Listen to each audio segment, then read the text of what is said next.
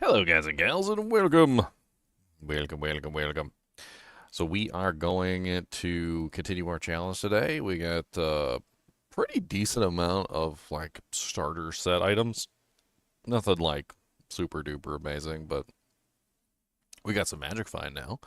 And if I set up my gear properly, we might actually have some resistances. I don't know. We're definitely gonna need them going into nightmare difficulty, and also all the fire immunes are gonna kick our butt. So we're gonna have to figure something out for that. But let's get started.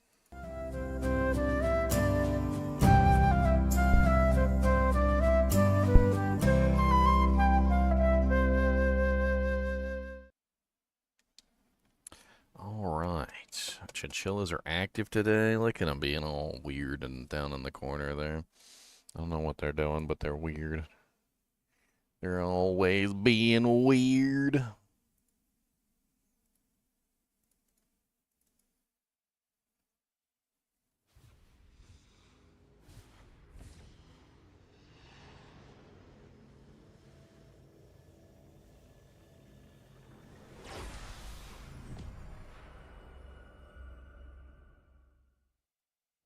Ugh, Windows updates. Who likes those? Nobody likes those. Grody. Grodaculus. What the hell is Dusty doing? Look at his little alien toes. And then Mr. Doohan just like popped out from the corner too. He's like, "This is my life over here." He's just hiding in there. And Dusty got an itchy ear apparently. He said, "My ear is itchy." Okay, don't talk to me about my itchy ear. All right, so let's take a look at my gear. Let's go ahead and hop into nightmare difficulty. So we're scrapping the map on normal difficulty. I'm the price fixer. The price fixer for what? What am I the price fixer for?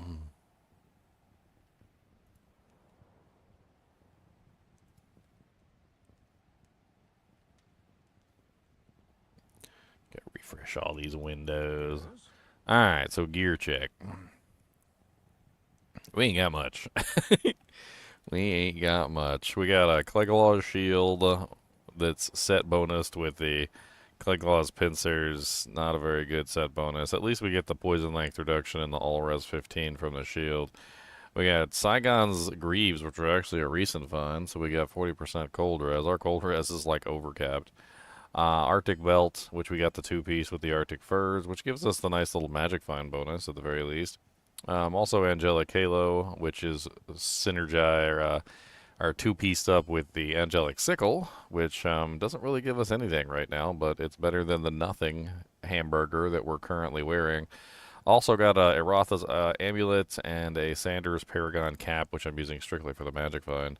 I do have another helmet in here. I've got a bunch of like items that I've been collecting, like not necessarily better than what I'm using, but like we got Death Sash, which could be interesting if we need some Cannot Be Frozen. Got three of those for some reason. Two Hawaiian's belts. The Infernal Cranium is probably a better option than the Magic Find option because, well, it gives us more resistances, so we're not in the negative, which would be nice. We do have two pieces of Arcanas, but we never found a third, and we do have one piece of Tancreds, but we never found the Amulet or the boots. I need to get my Mercenary like all decked out for this difficulty too. We ended up finding a two-socket Viper Hide leather armor, which I was thinking maybe we could upgrade, but I don't know if we have the runes for it.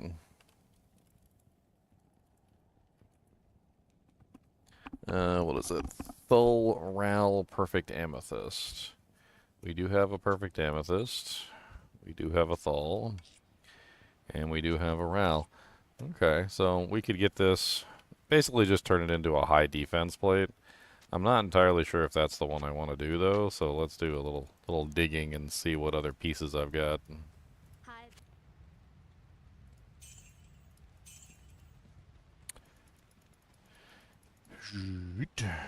Zhit. Okay. So my mercenary does have a helmet with 48% magic find, but honestly he needs something better now that he's in hell difficulty. Or nightmare difficulty.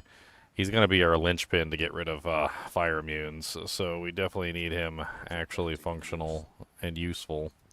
So I think we're going to remove his magic find get up for the time being. I did find this helmet that has bonus to attack rating at Frost Nova when struck. Also some cold res, a little bit of poison res.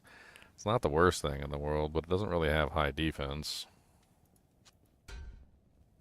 I mean, I could always remove the perfect topazes from the Raven Crest, now that I've got a sufficient amount of magic find gear myself, and I could also potentially just put 2 runes in that.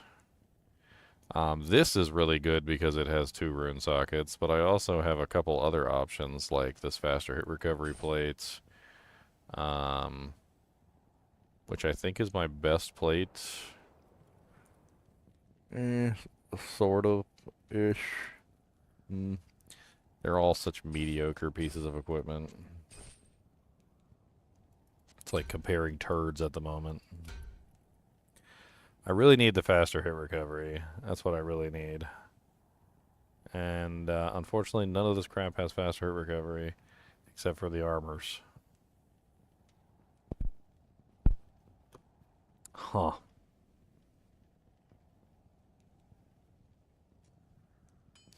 I'm thinking maybe I strip the things out of this and just use this one, but I don't know. It's hard choices.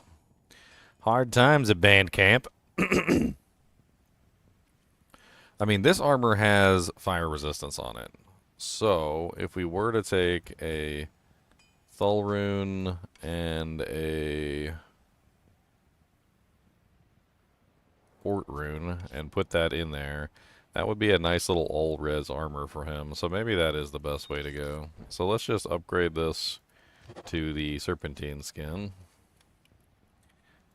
Let's give him a Thull and an Ort, which brings him up to a nice, beautiful little, like, almost 75 all-res, except for poison. So he doesn't really need the 30 cold res from here, because he's currently sitting at, what, 74 cold res? This is what, fire? Is he capped out on fire? He's not capped out on fire, but he's close. I like the Frost Nova when struck. Let's just put that on his head so that he slows down the monsters. It'll be a nice chilling effect that'll help keep him alive in lieu of faster hit recovery.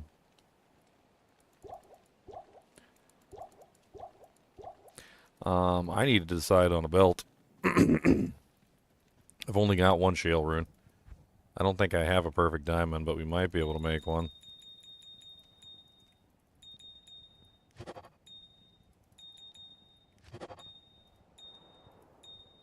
Nope.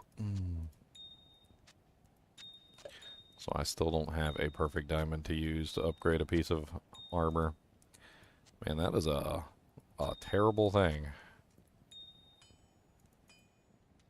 I need to be able to upgrade my belt so I can actually, like, wear more doojanks.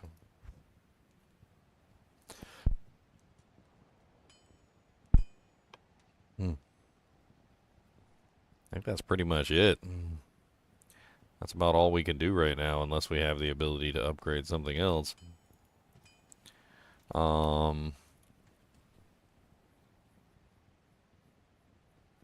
Yep. Okay, I do believe we still have a couple points left, and I'm pretty sure that we need to get access to Frozen Orb for the Nightmare leg of our playthrough. So at this point, it's pretty much just drop points into these abilities so we can get down to Frozen Orb. Once we get down to Frozen Orb, we should be better. I need to actually put some points in my stats, too. That'd be nice. I'm trying to think, like, strength-wise, if there's anything. Let's get that to hard 70, because there are some pieces of equipment that require, like, 70 strength, and we don't want to lose them if we take off something. And then we need some freaking mana and we need some vitality. Like, we need both. I'm gonna bring this up to like 100, and then we're gonna dump everything else into vitality. Our mana reserves are terrible. Alright, let's get some music pumping, because I like to pump some music while I'm playing.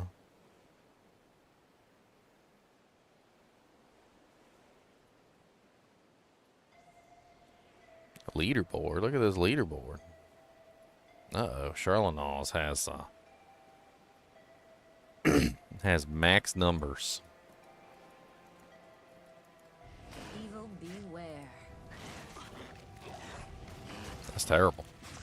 Don't let Charlenoz be number 1, guys. That's awful. They added leaderboards to YouTube. He's gonna let Charles be number 1 like that? I can't.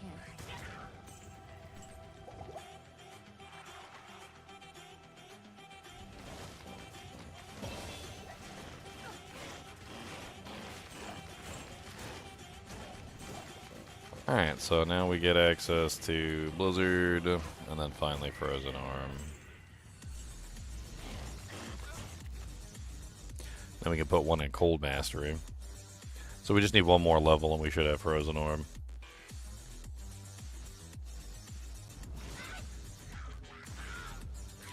That ain't gonna last.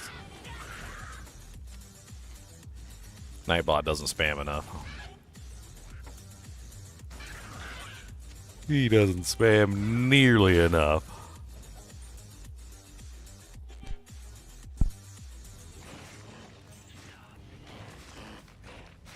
Not nearly enough.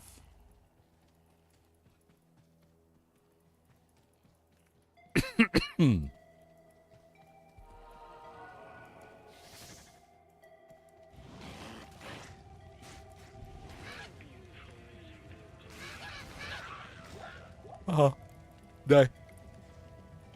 Nobody like you.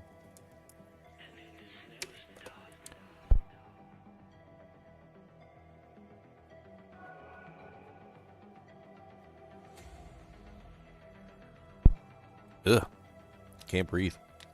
Need a cheese stick. Or something. I don't know what I need. Some Belvitas, maybe? Belvitas? These things are like... They're pretty good. I'm not gonna lie. These things are pretty good. I don't want to eat them every single day, but... I feel like I need like a nice glass of like hot chocolate to like dunk them in. I need like some chalky milk. I need some chalky milk, guys. Where's my chalky milk at? Who brought the chalky milk? Come on.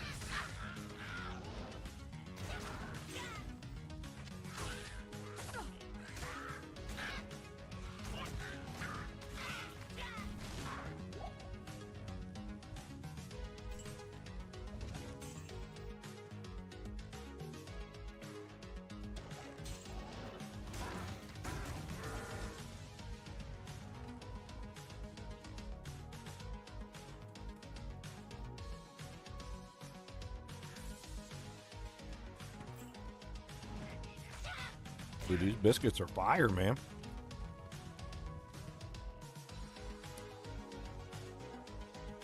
I'm crunching.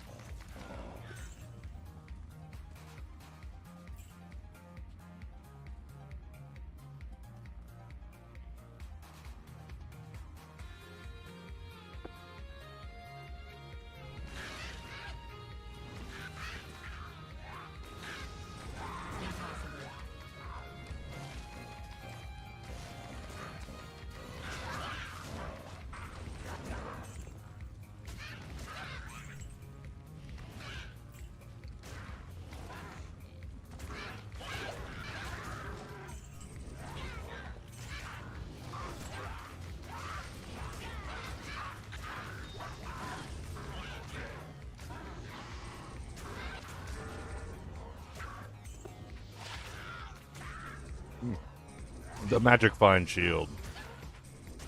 Interesting. I can't.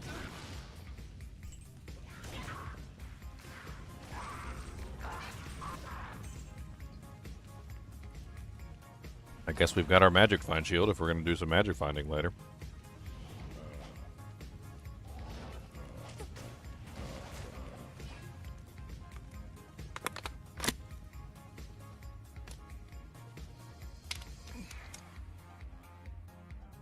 All right. Velveeta biscuits, followed up by a cheese stick. Sorry, I came right up here. I didn't even eat.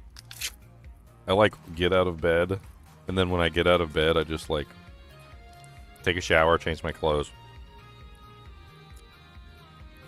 and then just come straight up here and work. Who needs food? Food's not important, right?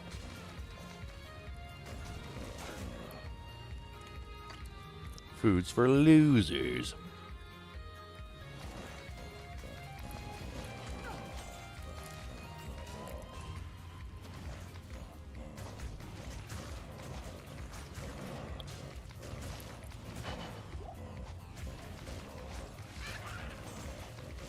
No mana pots.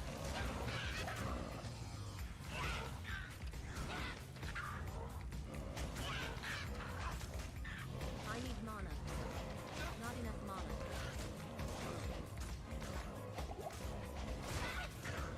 I need mana. Not enough mana.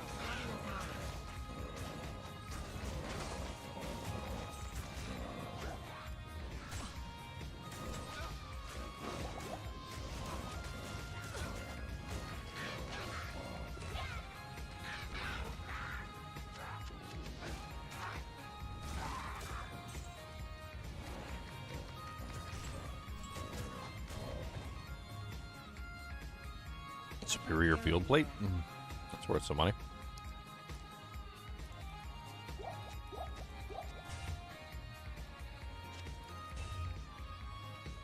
Usually, anyway.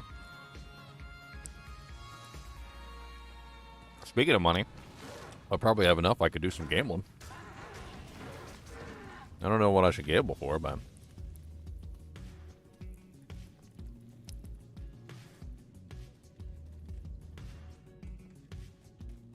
That's right, casually eating while conjuring fire spells.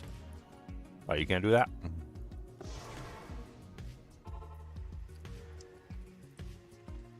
You gotta have the skills to pay the bills, my friend. The order welcomes you.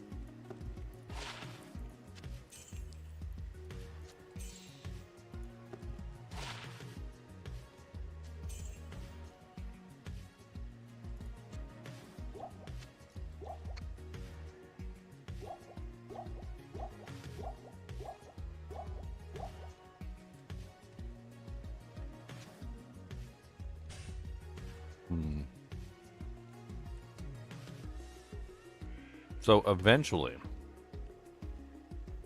I do plan to get a Tancred's amulet. In fact, I pretty much foresee it, because it always happens anyway.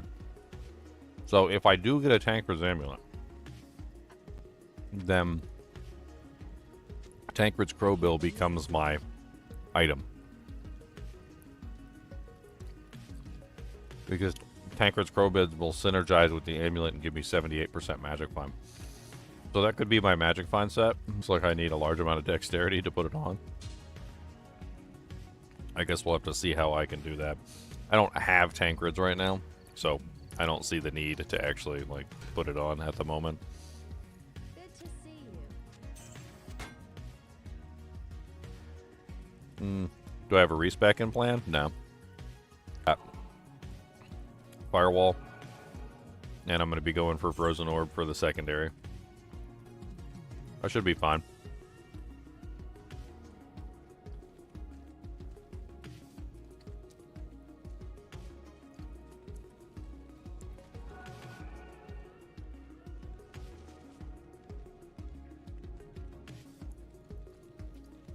It's kind of funny. I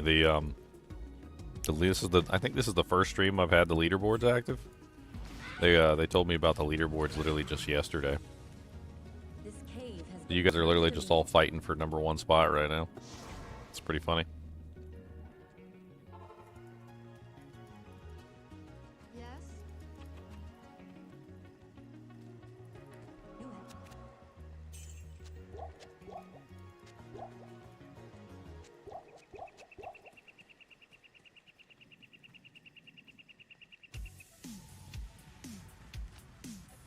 Alright, so that gives me access to Frozen Orb. Then, one more level and I get access to Cold Mastery. I'm also going to throw one into Frozen Armor finally. Because I actually need the defense now.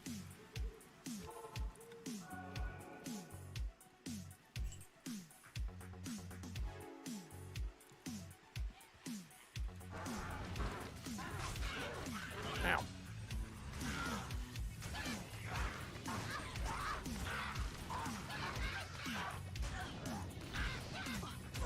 Make sure my Merc is still enchanted.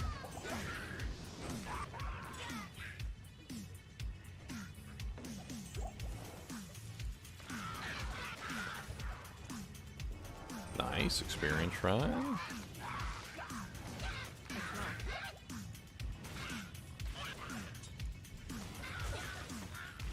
Honestly, we should probably just push through here, because these monsters are all like... They're not fire immune, but they're all fire resistant, and we could kill monsters faster if we weren't fighting these guys. And faster means more EXP, and more EXP means stronger sorceress.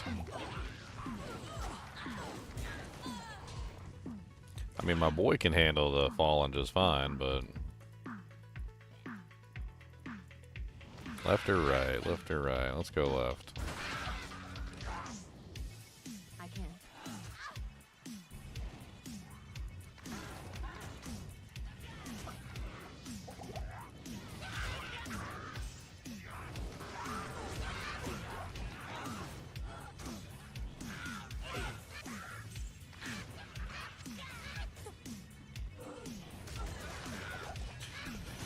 There's a subtle art to using Firewall. It's such a beautiful skill when used properly.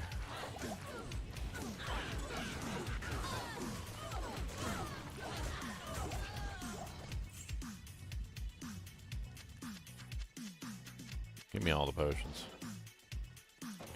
Did I choose wisely? I did not. There is dark magic. Unfortunate.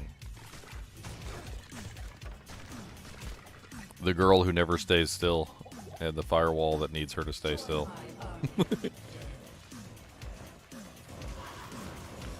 Thankfully, my boy should have no problem taking out these zombies at all.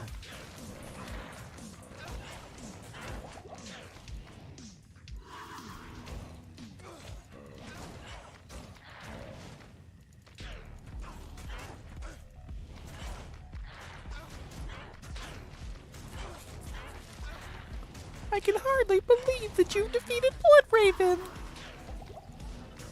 I can.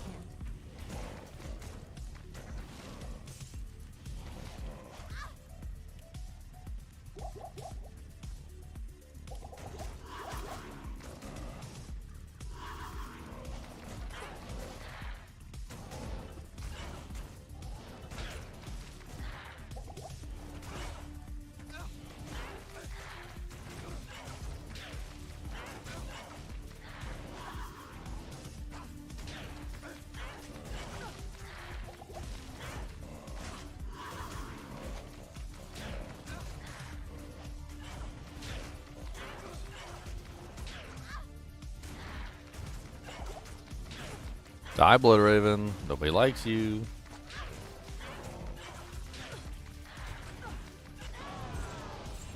Garbage. Rest now, Blood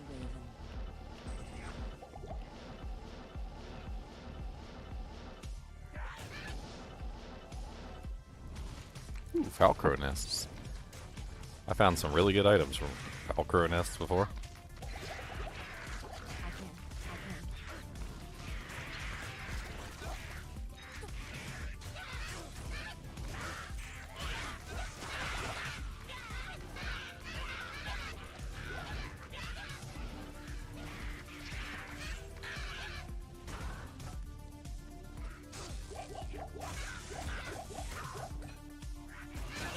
Die, Rocket issue.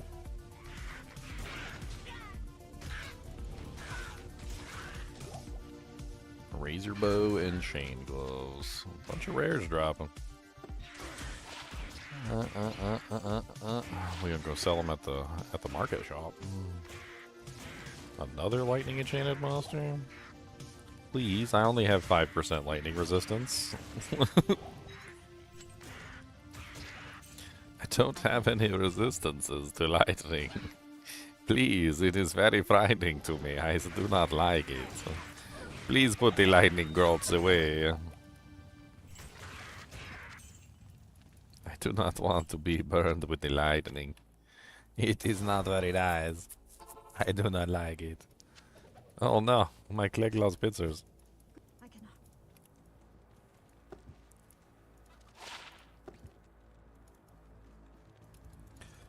Charcy, take this crap immediately.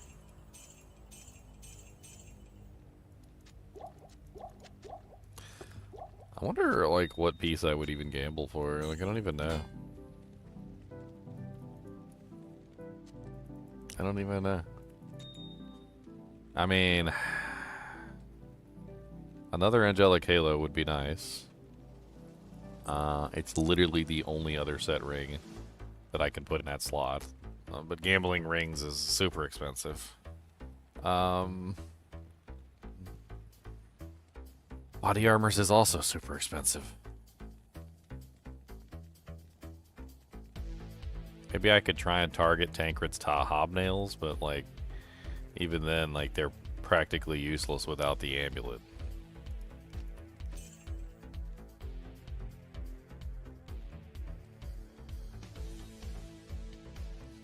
I mean, a better pair of set gloves would be really nice. What set gloves do I go for, though?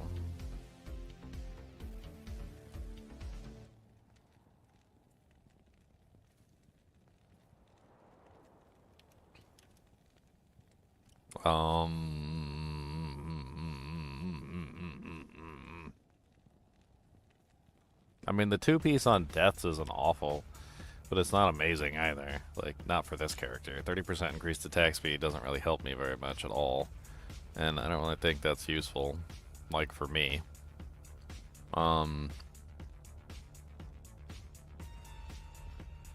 Trang's gloves, maybe, but, like, Trang's gloves are kind of out of my jurisdiction at the moment. I don't really think I can even gamble them, even if I wanted to.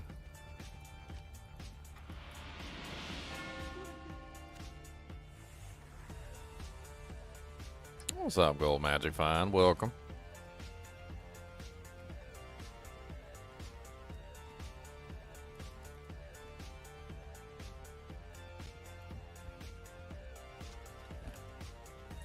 Just to get faster run walk. Looks like the Saigons are capping me out. Your presence honors me.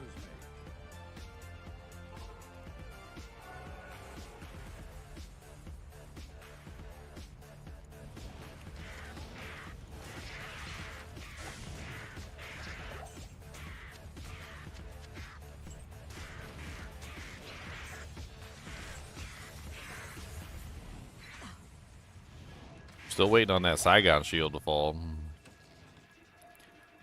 Which still hadn't happened. I can't.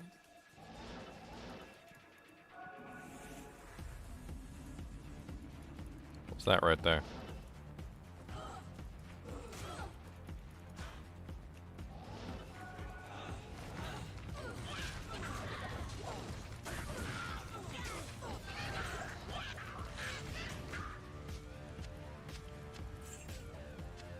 Super mana potions, I like those.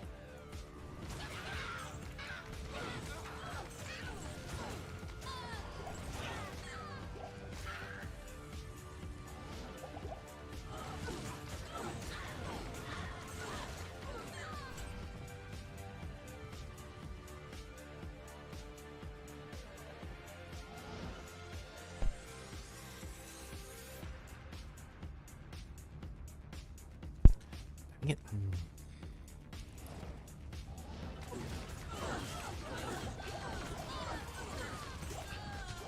A war staff and a great scepter. Both worth some money.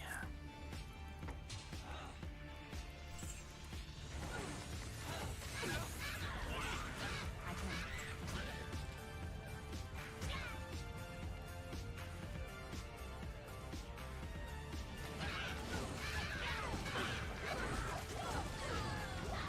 don't teleport much because I don't have any faster cast, so it's a death sentence.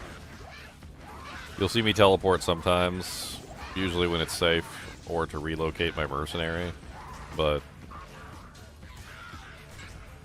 it's not safe to teleport on this character. With 0% faster cast, I've got like no chance of getting out if I teleport into a pack.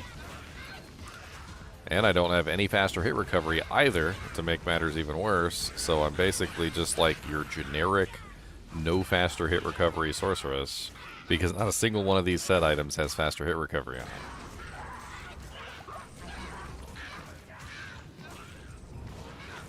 Is this hardcore? No, it's not hardcore. Your mom's hardcore.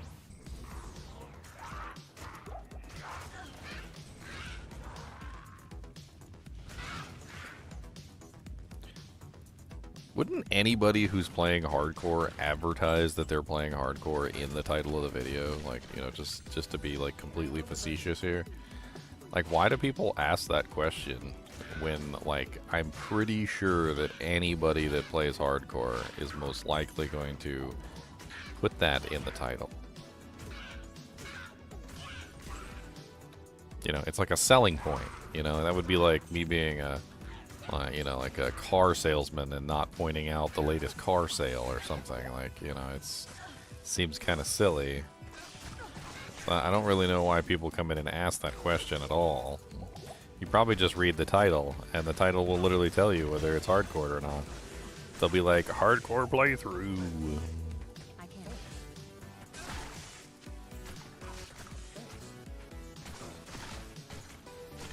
Oh my god, I'm gonna die here.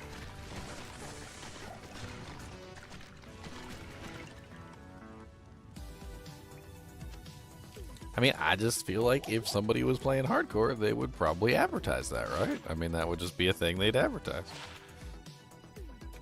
I mean, what are the chances you're going to find a streamer who's playing hardcore who's not advertising that they're playing hardcore?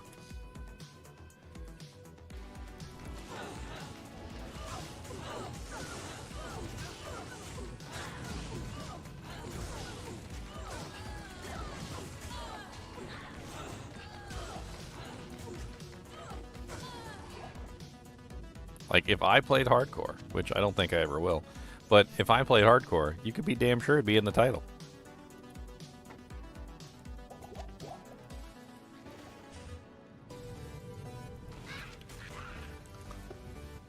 Money in the bank shield.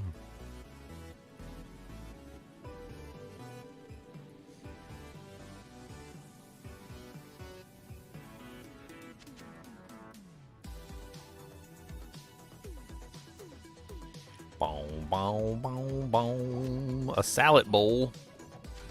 Everybody likes a good salad bowl. Go sell off. I need to keep collecting money as much as possible. I'm used to this. It's been a while, but I'm used to it. Every time you get into these challenge runs, you always got to make sure you hoard as much money as possible, because later on you're going to need tons of money. And let the hoarding commence, basically. I need to actually start taking some of this money just in case I die, because I am a wimpy sorceress. And I need to start throwing some of this gold into the shared stash so that I don't lose it when I'm dying. That way, I can not be a pleb.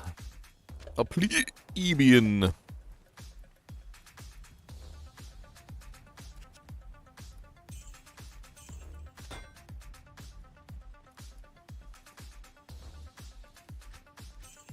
Keep shoving that in there. And our mercenary is going to be really powerful eventually. Like, we're going to keep dumping gear into our mercenary since he's capable of using rares and we can't. So, like, that's another thing. Like, we're just going to keep pumping gear into him. So, Cody, would you like a chew toy? You want to chew on that? That's a good chewing. Yeah? He said, yeah, I like chewing on that. He said, that's pretty good chewing there. So that's good stuff. He said, how you know I like to chew on things? Did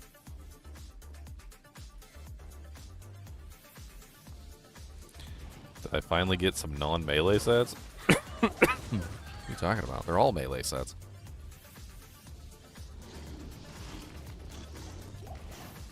Don't you melee with your Talrashes?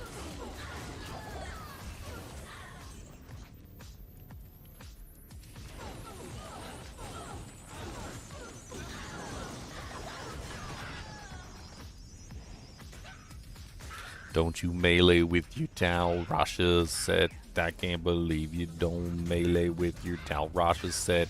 You don't melee with your Talrashes set. Oh my goodness, get your butt in there and do some melee. I'ma hit you right inside your big old melee. Come on, baby. Melee, melee.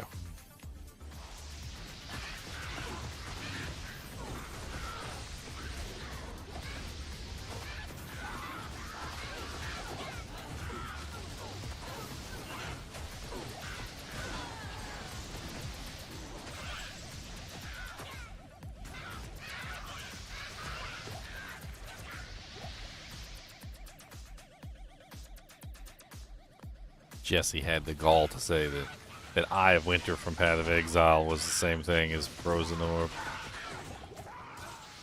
Look at this beautiful Frozen Orb. Look at that beautiful Frost Nova, like Ice Bolt Nova that comes out at the end. Look at the beautiful little orb in the center that just screams at you. You know?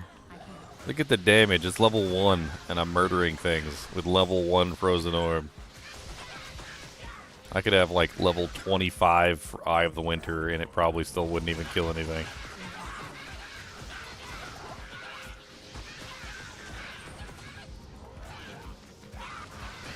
I'm just using it to chill everything at this point, basically. Like, it's a very good chilling bonus. I mean, yeah, the damage isn't like super duper amazing, but it's a good chilies.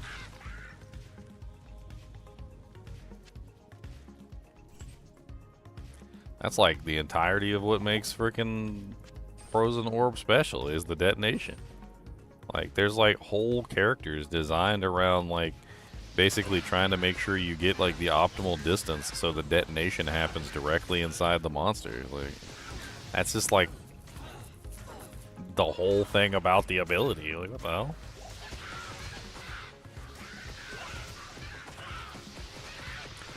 A gnarled staff. It's ethereal, unfortunate. The dark wood of woodliness.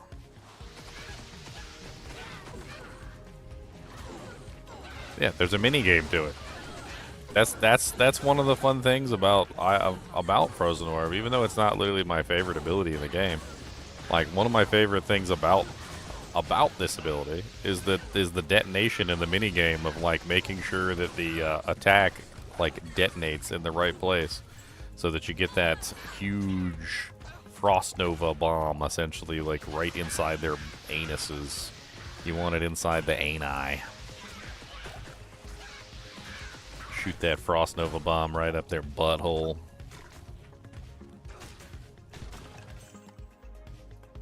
Detonate your butt. Well, don't detonate the butt, but detonate the butthole. The eye of the butt. You gotta detonate the eye of the butt. What is my favorite ability?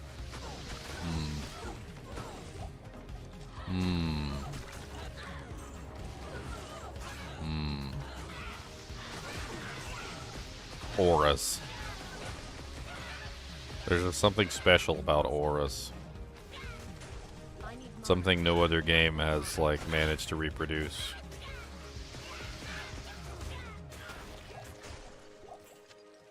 It's not even just any aura specifically. It's just auras. All of them. Auras are unequivocally like one of the most fun things about Diablo 2. Like, it is something that helps you, it's something that helps other players, it's something that you can build specifically, it's a choice that you make.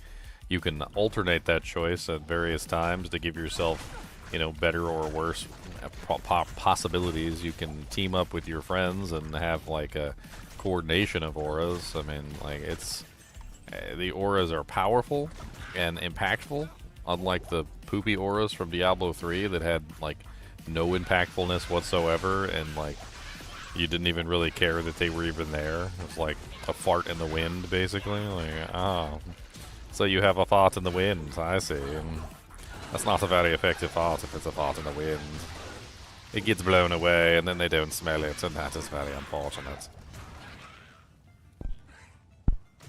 You definitely want them to know that your fart was there. Otherwise, what was the point of even farting?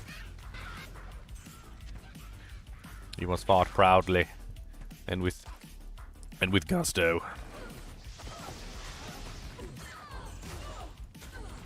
Like a dog. Oh, mantras were great. Mantras were great. They were the closest things to auras in the game. But they still weren't auras. But they were the closest thing. They were definitely the closest thing to auras in Diablo 3.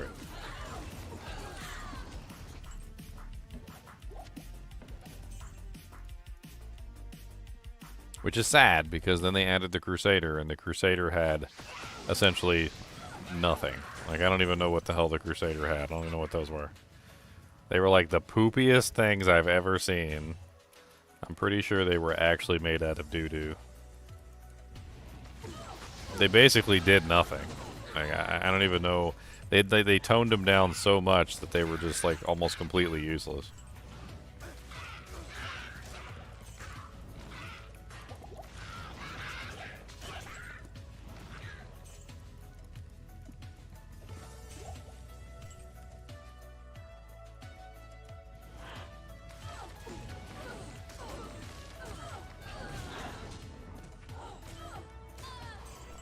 I don't mean they toned them down as in they nerfed them. I mean they toned them down as in, like, from Diablo 2, they looked at the auras and were like, oh, okay, these auras are pretty cool.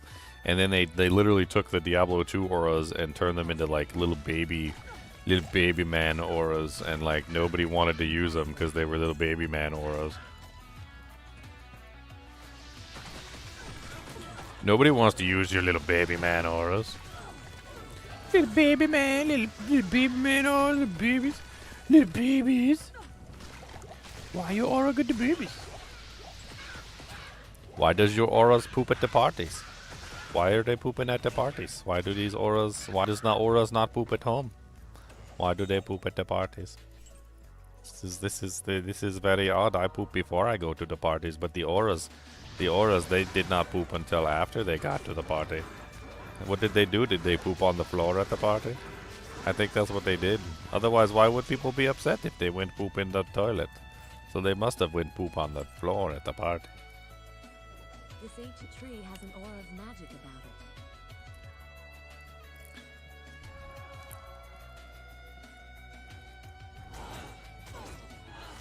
it. In the punch bowl at the party? Now that would definitely be offensive.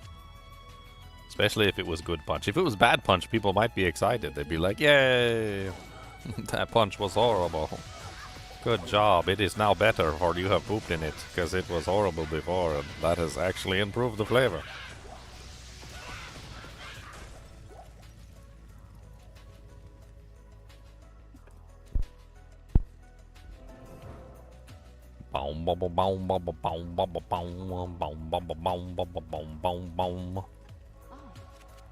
We get a ring we can't use. Yay! I got 3 sapphires. What the hell? Let's go and up transmute those right now.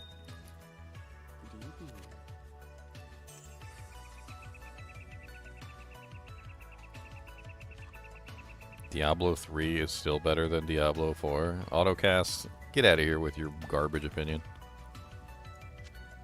Diablo 3 is the worst thing that's ever happened to Diablo, and if you really think Diablo 3 is still better than Diablo 4, then you need to get your head examined at a doctor.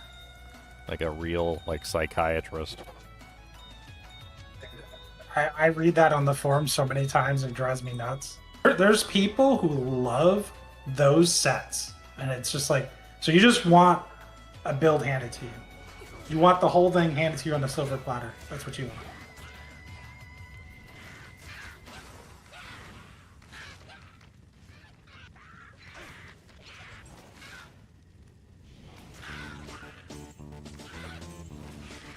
I mean, you can have your garbage opinion, Autocast. I don't make it right. Still a garbage opinion. Anybody who holds Diablo 3 as better than Diablo 4 is an idiot.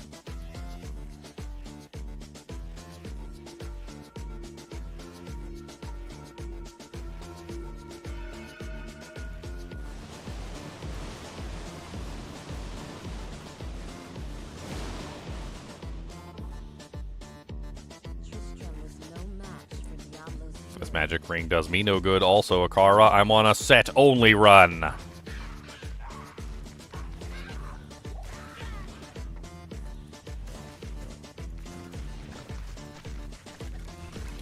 What's up, Grizzy Busy?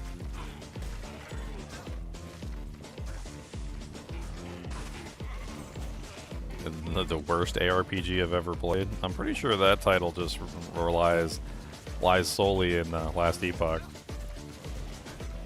Pretty sure Last Epoch already got that title a long time ago.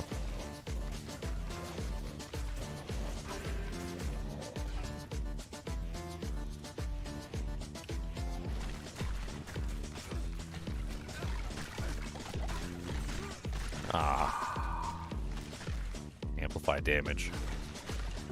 I should have went and cleared them off before I went to the next run.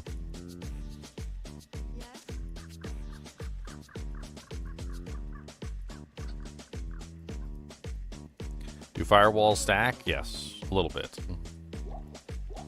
Not precisely, but yes. It also depends on the size of the monster and a bunch of other various factors.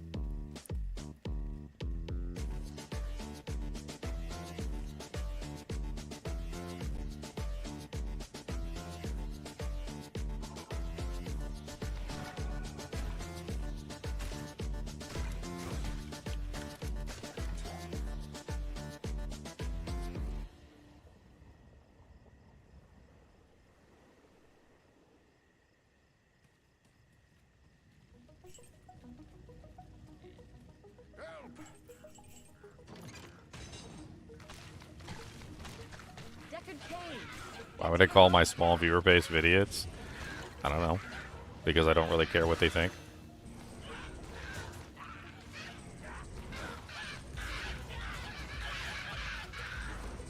Why would someone be a YouTuber just to become a yes man? Yeah, you guys are right. Yeah, you guys are right. Yeah. What am I? Somebody's like butthole licking lackey? I got my own opinions and I'm gonna voice them. And I'm going to call out trash opinions when I see them.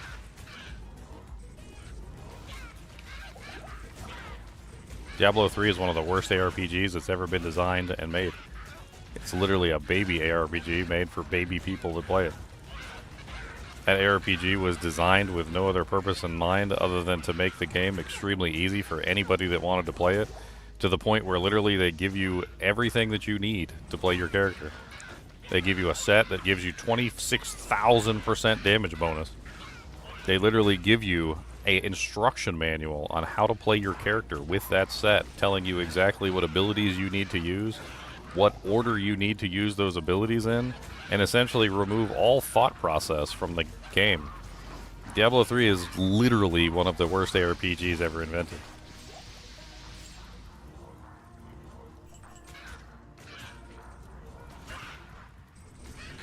Diablo 4 doesn't have a set that adds 26,000% damage and requires you to wear 7 pieces.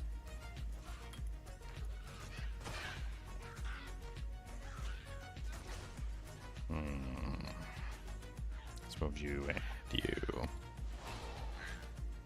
Re-up the buff.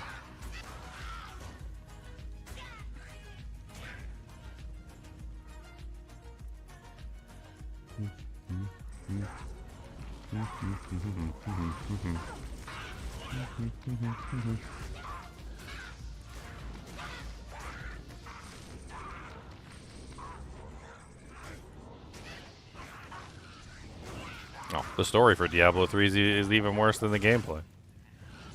Diablo has boobies, Cain gets killed by a butterfly. It's the worst trash that was ever invented.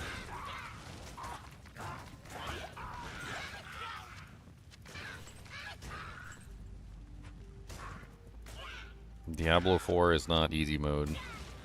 I mean, most games nowadays don't have any kind of significant difficulty until you reach the end, which is definitely something that I disagree with. But it seems to be the trend now. Like, pretty much every single game out there, including mods for Diablo 2, like PD2, have the game extremely easy to the point where anybody can play it up to a certain point and literally just demolish. So, like, pointing out that Diablo 4 is easy is like saying all games are easy now. And that's just the truth. All ARPGs at this point have like extreme ease up to the point at which you get to the end game. And then once you reach the end game, or whatever they deem as the end game, then the game actually gets difficult. Like, leveling from 1 to 60 in Diablo 4, super easy. Leveling to 1 to whatever in, like, Lost Ark, super easy. Leveling from 1 to whatever in PD2, super easy. Once you hit the end game, that's where the challenge actually starts. But, I mean, if all you're playing is 1 to 60, I guess the game would seem pretty easy.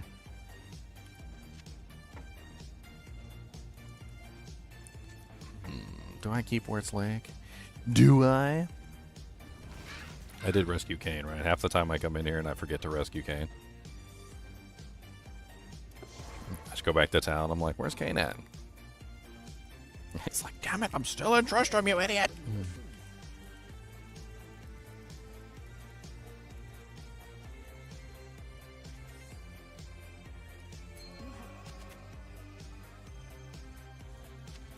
It's a nice little ring.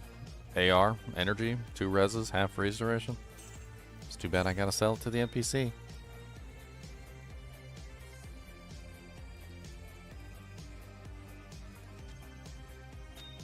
I did a full gear check at the beginning of the video, Romain. You might want to go back.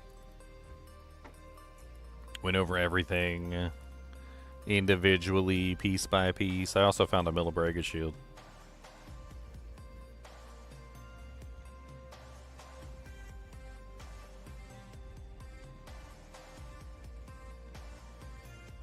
Diablo 2 does keep a balance of difficulty. That's one of the things I love about it. I don't want the game to be easier. Like this, modern games are essentially like this nowadays. This is pretty much all modern games. Like super duper pooper easy mode from 1 to max level.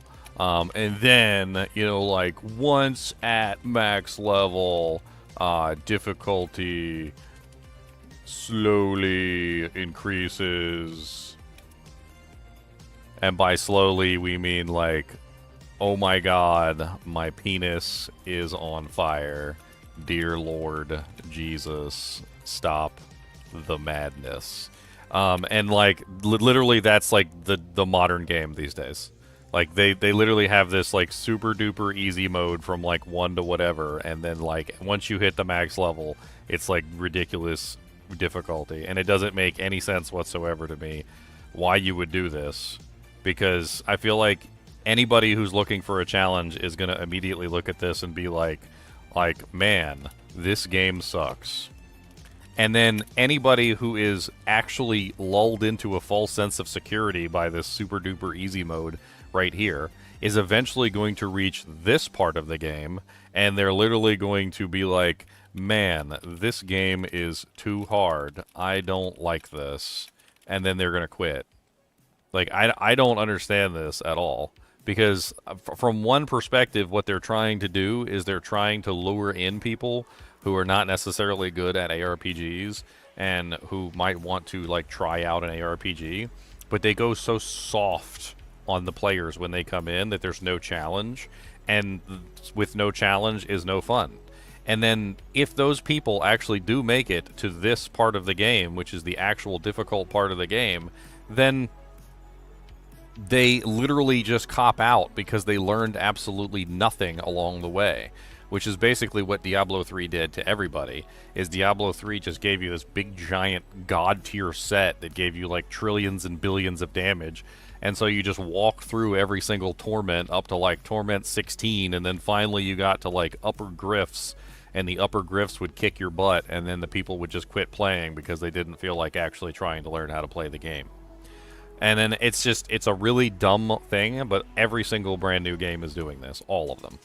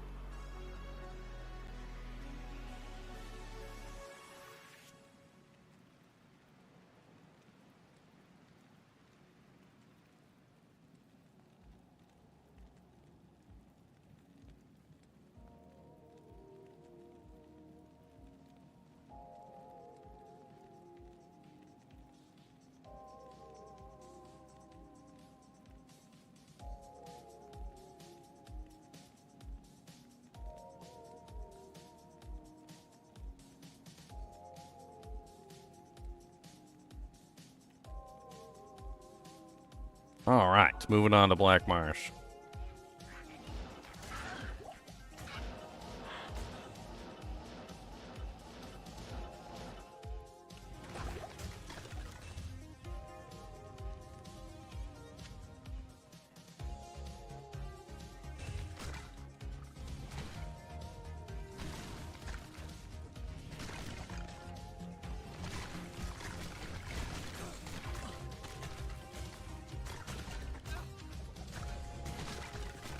I don't even know if I really want to go kill the Countess.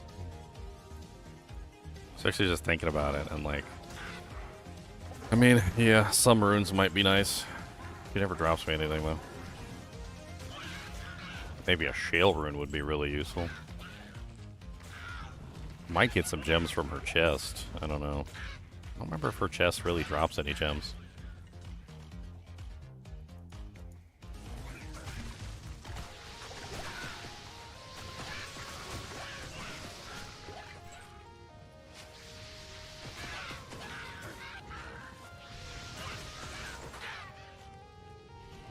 What's up, John? How's it going, man?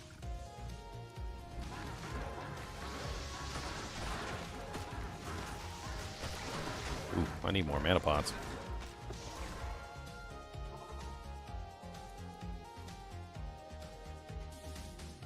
Does my ethereal shirt have repair durability? No, unfortunately. No. I just wear it till it breaks.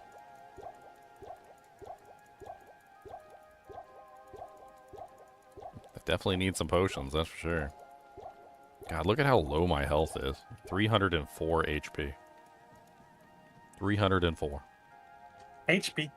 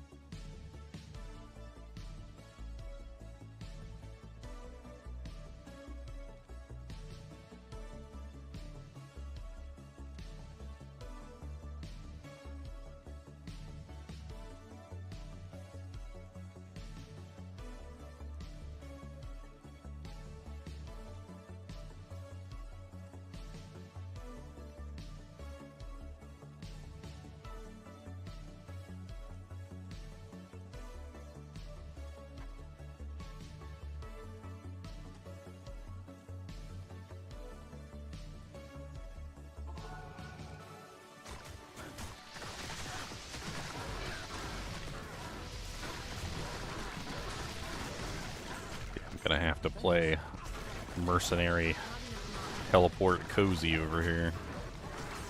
Gotta keep him safe.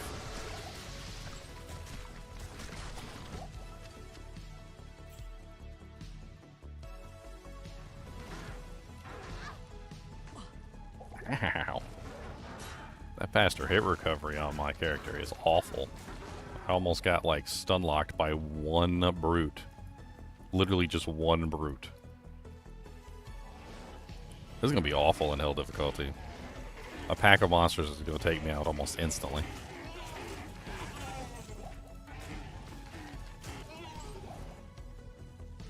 You'll be in Nightmare Cows again for a while.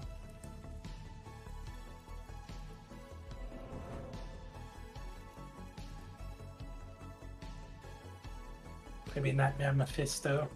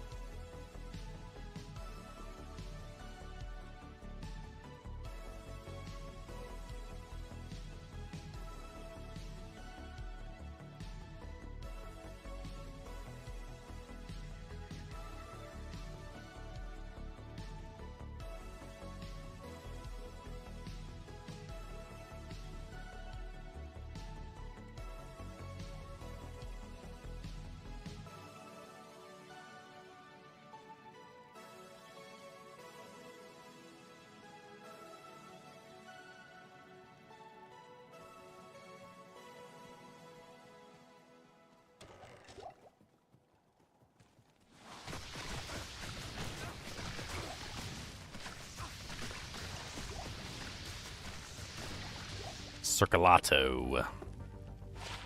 +1 combat skills with 30% faster run walk, though.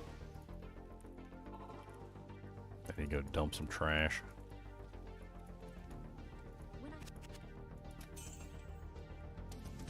Greetings.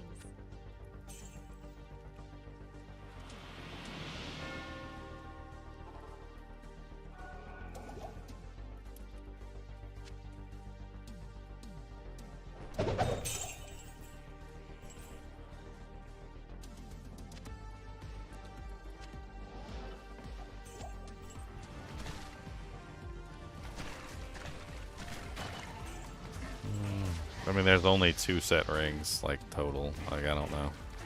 It'd be nice if I had another angelic, but I assume I'll find one eventually.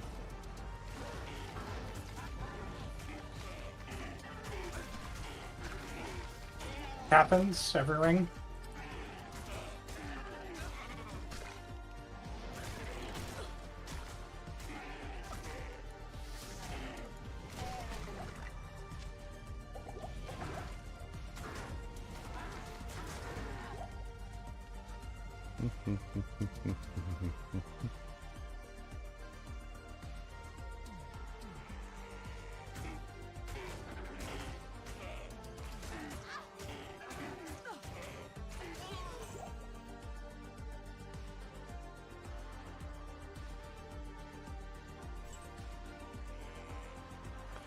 Alright.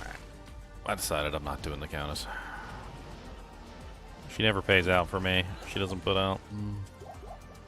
She never puts out.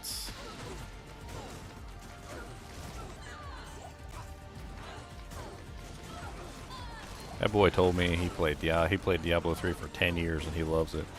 What the hell are you doing on my channel? I ain't ever once, never have I told anybody I thought Diablo 3 was a good game. Not even one time. In fact, every time I'm asked, I tell people Diablo 3 is one of the worst games that's ever been invented. This boy loves Diablo 3 and somehow he's on my channel. Get the hell out of my house. Get the hell out my house.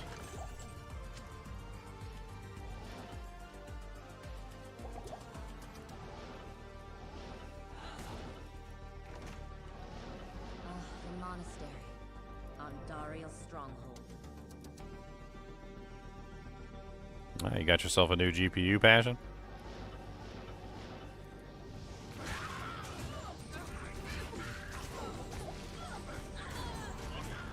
That's pretty cool. It's always nice to get a new GPU. First thing I usually do when I get a new GPU is I go run like some of my older games just to see how good they look. That's one of my favorite things to do. Start running some old games, see how good they look. Crank them up to like max settings. See how many FPSs I can get.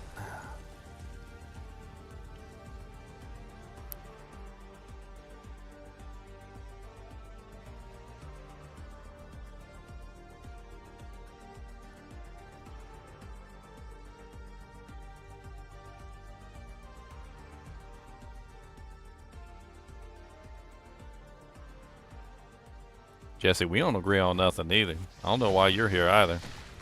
I don't like Path of Exile 1. You seem to love it. I love Path of Exile 2. You seem to love it.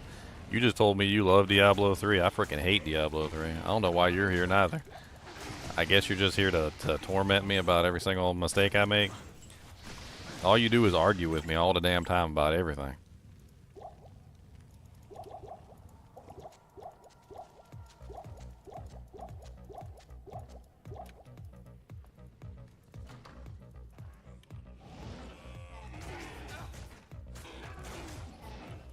I mean, there's one thing about disagreeing with somebody and watching them anyway. There's a whole other thing about, like, every single time I talk or state a statement, you gotta, like, argue with me about it. Like, you're not any different than freaking AutoCast Self on the other side. Literally arguing with me about every single opinion I make. And the number of posts that you make also. Like, holy crap.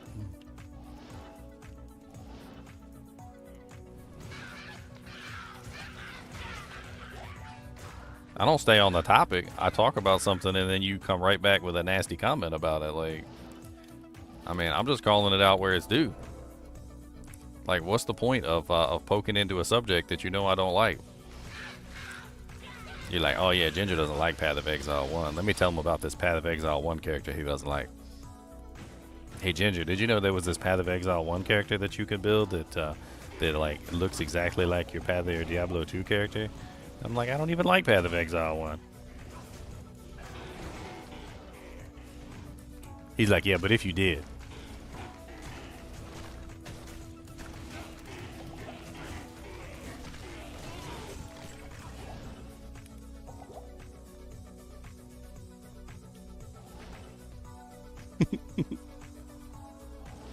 A Tellarite from Star Trek? Might be.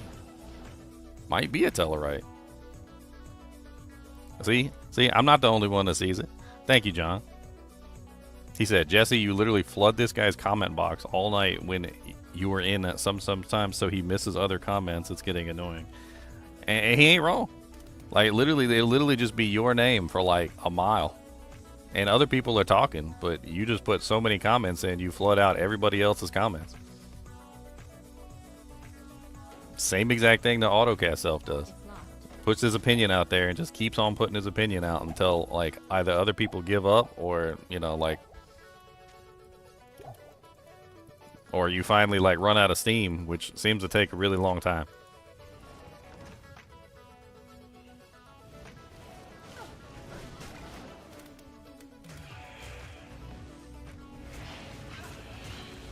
And while I'm having a conversation with AutoCast Self, you're over there like, oh, well, you know, I like Diablo 3 as well. I hate it. I hate Path of Exile 1 too. We ain't gonna agree on much, my friend. We ain't gonna agree on much at all. That is a lot of ghosts. I don't like that agree to disagree crap. That jank can go right out the window. Most of the time, it's not an opinion. Most of the time, it's a fact. Like, one game can be objectively better than another. That's just how it works. Like, are you gonna say, like, agree to disagree that Diablo Immortal is a better game than Diablo 2? What if somebody came in here and told you Diablo Immortal is better than Diablo 2? You gonna agree to disagree to that? Because that's basically what that one dude just told me. He's like, Diablo 3 is better than Diablo 4. And I sit here and I'm looking at the facts. Like, I've played both games. I played Diablo 3 for years. I played Diablo 4 for years. I played Diablo 2 for years. I played more ARPGs than I care to even count. Because it makes me feel bad sometimes about how much time I wasted in my life just playing video games. And, like, I don't know how anyone can objectively say that Diablo 3 is a better game than Diablo 4. That game is literal garbage. Like, there is very little about that game that I would ever take and put into another game. It is like human excrement. And if you compare it to like any other ARPG, most other ARPGs beat it. Diablo Immortal is one of the scummiest games that I've ever seen. And do you know what? When I played Diablo Immortal, do you know what I said? I said, this is better than Diablo 3. And that's sad. I thought that was sad at the moment. I was like, oh my god, this game that is like full of scummy, like real money trade practices that get you to like spend a whole bunch of money on currency. And I played it, and honestly, I thought Diablo Immortal was a better game than D3. And Diablo Immortal is trash, and that should tell you how bad Diablo 3 is. You know what Diablo Immortal had over Diablo 3? Better multiplayer, online access. You could actually like talk with other people. Like, the multiplayer in Diablo 3 was terrible. You have 4-player max. Couldn't have no mercenaries out. Could barely talk to anybody. Meanwhile, Diablo Immortal has literally online multiplayer. Everybody's sitting in the same lobby, gets to like inspect each other's gear and stuff. It's actually pretty damn cool.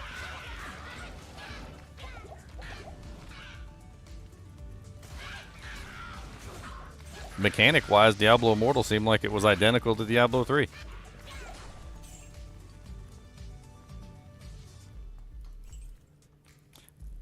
And what's the policy I got on this channel? I don't compare turds. Like, why am I going to sit here and debate a topic about how bad Diablo 3 is?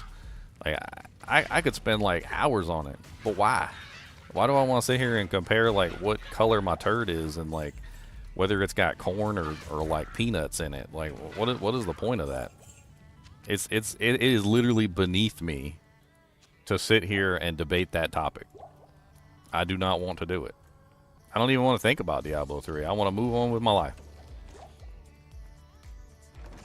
Like, that's like a bad ex-girlfriend, and I want to just like, I just want to forget about it. It's like that one poo that was so bad that you like dropped your cell phone in there and like had to wipe your butt with your shirt. Like, it's the one that you want to forget about.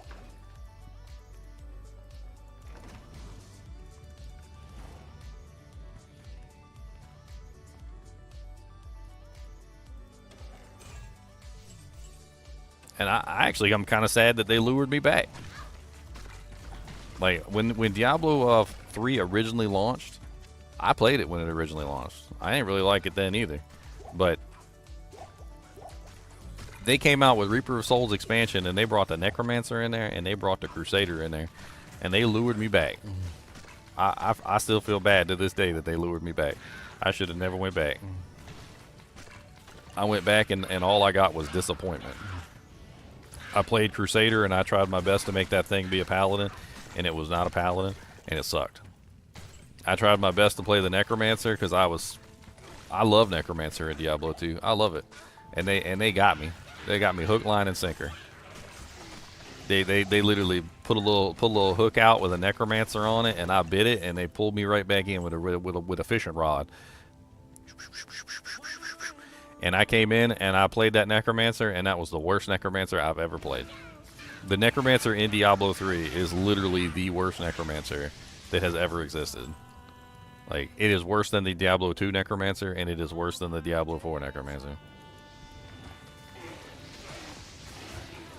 Heck, I've played not Diablo games that have better Necromancers than the frickin' Necromancer in Diablo 3. I don't know what that garbage was.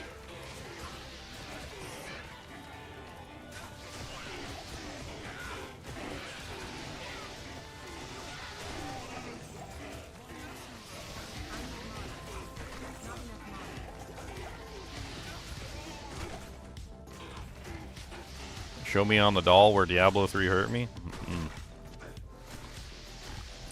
Do you have a couple hours?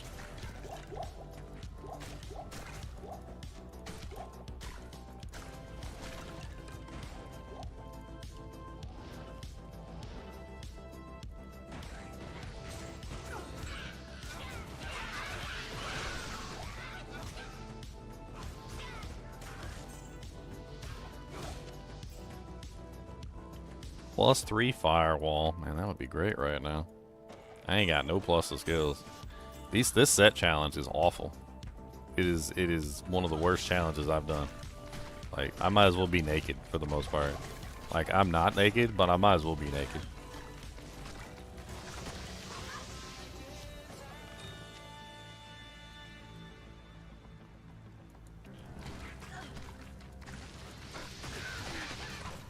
I've got so limited equipment, no plus to skills, like barely any resistances. I mean, I got max cold res because I got a couple cold pieces, but 5, 5, and 35 from the rest of my resistances.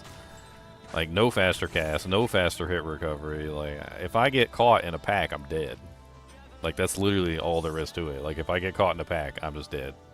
I have absolutely no way of surviving, like, any kind of, like, actual pack of monsters.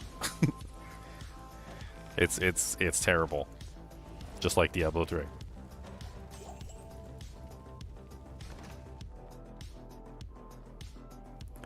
Speaking of Diablo 3, I'm entirely convinced that the person who made Diablo 3 hated Diablo 2.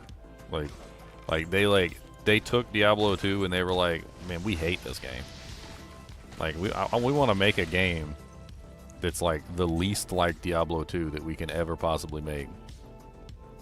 And they took like every character, made like brand new characters like the Witch Doctor and like all sorts of other things because they didn't want to make any of the characters from D2. And then like by the time they were finished, like there was basically very little similarity between Diablo 2 and the game. There was even on record frickin' the head like developer from the Diablo 3 campaign literally was like fighting with David Brevik at the time.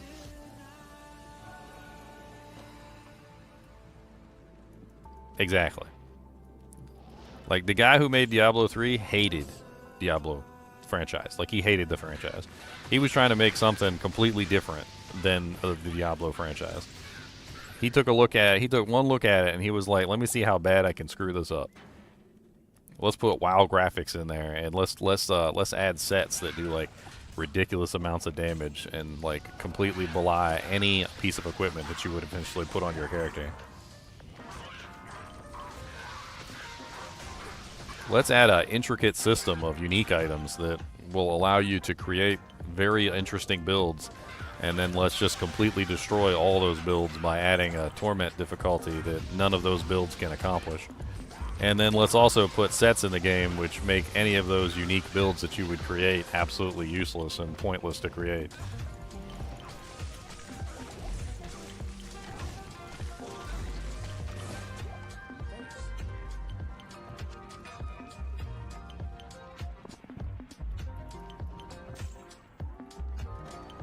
Oh, you made a fun build? Let's see how it does in Torment 16.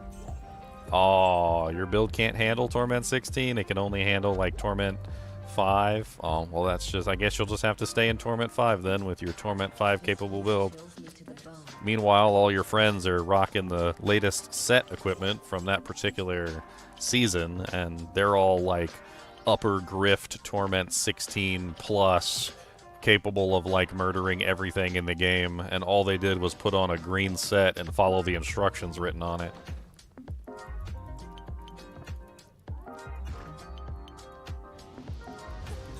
No need to have original thought in Diablo 3. Who needs to come up with builds or like have any kind of like analytical reasoning or thinking? You know, like why put any brain power at all into the game? Like just put on a set and be powerful.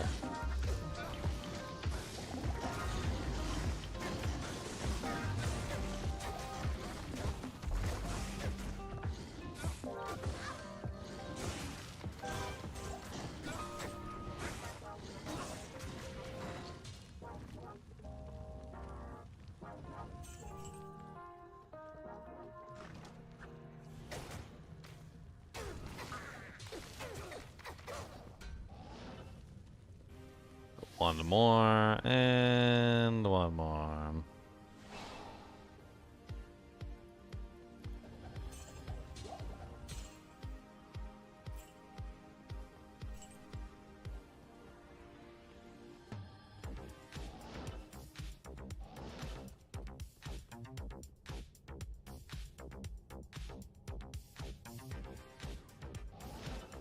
And you know what the funny thing is that when they made the Reaper of Souls expansion, which was the thing that brought everybody back, what did they do? They literally put in 2 classes, well, 1 class that was from the original Diablo 2, and the other one was a cash grab, essentially, to make it seem like they were going to put the Paladin in, but they put in the Crusader instead. They certainly sold the Crusader as if it was the Paladin. They had definitely tried, but it wasn't the Paladin, and everybody who played it realized it wasn't the Paladin.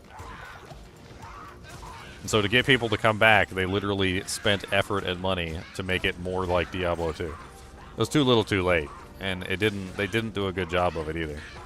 They added the most non-Diablo 2-esque style Diablo 2 characters I've ever seen.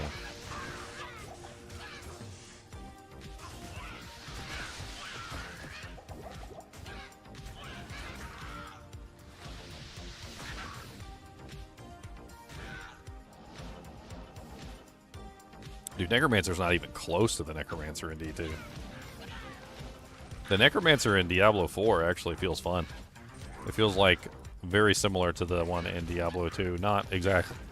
I still think the Diablo 2 one is better, obviously. But it's a much better representation of the Necromancer than the Diablo 3 Necromancer, whatever the hell that was.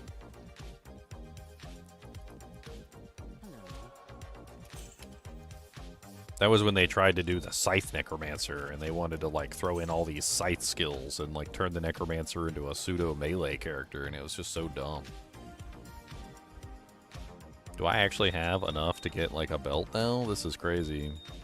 I think I might actually have enough to upgrade 1 belt to a elite status and actually have access to full potion slots for the first time in my entire run.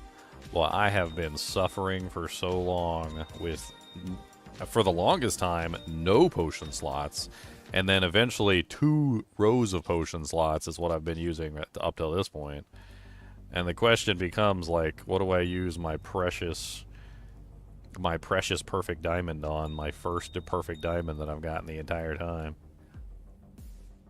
Do I just use it on the Arctic Binding Belt since it gives me Magic Find, I guess? I'm at this point, I just want some potion slots. That'd be great. It'd be really nice if I had some potion slots. Shale, towel. Boom. Done. Moving on. I actually have full potion slots now. I'm super excited. My first time in my life I've actually got full potion slots. This is insanity.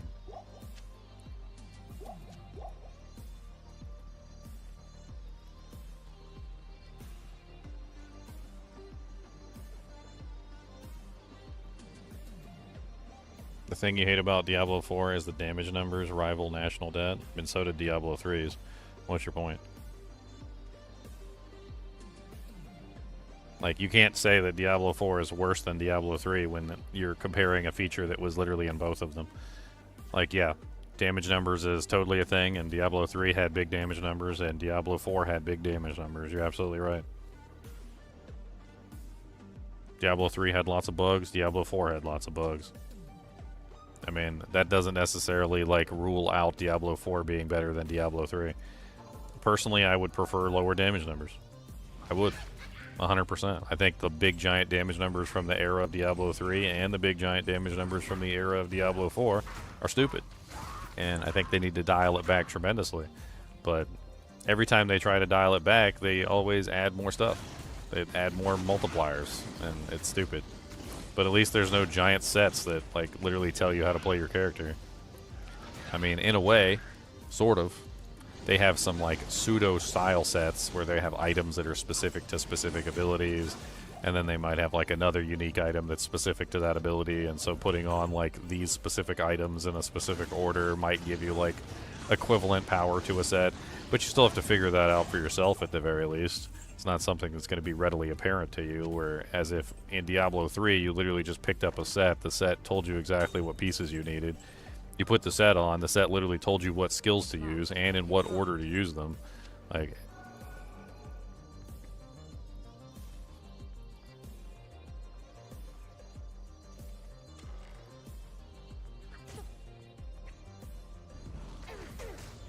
Diablo 4 still has lots of problems. Like, don't get me wrong. Like, it has a lot of problems. I made a video about Diablo 4 the other day. But do you see me playing Diablo 3? Do you see me playing Diablo 4? Right? Like, I play Diablo 4. I don't play Diablo 3.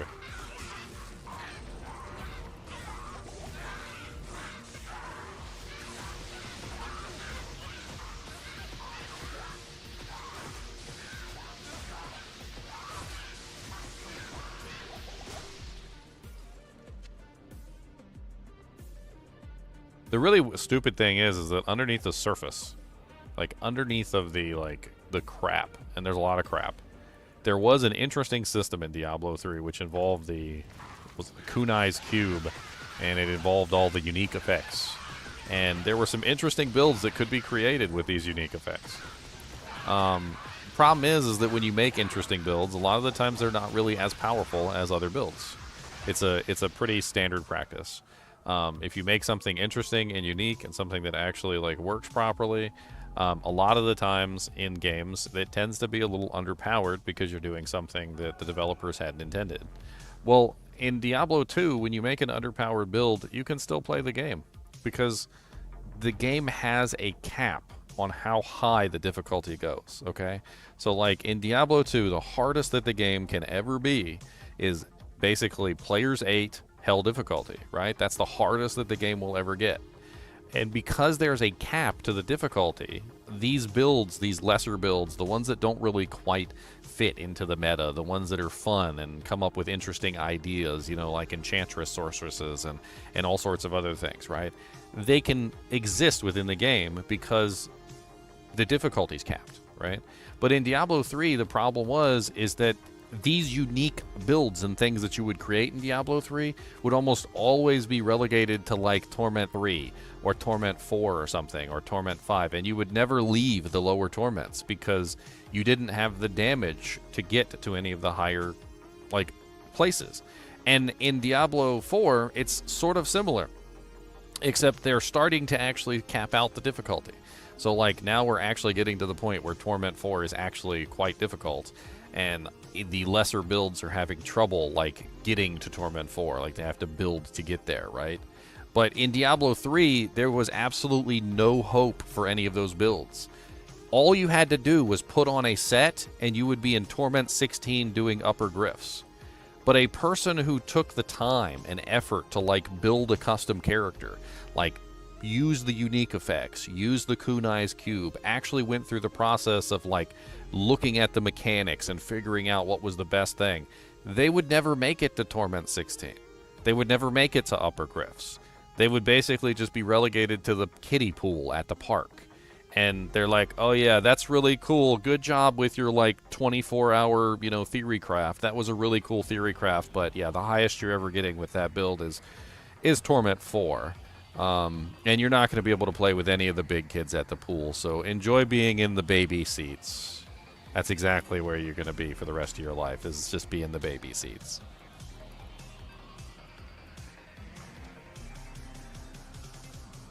Terminal casual zone.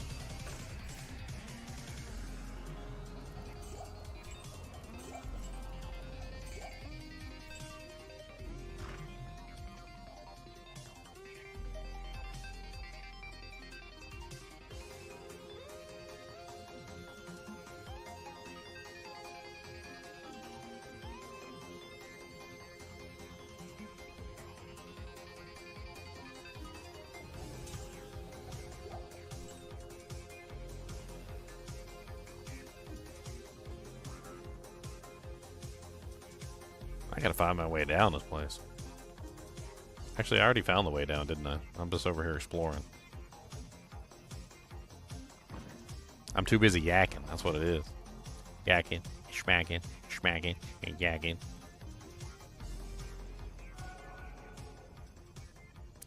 Terminal casuals who put more time and skill into ironically suck. I mean, that's not a problem with them, though. That's a problem with the game. If the game is rewarding players for being like brain dead morons, then that's the game's fault. That's not the player's fault. I mean, at that point, Diablo 3 is borderline, like, mobile game. Like, it's literally a borderline mobile game. You know how, like, mobile games, like, when you play them, like, you get into these, like, ridiculous little mobile games, and they tell you what equipment to put on, and the game automatically will equip, like, the highest item power item, and, like, you don't even have to think about anything, and then you just press a button, and the game basically plays itself. Like, Diablo 3 was borderline mobile game, essentially. Like, there was so little thought that you had to actually do in actually designing and playing your characters. And all you had to do was just, like, pick which character you wanted and put the green set on, and you literally could clear everything in the game, pretty much. Like, it's borderline mobile game. And then the funny thing is, and this is the hilarity of it, because I don't even need to prove my statement. Like, you might be like, oh, no, it's not. It's not a borderline mobile game. Ginger, you're stupid. Dude, they literally took Diablo 3 and turned it into a mobile game. It's called Diablo Immortal. They literally took Diablo 3 and with minor tweaks turned it into a mobile game. I don't need to prove jack diddly. Diablo Immortal is literally the proof that Diablo 3 was a borderline mobile game, because with minor tweaks they literally turned it into a mobile game.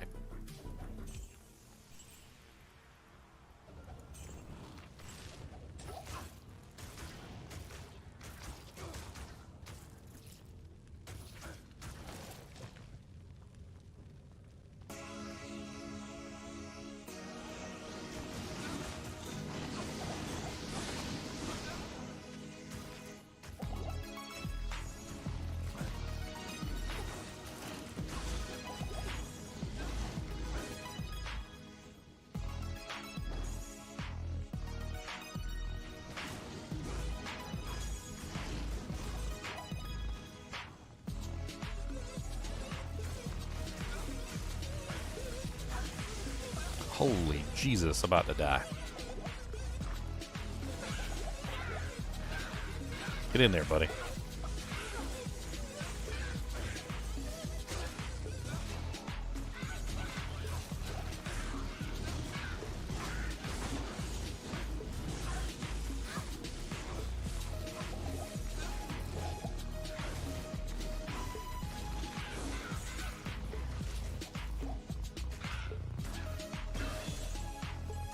Don't you guys have phones?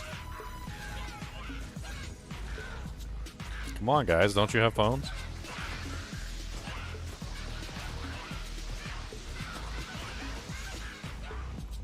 I thought you guys had phones.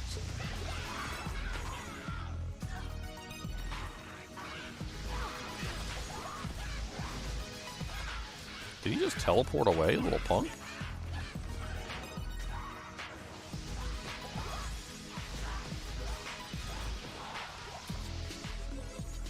Little known fact about Frozen Orb. Not sure if you guys are aware of this. So, when Frozen Orb reaches its apogee, I believe it's called apogee, it does a nova. Okay? However, if you shoot Frozen Orb at a wall, like for instance, if I shoot it at a wall right now, it will still do the nova. Okay? You see the nova come out? How many of you guys are aware that the nova that comes from hitting an object does not actually exist within the game? Does not hit monsters and does not do damage. If the Frozen Orb hits an object at any point, it will emit a Frozen Orb, but the Frozen Orb doesn't do anything. It's only a visual thing. It's a visual Frozen Orb, and that visual Frozen Orb is essentially nothing. You can look it up in like various places. I'm pretty sure it's on Amazon Basin. Which means that you generally do not want Frozen Orb to ever come in contact with a hard surface, essentially. A pillar, a wall, or any of that stuff. Because the final bolts that come out of it apply no damage if they hit an obstacle or if they hit a, well, even an enemy. As you can see here, it says, also releases a nova of 16 bolts upon hitting an enemy or obstacle, but these bolts do apply no damage or cold length. It's actually something very interesting about Frozen Orb that a lot of people I don't think know, because it doesn't actually visually show itself in the game. Like when you fire this at a wall, it still does the whole like explosion, so you think it's actually doing something, but it doesn't actually do anything if it hits an enemy or an obstacle, which means you have to be very precise about how you're firing it. Otherwise, the Nova does nothing.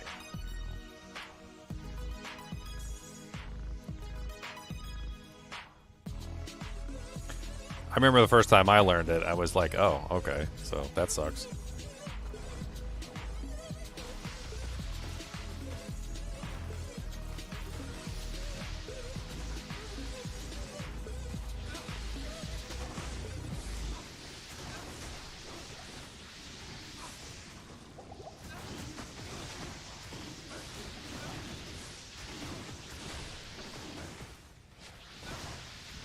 Unfortunately, in here, it's so tight that a lot of the times it's going to hit the wall regardless. There's really not much I can do about it.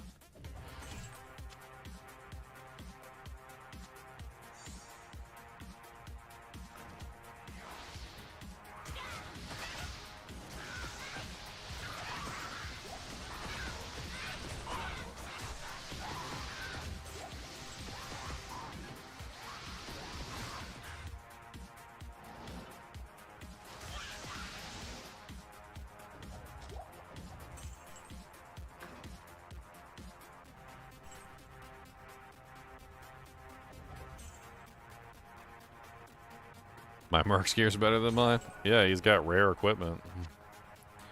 I mean, he's got like a little all-res plate. He's got some pretty decent stuff going on. I mean, it's not the most amazing stuff in the world, and I'm going to have to upgrade it before I get to hell difficulty, but I'm guarantee I'll probably find better stuff for him than I will for myself.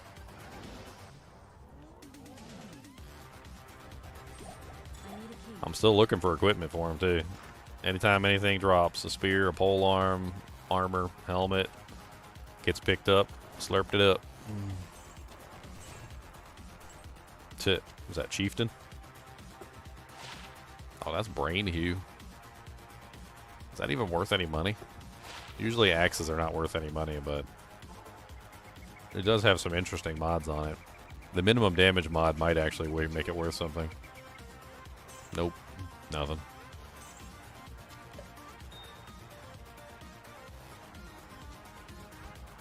I can't wait till I do my unique only run so I can be naked for a really long time.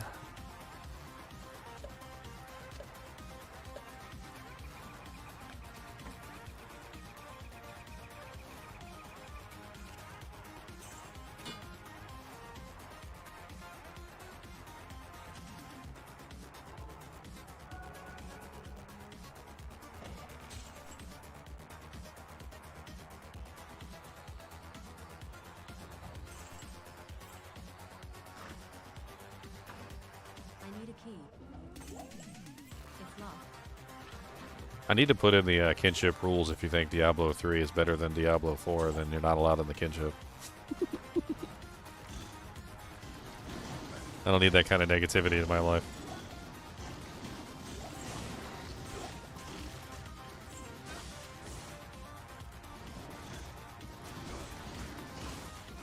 Your mind is broken.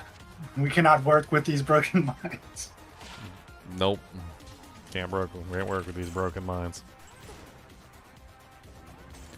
I didn't miss a GC. I can't use GCs. It's part of the challenge. So I am ignoring them because I don't want to identify them and find out they're good.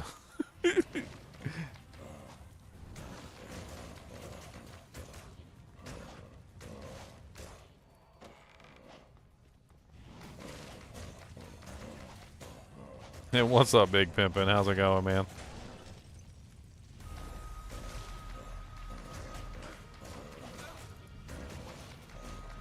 No, he's not trolling. The guy earlier was not trolling. He said, I played Diablo 3 for 10 years with my wife, and we loved Diablo 3. It's like, and we played Diablo 4, and we hated it.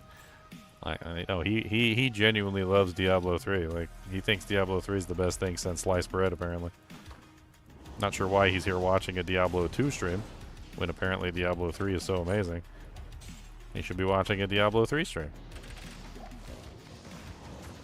If he loves it that much. There's a certain irony there that, like, a lot of the times when people tell me that they love a specific game and they're very, very much in love with that specific title, they don't ever seem to be watching anyone play that specific game. Like Jesse over here claims over and over and over again that he absolutely loves Path of Exile 1, but he's not watching Path of Exile 1 streamers. He's watching me instead. And it's it's just a thing that I've noticed. It's not any specific person, but it's like people will hail from the rooftops a game that they absolutely love, but then not actually go support or watch that game that they love. And then they'll be watching something else instead.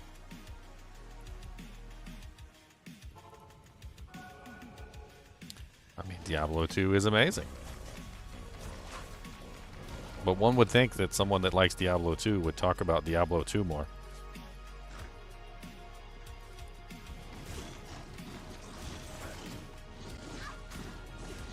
EVE Online is a fun game. I got to admit, I like EVE Online too. And if I hadn't sold my account back in the day, I probably would be playing some EVE Online as well. I was actually wondering about that new EVE Online game that's coming out. I kind of wanted to give it a try, to be perfectly honest. Not really that big into MMOs, but anymore. Like, my MMO days are behind me. But I got to admit that that new EVE Online game did seem kind of interesting. What did they call the new one that's coming out? It's the new EVE Online new game. EVE Frontier. That's what it's called. Apparently they're coming out with a new game called EVE Frontier. I mean, it makes sense. It's been long enough. Like, they should have made a new game already at this point. Although I don't really know if it's gonna hit off with like how what's the term? Invested? I believe the term would be invested, with how invested people are in the original. There's so, people have like ridiculous sprawling empires with, what is it, ISK? I think it's ISK in EVE Online, isn't it? Was it ISK?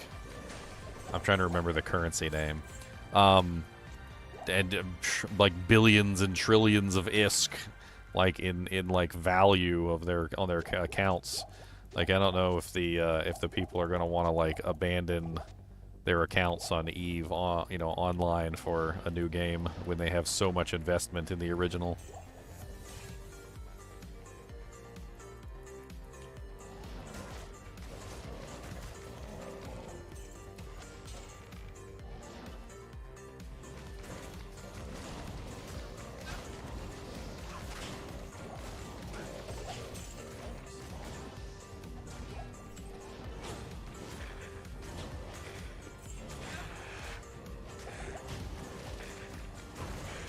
I need some people to play Neverwinter Nights with me tomorrow. I think that would be amazing. Who wants to play Neverwinter Nights 2 with me tomorrow?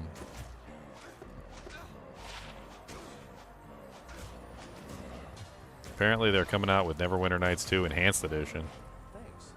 It's releasing tomorrow.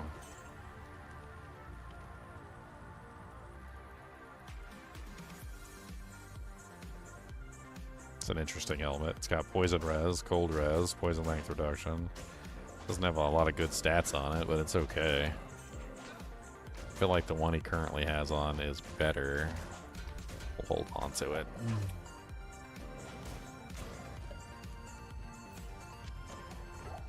It's locked.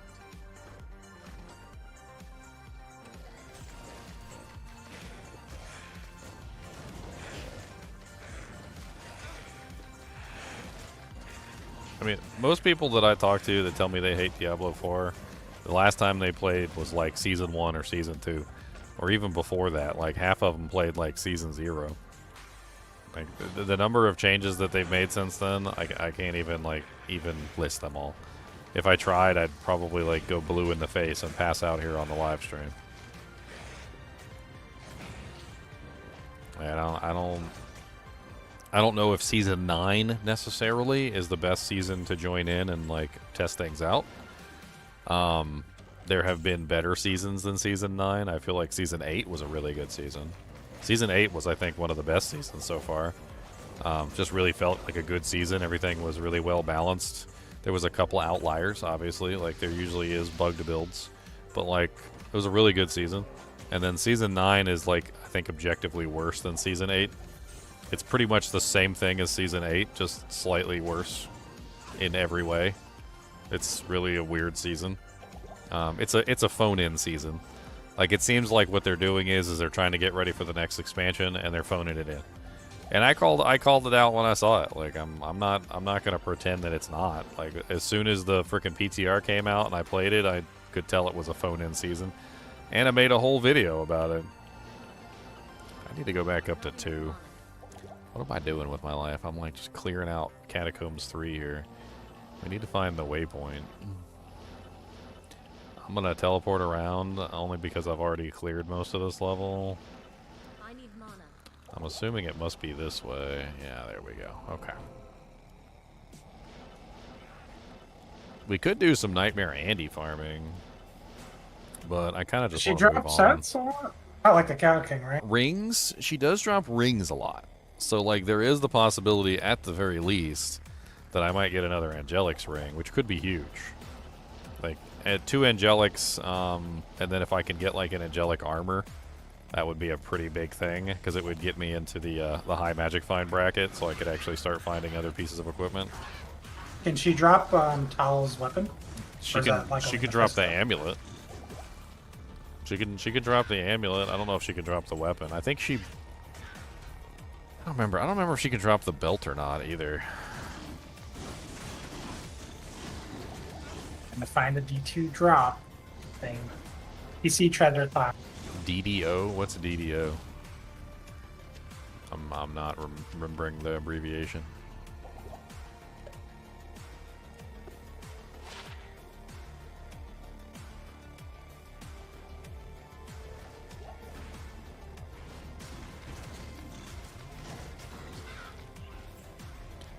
Oh, Dungeons and Dragons Online. I mean, I generally just avoid MMOs. Like, if that answers your question. Like, I played a lot of MMOs back in the day. I liked MMOs a long time ago, and I eventually realized that MMOs were literally just a waste of time. And more so than video games. Like, a lot of people would argue, they'd be like, Ginger, like any video game is a waste of time. But no, like, MMOs are deliberately designed by their very nature to waste your time. Like, it's a different thing entirely if you choose to waste your time doing something. You know, like, that's on you. You have made the choice to waste your time, right? But MMOs are designed by their very nature to waste your time more so than something that wastes your time. Like, imagine if you were watching a television show, to give you an analogy. Imagine you're watching a television show, and the television show has commercials, right? And you're like, okay, well, this is like a 2.5-hour movie, but with commercials, it's like, it's more like 3.5 hours. And then, you know, like, that's just like a normal made-for-TV movie. But then you get, like, the MMO style made-for-TV movie, and it's a 2.5-hour movie with, like, 3 hours of commercials cut in all over the place, which brings it up to, like, a grand total of, like, 5 hours and 30 minutes or something, like, crazy amount to watch a 2.5-hour movie. And that's what MMOs are. Like, MMOs are designed by their very nature to waste your time in every single way that they can to keep you online and to keep you playing. And I don't like it. I just don't like it. Older MMOs seem to be, like, less so designed in that fashion. Like, the really old ones seem to be less designed like that. But then the new ones, like, pretty much all the new MMOs are designed that way. Like, they're designed, like, they use, like, the casino psychology design packet. Like, if you type into Google something like how casinos use psychology to keep you playing, and I'm pretty sure you'll come up with, like, tons of various things that they do. Like here you go. Here's a list right here. Hypnotic sounds, no clocks and no windows, stimulating lights and sounds, a sense of control. Casinos employ significantly proven psychological devices.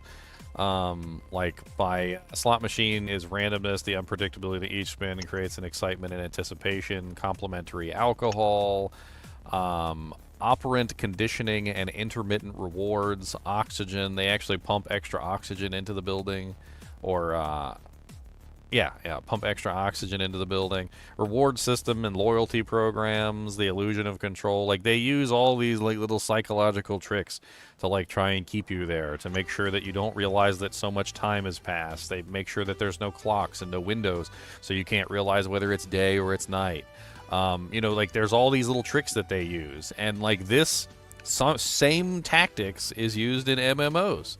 You can literally just substitute MMOs here instead of the other, and you can come up with a whole bunch of like various little things that MMOs do to keep you playing. And it's just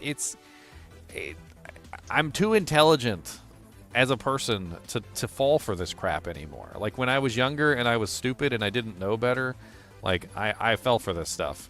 And now that I'm older and smarter and wiser, I don't fall for this dumb stuff anymore. Like, the MMOs are literally designed in a way to keep you playing, and like, if you're still falling for it, I mean, open your eyes a little bit and look and see what they're doing to you. Like, it's horrible. Older MMOs didn't have that though, and that's what really kind of bothers me about the MMO market in general, is that like the really old ones didn't have all that stuff in them. Like, they were just fun. They were just fun games that people went online to play. You know, like, I remember back in the day when I played EVE Online. Like, EVE Online does have some of those tactics in it, but it's nowhere near as bad as, like, modern-day MMOs. Well, this is going to be a pain-in-the-butt fight. She just bodied my Merc. Alright, let's try some tactics on here. So, we're going to run her through the firewall. We just got to make sure that we're perpendicular. Oh, that didn't really work how I wanted it at all. Hold on. Alright. There you go.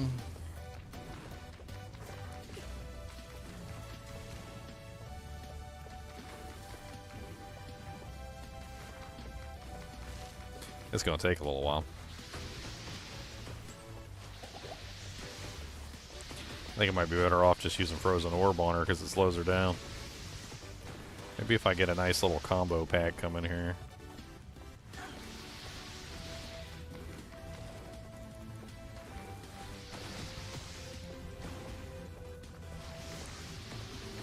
Yeah, this is going to take some time.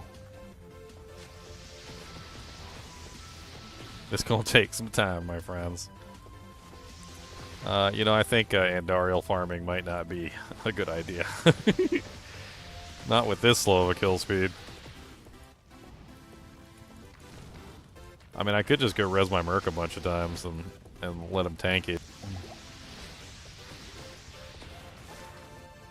Maybe I'll get lucky and actually get something good.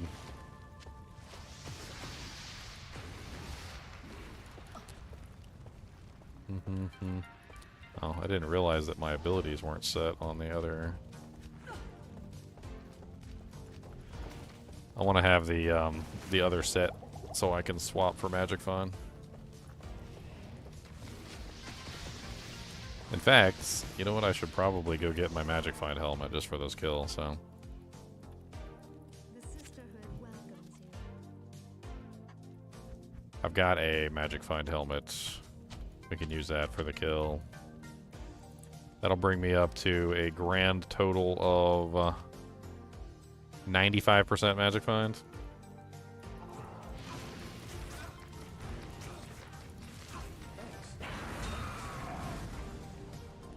And a whole bunch of poop. Breastplate could be interesting for the Mercenary. A double axe and the short battle bow.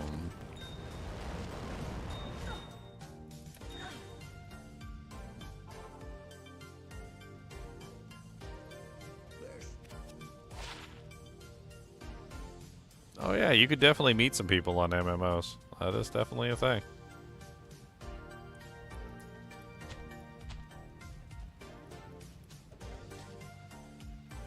It's almost insidious, though, how MMOs,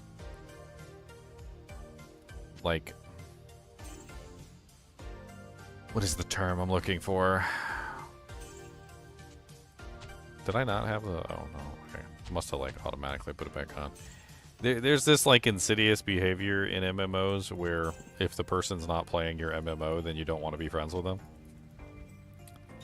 Like, if you're online and you're in the MMO that they're in, they're your friend. But if they're not in your MMO and they're not playing with you, then, like, you just kind of, like, ignore their existence because they're not on the MMO that you're playing. It's really quite evil, the way that it works. How literally you will have people that will play with you, but only if you're playing the MMO that they're playing. It's one of the many tactics that, like, that they use to keep you playing. Because your friends are playing. All your friends are playing. Like, all my friends are playing this game. Like, if I want to play with my friends, I've got to play with, I've got to play this game. Like, I've got to play. And you know what I did? Eventually, like, I was in that scenario. I was in that exact same scenario. And all my friends were playing the MMO, and I didn't want to play the MMO anymore. And I remember I was trying to get them to play other games with me, and they wouldn't play other games with me. And it was either hop back on the game and play with them, or lose them forever, basically. And quite honestly, like, if somebody's not your friend outside of the game that you play, like, they're probably not your friend anyway, so I just moved on.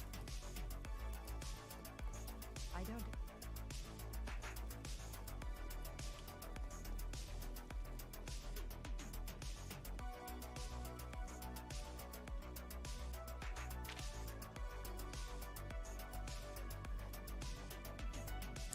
Okay, so we get another plus of skill.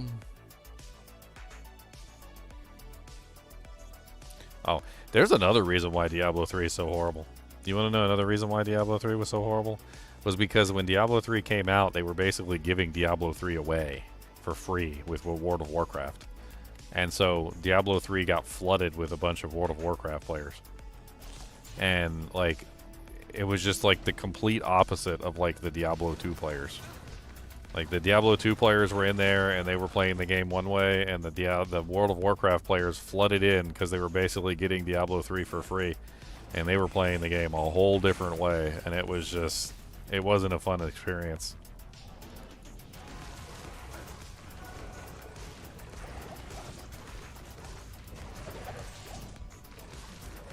I think a lot of people only got Diablo 3 because of that, actually. Because wasn't it like some sort of like 1-year subscription or something? Like you got Diablo 3 for free with like a 1-year subscription to like World of Warcraft or something like that. I can't remember. I'm sure Leon probably knows. He plays World of Warcraft. Leon's a cool dude though. He seems to understand like Diablo 2, Diablo 3, Diablo 4, Path of Exile. And he seems to prefer Classic, too.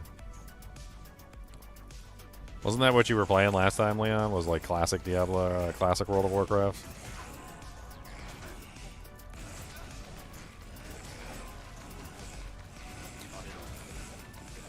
Hey, what's up, Con? Hey, Ginger. How are you? I'm okay. The war rages on, my friend. The war rages on. The old Spencer.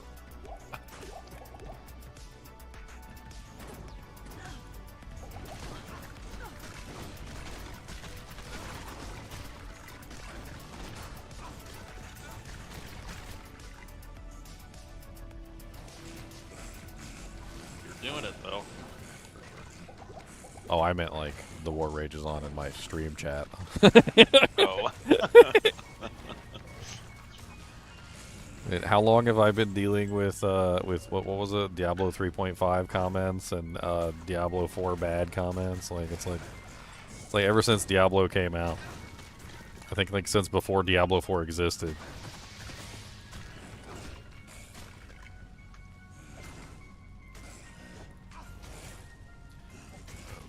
I played Black Desert Online. I played that game. I was trying to get into it. I heard that the PvP was really good. I found out that like that was like the dumbest choice. It was so dumb. I will not play Black Desert Online. I'm not doing it. Bot. I'm gonna call it. It should be called Bot Desert Online. That's what it should be called. That game literally has bots in it. Like, and to get anywhere in the game, you pretty much have to bot. Like, you have to have your own little bots running around doing all the work for you. Like, if you really want to get anywhere. And then on top of that, like, they literally have pay to win in the frickin' shop, which is just awful.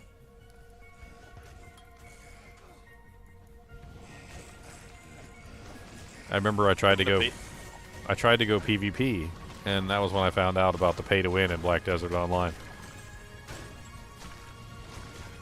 It's got to be one of the most insidious ways I've ever seen, like, pay to win in a video game. So you know how, like, in most games, if you're in, like, a PvP setup, there's, like, a name above the character's head that kind of, like, signifies where they are. And if you highlight, you know, say you, like, put your mouse over top of somebody with a skill, like, for instance, if I, like, put my mouse over top of, like, this character right here, my Mercenary, you see Mizan pop up, and his character kind of, like, lights up, right? So it's, like, obvious that I've targeted somebody. In Black Desert Online, there's a cloak that could only be purchased from the money shop. And the cloak makes it so that when somebody hovers their mouse over you, the outline doesn't appear, and the name doesn't appear either. And that when somebody tries to tab target you, for instance, if they were to try to, you know, like in most MMOs, you usually use tab to target. If you try to tab target, it won't target them because they're not targetable, essentially. And even if you click on them, even if you know where they are, and even if you click on them, like, you will target them, but it will make no indication that you're targeting them. And I was like, well, can I get this cloak in the game? And they're like, oh, no, you have to buy it from the shop. And I'm like, so literally pay to win. I was like, so I pretty much have no hope of actually PvPing unless I have this cloak. And they're like, yeah, basically. Because, like, if you didn't have the cloak, you could literally just, anybody could see your name, they could highlight you, they could tab target you, and you couldn't highlight them, and you couldn't tab target them back. And I'm sitting there trying to fight people in PvP, and I can't even, like, target them. Like, it won't even let me target the players.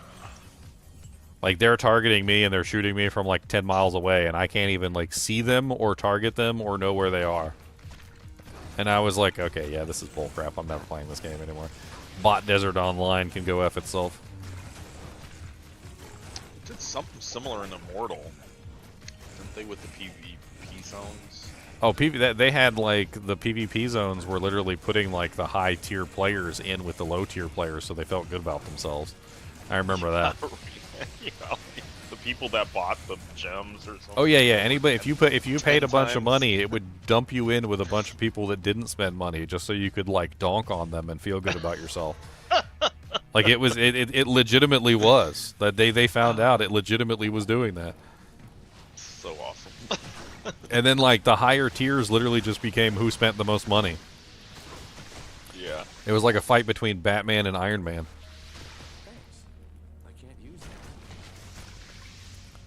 I imagine, like, Bill Gates on there just, like, dropping, like, $1 million on a character just so he can, like, rub his butt cheeks in people's faces.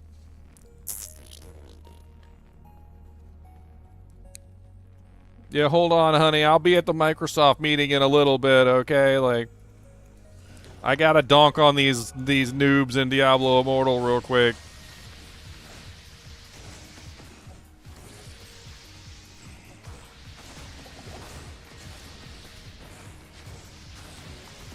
It's insane what people will spend on video games. Yeah, there were people like $300,000. Yeah, I mean, right now they have, you know, Counter-Strike how it has, like, loot boxes, essentially, like gambling with the skins. There's people right now spending, like, 30, 50 grand on... they're up to, like, if you add them all together, I think they're spent over 300 grand right now, like, in the past 2 weeks. Oh, and then there's the gambling websites, too, so... Yeah, oh yeah. The gambling websites are basically where you, like, everybody takes all their items and puts them in a pot. And then, like, what is it? It does, like, some sort of, like, randomization, and then all the items go to, like, one player.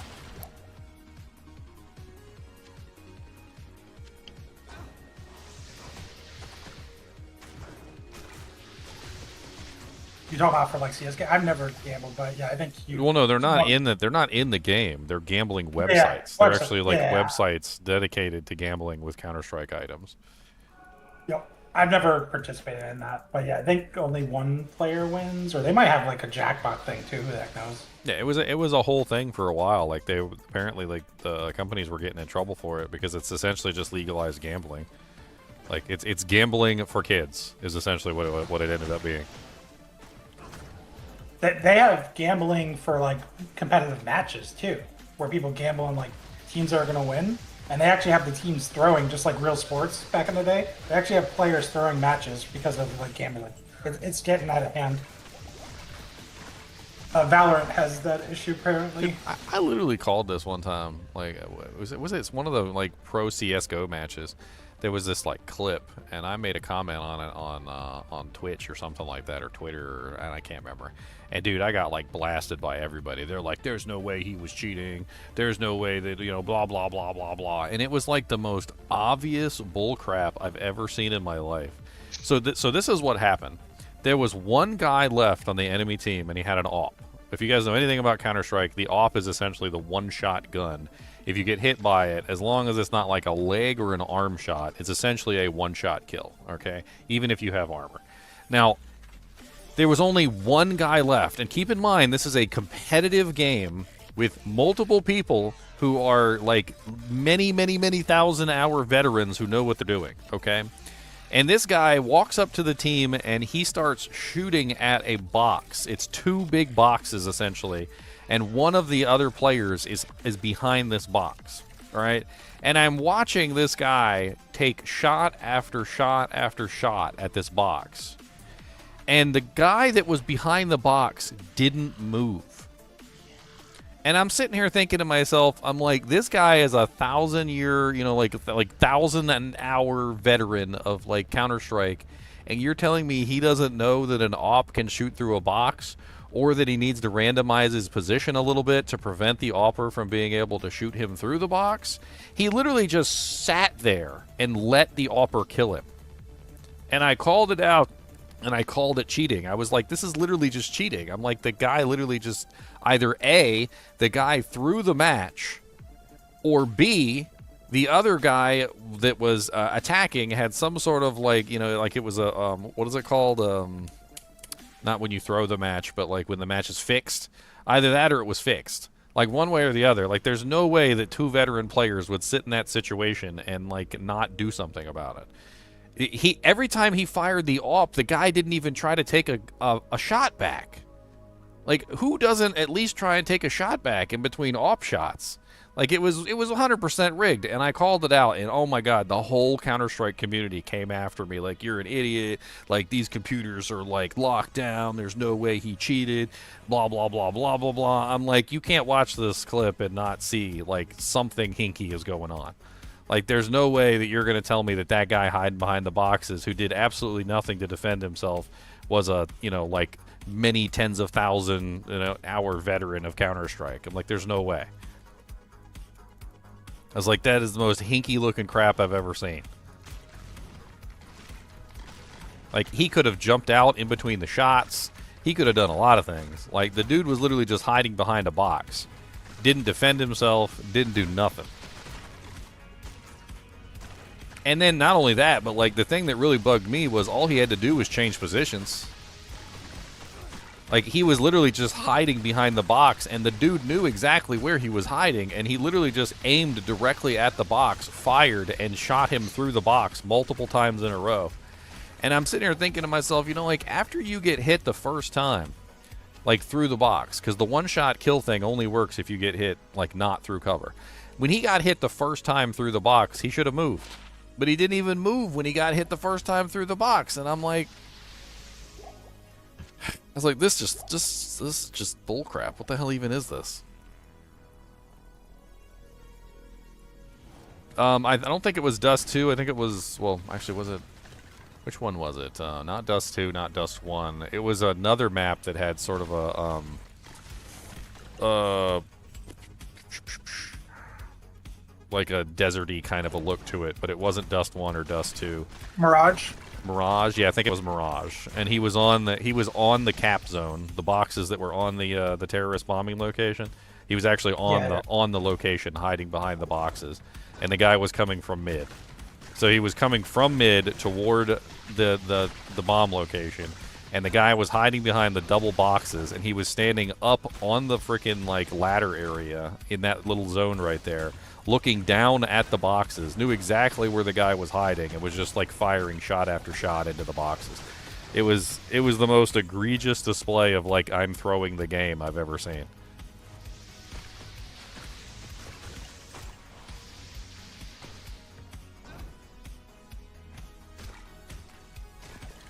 What in the world is the new crown thingy? The new crown thingy is a leaderboard for YouTube. There's a leaderboard now on YouTube. I'm assuming it goes by the number of comments, or maybe it includes donations, or I don't even know. I haven't really done a whole lot of research into it.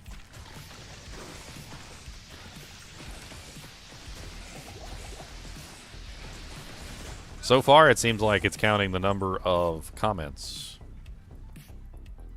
That's what it seems to be counting right now, but I guess we'll find out. Get the D3 guy back. We gotta get the D3 guy back? I already banned him. Oh. Jesse's at the top. Because he would make you like #1 streamer. There you go, right there. Look, see, Charlana's at 150. All Charlana's and Jesse are tied. With Nightbot, they're tied with the bot. Why is Nightbot on the list? You guys aren't beating Nightbot. You guys are low. You guys are dirt low on here. How Look can at you all beat the this. 24/7 bot, dude? Look at, how can you beat the 24/7 bot? That's easy. He only sends messages like once every 30 minutes. Like all you got to do is be faster than once every 30 minutes. Like that's a low bar right there. That's a low bar. You gotta up that. He needs to be like sending them every 3 or 4 seconds. Nightbot cheats.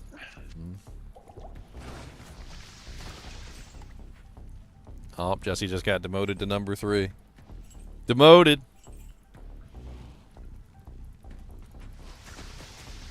Dude, it's tight right now. Like it's like brand new. The leaderboard's first out. Like people are actually like competing for positions right now.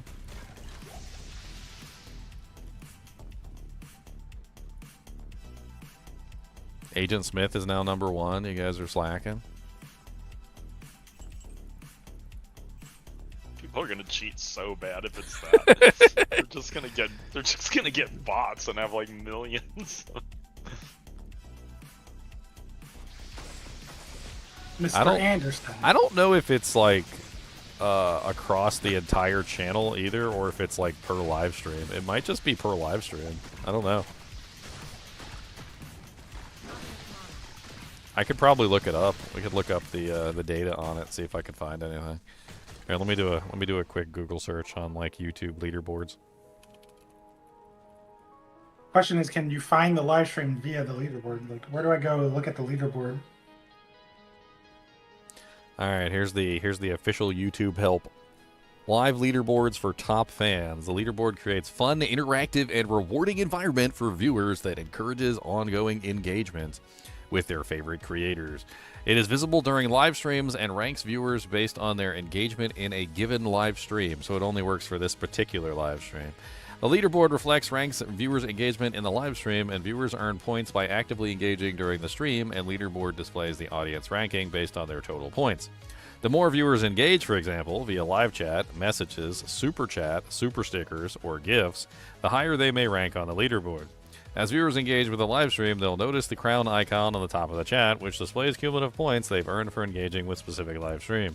Clicking on this icon will take the viewers directly to the leaderboard to see the top 50 engaged viewers, and the top 3 engaged viewers even get a special badge next to their name in live chat. So you can buy your way to the top with gifts, super stickers, super chats, and you can spam messages too. There you go.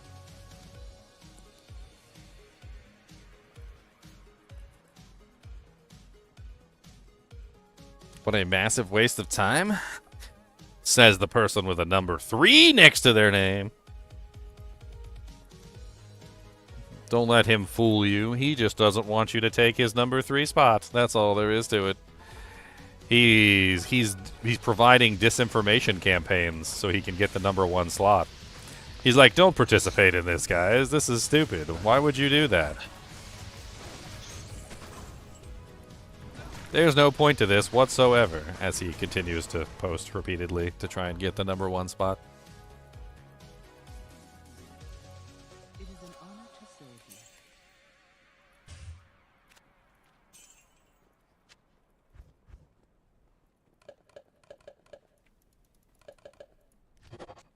I'm going to use that as my bar now. Like, if you can't beat Nightbot, then you're not engaging enough. Like, dude, Nightbot's above you. Like, what's going on? Like, are you alright? Do you only have 1 hand? Is it hard to type? I mean, if you only have 1 hand, that's cool. I mean, you can play Diablo with 1 hand. Giggity.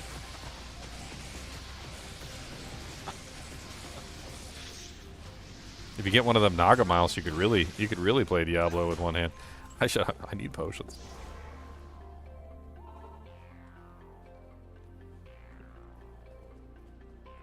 You have no charms. Just make your inventory full of potions. I know. I need to go buy a whole bunch of them. Just an entire inventory of mana. Can you play Diablo 2 with a stick? I mean, that's lowbrow. Can you play Diablo 2 with Donkey Kong bongo drums? That's the question. Donkey Kong bongo drums is where it's at. All right.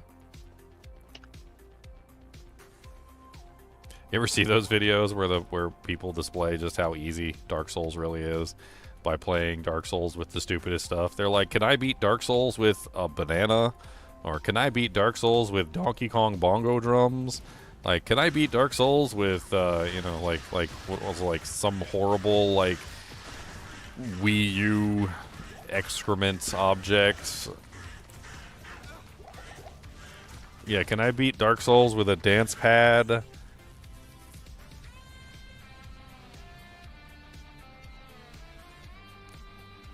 Oh, I like Dark Souls. I'm not a Dark Souls worshiper. I like it, but like, I'll piss off some Dark Souls people because they're always like, "Oh yeah, Dark Souls is so difficult, man. It's the hardest game. It's so difficult." And I'm like, "It's not really hard." And they're like, "What do you mean? Dark Souls is the hardest game that's ever existed." I'm like, "Yeah, it's not really difficult. It's just more of a game of like memorizing the moves that you need to do to defeat a boss." And like, but you die all the time. And I'm like, "Yeah, but they like set you up to die." Like if you don't die in Dark Souls, I don't know what you're doing.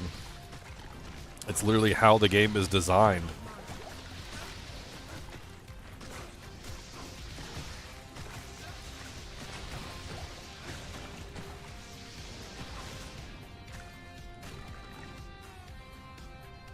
Dark Souls 2 is way better than Diablo 2? What the hell? Dark Souls 2 isn't even like hailed as like one of the better Dark Souls games. Isn't Dark Souls 2 literally hailed as like one of the worst of the series? Like, doesn't it go something like Dark Souls 3, then Dark Souls 1, then Dark Souls, no, not even then Dark Souls. Then it's like, what's that PlayStation 1 version? It's not even called Dark Souls. It was called like, how can I remember? And then, like, at the bottom of that list, like, Dark Souls 2 is at, like, the bottom of the list.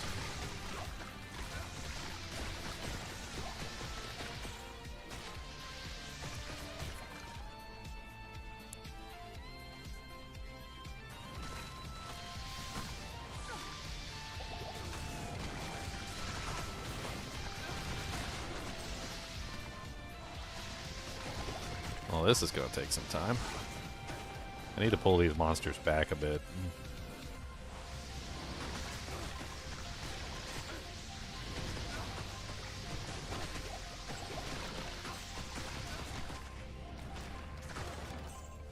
Come on, I need you guys to not be near Radamant the Poop Face, so I can shatter your evil corpses.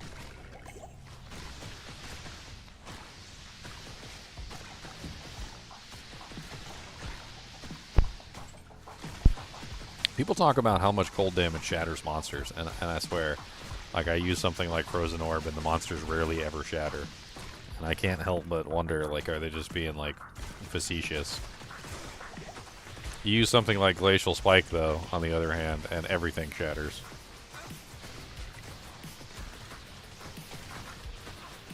I mean, I don't really have the points to make it work, but I can just sit here and keep firing until everything is dead.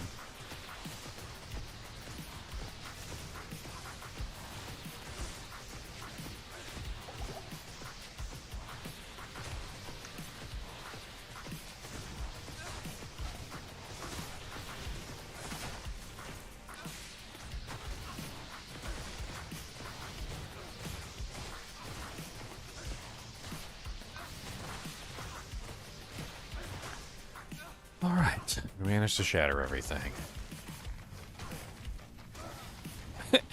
That boy has multi-shot. He is not polite.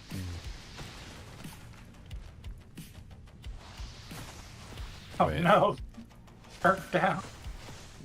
Yeah, multi-shot on that is pretty killacious. I need to go get the Merc again. We gotta finish off the rest of these trash. Good day. Good day. Good day.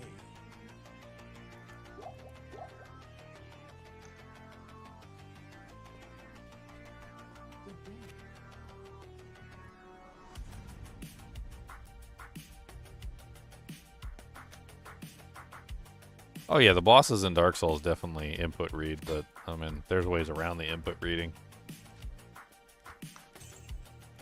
People that play those games for a long time, they know all the information that you need to know. I don't think a single person has ever played Dark Souls for the first time. Not like their 15th time or their 73rd time, like before you guys pull out like some like obscure video of some guy who spent like 30,000 hours playing Dark Souls who did like a no-hit run. I don't think there's a single person who played Dark Souls for the first time as a virgin player that hasn't died at least like freaking like 20, 30, 40 times trying to beat the damn game. Like it's by design. Like Dark Souls games are designed to kill you. And it's not until later on when you actually understand how to play and you know how the mechanics work and you know how everything is designed that like it gets better. But until then, like it's always going to be a pain in the butt. I'm just sad that I cut my teeth on Dark Souls 1. Like, while I do consider Dark Souls 2 to be worse, Dark Souls 1 is probably the least refined version of the Dark Souls genre. Like, to the point where I think I almost hated the entire genre just simply because of that game.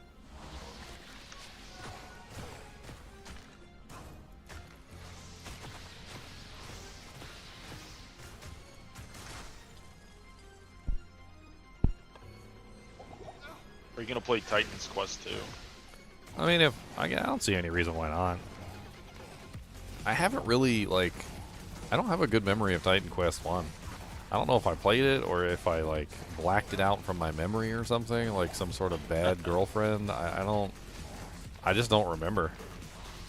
Well, I don't think it's related as far as the team that's making it. So we're Oh, gonna so go it's- into it as a guess. So it's not the same team even? No.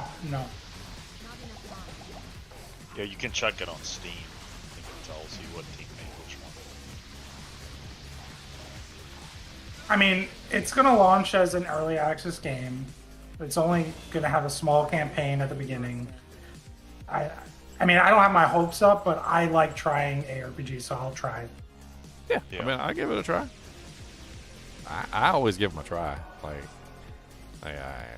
when Last Epoch came out, I was kind of excited. I gave it a try. I didn't really like it. People said to hold on until like the major launch, and I did. And I tried it again when the launch came out, and I didn't like it then either. Yeah. They're doing what you were talking about yesterday. They're doing like a multi-class, like a subclass thing in Titan Quest 2. So like you can be like a warrior mage or whatever. I like subclass. Subclass stuff is fun.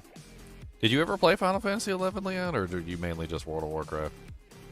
Mainly WoW for MMOs. Oh, well, Final Fantasy 11 had the subclass thing, and I really enjoyed it. Like, it was really fun. Like, I think it's one of the more engaging ways to build characters is to have access to other characters' skills. Like, yeah, I think a lot of people enjoy that in Diablo 2, right? I mean, they enjoy having access to, like, teleport on the Enigma and, like, Conviction Aura and whatnot, right? And then, like, even in Diablo 4, when people, like, are using the new runes, they like getting access to other characters' skills, like Warcry and like, the Vortex pull-in and whatnot. Like, I think it's a good mechanic. And, like, in the subclassing is basically just more of that. It's just being able to, like, pick a class and go, hey, I want to have access to this character's skills. Yep. I think like D2 could get a lot more builds with just that system where you can synergize a skill from another class. If you could use skill points to get it synergies, it would make more builds possible. Oh, Agent Smith is beating you by a rather large margin, Charlotte. I don't know if you're going to make it.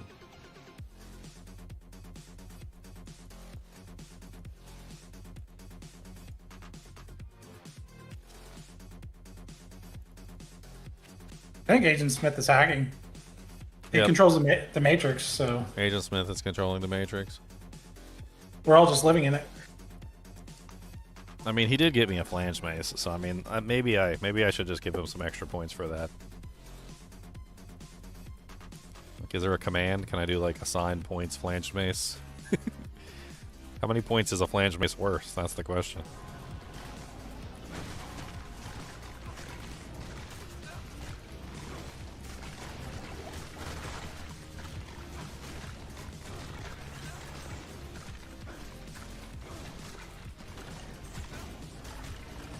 I think that's one thing about Diablo 2 that I really would like to see them address is the charge skills. I feel like the charge skills could be really valuable and they could be really neat if they just like fix them. I did a whole video on like fixing charge skills and like, it just some of the stuff that they came up with for the charge skills just didn't make any sense. Like some of the dumbest things too, like, why does a paladin only shield, have blessed hammer charges on it? Like, why does a sorceress only item have enchant charges on it? Like, what is the point of putting like bone spirit charges on a necromancer's wand? Like, what is the point of any of that? Like, it just doesn't seem like they really put a lot of thought into it when they were creating the charges. They were like, The only oh, thing I can guess is like to counter maybe an immunity, but it's still not good enough. But yeah, but like, you would think that the goal would be to let the other characters that don't have access to that ability use it, not the other way around. And it's a really weird choice on their part to take all of the charges and put them on the items for the characters that already have those abilities that are better than the abilities that. And even if they did want to use them, like most of the time, the number of charges are so small that it's like impossible it's to even depleted use right them. away. Yeah, it's You like can kill maybe one monster. if that, half the time. Yeah. Like, you're lucky if you can get one monster. It's like the same problem you were describing when I was trying to do or theory craft that one build where it's like you're gonna break your weapon in like one mob pack, and it's just like that shouldn't be a thing. Like if you can only fight one mob pack and you're done playing, I mean. No, durability needs to be like tripled across the board. That's been a thing for a long time. What am I still doing down here? I need to get out of here. I already got my book. Let's move on. Just another like checkpoint in the long list of things wrong with melee, and you got to worry about hitting, and then you got to worry about durability. Cash was just sitting there laughing like, eh. You got to worry about actually hitting the target. That's cute. That's cute. We don't have to worry about hitting the target. Do you have to repair your weapon? You're so funny. Alright, I'm not going to get any plus to skills, so I might actually need to put some points in Cold Mastery. What's the ratio on that? Like, I know that a lot of people have done these formulas before where it's like, you know, like putting in the points on the synergy or the mastery is only good if you have enough base damage or something to make it worthwhile, or yada yada yada yada.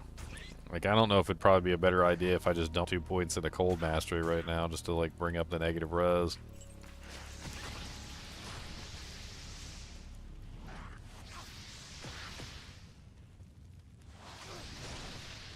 Or should I just keep dumping into Frozen Orb to increase the base damage? It's probably alternating, right? Yeah. Like it's probably like one and then the other and then back and forth, and that's probably the best. Well, because one is a multiplier and one is base. I mean, Yeah. So every if time you're you use multiplying a low number, yeah. Yeah, maybe I should just dump some more points into the orb for right now. I'm gonna get plenty of levels coming up, so let's just keep the orb pumping, and then eventually we'll get the rest of this going. you are a hybrid, right? So it's not like you need to negative res to kill an enemy.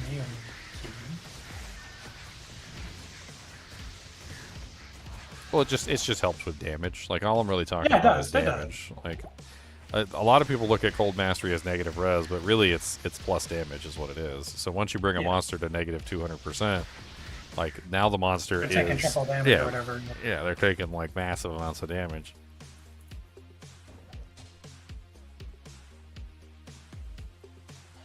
Got to do some quick math. My one weakness. Shush! I'll tell everybody my one weakness. I'm terrible at math. I always have been. I don't have a math mind. I've got an imagination mind. I need calculators to help me out.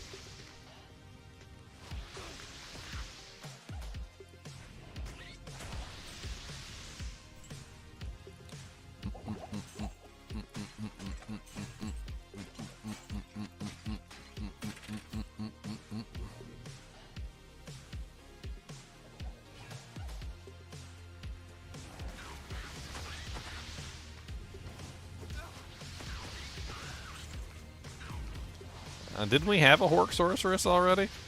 Wasn't there like a Night of Terror or whatever, where they added Hork to everybody for like a whole day, and the sorceresses were running around Hork and everything?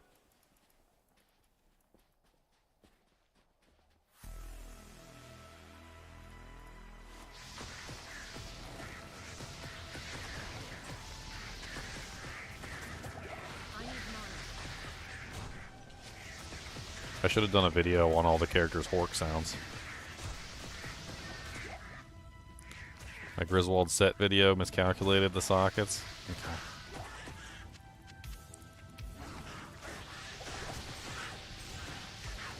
I mean, not that I don't make mistakes, which I do. I make mistakes. Have you guys ever considered, though, that sometimes I put mistakes in those videos on purpose? I didn't when I first started. I did not when I first started. But I used to make mistakes, and people would comment. Like, nobody would comment on anything. Nobody would comment. Nobody would, like, do anything, right? Right? And then I would make a mistake. And everybody would comment to let me know about my mistake. They would all comment to let me know about my mistake. And, like, so when I make a mistake now in a video, as long as it's not, like, life-threatening or, like it's gonna mess somebody up, like, sometimes I'll leave it in there. Like, not necessarily that I make the mistake on purpose and put it into the video, but sometimes I will see the mistake that I made and not fix it. Just simply because I know that you guys will want to correct me. And you love to correct me. Oh, dear Lord Jesus. You guys love to correct me. Oh, man. And I don't think I haven't noticed how much you guys love to correct me. It's literally, yeah, it's literally rage bait.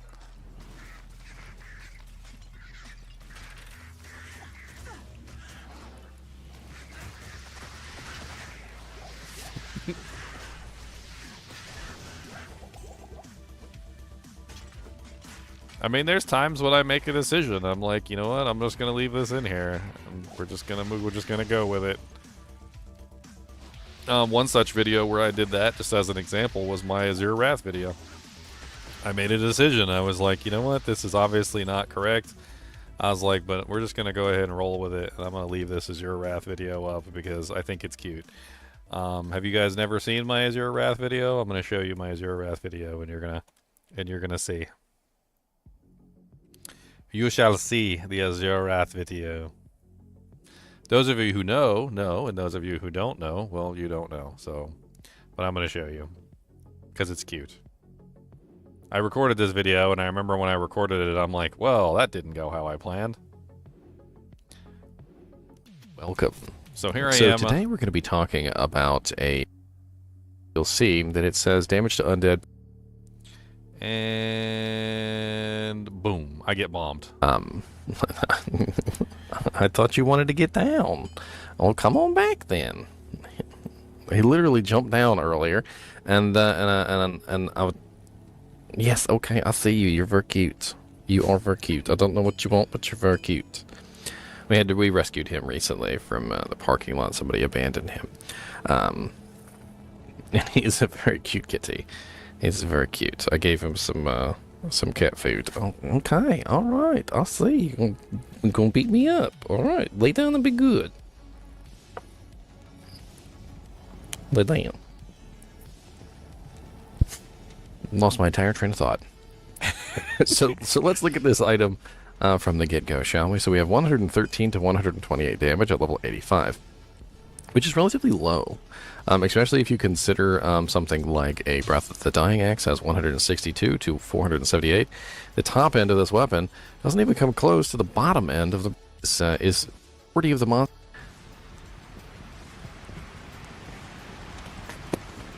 Be good. And stop jumping on my keyboard. Look, you little kitty. Look, you little kitty. Learn the rules. That's right. Sit down and be good. That is the cutest thing I've ever seen, and I'm going to have to bring the camera down. Oh, no, wait. No. He's not going to stay. Get off the keyboard. I'm trying to make a video. Don't be all cute. I'm trying to make a video. You came up here with me. Look at him kneading bread. See him kneading bread? I see your little kneading paws. Here, sit up here on the top of this thing, like a chinchilla. That's right. Be a good chinchilla. Or go down here, sir. And then he comes back. He said, don't tell me what to do. Then he comes back. He doesn't, he's not, So don't he's tell not me through. what to do. He's not through. He comes back for another attack. That's staying in the video. I don't even... Anyway, as always, I do appreciate you guys and gals watching my videos, and keep watching. There's another one too, if you guys can find it. Around the same exact time period that I released this video, which was 3 years ago. So Bobby Kitten is 3 years old now. There's another one where he ambushes me too. I can't remember what the other video is, but there's another one where he ambushes me as well.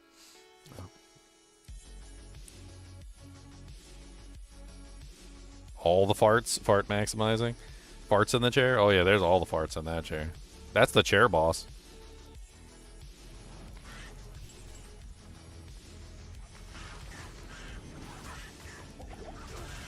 That is the chair boss. One chair to rule them all. I don't know if I called you out, Matt Cannibal, but I appreciate the Prime sub, man. Thank you. I think I saw you, and then I was in the middle of, like, ranting about something, as I love to do. And so, like, I didn't say something at that particular moment, and I forgot. But Matt Cannibal, thank you for the Prime sub. Appreciate it. For those of you who don't know, if you have Amazon Prime, you get one free Prime sub to give out to any Twitch streamer of your choice. You don't have to give it out to me. You can give it out to whoever you want to. But give it out to somebody, because it's free money that you can literally just hand to people. Like, imagine if you had $5 that you couldn't spend on yourself, and it's just in your pocket. And as long as you hand it to somebody at some point, like, it's just free money that you can hand out to anyone that you want to hand out. Right? I mean, that's basically what it is. Like, so, you know, figure it out. You know, figure out how to hand out your free $5 every single month, and, like, you know, and that way, you know, you can just hand money to people, which is cool. Like, it's kind of selfish not to, actually, because you got like a free $5 every month that you could just hand out to people. Those are Bezos bucks. Those are Bezos dollars. Got those Bezos monies. Got to hand out the Bezos dollars and make sure Bezos doesn't stay rich. Stony Tomb level 1. This place is just awful. Like, it's vultures which fly in the air and leapers which constantly run away. Let's just move on to the next zone. Another leapers. Okay. Let's get the hell out of here. I'm exercising my right to teleport. Ow, ow, ow.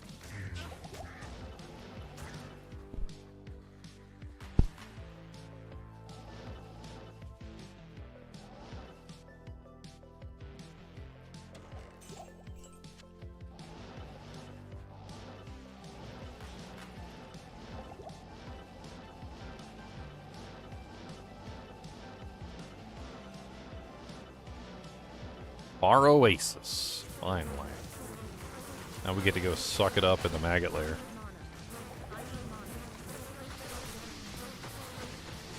Dude, my throat's been bothering me like all stream. I don't know what the hell's wrong. I need to chug like 8 gallons of water.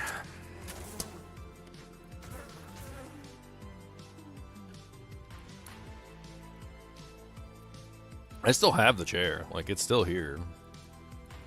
There's nothing wrong with it. Like, I got this chair from Andaseat. They sent me one, and I started using it. I'm not entirely sure that I really like this chair over the Andaseat chair, or the other chair. But one thing I do know is that I used to cut off the circulation in my legs. Like, I used to go downstairs with, like, pins and needles, you know, like, in my legs. Like, be kind of itchy, like the blood circulation wasn't quite there.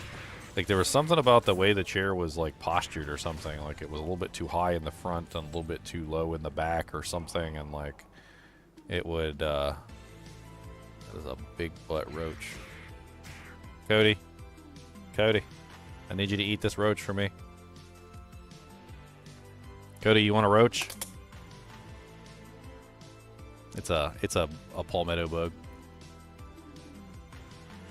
Here, Cody. You want to roach 'ems? You want one of them? You want to eat them? I just speared him. Look at that. I speared him with my my screwdriver. He's still alive and everything. He's just on the skewer. You know what we're gonna do with him? That's what we're gonna do with evil roaches that dare to defy me. We're gonna stick him inside of a plastic water bottle, where he will be in prison for the rest of his life. He'll just be in there forever. Wounded and immortalized in plastic. You can just live in there now. That's your home. Congratulations. You have found your home.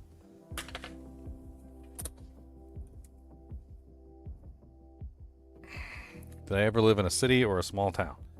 When I originally, was born, I was in a small town. A very, very small, like, sort of like country-esque style area. I stayed there for a long time. Failure to launch edition. I was at my house for a while.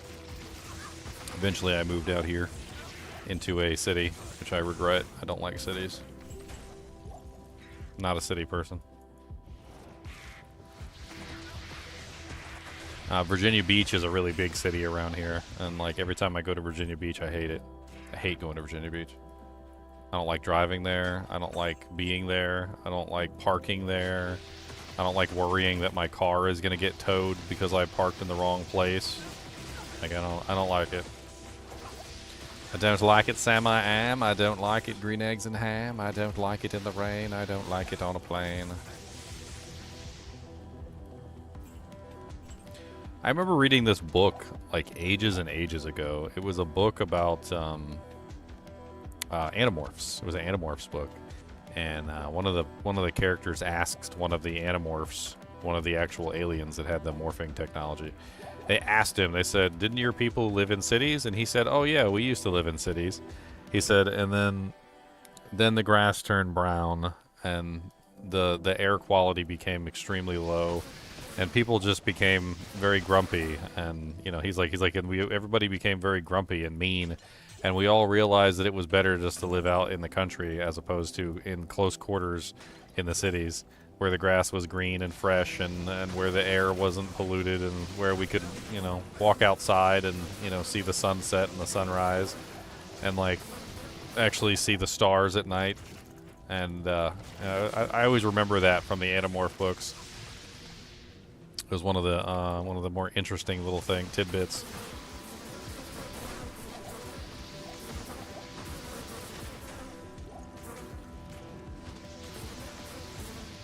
Yeah, Portsmouth is a terrible city.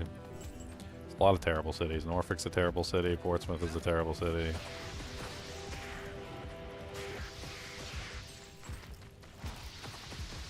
I mean, there's like the good side of Portsmouth, and then there's like the bad side of Portsmouth. And then there's the really bad side of Portsmouth.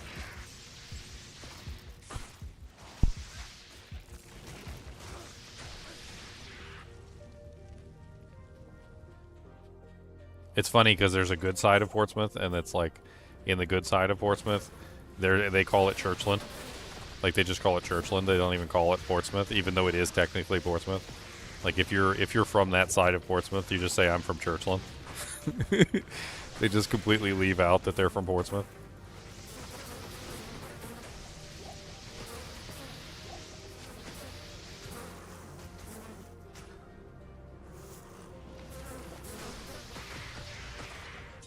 Animorphs always gave me nightmares. I liked Animorphs. I read Animorphs after I read Goosebumps.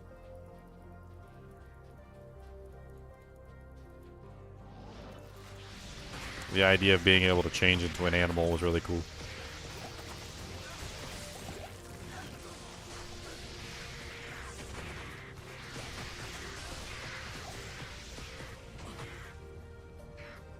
Which game do I enjoy more, Diablo 2 Resurrected or Diablo 2 LOD?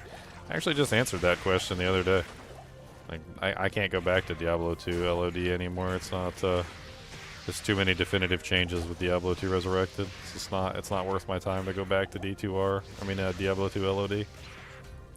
It's not worth my time.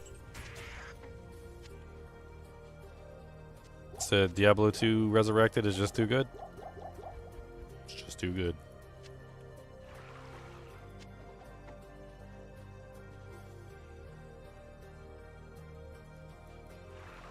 I'm just talking about places in Virginia. There's a lot of places in Virginia. Richmond is the murder capital of Virginia, as far as I know, unless it's changed since then. Richmond's a big city too.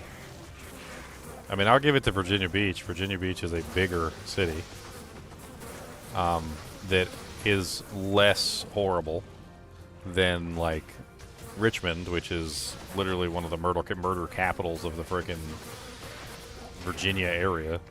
And Portsmouth isn't really the biggest city, but it's also one of the worst cities. Norfolk is pretty bad too. Like,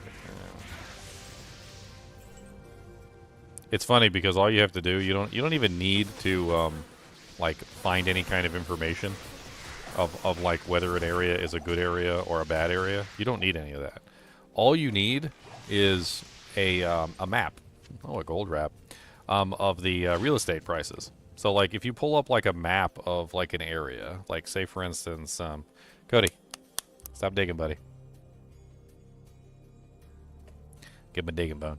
If you just pull up a map of real estate prices, like, you just go, I don't know, like, Virginia, Norfolk, and then do, like, houses for sale or something, or let's do rents, right? Rent's easier to see than houses for sale. And then if you pull up like a map of the area, here you go. So this is like a map right here. All right, so you pull up a map of like an area where like the rent prices are, right? And you just look at the rent prices. That's all you got to do. Like, if you want to find out whether an area is, like, a horrible area or a really good area, you just look at the rent prices. Like, as the rent prices go up, you're generally in a more stable, less gunshots and people getting murdered area. And as the prices go down, you're in an area that is more in keeping with, like, you know, like the poorer area of the zone. And it kind of just, like, continues that way. Like, you basically just, you look at the rent prices and, see if I can just type in like Virginia. Okay, here's Virginia Beach. Wonder if this one will work.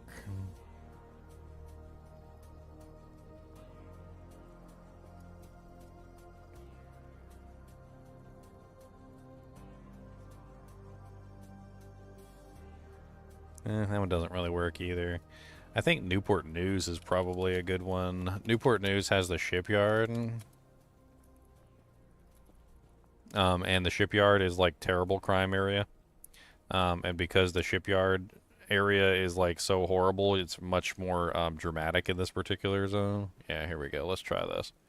All right, so here's Newport News, right? So look at the rent prices down here next to the shipyard. So this is the shipyard, right? Like 1,200, like 800, 1,500, right? Like they're pretty low unless you get like a waterfront property or something. Like when you see something that's around like $800, you know this is like one of the worst areas in this zone, especially near interstates and near like the shipyard. And then if you go north a little bit, you'll notice that the prices start to go up, right? So the prices start to increase, and you see some of these areas are dirt cheap, right? Like these are like the basically the ghettos essentially. And then like you go higher up away from the shipyard, and the further away from the shipyard you get, the better the higher the prices go, but also like the better the areas, right? And then you look at some of these areas, like what's up with this one right here? Like why is this one 1,200? And then you start to realize that it's like right next to a major interstate and cross section. Like there's two interstates right here. There's the 60 and then there's the 64. So there's probably something wrong right here. There's probably a lot of crime in this particular area. It doesn't take a genius to figure this stuff out. You don't even need criminal reports or anything. Like the rent prices go down in the bad areas and the rent prices go up in the good areas, and they literally just like drop the rent prices to rock bottom just to get anybody to rent the place. It's like this one right here is most likely like one of the worst areas that you would want to be in. You would not want to rent this house. Probably going to end up getting shot like 5 weeks into living there. Bullet holes in your windows.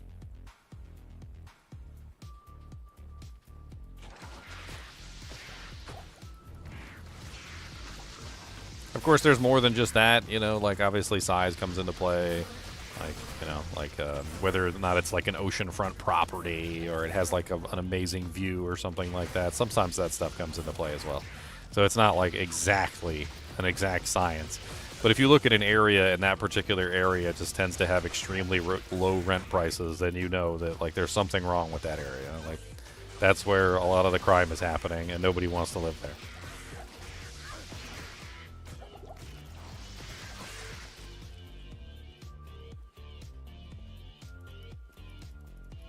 I gotta find this stupid maggot layer. Where the hell's the maggot layer at?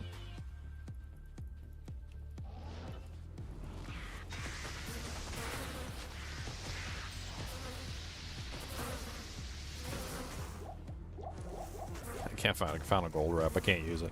I'm gonna go sell it in town though. It's locked.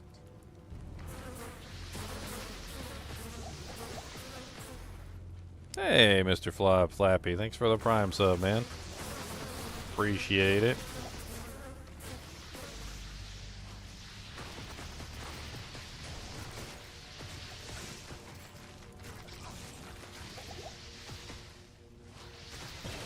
I can't give my Amazon Prime sub to myself. I can only give it to other streamers. I'm not allowed to be greedy. Time to be greedy. Greedy! Speaking of, I should probably hand mine out for the month. I don't think I have handed mine out yet. Let me take a quick look at Twitch, see who's online, and I'll hand it out to somebody.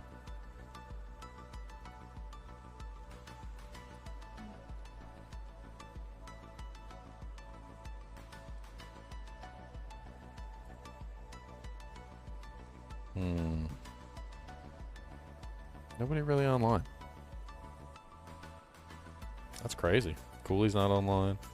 Riker's not online. Sweet Phil's not online. I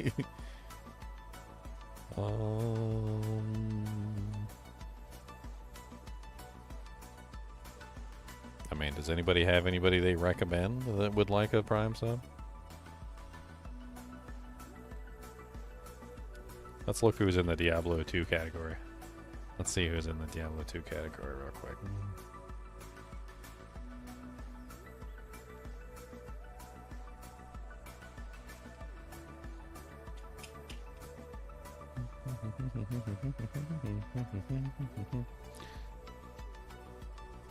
This guy said he just made affiliate. I don't know who this guy is. Let's give it to him.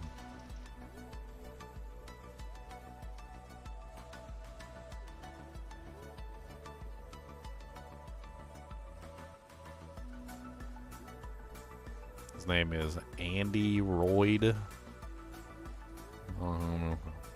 There you go. Prime sub. He just made affiliate. That'd be his first Prime sub ever. No, probably not. He's probably got more Prime subs than that.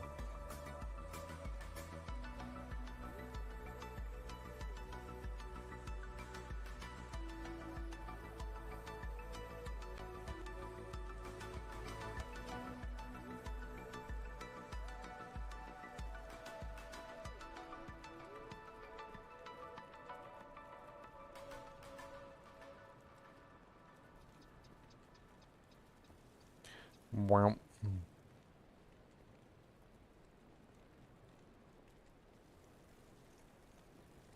Alright, back to what I was doing. What was I doing? I don't remember.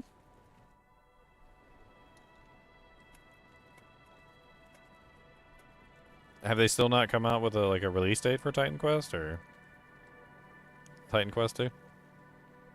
All it said was summer, so. I mean, I looked it up the other day, and it was like they had like a release date for 2024, and apparently they blew past that, and then they had a release date for 2025, and I looked on the Steam page, and there was like a post with like a bunch of like information on creating a character, but they didn't have any actual like release date or anything. Yeah, so they were at the Future Game Show last month, and they did small like teaser / interview, and they just said this summer. So I don't know if that means the very end of it. I don't like it. They didn't give a date. That's the closest information we got. I think they're going to be at Gamescom as well, and that's August 20th. So we should get a lot of video game information in August. And they would be smart to release now because August has Last Epoch season and PoE 2 season. So they have 2 ARPGs in August to compete with.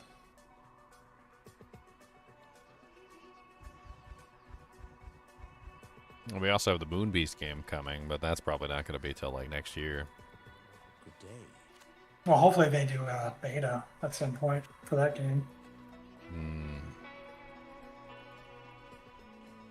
So we got Titan Quest 2, there's the Moon Beast game. There's also obviously the new character or whatever they're doing for the big update for Path of Exile 2 that's coming in like August. Was it Very end. August like the last 30th day, or something? Like August 29th. 30th. Yeah. I don't know what's going on with Diablo 4. I feel like they're just phoning it in until the next season, until the next expansion. So I think we're just sitting on like the filler. It's like the filler arc in an anime at this point. Like Well, everyone thinks like Riker. Everyone's been saying that the announcement for the expansion it's at Gamescom is what everyone's betting on. So we should have the trailer, some information next month hopefully. It's still not coming until I don't know, 6-7 months. Wudijo pretty much leaked that a little while ago. You know, without actually saying anything, he pretty much leaked it. He said, last night some people, including myself, got a glimpse of Diablo 4's future. Take all the stuff I have been complaining about for the past 1.5 years and imagine I actually felt heard. I don't really know if this is a good thing or a bad thing, to be perfectly honest. I agree. Like, I don't know. Wudijo is a hardcore Diablo 3 player. Like, going back to our conversation earlier with the hardcore Diablo 3 player who thinks Diablo 4 is trash and Diablo 3 is the most amazing thing that ever existed and that he wants Diablo 4 to be more like Diablo 3. Like, Wudijo is one of those guys. Like, he got his, like, cry to fame in Diablo 3. Like, so for him to make that comment that, like, they're changing everything and he feels heard makes me scared because it makes me think that they're making the game more like Diablo 3, which is definitely not the correct path. I mean, I guess we'll find out, but like Diablo 4 definitely does not need to be any more like Diablo 3. So it's already too much like Diablo 3 as it currently is.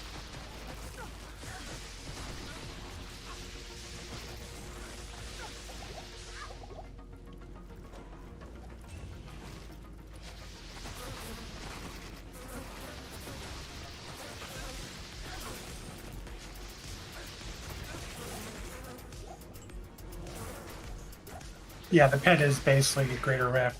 And that's probably the one system that they took from Diablo 3 that they actually made worse. Because I don't remember rifts, but everyone who says rifts are better than pit, they both suck. But people are saying rifts are the better version of pit. So that's probably the one thing that you could say maybe D3 did better is the rift. But that's still garbage.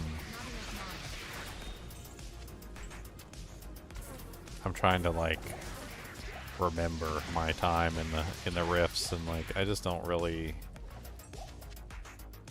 remember the rifts being all that amazing.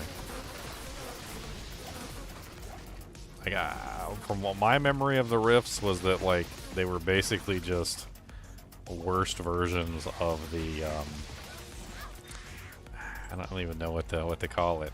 So like you could open up a random dungeon in Diablo 3 and you could basically make a random dungeon and you could go in and just play the dungeon.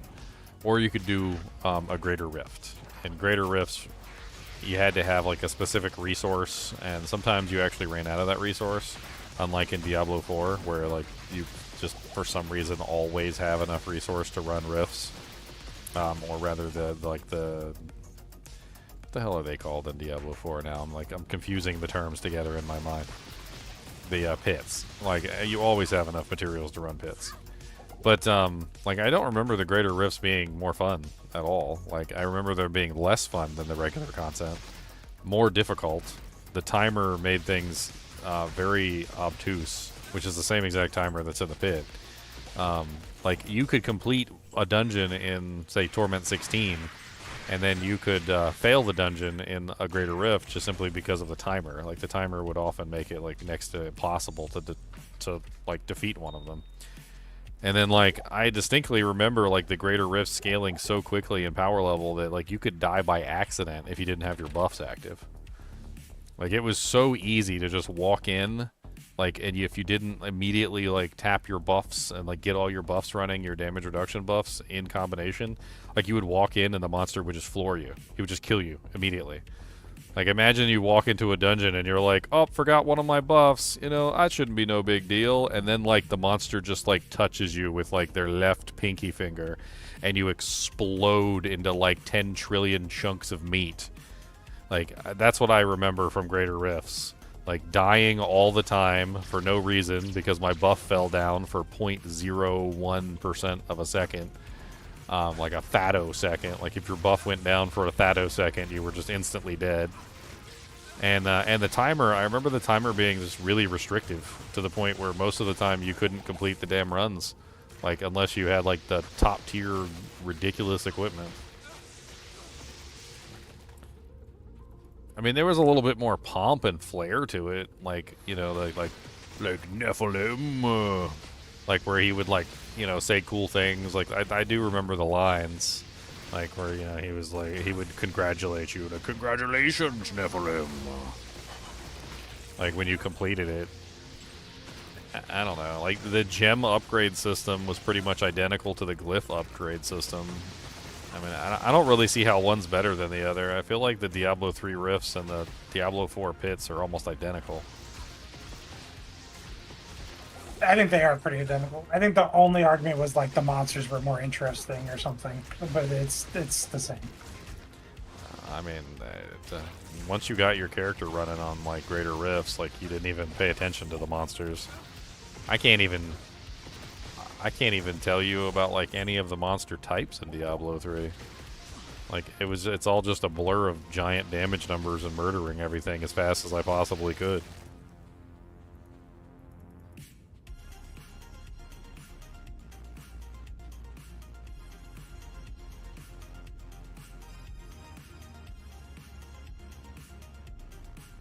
Not sure why it deleted your post, Frog Bites. I think you've got like a, if you put .com in there, it doesn't like links. It thinks you're doing a link.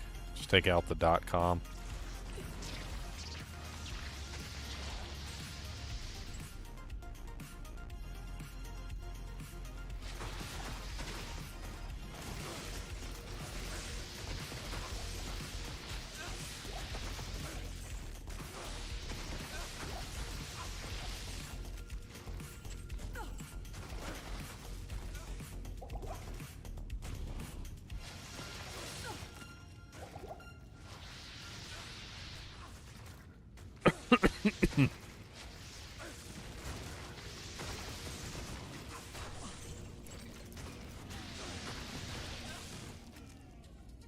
At the end of the day, the moral of the story is infinite scaling is infinitely bad. Like it's never been a good thing.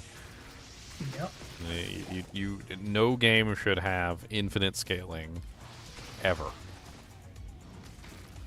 The moment that you add infinite scaling into your game, like you're pretty much just signing a death warrant to any build that can't keep up with the infinite scaling.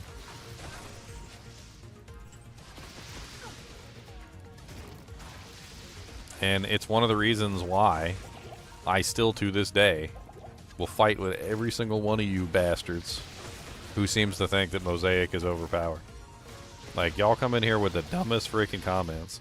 You're like, man, Mosaic did a players count 785. Like, did you see that? It did a players count 785. And I'm like, but there's not players count 785 in the game. Like, that's one of the most beautiful things about Diablo 2 is that they capped off the difficulty at players 8. And that any power exceeding players 8 power is wasted. Once you've exceeded the players 8 power level scaling, like any power that you're doing in excess higher than players 8 is wasted. It's essentially just pure waste. And that's the beauty of Diablo 2. It doesn't care if you can do players 7,355 because there's only players 8. And you know what you do once you exceed the power level of a game? Me and Leon have talked about this plenty of times. Like on stream. I think with Path of Exile 2 specifically, I think was one of the things we talked about. Like, it comes down to optimization. At that point, you no longer care about, like, how much damage you can do. You care about how quickly you can do content. You care about optimizing for speed. You care about, like, bringing your damage down to an acceptable level and understanding that, like, hey, my damage is too high right now. And, like, I could probably make this work better. So you work at getting faster, you work at lowering your damage to an acceptable level, and optimizing for the difficulty that you have available to you. Right? And that's exactly what you do in Diablo 2, is, like, if you're too powerful, you optimize down. If you're not powerful enough, you optimize up. You have to find the right balance of, like, damage output to speed.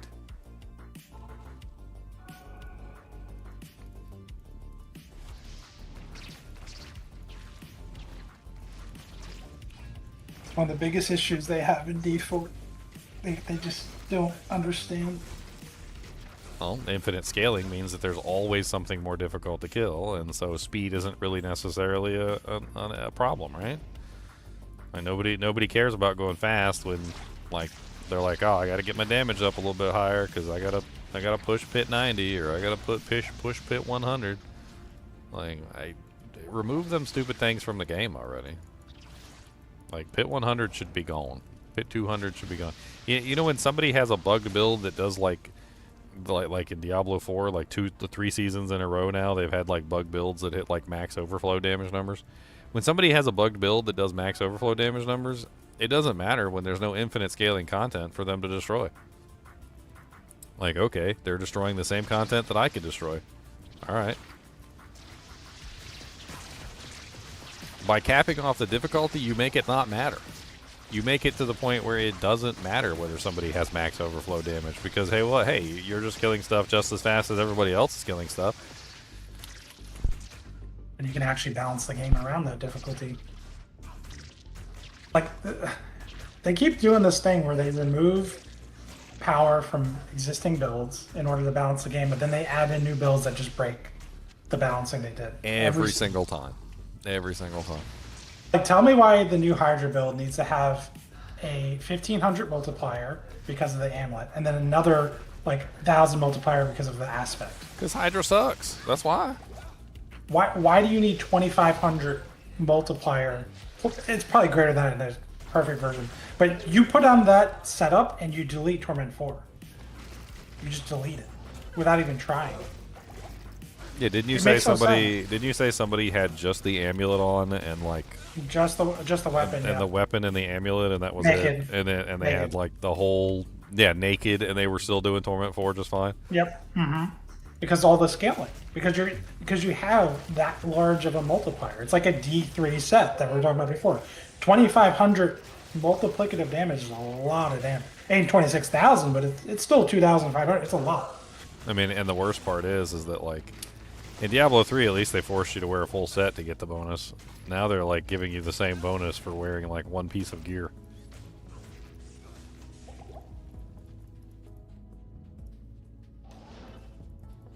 Finally.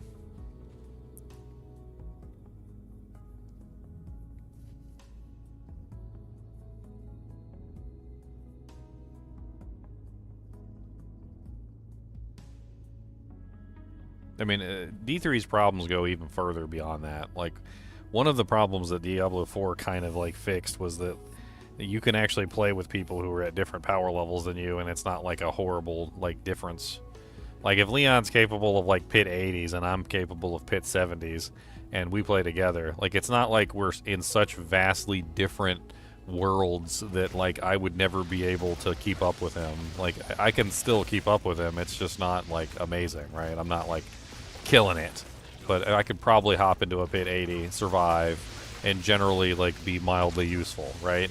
But like in Diablo 3, I distinctly remember if you weren't capable of the pit number that the other person that you were grouping with was capable of, like, it was over. You would just get one shot out of existence. Like, I distinctly remember quite a few times on both sides of the equation, like me being like a Greater Rift 100 capable character, and then somebody else who was only capable of like, you know, Greater Rift 50 or something like that, or Greater Rift 60, would try and join me, and they would just get absolutely annihilated out of existence. And it was embarrassing almost. Like, and the other way too, like sometimes I would make a new character and somebody would be like, hey, you know, just come along with me while I'm doing my Greater Rifts and you can get some EXP or whatever, right? And I would hop in there with them with a character that was like Torment 16 capable, and they would be doing like slightly higher than Torment 16. I would walk in and get like absolutely dusted. Like, the monster would just grab my butt cheek and hand it to me, and I would just laugh because there was nothing I could do. Like, the difference between like the D3 rifts and the D3 pits, or the D4 pits rather, like, is that you can actually join other people who are in those pits. I mean, yeah, there's a point at which, like, if you're in only pit 40 capable or something and somebody's in like a pit 90, yeah, you're definitely going to be way out of your scope. But, like, even then, there's often times where you can stay alive in those situations, where in Diablo 3, you could never stay alive in those situations. Like, it was like as soon as you were out of your depth as far as the pits were concerned, that was it. Like, you were done. They were like, yeah, you don't belong here. And they would boot you to the curb with a big old giant, like, shoe. Like, a big boot would just come out and just, like, kick you right out of the frickin' dungeon.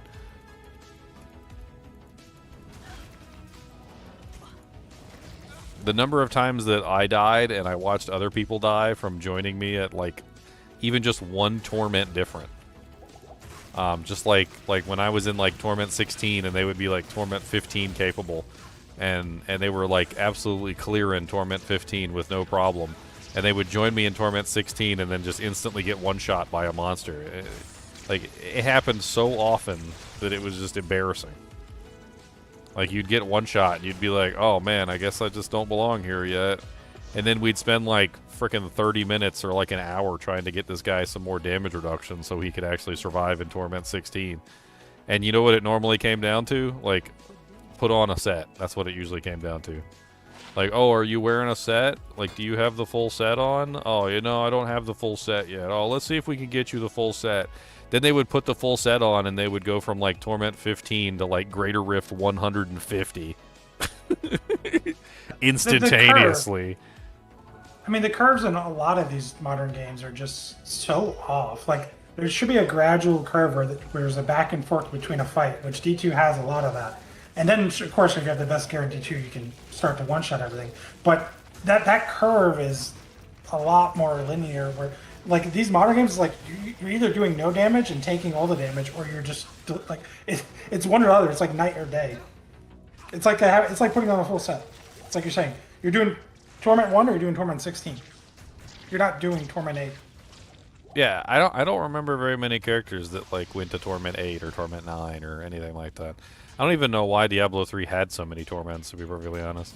Like There's no gradual growth. yeah, there was no gradual. It was literally just like you're either Torment 16 Greater Rifts or you were like Torment 1 or 2 or 3 or something. Like, and it usually had to do with your Paragon level too. Like your Paragon level had a lot to do with it. There was a lot of funny moments I remember in Diablo 3 where like I would make a brand new level 1 character with like 1,000 Paragon or whatever. I would put in my Paragon points and like realize that the game was so easy that I was just smashing everything. And I would start scaling up the torments, and like with just the Paragon points alone, I'd be at like Torment 7 or 8 as a level 1 character. Like it didn't even make any sense. Good day. It is an honor to serve you. I'm like, well, time to go to Torment 7 or 8 with my level 1 character. It's a problem with the big numbers too, because as you know in math, the larger the number, when it gets multiplied, you get a way larger results. It's exponential growth, right? Oh yeah, exponential. It's 2 times 2 is much smaller than 2 million times 2. Like the growth gets insane, because then you multiply that again, and it just keeps growing. Like, I don't understand. I've talked about it before. Like, I could fix Diablo 3. I know I could. Like, it wouldn't even take that much effort. The first step to fixing Diablo 3 would be to delete every single set from that game.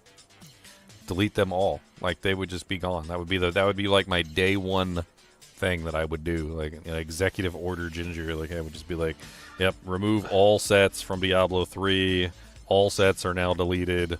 Signed the GGM, and then just like shoom, and like all of them would just get deleted from the game instantaneously.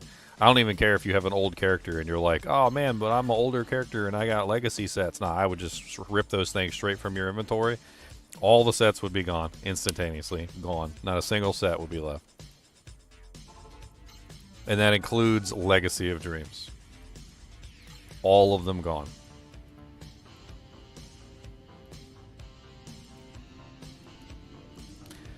Legacy of Dreams was the only way to build non-set character, and it was literally a set.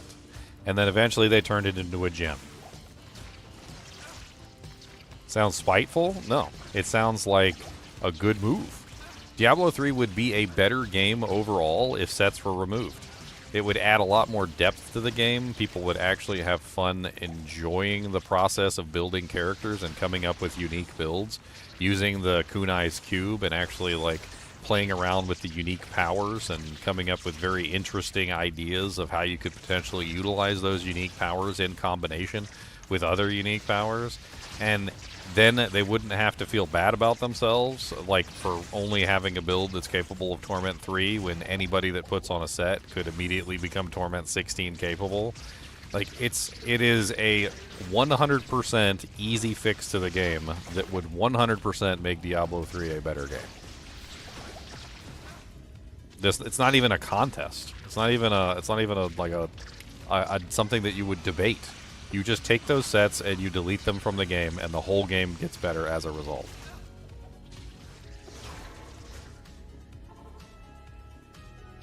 And do you know what my evidence is? I can give you evidence, all right? I don't even need you to believe me on this, okay? When Diablo 4 launched, did they add sets to the game? No. No, they didn't. Do you know why they didn't add any sets to Diablo 4? The developers said it. They said that Diablo 3's sets were a mistake. And they said they did not want to repeat the mistake that they made in Diablo 3. They literally said that the Diablo 3 sets were a mistake. I don't need you to believe me. The developers already admitted it. They know that the sets from Diablo 3 were a mistake, and that they were bad itemization, and that they literally made the game too easy in just about every single way. And they decided not to add them into Diablo 4 for that express reason. They're too afraid to remove them from Diablo 3 because they don't want to piss off all the existing players that are dedicated to using those sets. But they understand very well that having those sets in the game was a negative thing, and that they did not want to bring that forward to Diablo 4. Diablo 2, on the other hand, has sets, and they're much better balanced. But even then, like, some of the sets in Diablo 2 are, like, kind of borderline. The only interesting thing to me, I don't like sets in any game. I'll give it like a collection thing, like you're collecting cards. You finish the deck of cards. Yeah, you've collected like 8 pieces, whatever it was. That's cool, but they can give you other things to collect besides armor and gear. Because like, there's nothing interesting about here. You take all this, you put it together, and your character works. Like, it's stupid. I mean, some of the sets in D2 are great. Like, they have 2-piece bonuses and, like, 3-piece bonuses, and they're useful, and you use them in combination with other stuff, and those are great. But the ones that require you to wear the whole set to get the bonus, like, those are awful. They're awful design. It's terrible design. Like, Millibrega's set, for instance. Like, Millibrega's is, like, halfway decent if you wear the whole set. But it's got, like, no 2-piece, no 3-piece bonuses. It has, like, nothing on it that would incentivize you to wear any of the pieces by themselves. Like, they're just awful. And then, like, you've put on the whole set, and suddenly the whole set is actually pretty good. And you're like, oh my god, this set's actually not bad. But then you have to wear the whole set. And very quickly you realize, you're like, huh, well, I'd rather be wearing this piece over here. And you take off one piece of the set, and all of a sudden, like, all the bonuses disappear into the ether. The ancient legendary thing with the litany of nightmares was stupid as well. I didn't like it either. It was the only way to not build a set, and I will admit that I used the litany of nightmares. I can't remember, like, there's 2 items. There were the 2 rings. I used them a lot because I didn't like doing the sets, and I liked making my own builds. But the majority of the time, those sets were not comparable to, like, a character who was using, like, the set for that particular season. Like, at the end of the day, the people who were using the sets, like the ones that were for that particular season, like the one they gave away in the season journey, they were always more powerful than the people who were using the Litany of Nightmares. I can't even remember that. There's 2 different items, and I'm probably just saying one of the items' names. Because there's 2 different rings, and you had to wear the 2 rings in combination to make it work. It was the Litany of the Undaunted and the Wailing Host. The Litany of the Undaunted and the Wailing Host. Those were the 2 rings, and then eventually they converted them into a gem, if I believe. But you could still wear the ring set if you had the ring set, even after they made the gem.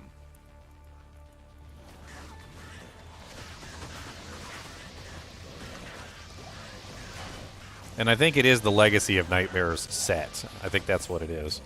I think because I remember it being called like LON or something like that. Yeah, it's the Legacy.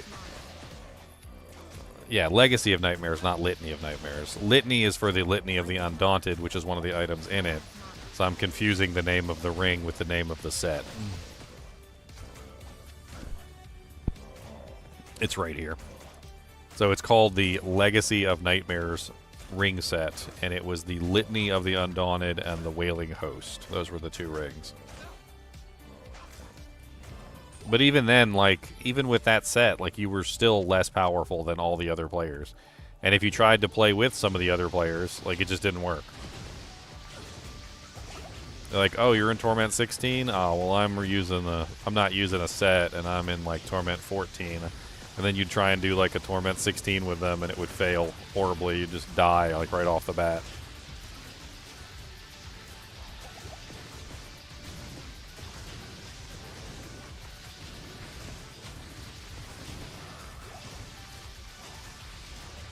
I need mana.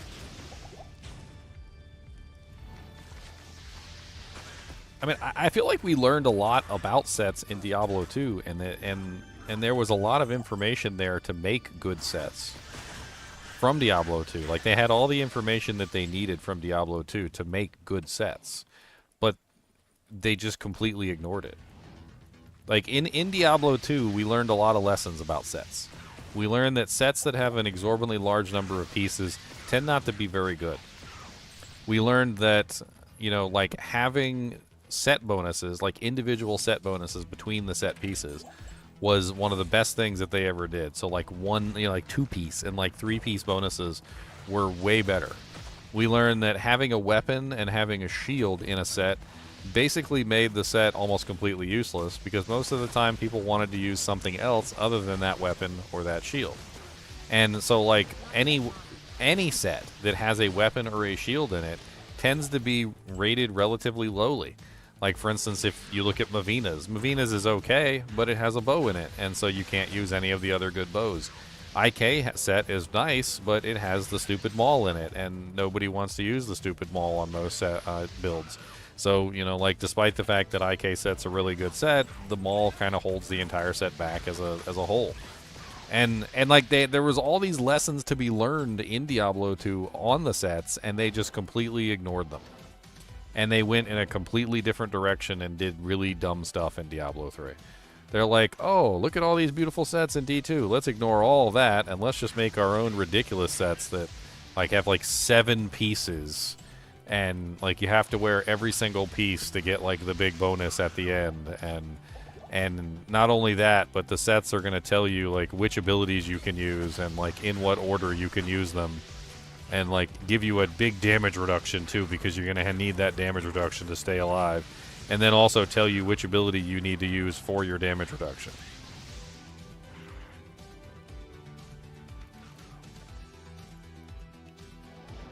Did I grab that waypoint? I think I did.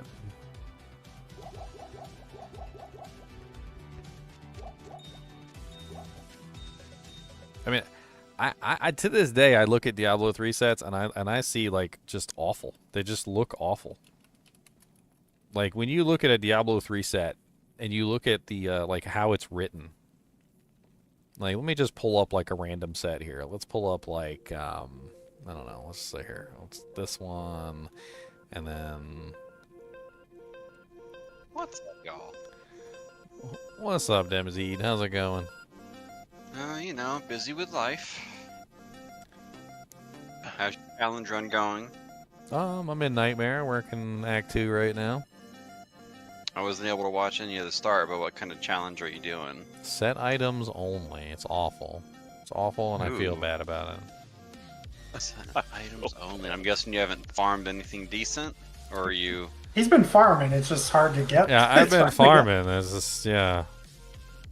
It's fair. He did cows like 100 times. get- I think he's trying to get the nightmare cows so he has a little more options. I Yeah, think it would that's be the it next would step. be nice to get like Nightmare cows. Okay. Yeah, here we go. Okay, so here's a Diablo 3 set for you right here. And we're gonna rail on Diablo 3 today. That's the seems to be the theme of today's stream. We're just gonna keep hating on Diablo 3. So look, this is the set, right? 1, 2, 3, 4, 5, 6, 7 pieces. Okay, leg, torso, hands, neck, head, feet, shoulders. Ridiculous. Set bonus number 2 reduces the cost of all abilities by 50% while Akaret's champion is alive. You know what this translates to? Use Akaret's champion. Set bonus 4 reduce the cooldown of Akaret's champion by 50%. Use Akaret's champion. Set while Akaret's champion is active, you deal 12,000% increased damage and take 50% less damage. Use Akaret's champion. This is literally just spam Akaret's champion and win the game. My friends, spam Akaret's champion and win the game. Who thought this was a good idea? Like, who was the guy in the thing that was like, you know what? Let's give them 12,000% increased damage as long as they keep Akaret's champion installed, upgraded. Let's just gotta keep that cooldown running. Let's go. And 50% damage reduction, and also cost of all abilities go down by 50%, and also the cooldown of Akaret's champion goes down by 50%. And at this point, like, you're wearing 7 pieces of equipment, which I can't even remember how many pieces of equipment there was on the D3 characters. I think it was a little bit more than that, but, like, you're pretty much using every single piece of equipment for the set. So there's, like, no originality left in your character anymore. Like, it's just wear a set. There's no creativity, and the whole point of these games is to create things. Get 12,000% damage. Well, you don't want 12,000% damage, Leon? 12,000. That's not even the highest. I don't want 12,000% damage. 12,000% damage. I don't want monsters with trillions of health, because then I have to do trillions of damage, and I need 12,000% damage because I can't kill a monster. I can't even do 1% of a monster's life bar without 12,000 damage because they made the game that way. Diablo 4 has loadouts. It's had loadouts since, what was it, Season 7? Was it Season 7 or 6 where they added loadouts? I can't even remember. Loadouts have been in the game for a while.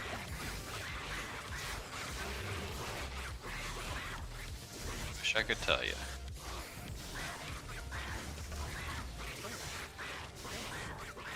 Thinking about doing a challenge where I use crafted items, but that wouldn't happen until at least Nightmare. Yeah, I was thinking about that one, and that's going to be a bridge that I'm going to have to cross eventually for my runs, is the crafted item challenge. So, like, I think with the crafted item challenge, because of the nature of crafted items requiring a perfect gem, I don't think it's really possible to actually have a... Oh, that's a nice armor. That's a tri-res. It's got cold, lightning, and it has poison length reduced by 75%, which makes it a tri-res armor. It's interesting. It might be better than what he has. I don't know. I'll check it later. But so one of the things we were thinking is that we would have to have like some garbage tier equipment or something. Like just basically give them enough gems to craft up like a full set of equipment with crafted gear on like a level 1 character or something. Which would be garbage, by the way. Like, most of it would be trash. Like, really bad stats, you know, like, not even really all that useful for the most part. But I don't think it would be possible to, like, play the game without at least some equipment until you got perfect gems. It takes too long to get perfect gems. There's just no way. Even if you collected every single chip and flawed in the beginning of the game, there would be no way you would actually be able to get the gems you needed to craft.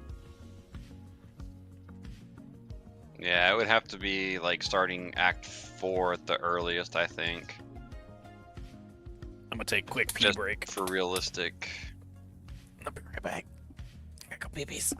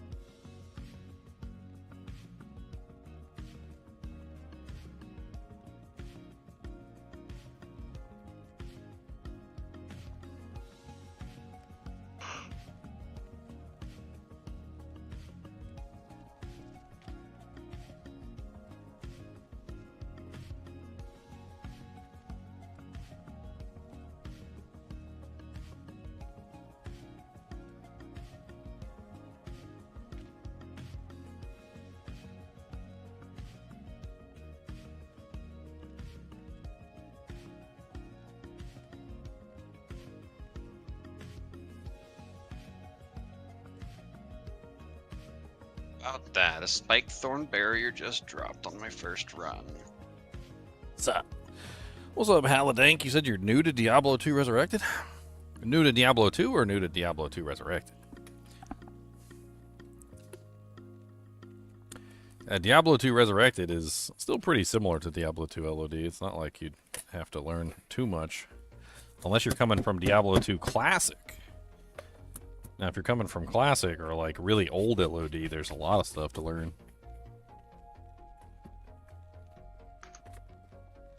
Oh, you're new to D2 in general. Okay. So you got a lot of learning to do. People are going to be jealous of that. He's experiencing D2 for the first time all over again. Yeah, it's huge. Oh, yeah. It's a whole new world. You might want to look up my lying character screen video as one of your first videos to watch, because like Diablo 2 is a tricky devil. There's a lot of things that the character screen lies to you about. They call it LCS, lying character screen, and it's been a tradition actually, like among all the games. I'm pretty sure. Like I think even in D2, D3, and even D4, like the character screen still lies to you on quite a few occasions. In other words, you can't really trust what the character screen tells you. I think that's the most important takeaway from what I'm talking about. But if you want more specifics, I got like a whole video on all the various ways the character screen lies to you.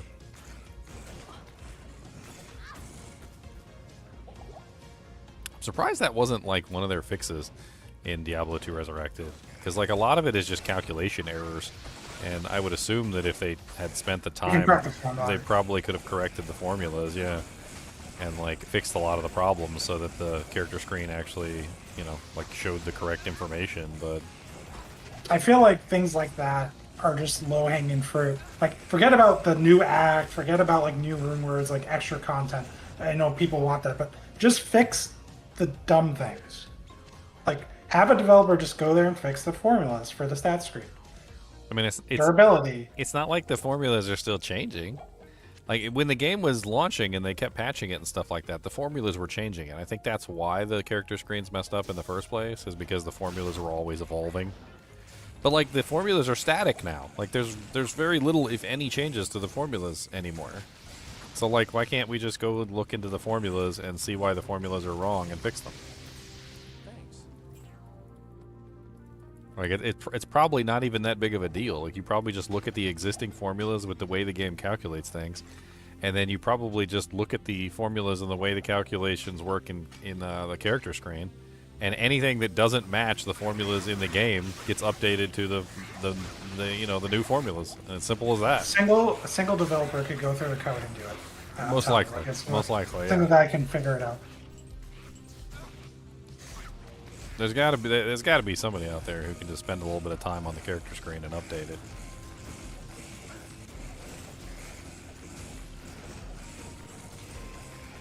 I mean, at least we got the advanced panel, that was big. The advanced panel was big, being able to actually like see stuff on your character that way. Although the advanced panel lies to you a little bit, but that also lies to you.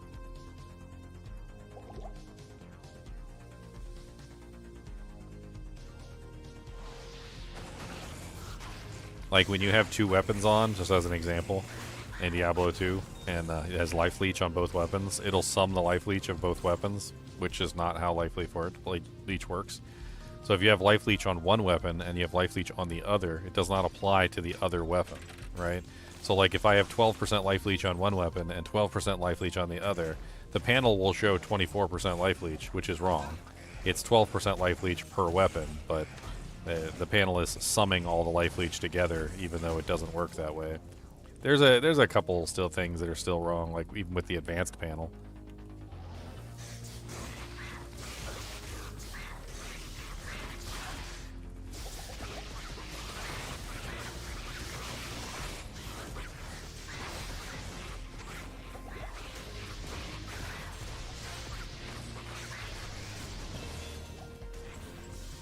Well, that's a first for me. But yeah, My computer just randomly decided to shut down.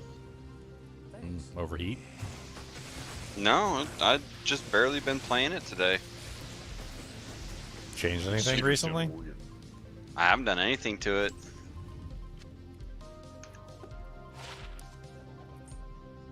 I know we do have there's a storm going on, so that could be part of it, but If you cast multiple firewalls, does it maximize damage? So firewall isn't as simple as that. So for those of you who are interested in how firewall works, let's go look it up real quick, so I can show you the information on firewall. Firewall is a complicated beast. All right.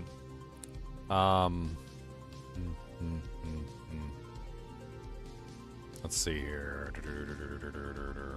So this is the first thing we have to go over here. All right. So where's the size? I don't want to look at that one. Okay. Displayed fire damage per second assumes that 3 missiles apply damage to the target at a bit rate of 3 or 25/256. This is normally the case for size 3 targets. All right. Size 3 targets are things like Venom Lords, and Diablo counts as a size 3 target, and like Urdars are size 3 targets, and so forth and so on. But only applies to size 2 targets when firewall is in close to parallel with straight edges or walls. Otherwise, 2/3 or 1/3 fire damage per second is actually applied. Size 1 targets, things like flares, dolls, etc., only take 1/3 of the displayed fire damage per second, because they're only being hit by one of the 3 missiles from the ability. The way that I like to visualize it is essentially like this. And I'm going to bring up a paint and I'm going to show you how this potentially works.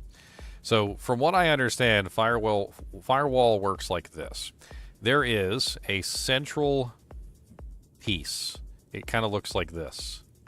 And then on the sides of it are two more firewalls that sort of overlap a little bit, like this. And then a third one which kind of functions like this. All right. So if you have a monster who's like a particularly small monster and he's standing in like this particular area, he's only going to get hit by 2 out of the 3 parts of the wall, essentially. If you have a larger monster who is a size 3 monster, he's going to get hit by all 3 parts of the firewall. Then if you have a little tiny baby monster who's only getting hit by 1 portion of the wall, he's only taking 1/3 of the damage. So essentially your big monsters always take all 3 missiles. Your small monsters only take 2 missiles, and your teeny tiny monsters can only take 1 of the missiles per hit, right? But then you can also stack multiple firewalls on top of a target. So you can have multiple firewalls hitting a target at the same time, but each firewall only applies its bit rate at a maximum amount per frames or something like that, right? So like when cast, Firewalker missiles are fired in both directions, target along a line perpendicular to the line between the caster and the target. Static firewall missiles fire a bit rate every frame for 89 frames or 3.56 seconds. Firewalk missiles exist longer and thus travel further as skill level increases, resulting in longer firewalls. And then, so here we go. So best cast on stationary targets or along the anticipated path of targets, so they have to walk or run along it to their objective. This allows them to get hit by the most number. When cast continuously, so this is if you have a stationary target and you're casting it continuously on this target, there is a maximum damage output there as well. So maximum fire damage per second is achieved after 89 frames or 3.56 seconds when first firewall expires, can be approximated from displayed fire damage per second by multiplying it by the missiles. Cast rate of delay of 1.4 seconds plus action frame, so sorceress cast rate plus blah blah blah. For example, maximum fire damage per second for a sorceress with 40 cast frame is would be displayed fire damage per second multiplied by 89 divided by 40, or 2.225. In other words, like essentially you can stack multiple firewalls on a target, but you can only stack multiple firewalls on a target in a certain given time frame. Then it also depends on the size of the monster, depending on how many missiles they're actually being hit by at that particular time. So larger monsters, when casting multiple firewalls on them, are going to be hit by more missiles than a smaller monster who is going to be hit by less missiles, right? So like, given an example, if you cast like 3 firewalls on Diablo, he can get hit by 3, 6, 9 missiles, right, at the same time. Whereas if you cast 3 firewalls on a Flayer in the Flayer jungle, he's only getting hit by 1 missile per firewall, which is 1, 2, 3, for a maximum of 3 missiles at that particular time period. In other words, Firewall has all these really weird little like things going on, where like, what is the size of the monster? How many firewalls did you put on there? Like, is he actually standing in the firewall, or is he standing like on the edge of the firewall? There's a lot of like little weird things going on. And also like the other thing is unit damage regeneration. So like if you're only hitting them once every once in a while, sometimes they can still regenerate. Whereas if they're standing still in the fire, they won't regenerate because the missiles will completely saturate their damage output. So it stops regeneration from happening. But if you're like running around and they're walking through the firewall, and then there's times when they're not in the firewall, well, then they're still going to be regenerating because they're not constantly in the firewall, and that creates a different like thing as well. I think it could be fun one season just to do like a full firewall sorceress. I haven't done a full firewall sorceress in a long time. Could be really neat to like really like focus on a firewall sorceress, see how far I can push it. Obviously, having a good mercenary helps out a ton, because if you can get the monster to stand still, then you can do a lot more damage to them. which so your mercenary becomes very important as a firewall sorceress. You really need that high quality mercenary that can stand there and take a punishment, so you can get the firewalls directly under their feet and dish out as much damage as possible. I mean, the Holy Freeze, slow them down, right? Yeah, right now I'm working on the Defiance because I don't really have enough gear to make him give him faster hit recovery that he needs. Once I get enough gear for him, I'll probably swap over to Holy Freeze. It's like a technical problem right now. Like I don't think he'd be able to survive with Holy Freeze in his current setup. You're dying. I know, my saint.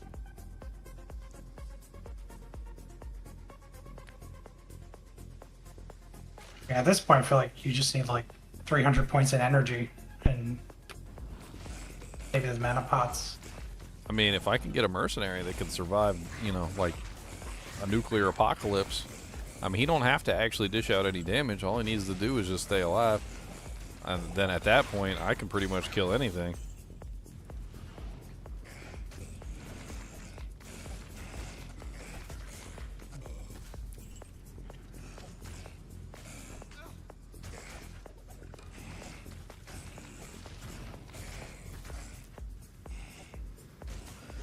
Your new obsession is giving your Merc Reaper Stoles. I mean, it's a good weapon.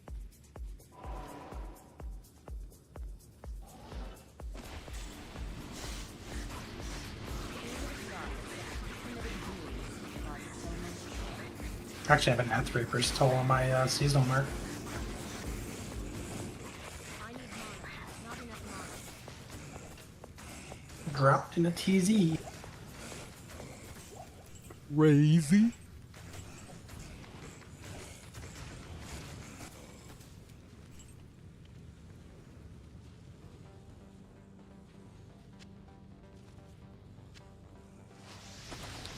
I think I forgot to do my imbue quest.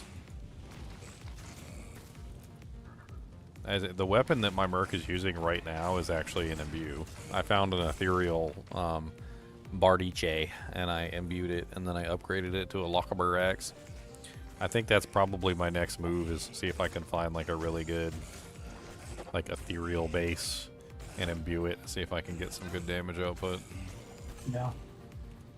That has a low minimum. You probably want something with better average damage, right? That range seems a little... Oh yeah, it's a baby weapon. I mean, it was a Bardiche is like one of the worst like quality weapons. It's not even good like by most standards. It was literally just the first ethereal like weapon I found, and I just went ahead and imbued it, and it turned out pretty good. Like it's not a bad weapon, but like he's getting into nightmare difficulty now. He needs a more chunky boy weapon. It's a 10% chance from gambling to get a rare. Yeah.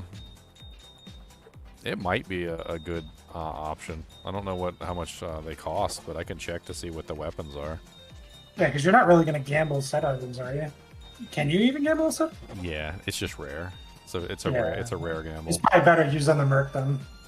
Well, it would be good if I could potentially like make them work together. Like that would be the general idea, is try and gamble for something for myself that also could potentially go work for him. But I don't know exactly like what items I would even use for that. It's only helm, chest. They're not too expensive. You can't gamble ethereal items though, which is unfortunate. Really? Yeah. They can't be Yeah, you can't gamble eth items. That's bad. What base would I even gamble? I don't even know. Let me see. Pole arms. Probably a pole arm, not a spear. Probably something fast, not something hard hitting. Speed would be better than damage, especially since he's going to be like constantly getting wailed on. We need to look at like the normal bases. So the normal bases. So it would either be a war scythe or a scythe. I think the war scythe has better average damage. 77 versus 76. I guess they're pretty similar. The giant thresher is better though.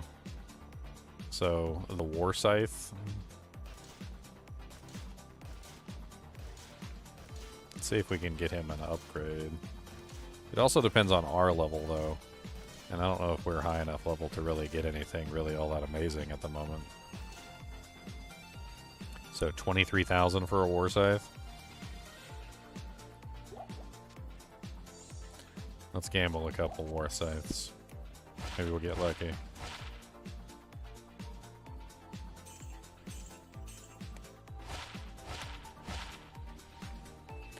Alright, so we got one rare war scythe. It is terrible. Has no damage, no IAS, no enhanced damage, no min, no max. Well, one min. No life leech. That's pretty rough. Oh, baby. What the hell did we just get? No. What? Sockets? And Dude. double? Dude. What is that? Alright. So lucky is what that is. I- Streamer luck, Ginger. No, it's Leon luck, because Leon mentioned gambling, so he got the Leon luck Yeah. passed to him. Okay, so if we can upgrade that, that would definitely be good. Yeah. What's the upgrade That's recipe? insane. Let's see. Upgrade rare weapon 1. Did I type it wrong? I can't remember what the recipe is right off the top of my head. I like Leon luck. Leon luck is great. I aspire to have Leon luck. Give me a sec, I can tell you what it is. I'm on the page. I had the command. I don't know if I'm typing it Rare wrong. weapon to Ort Am P Sapphire. An am. Oh, I don't have an am.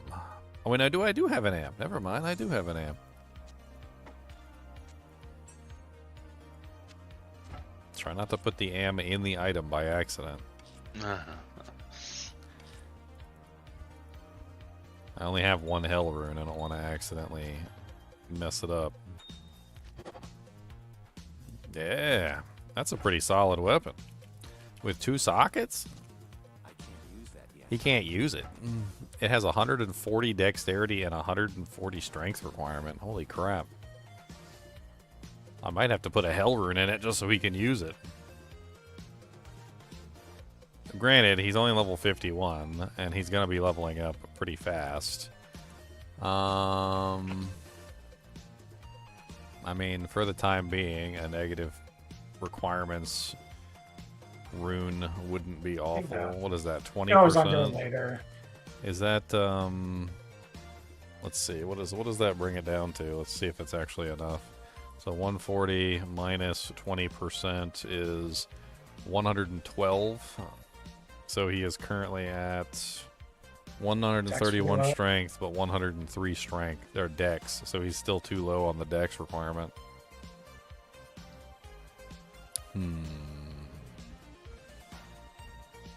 I mean, Dex helmet or something. I mean, I do have a helmet with 2 sockets in it that I could potentially put, like, dexterity in or something. I mean, I've got 2 perfect emeralds. I could swap the helmet, put 2 perfect emeralds in the helmet. What does 2 perfect emeralds give dex-wise? It's 10 per.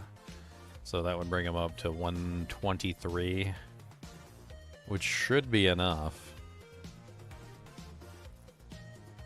And then what do I throw in the other socket? That's the question.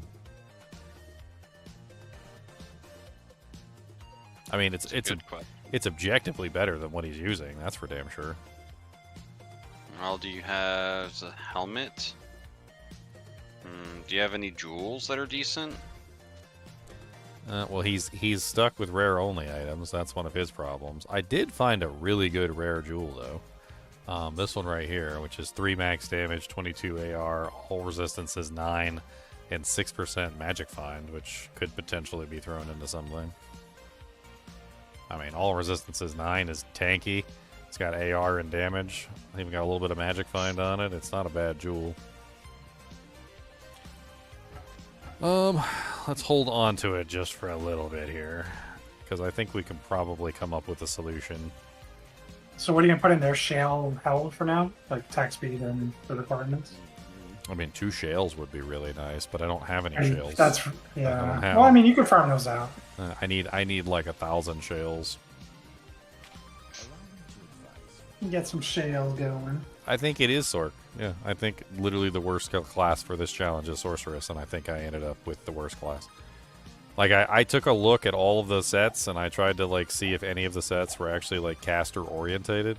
And with the exception of Tal Rasha's and Naj's, which are two extremely high-level sets, there's basically no caster sets. Like, they're essentially all geared specifically toward melee characters. So, like, I got, like, the worst character for this build. Like, if I was to do, like, a full set run on, like, a Barbarian or a Paladin or something like that, I probably would be better off. The Necromancer can do naked runs. Like, he's 100% capable of naked runs. Because he has his own meat shields. That's what makes him special. Like, he's got his own meat shields. He doesn't care about, like, being naked. He could just stand behind his army and let them do the work. But, like, the Sorceress doesn't have a meat shield. She's got a Mercenary at best, if she can get the Mercenary to survive longer than 10 seconds. Meanwhile, the Necromancer's got golems, skeletons, mages, revives.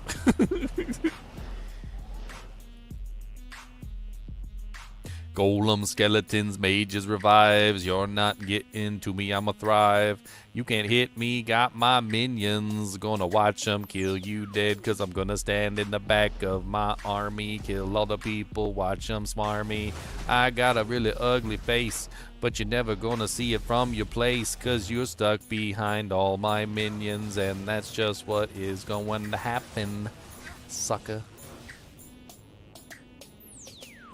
No minions are coming for you. I'm gonna shoot you with some corpse explosions of your fallen comrades. Bone bits stuck in your ugly faces.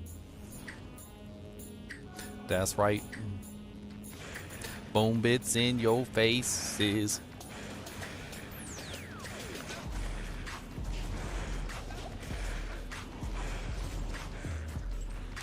And dude, if I got freaking a set run on my Necromancer, I'd probably just sit there and farm until I got full trangs. Yeah. I would just do it. I'd be like, you know what? I was like, full trangs, let's go. Vampire Necromancer coming at you, shooting firewalls and fireballs. Gonna get you with a meteor from heaven, kill you dead with fireballs. Didn't think you were gonna get it, cause I got down fireballs hit it. I'd still be doing firewall.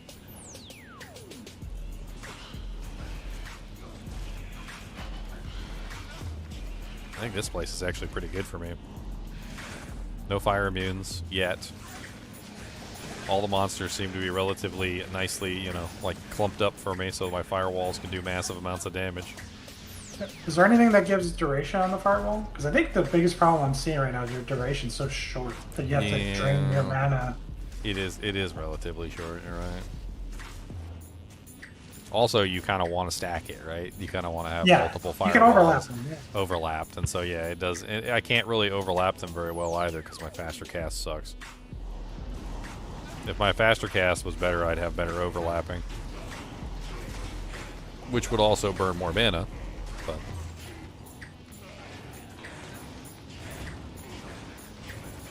I need to finish capping out the synergy for firewall is what I need to do. But I'm currently trying to like hybridize. If I can get fire warmth maxed out, I'll have a much faster mana recovery rate. But another problem is I don't have enough mana. Like, none of this gear is giving me any bonus mana or energy or anything. So like, I've basically got like no mana. I'm actually kind of hoping that some Arcanas drops, because Arcanas is like the one set that has like a large amount of mana on it.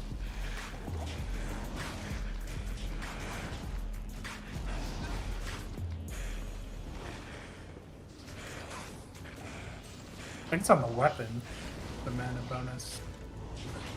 That's also on the set bonus too, right? Still haven't found a Saigon shield either. Where's my Saigon shield at?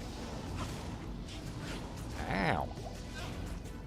Look here, Mr. Ghoul Lord. Ow.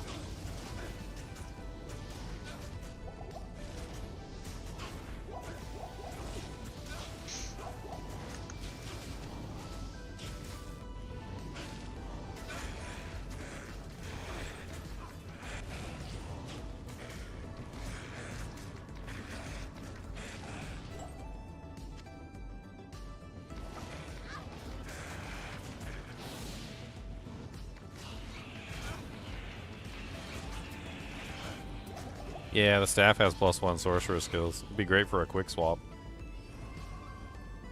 If I could find it.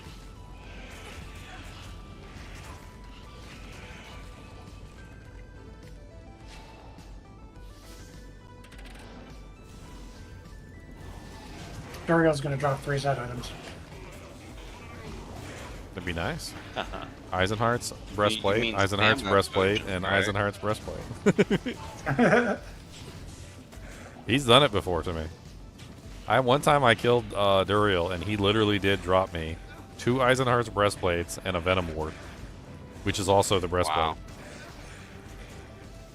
I was like, oh, 3 breastplates. Why, you shouldn't have. Like, no, really, you shouldn't have. Please stop. You're killing me with kindness.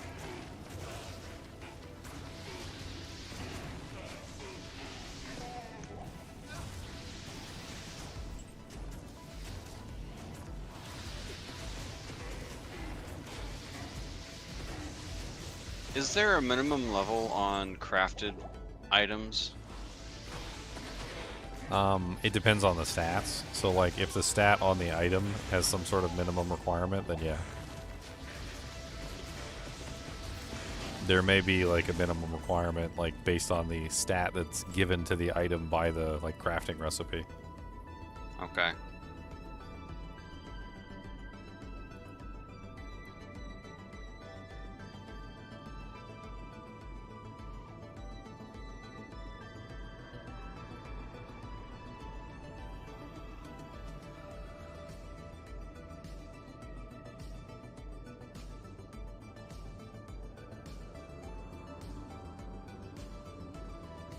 I had to make a post and announcements today because I'm sick and tired of there being people in the server that somehow don't know this is my server.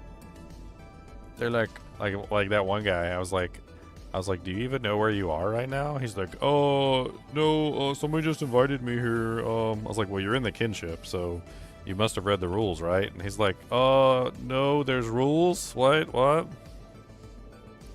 was like, well, I'm Ginger Gaming Mentor. Hi. He's like, oh, okay. It's like, I run a YouTube channel. He's like, you do? I didn't know. I'm like, I don't know. How would you not know if you're in a Discord server, though?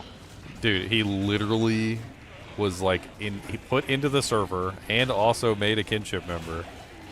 Nobody told him where he was or what he was doing. The guy was like lost in a forest somewhere. And then he joined voice chat and like he was cussing up a storm, and I'm like, who is this guy? He didn't even know where he was. Like, it was like somebody picked him up and teleported him into the server.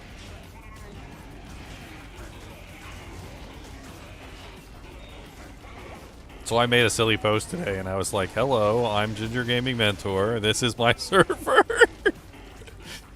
Like, I run a YouTube channel. This is my Discord for my YouTube channel. Or like half of us just sat there and kind of chuckled at it. The sad thing is somebody probably read it and was like, oh wow, I didn't know I was on his Discord server. Like, he's a YouTuber? Wow, I didn't know that. Does it just make you shake your head and frown? And then there was wasn't it the other guy yesterday? He was like, yeah, well, I don't really watch your YouTube channel at all. I'm like, what? Why are you here, bro? It's like, okay.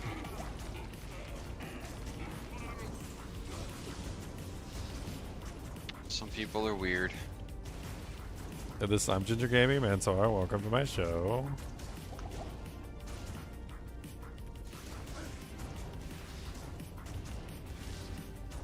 I think I seen something similar to that too. It was like this guy was at some convention or something, and he wanted to meet like an actor. I think it was like Hugh Jackman or something like that, or like Robert Downey Jr. I can't remember exactly. And like, I remember it was a video, and literally like it was like Robert Downey Jr. literally walked up to the guy and introduced himself because he was so excited to meet Robert Downey Jr. or something. And he literally looked at the guy, looked at Robert Downey Jr. and he said, He said, I can't talk right now. I'm waiting for Robert Downey Jr. to come out. Do you see him anywhere? And he was like, what? He's like, yeah, do you see him anywhere? You know, the guy that plays Iron Man? Like, is he anywhere? Like, and he's, and dude, he's literally standing there just like dumbstruck. Like, he can't even understand what's going on right now. He's like, I'm literally standing right here. He didn't even say anything. He didn't even do anything or like correct him or anything. Like, he just let him keep believing that like that he wasn't Robert Downey Jr. And he just let it go. He was like, you know what? He's like, he's obviously not that big of a fan. You know, like he doesn't know who I am. So obviously not that big of a fan.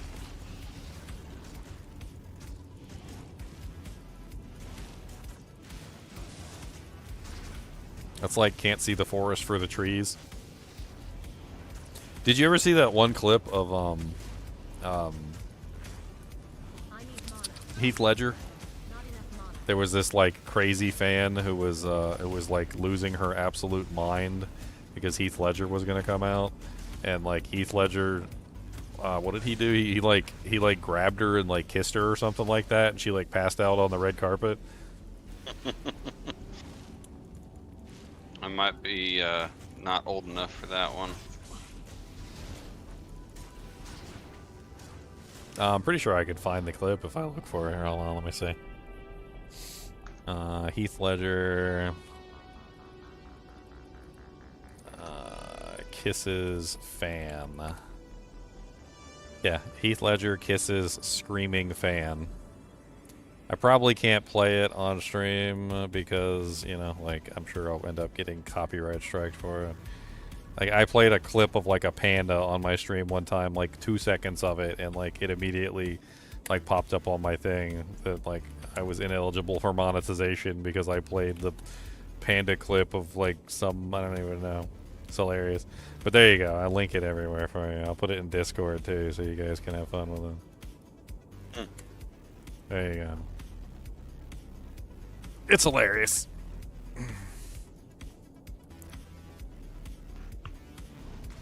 Not that I'm comparing myself to any, like, famous actors or anything. But it does seem kind of silly to be in a, like, you know, like, if there was, like, a Heath Ledger, or, you know, not Heath Ledger, because he's dead. Let's not use Heath Ledger. It's like Robert Downey Jr. Like, maybe there was a Robert Downey Jr., you know, like, fan club or something, right? And you're in the Robert Downey Jr. fan club. And then, like, Robert Downey Jr. shows up, and you're like, who are you? Like, it's me. I'm Robert Downey Jr. Like, yeah, but what are you doing here? Oh, well, this is my fan club. It's literally has my name on. Like, what are you doing here? What are you doing here?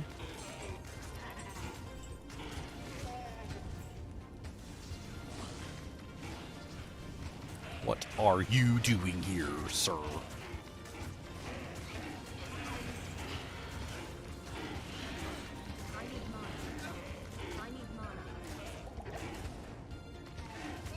It happens so often, too. Like, I've seen so many funny memes where literally somebody will be, you know, like in like a Spider-Man fan club or something, and then like they're talking with some guy on the internet, and they're like, who are you to like talk about Spider-Man? You don't know anything about Spider-Man. And then like 3 people will like comment, and they're like, dude, that's literally Peter Parker from the new movie. Like, that's Tom Holland. Like, what the hell is wrong with you? It's literally Tom Holland. He's telling you about his day in the movie. Like, you were literally talking about his costume and what his costume was made out of, and he's literally telling you what his costume was made out of. It's literally Tom Holland. Who's Tom Holland? Like, why are you even in the Spider-Man Discord? Like, what is even going on right now? I think there's a lot of people that do that just because they're just ignorant.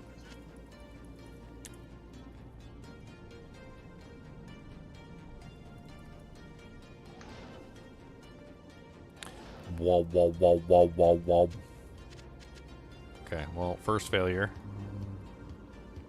First failure. I'm about to just, like, die teleporting. Well, I'm gonna die teleporting to the goal. Let's go.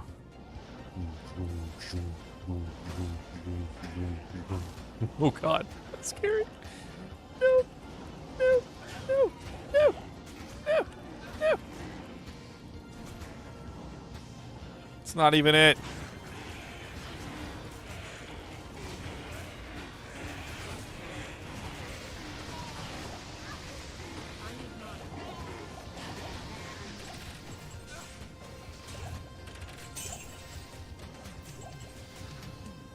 Alright, so here's a fun little challenge for you guys. Let's see if anybody knows the answer to this. So super chests are really good for finding certain items, right? You can find a lot of items from super chests. Why would super chests not be a good idea on a set item only challenge? What would be the reason why you would not want to do super chests on a set item only challenge?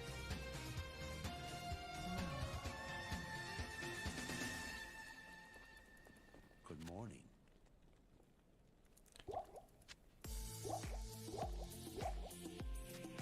There is a reason. Well, not no, but close. It's not no uniques or set items. You can get uniques or set items from a super chest. It's just extremely rare. Extremely rare.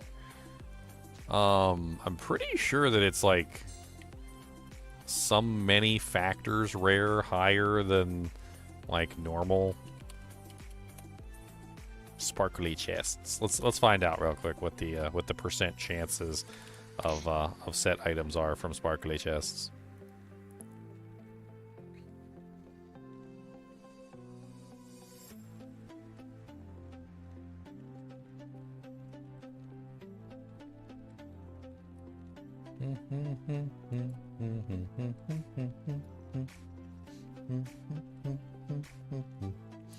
I think this one has it.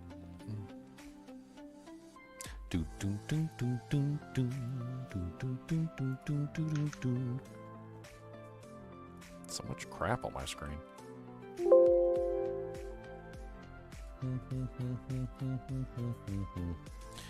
Let's see.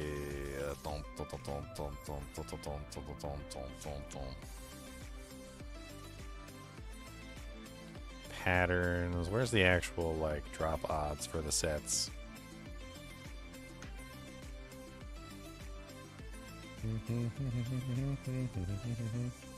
I can't remember the drop odds, and this one doesn't seem to have the drop odds here. Not that it really matters.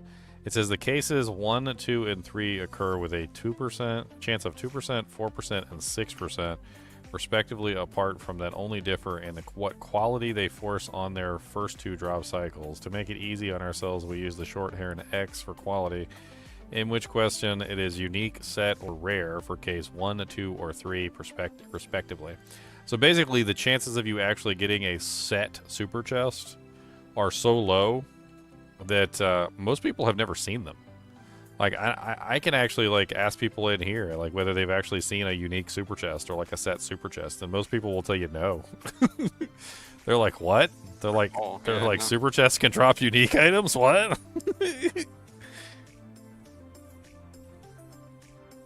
Pretty sure I've seen unique items from super chests, but never set. Yeah, it's rare. You can have all rare, you can have all set, or all unique, but it's so uncommon that it's just a horrible... It is a horrible way to try and grind out items. Like, good luck. If it happens, you hit the lottery, basically. That's essentially it. The hell was that? Sounded like somebody just Sneeze. lost Sorry. their brain pan in a... You check your trash can for your brain. Might be Pretty in there. close. Might be in there. That was an Uber sneeze. Yeah, that was an Uber sneeze. He collected organs for that one.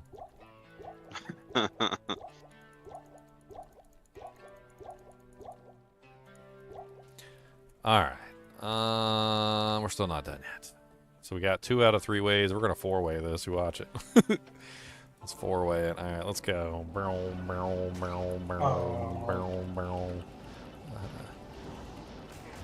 I didn't say 3-way, okay? Not menage a trois. Yep, we 4-wayed it. Ow! Got your favorite act coming up next. I mean, with a sorceress, it's not like too horrible. Say that now.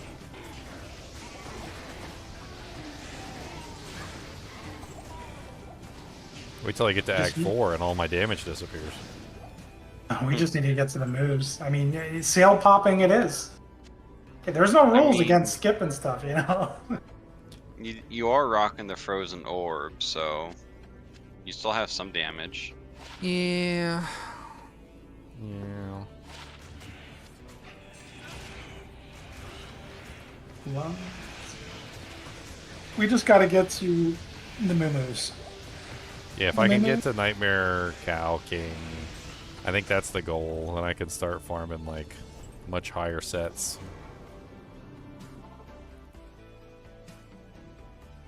You sneezed so hard a while ago, you cracked your back. I wish. That sounds fantastic right now.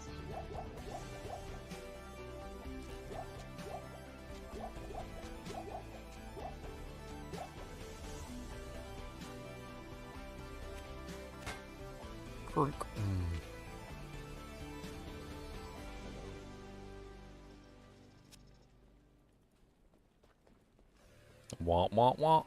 Wah, wah, wah. Alright, so we know which way it is now. It's the horrible stairway.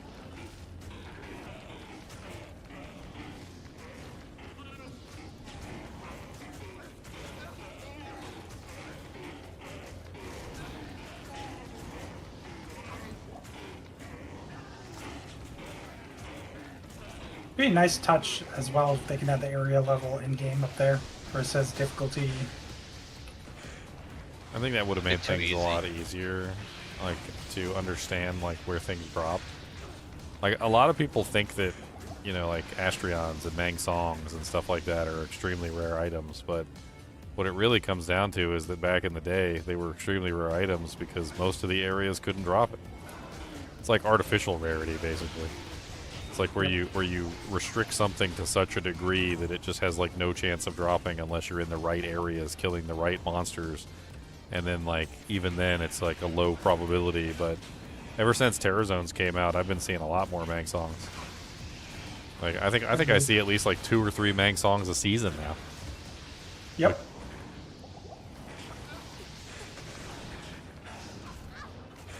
And that just comes down to the fact that people actually know what Terror Zone level they're in. Because it says it up in the top left-hand corner. It says what level you're in. Not that you couldn't figure it out on your own, but... Exactly. I mean, it's probably very similar code to just implement it in every zone.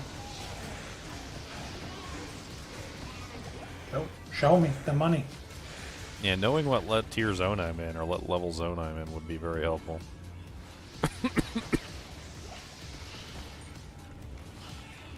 The oddity, though, of like having a TC class that doesn't line up with the item level, though, is kind of weird. That also makes things a little difficult as well. Yeah. Like we were talking about with Tal's Amulet. Tal's Amulet has a TC class of 26, and it has like a level requirement of what is it like? It's like 60s or 67. something, or yeah, 67. Why does it have a TC class of level like 26 when it's a 67 item? It's weird. You can literally find it so far before you actually get a chance to use it.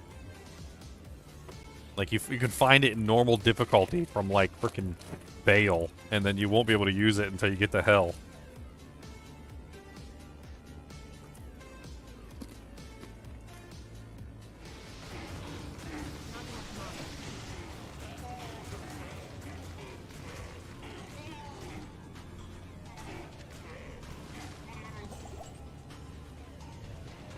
Almost got another level. Merc gets more stats. Yep. Oh, he's gonna be loving that weapon eventually. I really do need more mana. I'll put another point in warmth. Yeah, at this point, just dodge every attack and just dump every point in energy, and Dude, I only have 312 HP. Like that's okay. It's enough. You just don't get hit. You know, Still get hit.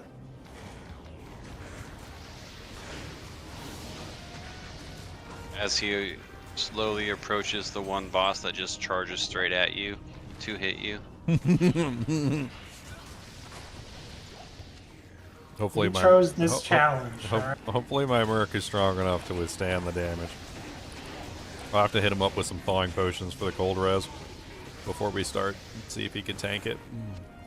It'll increase his cap. I mean, he's currently at 75% cold res, but if we get him a little bit higher, like 85% with, I think, with the potion, because it increases the cap. I mean, maybe. I don't know.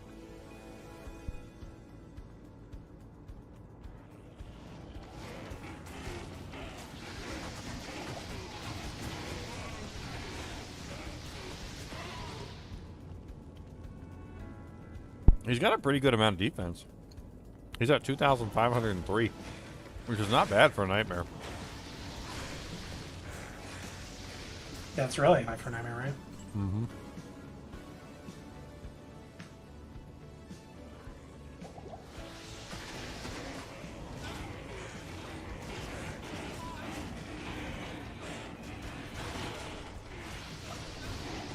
Ghosty boys in the next unknowns. Ow. He's hitting me with fireballs. Little punk. I see them. They're coming. he was like sniping me with the dang thing. Stop! Hey, at least it's not touching your Merc. I wish he would. Dude, he's gonna like KO me with a fireball.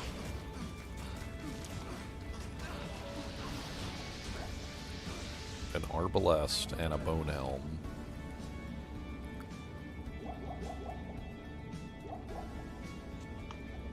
Arbalest is probably worth money. Bone helm is worth money. Too bad you can't have the Con Merc. Gone. Yep.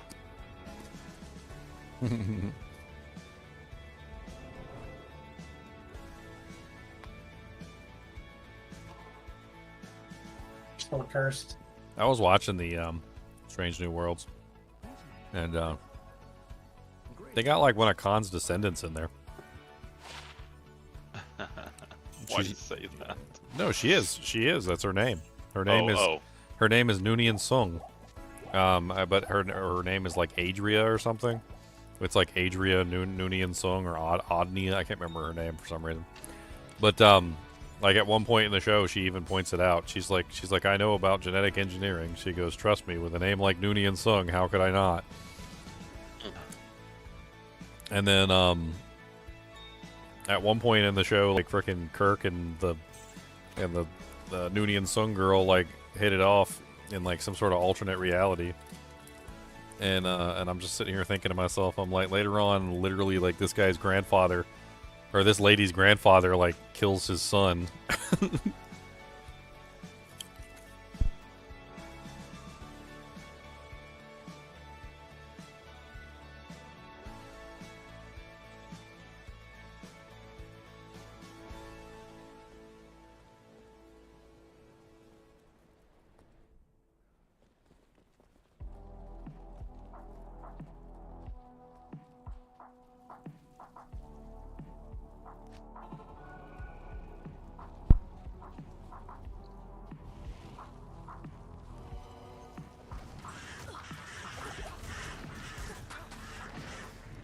So does it only show the badge for the top 3 people? Is that it? So you got to be in the top 3? Nightbot's still hogging number 2. I don't know why Nightbot is allowed to have one of the positions. I'll have to figure if I can see if I can fix that.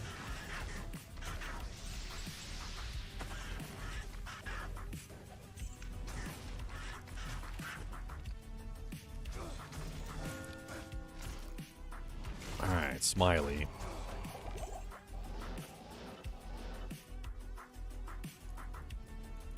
Oh look, ghosties. And Urdars. Urdars are size 3. Size 3 monsters get lots of fireball damage. Look at it melt.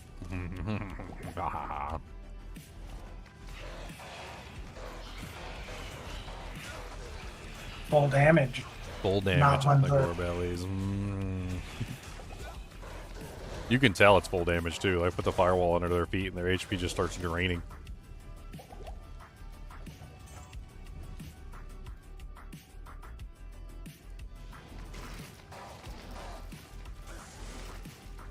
Do not go in the room. Stand at the door.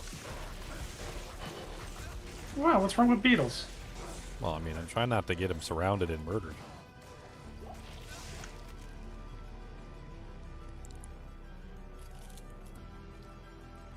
Admiral Thrawn.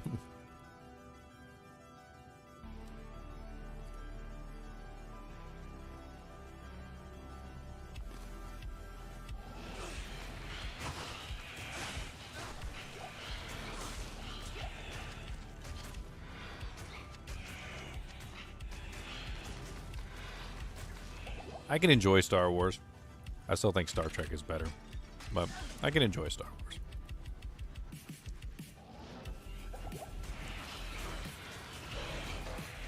I don't know what the hell Disney's doing to Star Wars at this point, but Nothing Taking good. the Star Wars out of it. Now, there's some that are good, like Andor's pretty good. Andor's a good show, yeah. Andor was good. That was very good. And I think Mandalorian proved that you don't need Jedi to make the story good. It's a crutch that they were holding on to for too long. I think Andor and the other one proved that. Really.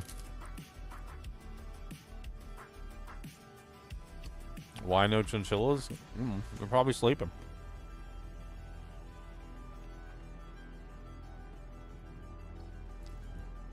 They were really active at the beginning of the stream. I don't know what they were doing.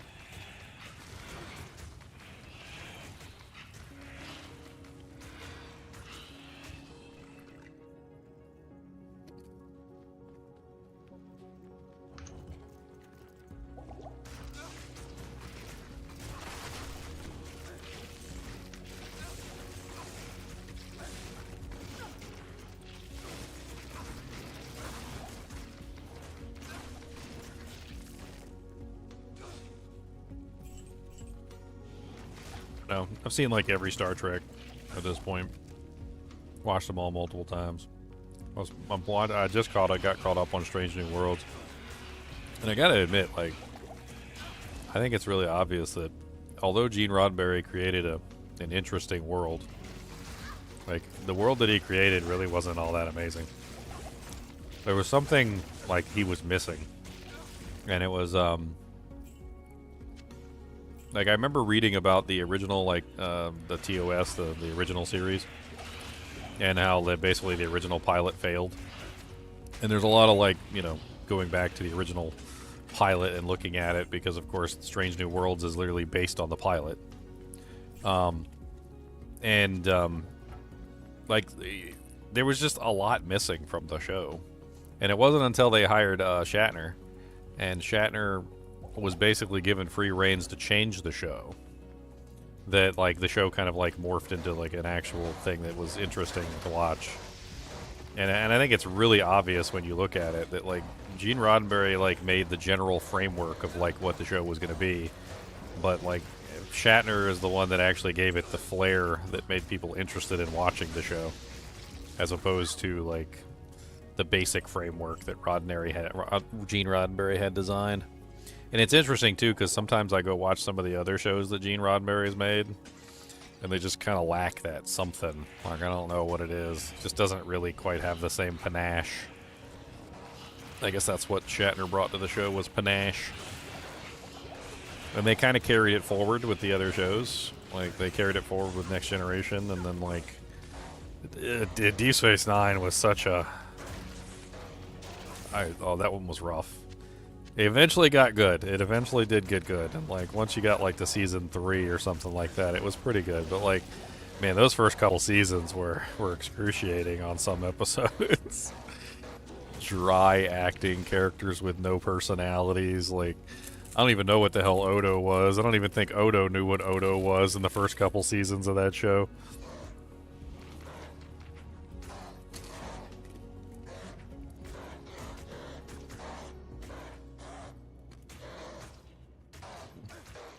There was a, they kind of did like a remake of one of the episodes. It was The Balance of Power, which is the first encounter with the Romulans. And, dude, that episode is good. Like the original one. I actually went back and rewatched the original one because I was, you know, like inspired to go rewatch the original one from the new one that they created, right? Like I watched the new one and I was like, yeah, this is okay, but I'm so curious as to what actually happened in the original one and get like a refresher. Went back and watched the original Balance of Power and I loved it. That was a great episode. I think that might be one of the best episodes of friggin' TOS. It's no wonder they chose that one to, like, for their remake. Can you guys tell I'm a Star Trek nerd? A little bit. Can you tell? I think I've seen every single Star Trek. I've like all the episodes multiple times. Like probably at least like 4 or 5 times. Like on all of them.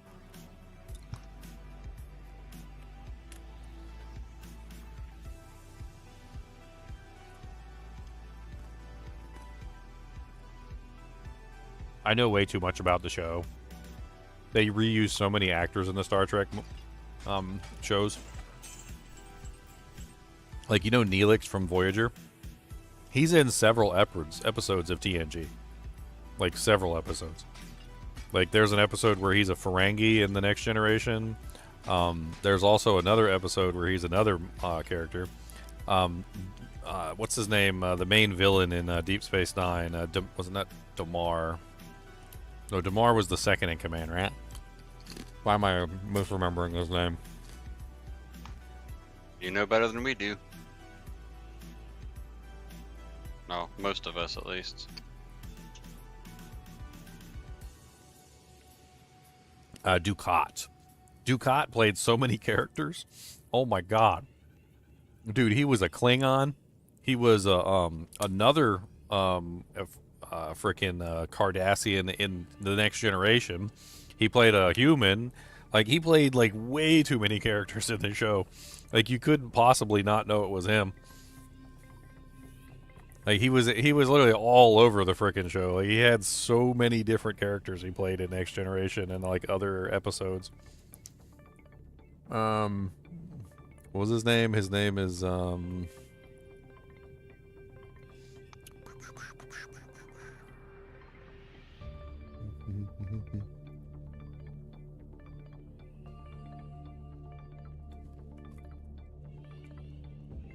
there's even some pretty famous actors in Star Trek. Like, you guys know Back to the Future, right?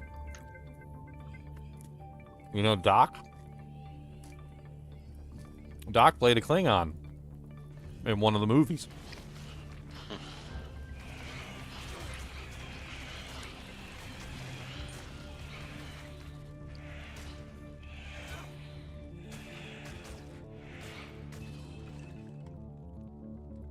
He was, this one right here. I'll post a picture of it in the chat. He played this one right here. It's pretty hilarious. I'll see. Open a new tab. It's easier that way. That's funny. I remember that Klingon. Yeah, he was. Not only was he in Star Trek, he was in Back to the Future too, and I think he was in a couple other movies as well. But I remember the first time I saw him in Star Trek, I was like, sounds like Doc Brown. Apparently, he Never would have guessed. Apparently, he went too far into the future. Well, the voice gives it away. The voice gives it away. I also thought it was really cool that Gene Roddenberry's wife had so many roles in the show as well. She was in like everything. She was Nurse Chapel in the TOS. She was the voice of the computer in the Next Generation. She was also Loxana Troy, which was Deanna Troy's mother. She was in freaking I can't remember how many episodes. Like probably the most episodes out of any character, I would think, since she's the voice of the computer.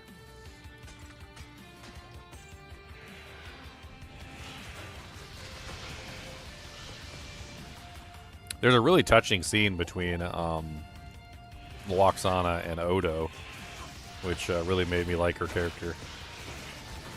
It was the one where they got stuck in the elevator together, and Odo is a shapeshifter, so he has to turn back into a gelatinous form every certain number of hours, or he begins to break down or something. And they're stuck in the elevator for so long that he has to revert back to his gelatinous form. And Loxana actually, like, holds out her skirt and catches him.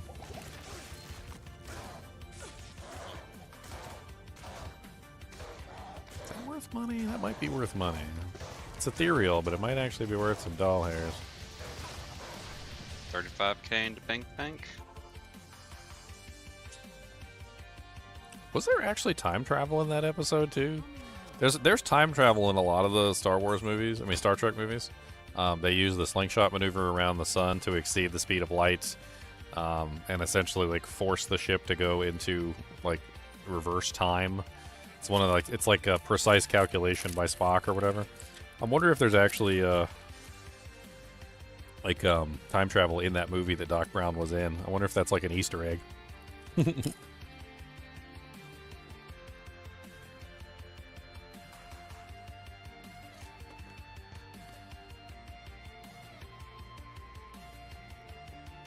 I have a feeling you're gonna go watch it and let us know at some point. I take it you don't like Star Trek, Demi? I do, just not as much as you. I like it. Like when it comes on, I'll sit there and watch it, but I don't go out of my way to watch it, if that makes sense. I grew up on the one with Captain Picard. So he was That in was the Search only one for I knew and Spock. liked. I don't think there was time travel in the Search for Spock. Picard? Picard's good. Yes. Captain Kirk's Jean good. Picard. I mean, there are tons of captains. Janeway, Picard, Kirk. There's also the Enterprise. The Enterprise one was good, too, with Scott Bakula. Does not ring a bell in my head, unfortunately. Mr. Quantum Leap. Leaping from life to life. Putting right what once went wrong. Still don't ring a bell for me. Yeah, Scott Bakula became famous for his performance in Quantum Leap. Quantum Leap was a show about a person who invented time travel. He found out that you couldn't time travel yourself, but what you could do is you could switch bodies with somebody who was in the past, essentially changing your mind with their mind. He initiated his first leap, his first quantum leap, and he became stuck in the quantum leap machine. He couldn't get out. And it started to randomly leap him from life to life. He couldn't leap out until he fixed some specific thing that was wrong in that person's life. And Didn't they make a TV show about that one recently? A remake? I don't know if they have a remake one, but like basically that was what he became famous for, was Quantum Leap. Quantum Leap was crazy. Like he leaped into all sorts of people. Like he leaped into an old man, he leaped into a child, he leaped into like an adult, a man, a woman, a black woman, he even leaped into a mentally handicapped boy at one point. Pretty sure they made a remake of that in the last few years. And they always alluded at some point or another that like his leaping wasn't necessarily random. There was one episode where literally he leaped into a world, and it seemed like everything was wrong. And he realized that his companion, the one who would talk to him all the time and help him through the missions, there was something wrong with him. Like he hadn't walked through any walls recently because he was a hologram, and holograms don't have any like physical constraints. So Like he was able to just like walk through walls and do all sorts of other things. Well, this person never walked through walls. And at one point or another, he finally realizes it and he confronts him and he says, you're not, what was his name? Wiggy or something like that. I can't even remember his name. He's like, you're not what's his name. And he says, bingo. He says, you're right. He says, I'm not him. He says, I'm the one that you've been messing with. He says, you've been leaping through time, putting right what I once put wrong. Basically, he encountered the devil. Like, basically, the devil essentially was going through time, like, ruining people's lives. Like, he would go back in time and ruin people's lives. And basically, he was going through time, putting things right. So he was undoing the things that the devil had done wrong deliberately to ruin people's lives. And it was a pretty crazy episode. And then later on, you find out that there actually are evil quantum leapers. Apparently, there was like 2 people. They were evil quantum leapers, and they were leaping through time, and they weren't allowed to leap out unless they put something wrong. And they had like a checklist of things they were supposed to do to like ruin somebody's life before they were allowed to leap out. It was all very silly. Interesting. That's an older show though. That's God, I don't even know how old that one is. That was on when I was a kid. Yeah, I never watched that as a kid, but I know that they did a remake of that on TV in the last few years. Like, vividly remember it. Because it started off good and then just went to hell because they tried to turn it woke. I mean, it always was kind of woke, to be perfectly honest. You can't really New help age that. woke. You can't really help that when you're leaping into a woman's body. Like, you're literally a man leaping into a woman's body. Like, he was literally in dresses. Like, you know, because obviously he was a woman. So he was in dresses. He was doing all sorts of stupid things. Like, if he leaped into somebody's grandma, he was wearing grandma's clothes. They might as well have, like, made the song for him. I wear my granddad's clothes, and I look fabulous.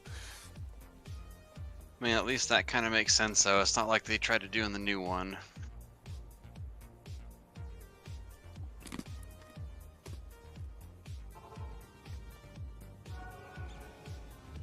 Yeah, I mean, the entire show was ridiculous. It was deliberately ridiculous. I think it's time to get off and go to bed, though. I got work in the morning. Oh, well, you have a good one, Demi. You as well. Hopefully I'll be on sooner rather than later. Enjoy your night.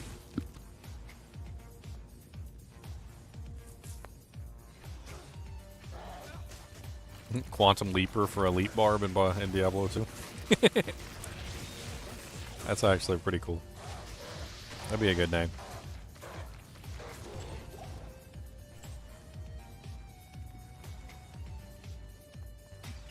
You still playing D4, Con? Yeah. Well, come up with any new fun builds? I've tried to spin to win builds. Trying. Oh, some more Whirlwind Barbie builds. Yeah, Whirlwind Barb. I'm working on my second one now. Any luck? Yeah, it's okay. I mean, one is based off lucky hit, so kind of interesting. And I mean, I'm not. It's not a game-breaking build, but probably do hit 55, 60, like just a little bit above tier 4. But Not enough mana. I think it's pretty good.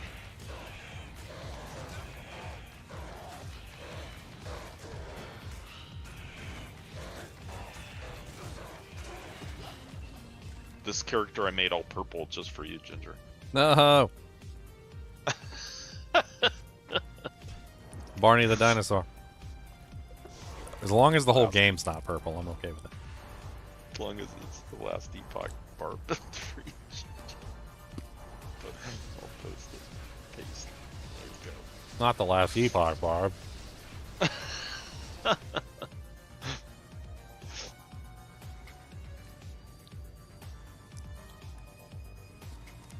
kind of want to see that Superman movie though, the new one. People are either saying it's like the best thing they've seen since the dawn of time, or the worst thing they've seen since the dawn of time. Like, I don't know. I've seen literally both sides of the equation at this point. I don't know what to think. Yeah. Is it good? I don't know. Are there strong opinions about the about the movie? It seems so.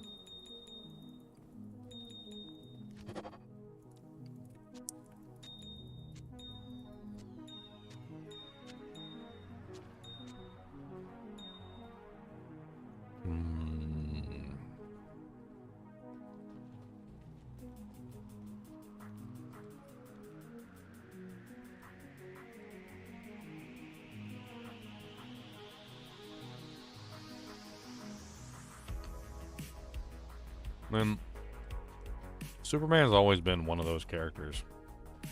He's just like broken, overpowered. Yeah.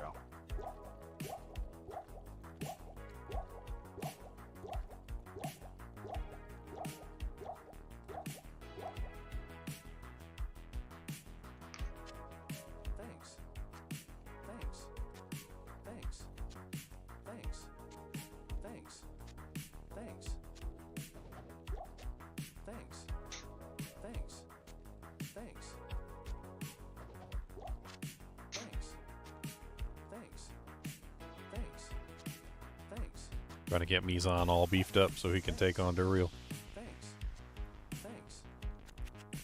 He's gonna last like 2 seconds, watch him. Just like yo daddy, boom!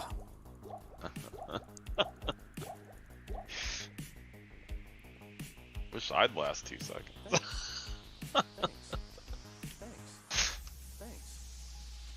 I always used to think about it like if you only last 2 seconds, I mean like you probably got a lot of kids. Oops. Well, there's kid number 3. Happened again.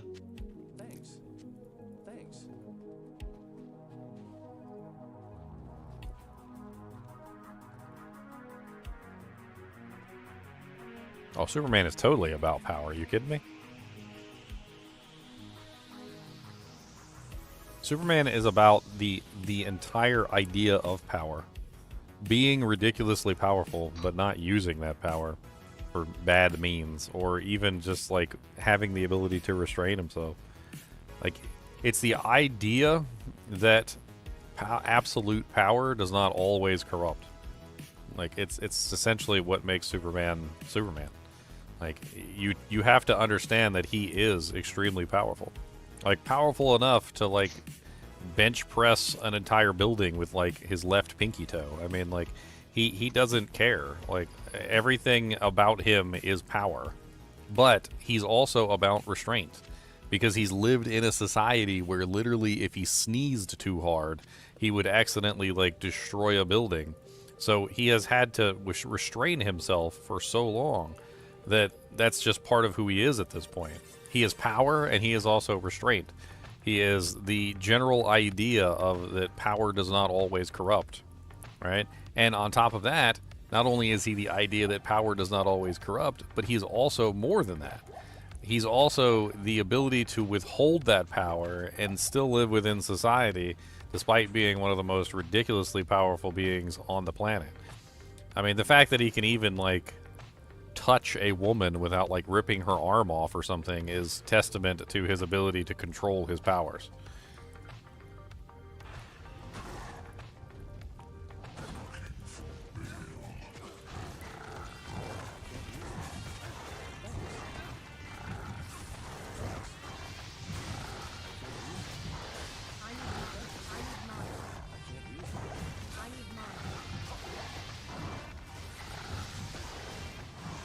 Looks like if I keep him chilled, my Merc has somewhat of a chance of survival.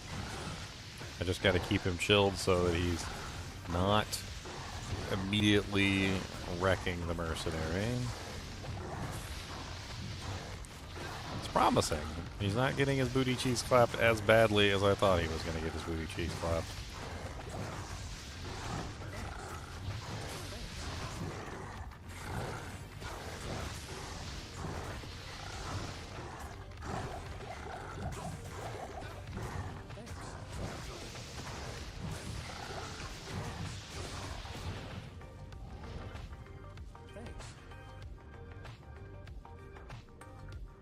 Running out of potions.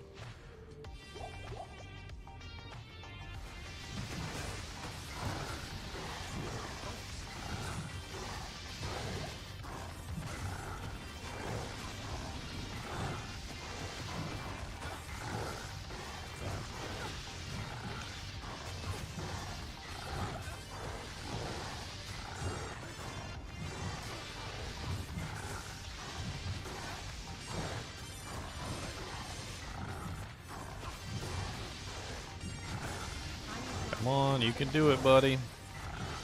Hang in there, just a couple more seconds. You got this.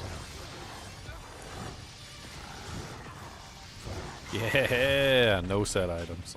Dang it. Ugh, a terrible armor. And a bunch of stuff I can't use.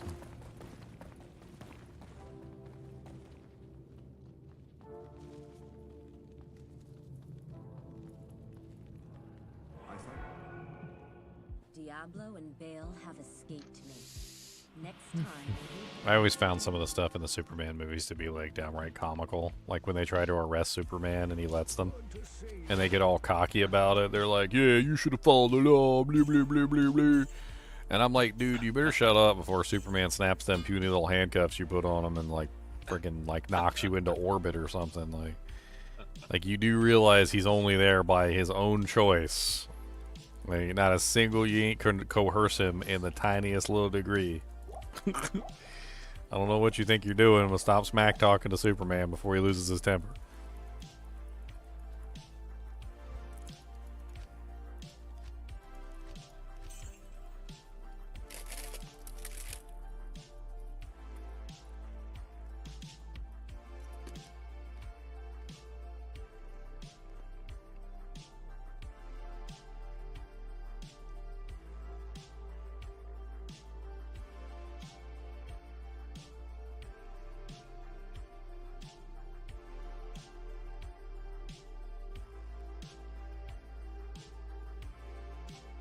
Superman's not God. He can lose his temper just like anybody else.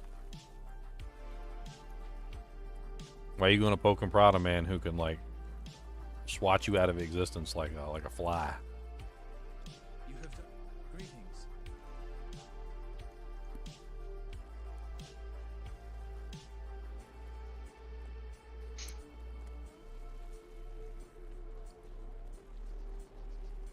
Jerry, hello.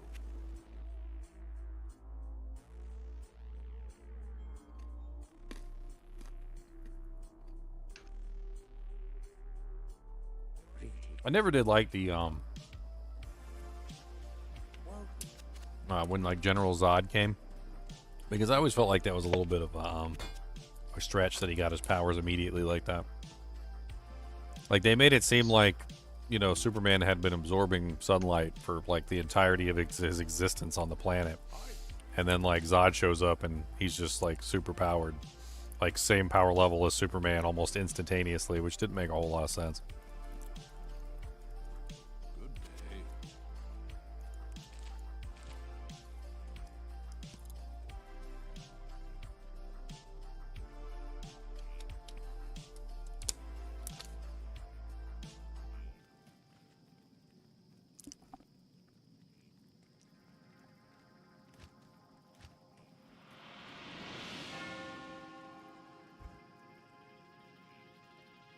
Yeah, there was three of them: the general, the chick, and then I think like the lieutenant or something.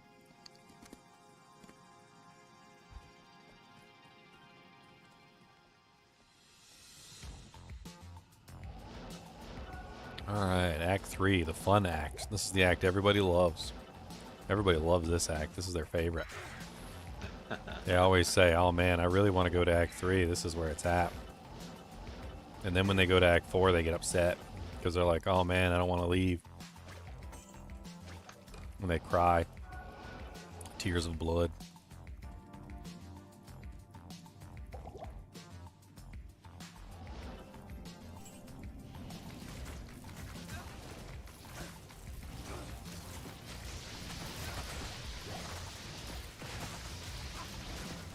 I need mana.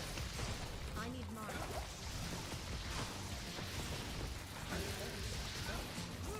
Yeah, they got him. Pretty much expected that. Amplify damage plus poison spiders plus blah blah blah blah blah. Evil.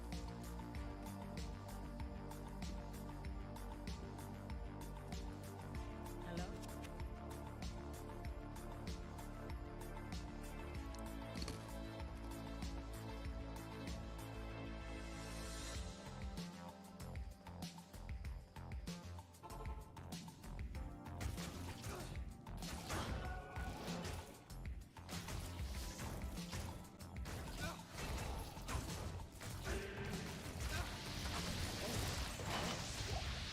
Hey, another Tancred's military pick. Guess what's not getting picked up off the ground?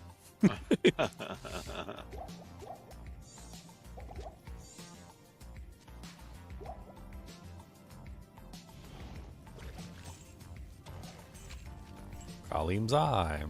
Let's get the hell out of here. Spiderland, Spiderland, radioactive Spiderland. Okay, let's go clear this amp off of us before we die from teleporting into a pack of monsters.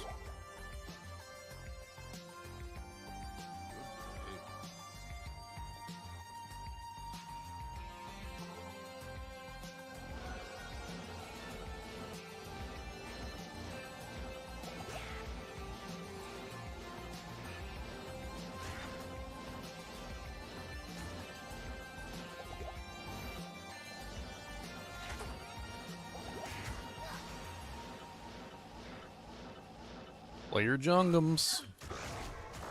Welcome to the jungums. We got lots of jung.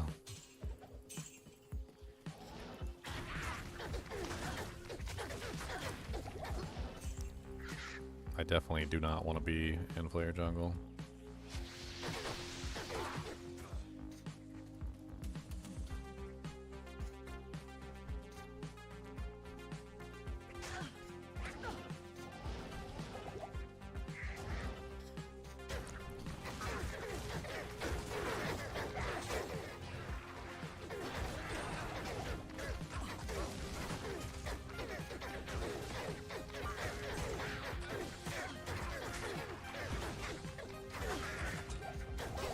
Ow.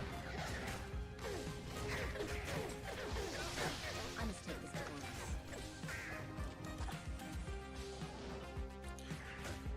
Alright, Flare Dungeon, we're here.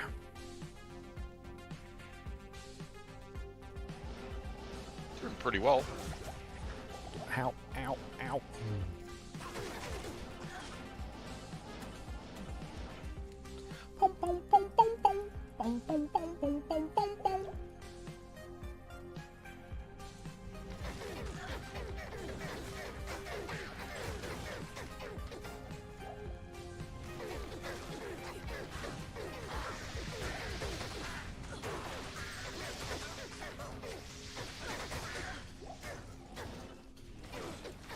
Spitty McGee's over here.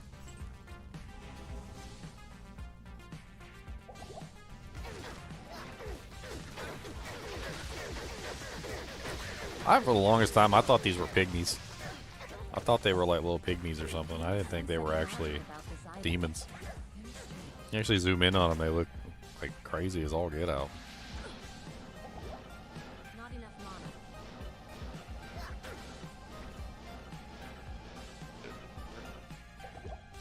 They look like little evil, you know, their knives are bigger than they are. How you even do that?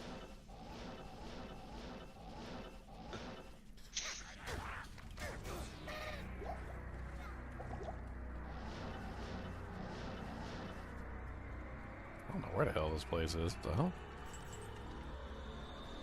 It's not the center one, and so it must be on the top left. It's the only place left.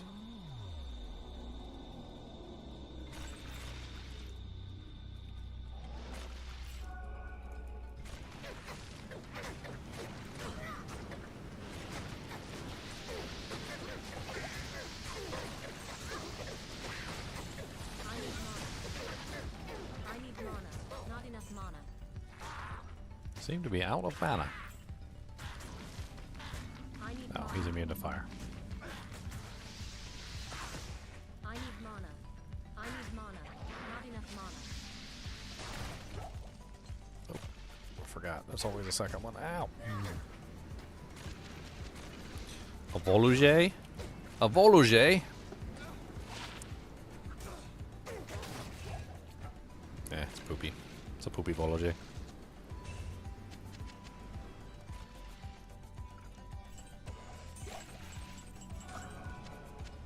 A Voluge. God, that poison.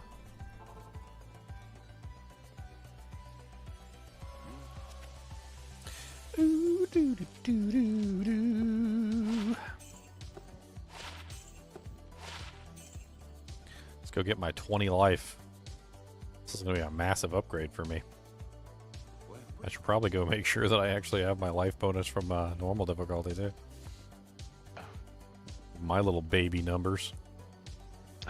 Good to see you.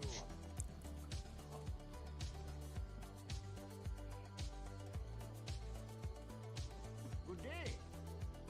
Damn it. Greeting. Let me out, Alcor.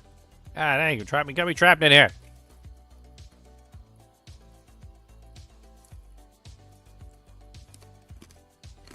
Alcor, buddy. Come on. What? Can I get out, please? Not in town. That's happened to me a couple times. A few times. I think Alcor has trapped me in his hut because he wants to do dirty things to my sorceress. He looks like the type. Dude, he's really not moving either. Like, he's just standing there at the door. You're gonna have to leave game.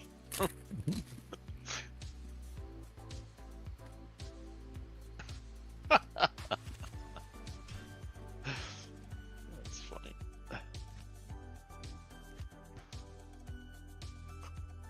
He literally just got me stuck in there.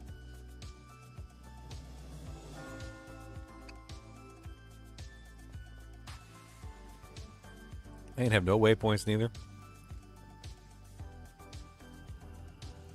Let's go grab a bunch of mana potions and let's see if we can teleport our way to the town.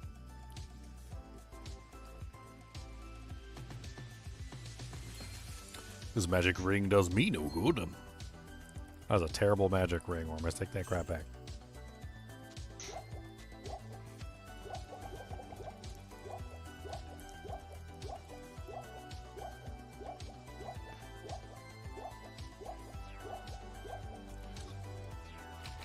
Alright. At least we know the way. We have horrible FCR breakpoints and horrible FHR breakpoints. So unfortunately, if we get hit, we're pretty much dead, but at least we know where we're going, so we don't have to guess.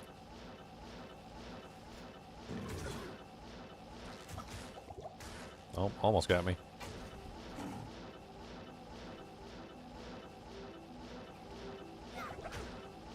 Oh my goodness. That was close. They almost got me locked in the FHR stun. I need mana. It was very, very close. Alright, I gotta be close. Got 0 faster caster. 0 faster cast rate and 0 faster hit recovery. Oh my god. There's nothing, there's no Surprised you faster hit haven't- recovery and there's no faster cast rate on any of the equipment. Surprised you haven't found Sanders. Sanders don't have faster hit recovery on them, do they? No, not hit recovery, cast rate though on the. Oh, the wand. Yeah, I haven't Wand, found Sanders' wand. No. No wand yet. I was actually kind of hoping that I would find that, specifically for that reason. Yeah, the 25 would be. I think it's 25. It's just, I think it's 20, but like, even 20% would be huge for this character. Yeah. That's one of the reasons why I went with skills that have casting delays on them, because I wanted to minimize the impact of the FCR, like, not being there.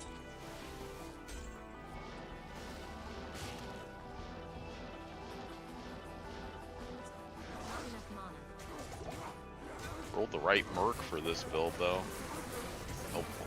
Well, it was either between that or Act 5, so. Oh, it was already. Yeah, well, because I'd already had the Act 3 merc for the previous run, and then the Act 1 merc for the run before that, so. Okay. Part of the rules of the challenge is that I don't do the same thing Yeah, every duplicate. single time. Like, I try not to duplicate the same thing from last time. What are you down to? So Act 5 merc and what Runewords and last? Crafted, and then Unique only. I haven't done Unique only yet. And what classes? Druid, Necromancer, Paladin. Oh, so it could be anyway. Is that the last one though? 'Cause you don't want to equip, or you'll just reset. Druid, Necromancer, Paladin. Am I missing one? Barbarian. I haven't done Barbarian yet either.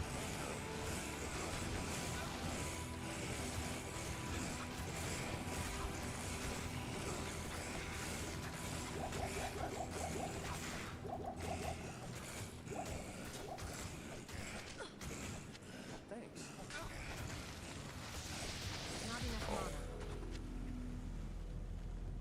Get poison. Yeah, Merc's poisoned.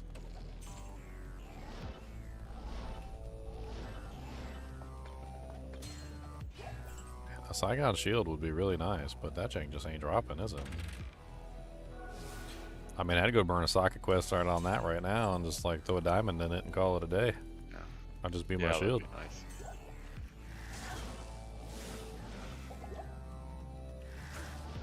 That was almost death.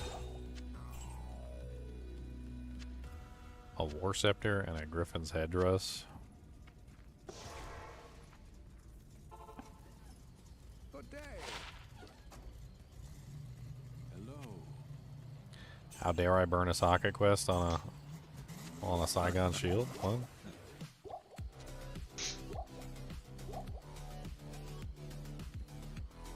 There's a couple nice shields that have some res with 2 sockets. What is it called? Olympic or something? I can't remember.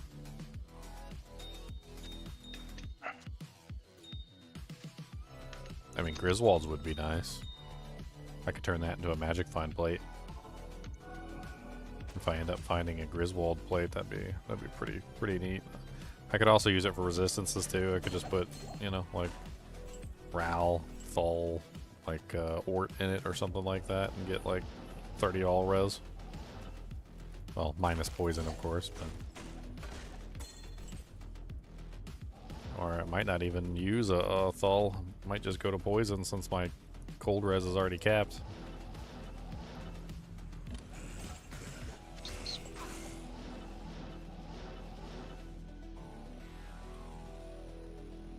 Merc's at 136 strength and 107 dexterity now.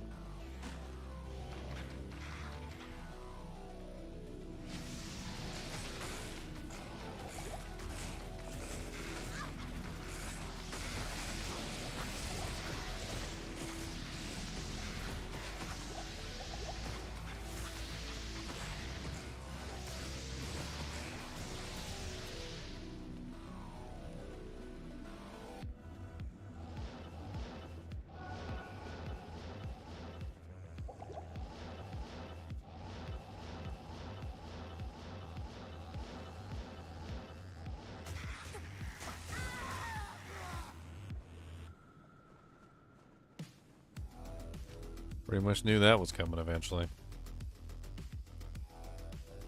Teleporting around with 0 FHR is not gonna be.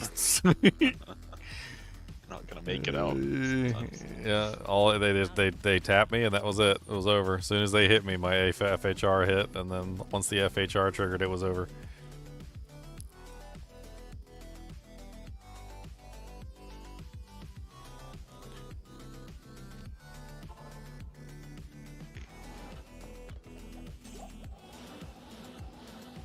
Seaguns might be your best bet.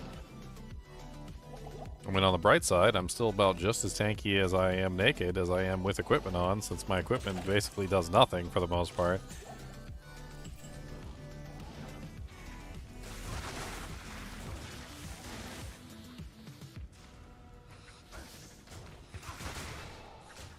Oh, you. You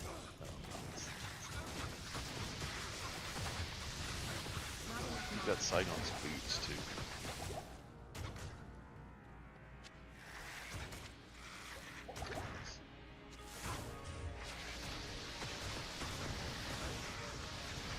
It's fun thinking of all the set combinations that I could make if I could get the sets, right?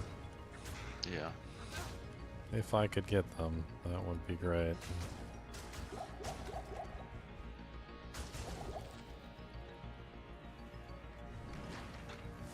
Ow, ow, ow, ow.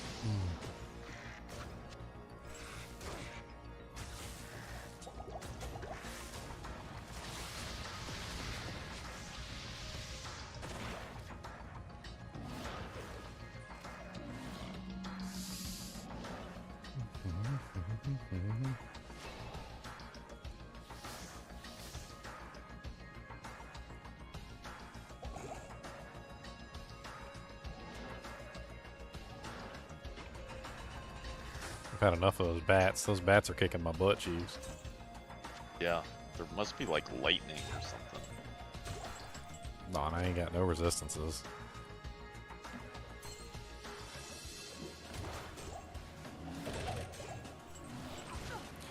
A cracked Quarass. That's worth some money. 2 ghost armors. Those are both worth money.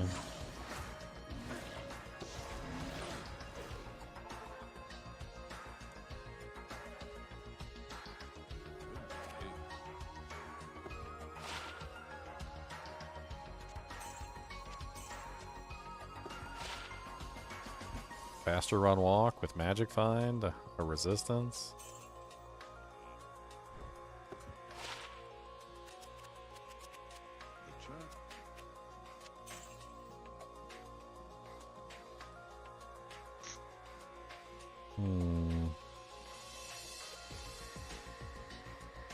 Withstands guard. Does that always come 2-socketed? I can't remember. No, that's you're thinking of the other one, which is Moser's Blessed Circle. Always comes with 2 sockets.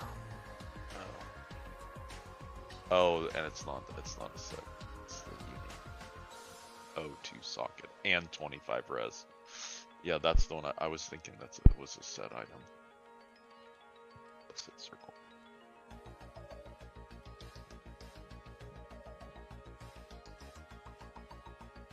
Yeah, the only one is that Grinsword.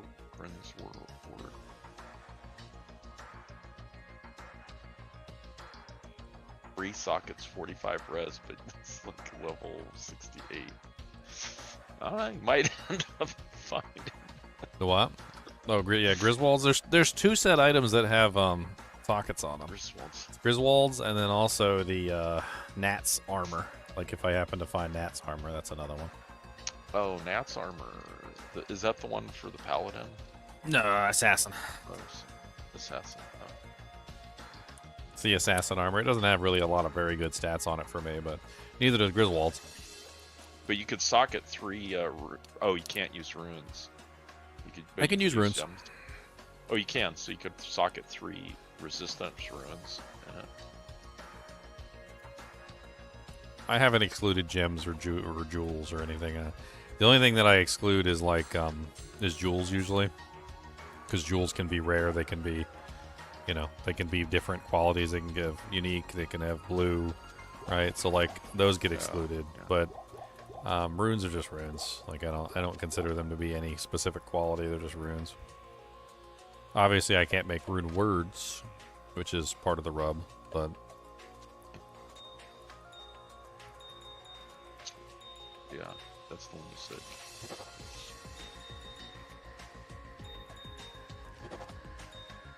Okay. Yeah. I thought it was defensive or a paladin only. I find that all the time. That Griswold's heart. Griswold's heart? Yeah. Because it has, like in the beginning, I always find one of those, and then I'll just throw like 3 gems. Perfect topazes in it. For magic? Not. No. Usually, sorry, I do ruins. I do fire, lightning, cold. Yeah, that's another option. To help with the raises.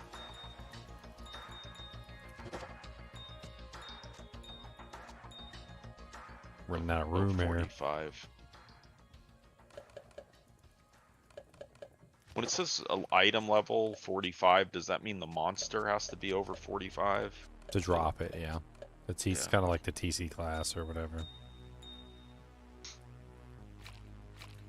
And it scales off of monster level.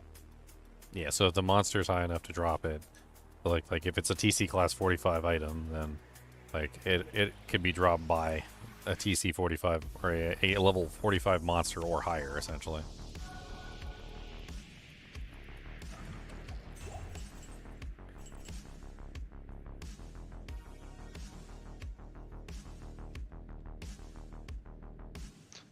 Try this.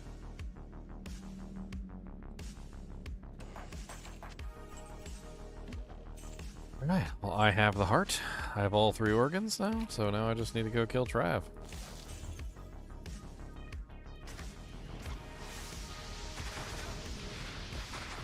Doing pretty well under the conditions.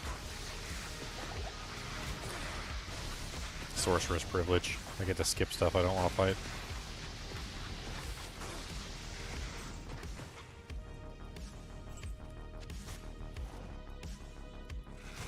Tank alert. Ow, ow, ow.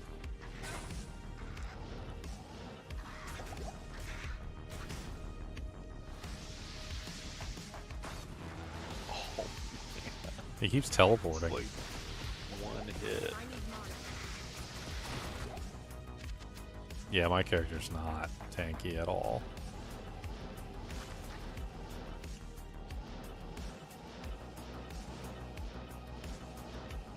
Exploded.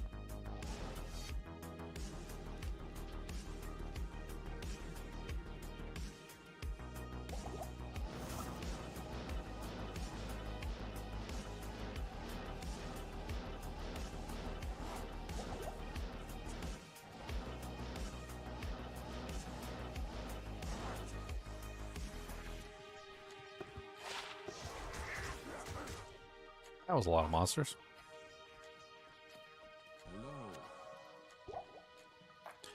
Alright, I have to slowly kill the council.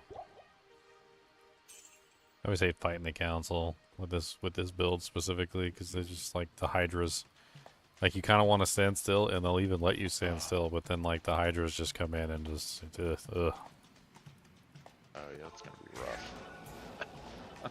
They start spamming hydras on you. You have no chance but to move, no choice but to move. Oh, they just all outside having a sun bath today in the sunshine.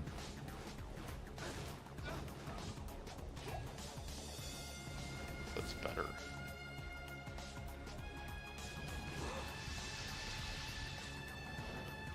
Not your one red high risk. I got no resistances. I ain't want to go in there.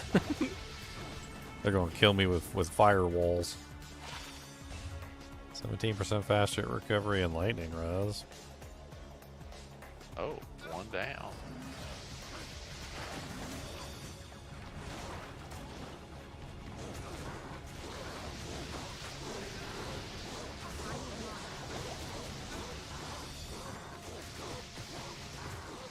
Not enough mana. Nice. Camped on it. And we got the flail, boys.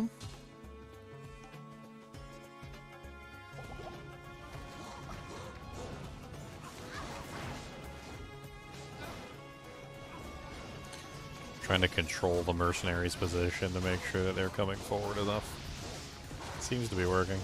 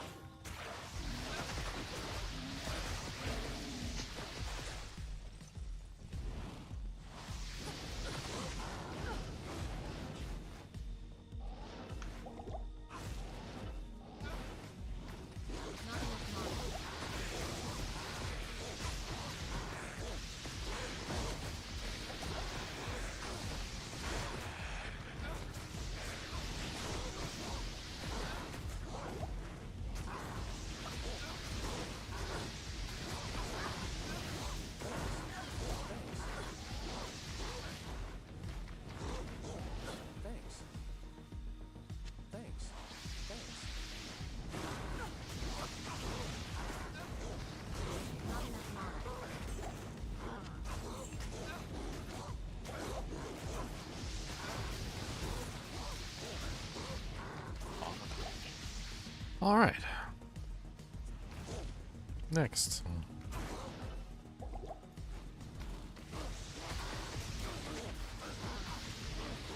Emote Mephisto too, right? Fire enchanted, yucky. And Mephisto might be a worth farming. I don't know. That could be a good farm for me. Just moat trick him. Yeah. Unfortunately, I don't have infinite mana, so I need tons of potions, but...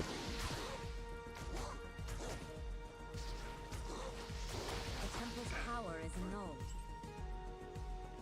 The temple's power is annulled. Did you hear?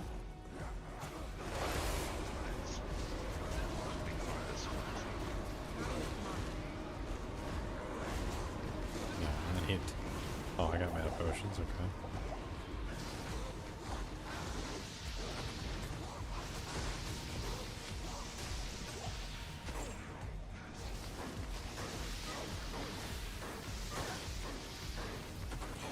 I mean, it depends on how good this is. You never know. It might be a really good run.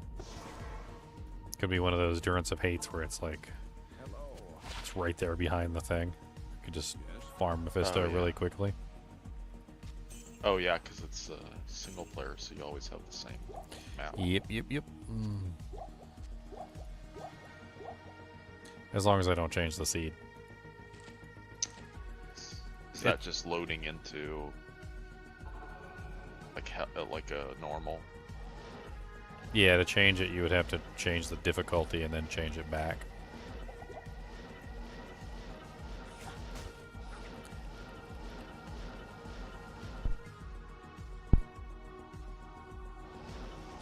Oh god, that's a lot of Urdars.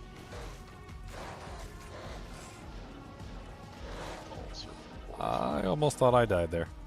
That was... I don't even know how I survived. I must have blocked some hits or something. It's the only thing I can think. Oh god, oh god, oh god. That was not polite. Oh my god, this was so... Oh god, no! Hi.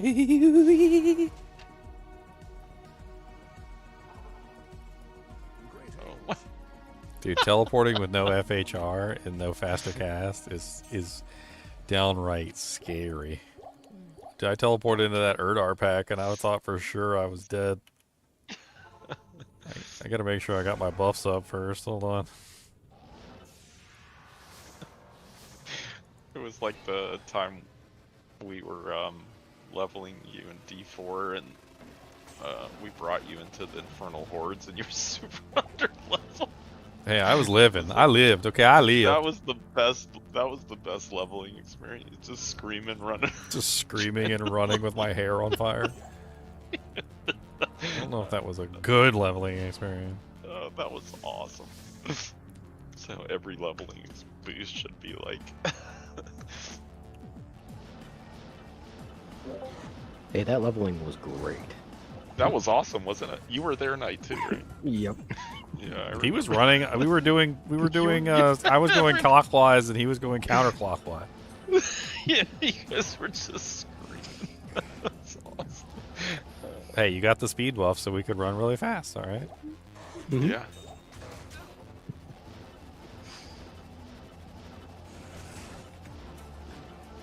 Oh my god, biggest Durance of Hate ever.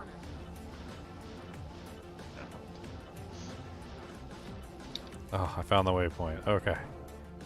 Please let the entrance be like right next to the... Ow, ow, ow, ow. That hurt. On the waypoint.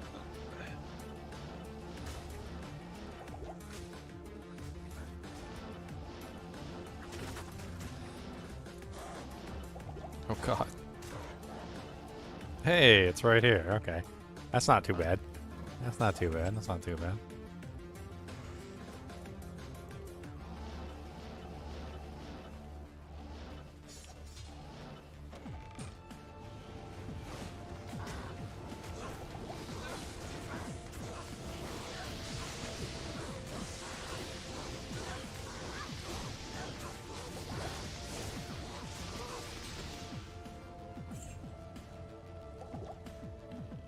Expansion.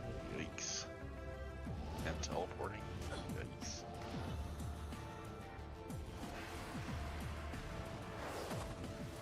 No, the mercenary is gonna get murdered. No, my mercenary. Ow! I think you want him to get murdered. Can't go.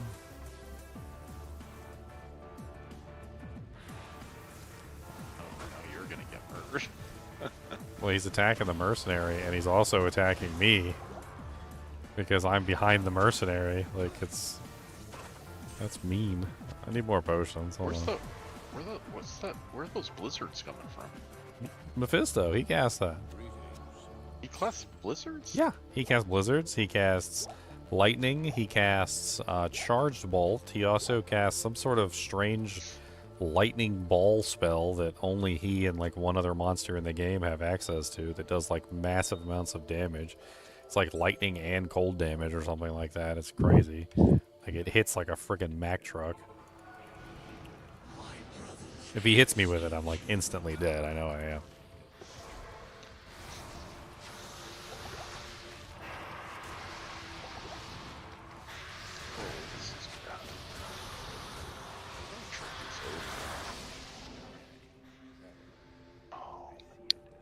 Mercenaries. He's got poison too. Is there an element that he doesn't have, like fire? Is that the only element he doesn't have is fire? Because he puts out poison, he does cold damage, he does lightning damage. Yeah, I think fire is the only element he doesn't have access to.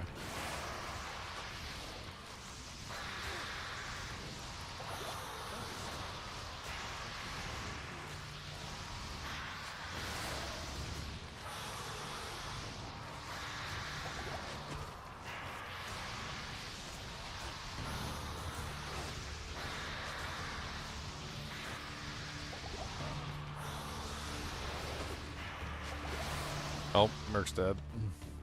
You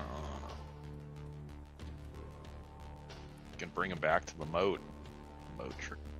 I mean, it's alright. Like, I'm doing alright. The damage is slow, and I'm killing him at a very low pace, but... I mean, whatever. He'll be dead eventually. I ain't worried about it.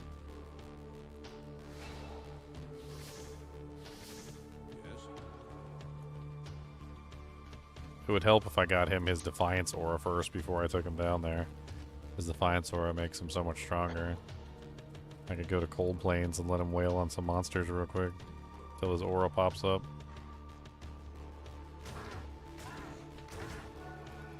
There you go. Tal's weapon incoming? Hell yeah, let's do it.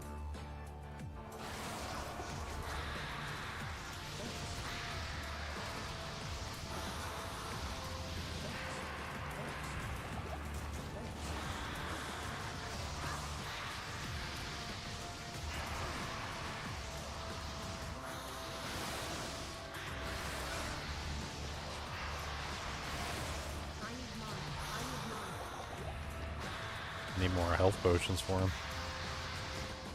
I'm running out.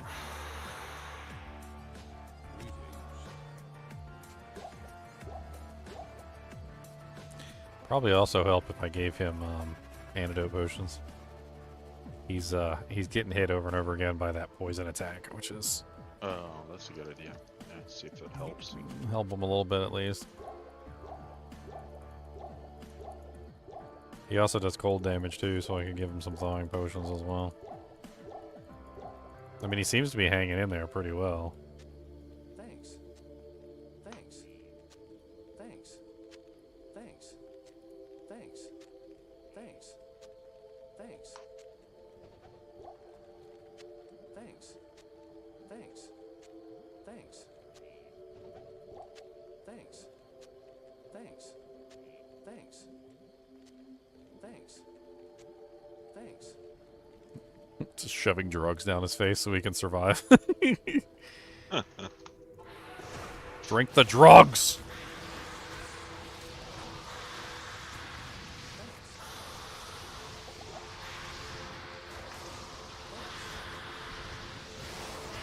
Ow! Mephisto shot at me. He got me. Oh man. was rough. Poor me.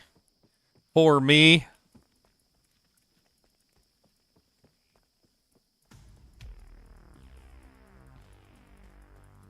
Mizan was doing good. I was the one that was flunking.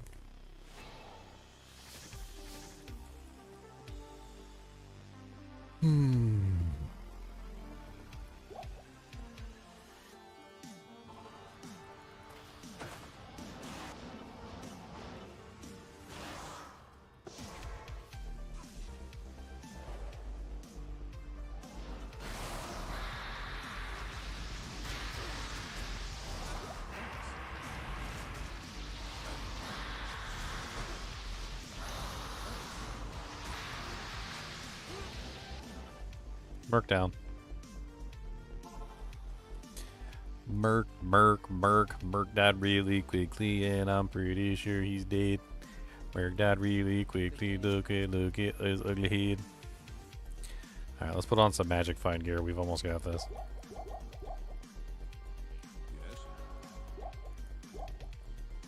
We're like right there on the precipice. Let's grab my magic find hat. Hat of Magic Findus. Let's put on the Millibrega's Orb instead of the other thing. We lose resistances, but whatever. We have no resistances anyway.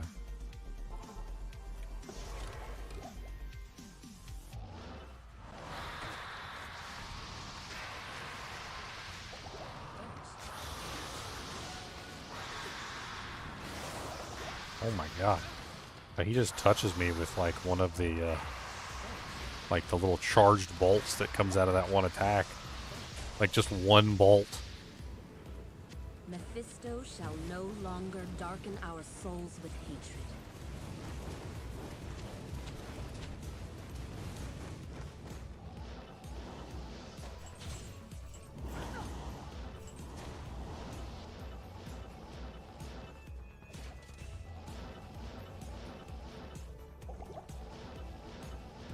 I don't know if I can kill him quickly enough to make a farm out of that. I'm pretty sure that was a painful kill. That was definitely not what I would consider a fast kill by any stretch of the imagination.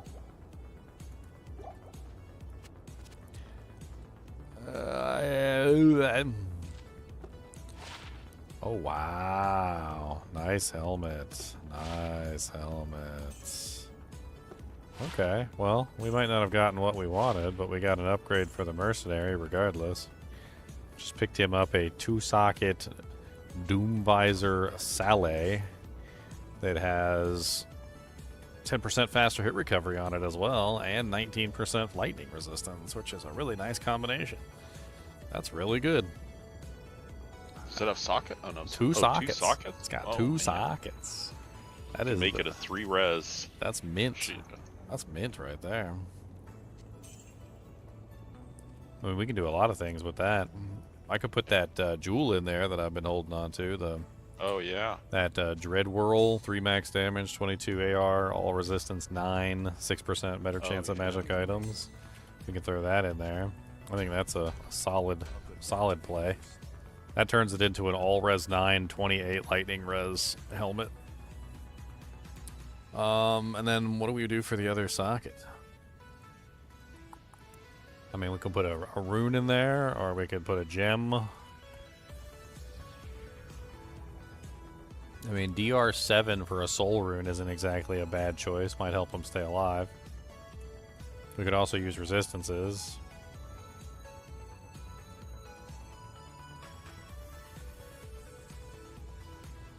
I think, honestly, a soul rune might actually be the best bet. Just give him 7 DR. Let the damage reduce, like, work its magic.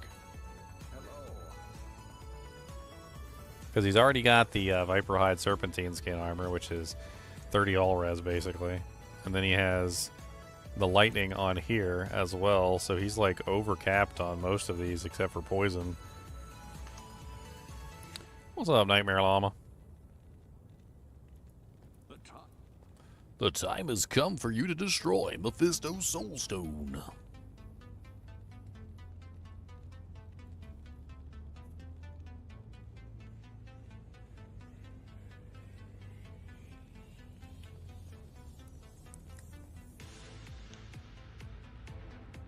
put the hell rune in here.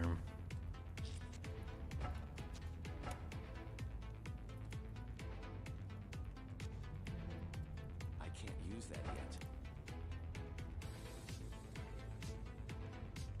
Man, he's so close. He's like, what, 5 dexterity away from hitting the limit?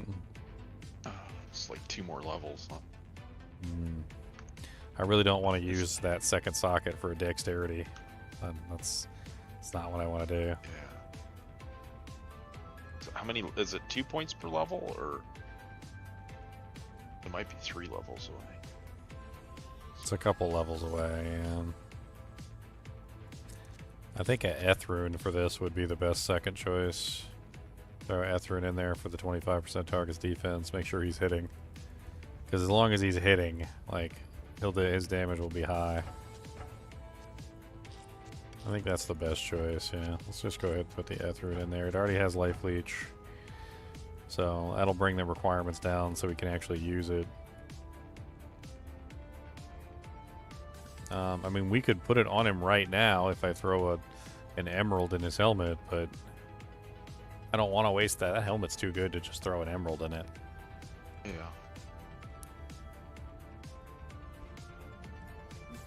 And I still don't know what I'm thinking a soul rune for his helmet. That's what I'm thinking. I think that What does DR, soul do? it's the damage reduced by 7, so all damage that he takes would be reduced by 7. It's huge.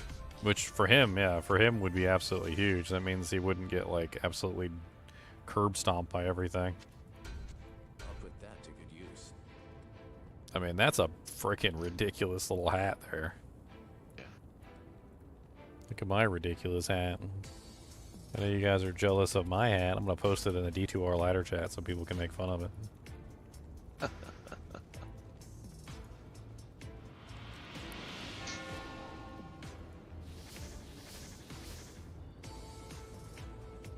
Damage reduced is underrated.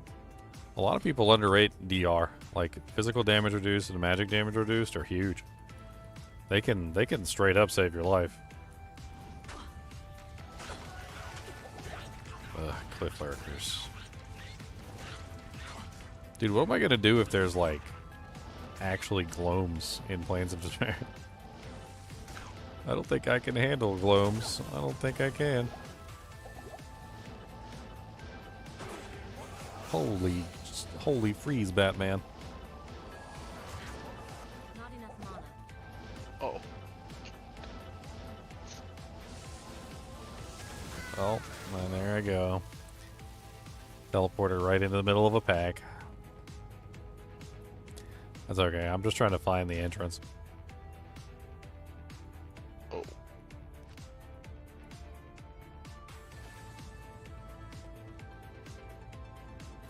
At least one of us would have a soul. You so funny. He's so funny.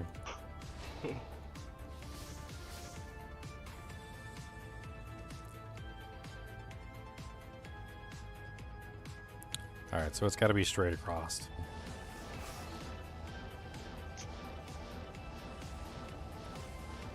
Not enough mana. It's the only option left.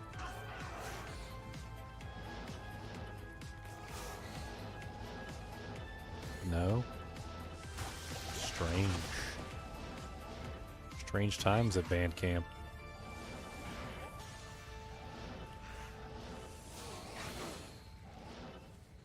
Wow, it really was down this way? A gem shrine. Don't mind if I do. I need diamonds. Diamonds are a girl's best friend. That's what I need. Oh, you'll do your forge, you get something. Diamonds are great because it allows me to upgrade set items into higher set items. That's the main benefit. Oh. So like, You can always say if I farm, wanted more defense right now, like more defense would actually be kind of good for a character that has like no defense. I could upgrade Arctic Fur's quilted armor into the ghost armor. That actually would be a pretty solid upgrade right now.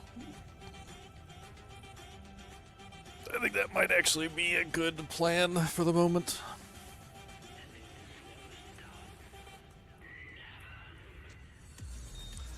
I don't have a shale rune though, so I can't really do anything with it. Shale runes are another limiting factor.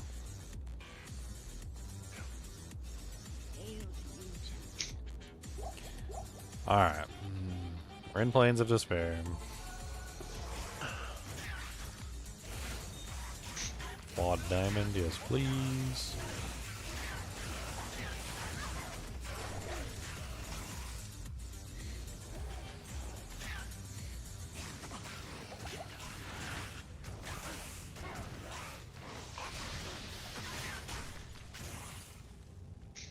Alright, so all I've seen is flesh spawner so far. I haven't gotten nuked by gloams yet. Doom Knights that are immune to fire.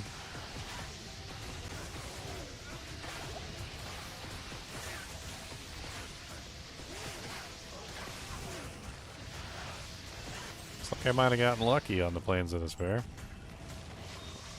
Ooh, flawless time. Gloams. I don't see any gloams so far.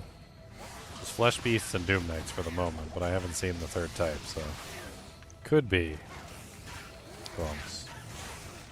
I just gotten. Sometimes you just get lucky and you just don't see them spawn in like odd locations.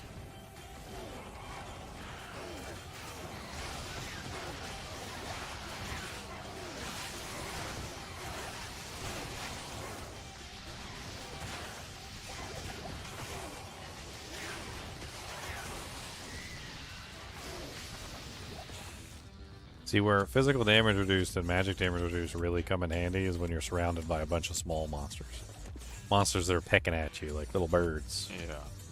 And they start like, you get like 7 or 8 or 9 or 10 monsters all hitting you at the same time. But like if they're only doing like 7 or 8 damage a hit times like 10 monsters, that's still 70 damage, you know, per cycle or whatever.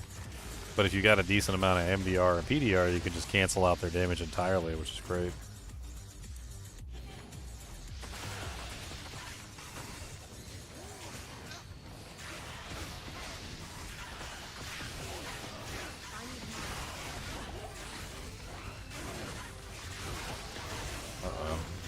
Park didn't survive the Champion Doom Knight pack.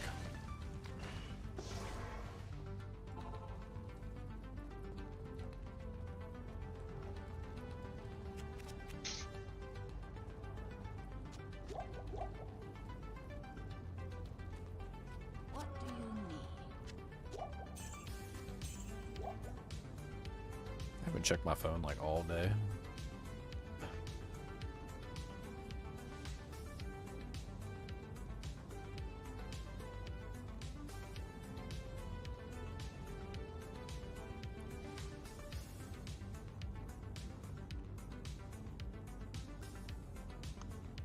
Nothing super important.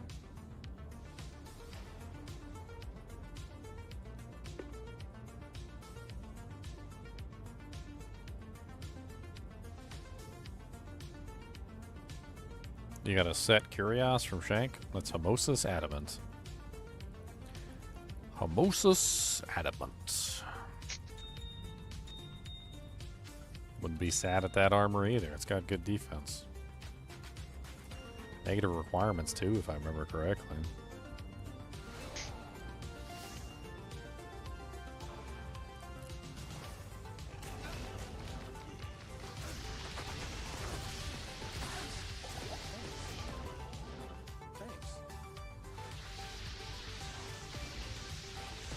Man, these Champion Doom Knights are just like wrecking my Mert.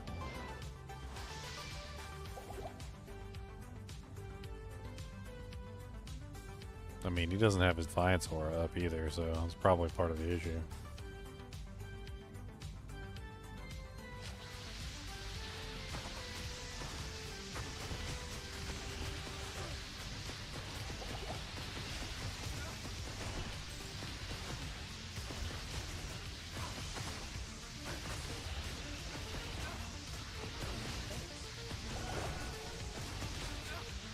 There you go.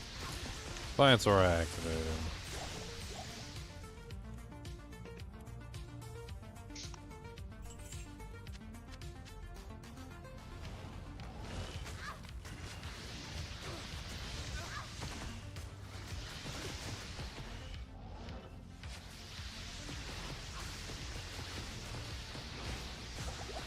Dude, this guy's got like the death walk on me.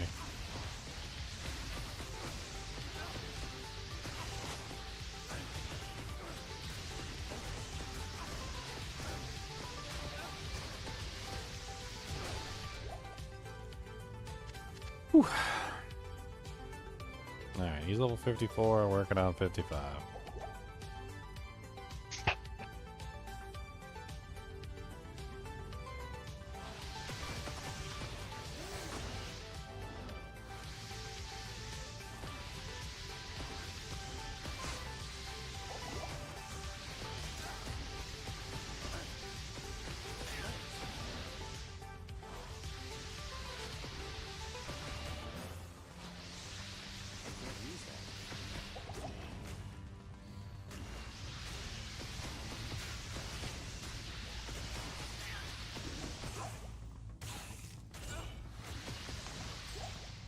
All right.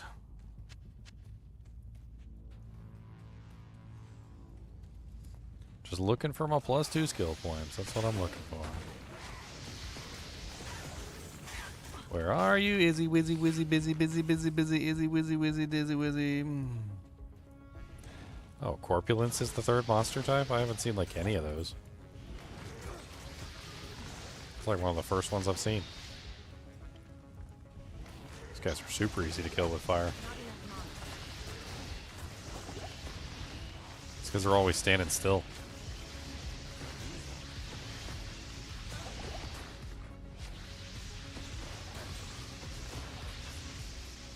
When I hear the frickin' frozen orb sound in my dreams.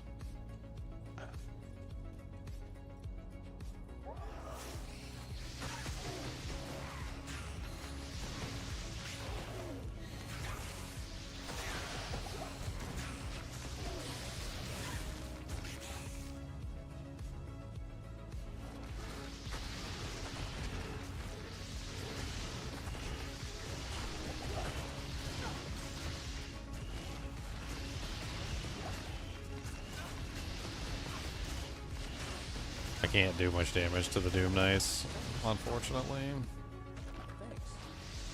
He's kind of suffering, remember, because I can't really help him. I can do the frozen orbs, and that's about it.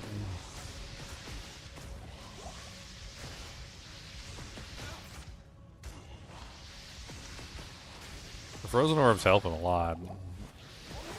His high defense helps him a lot too. It's getting to the point, though, where his defense isn't enough, and it might be better just to swap him over to Holy Freeze at this point.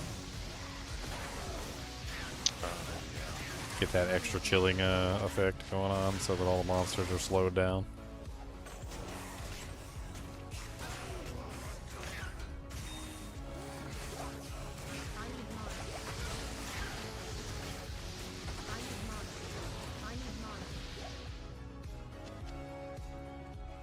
Let's go get some more potions. You've never played Firewall and this is not selling you? Well, obviously I'm not building full Firewall. I can't afford to put full points into Firewall at the moment. I'm currently sitting at very lackadaisical Firewall, which is a level 11 Firewall, a level 6 Fire Mastery, and a level 12 Synergy, which is the Warmth Synergy for Firewall. Like, I don't have enough points to cap everything out. That's the problem. Like, no matter how I look at it, no matter which way I go, like, when you do a dual spec, you're stuck. Right? Like, later on, if I wasn't doing a dual spec, I could just, like, dump all my points into the Synergy, max out Firewall, max out Fire Mastery, max out the Warmth Synergy, and I'd be much better off. I could also start focusing on negative fire res and all sorts of other stuff, as well as plus the skills. I mean, this is a challenge run. Like, I wouldn't take this as an indication of any kind of a build.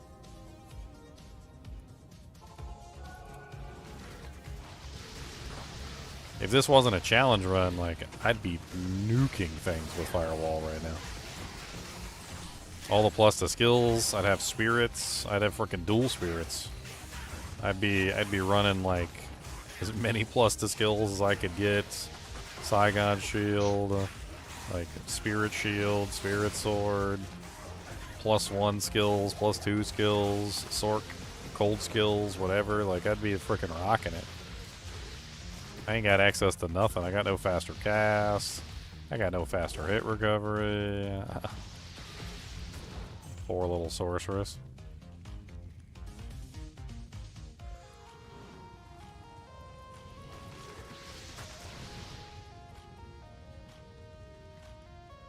I think my next character is probably going to be a Firewall Sork. I think next season. Or maybe even like this season. I don't know. I really don't know.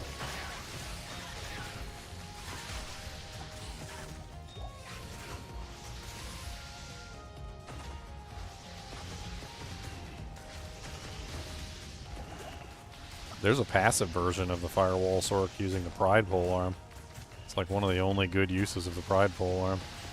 It's literally putting it on a sorceress and just like getting thwacked and having all the free firewalls proc all over the place. It's pretty cool.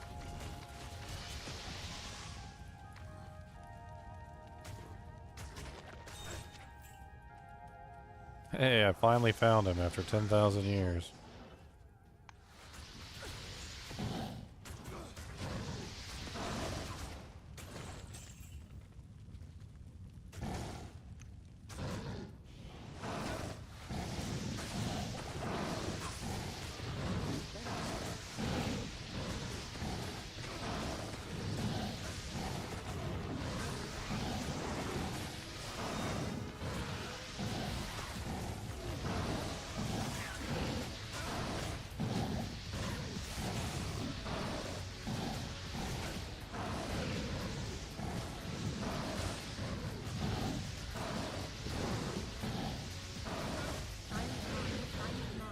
No, I'm out of mana.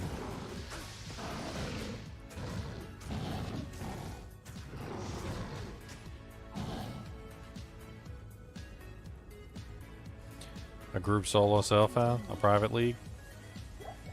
We've done those before. We've had a couple of private league runs that were kind of neat.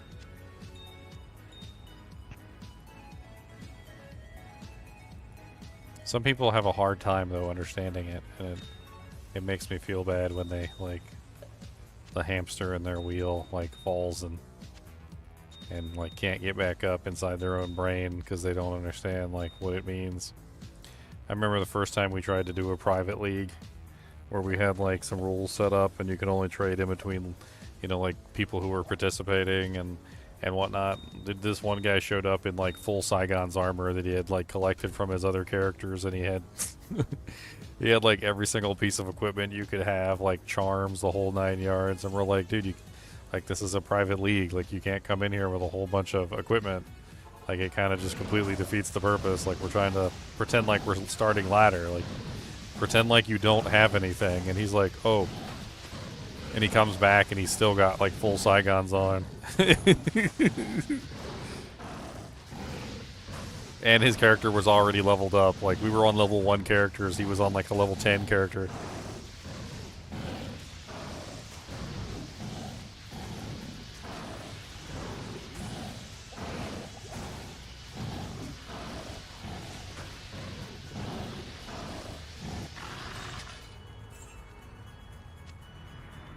Alright, we get 2 skill points. Get me all the food if there's a me. It was I who told this. Probably blah, blah, blah, blah, blah.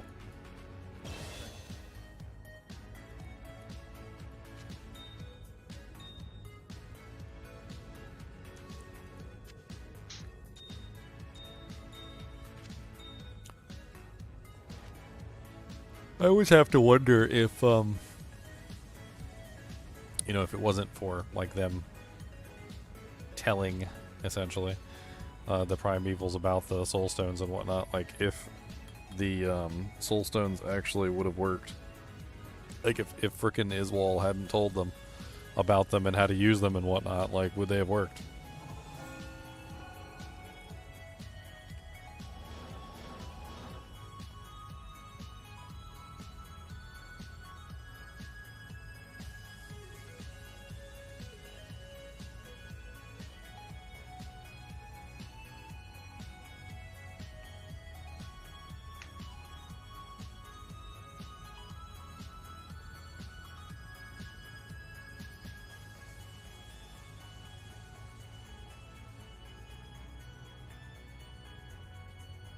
Bom, bom, bom, bom, bom, bom, bom, bom, bom. I mean, there's kind of like similar things that we do like that with like the new character days and whatnot. Like we try to set things up properly.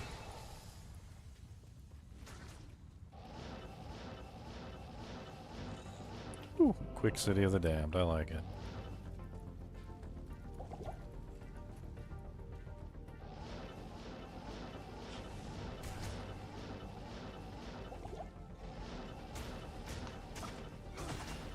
Ooh, barely made it out of that one.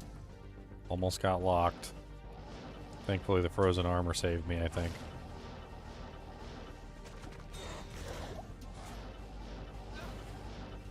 Alright, so there's the waypoint.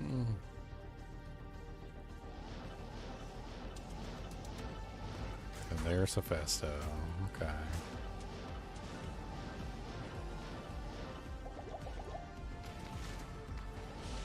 Oh no, we can't take the Infernos. No, thank you. Oh god, no Inferno, please. Yeah, he's gonna get his butt kicked there. Alright, I need some potions so I can actually help him. Let's make sure he's buffed before we get started.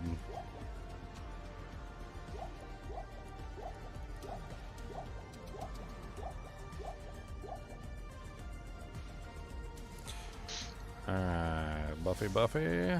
Buffy, Buffy. Buffy, Buffy.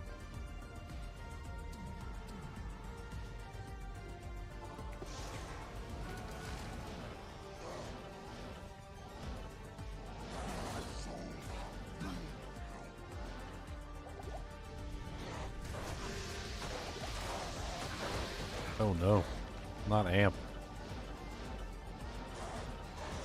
Holy Jesus. Okay, alright. Alright. We're gonna have to just like fight our way there. It's too much. Let's go clear this amp off real quick and get him refreshed. There is way too much going on down there. Champions, elites, Erdars, all sorts of crazy crap going down there, like...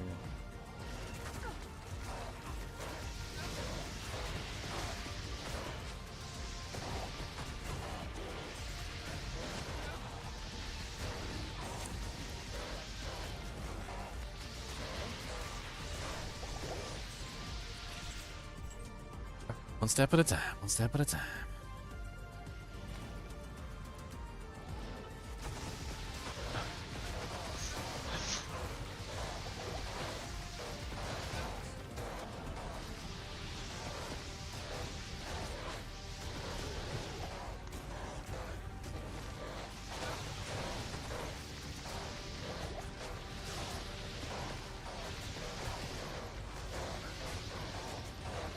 His damage is going to go up incredibly once I put that new weapon on him. His min goes up, his attack, his Eth rune will help out a ton with his attacks, like his overall attack ability. I'm trying to get these two like equivalent to each other right now, and then I'm going to start working on building one or the other one. Let's put another point in cold mastery. Some of these monsters with high cold resistance are basically just resisting the frozen orb.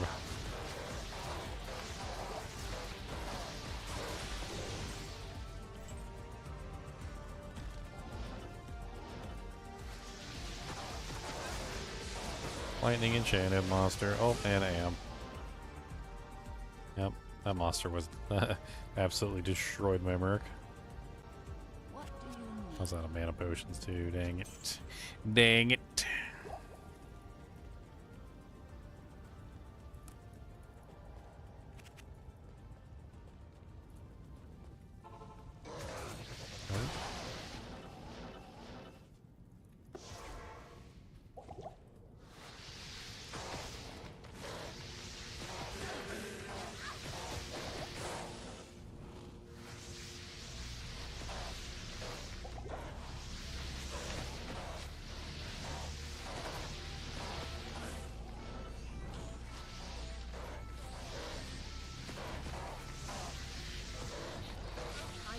Get rid of this elite Erdar with the amp damage. Oh, he dropped a good Merc weapon too. That's sad. Can't use it. It's a unique. Yada tombole couillon. I'm gonna butcher the name. I'm butchering it. Pierre tombole, tombole. Of course, you probably don't say any e's, so you probably don't say Pierre. It's probably like per tomble con. I heard something stupid. I'm making fun of like millions of Frenchmen right now. And they deserve it. So they got all them extra E's and everything. Take the E's out of there if they don't belong. Like why do we got E's in there if you're not pronouncing the E? Like why is it even in there? It's a showy. It's a showy. An E of showness, a showy.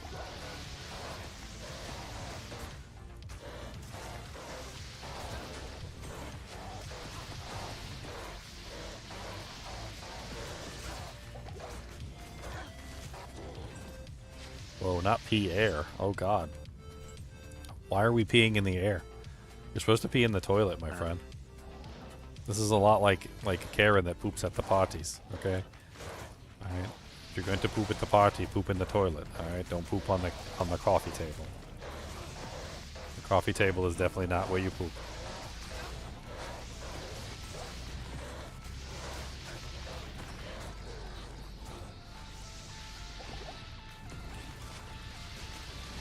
We don't have any confirmation on that they're going to do anything for the 25th anniversary. No confirmation whatsoever, so don't get your hopes all up for no reason. All we have is a vague comment on the 25th anniversary where they said, just wait to see what chaos we have in store, or something like that. And that was it. They did nothing for the 25th anniversary, and then made some like weird little comment and put a wallpaper up.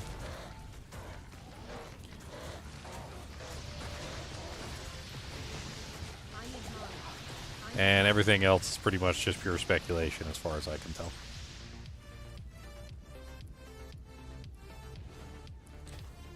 Okay. Champion Urdar.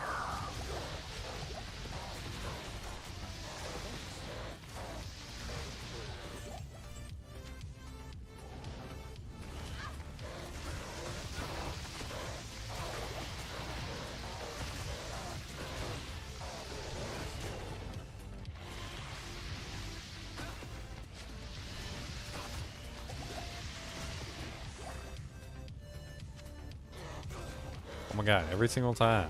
Like, I kill one monster, he runs forward and grabs another monster. Like, it's like a never-ending cycle of monsters. Like, just calm it down already. We're going up this way. Stop dragging more monsters to come kill us. Let's focus on the ones we got, okay? We got monsters at home, alright?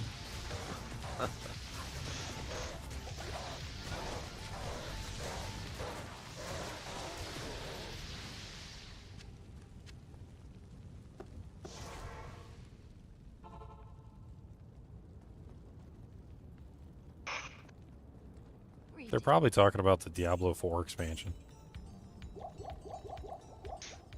Don't you guys have phones?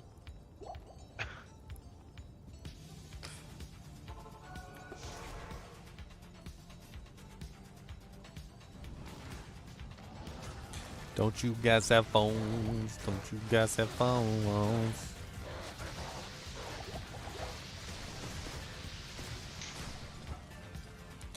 A halberd of not etherealness. Why you always gotta come straight after me for? Stop.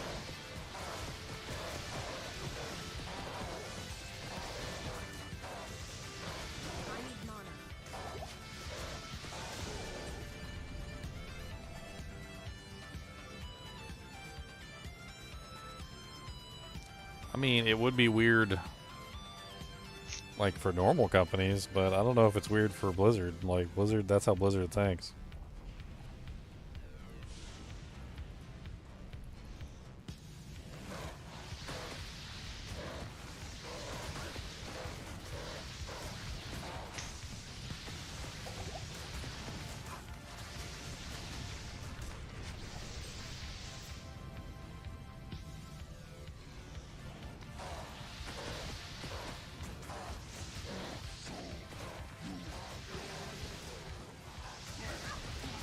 Spectral hit.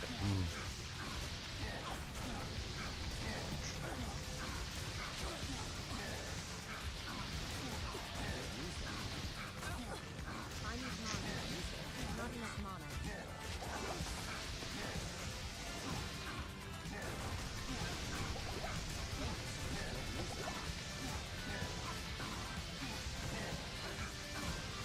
He's doing pretty good for having an amp curse on him. Yeah, he's doing really well.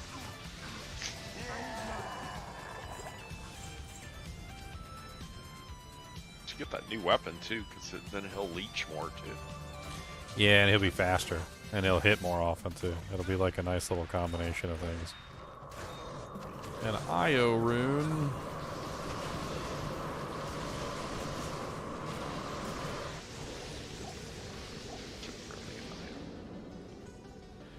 All right. Not the lowest. Well, I mean, since I can't make rune words, it really comes down to useful runes and not necessarily runes that I need in rune words. I would have been happier with a shale. I would have been happy with a shale, honestly, or like an rune would have been nice. Like, what does IO do? It's vitality, 10 vitality. It's awful, especially when you consider that. Like you can get more HP from rubies. I think I tested this a while ago. You get more HP from rubies. So like if your goal is to get HP, you don't use rubies or IO runes.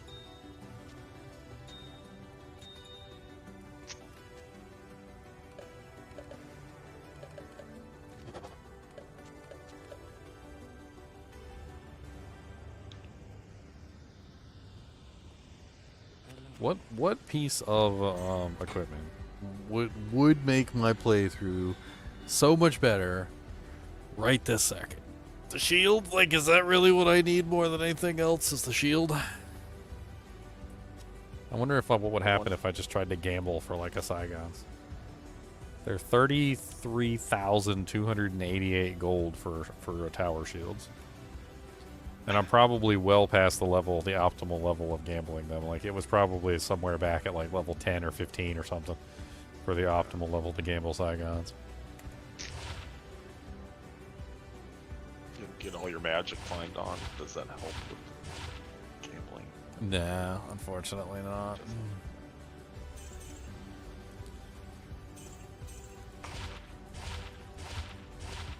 I mean, Saigons would be great because I could go get it socketed and I could put a P diamond in there, and then that would give me resistances as well as plus the skills, which both of those things would help me out tremendously right now.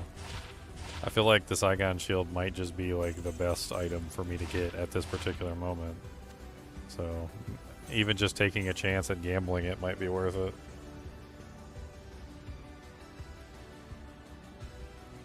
I've got a lot of gold, so I've been hoarding like crazy. So let's spend some on gambling and see if we can get ourselves a key piece of equipment.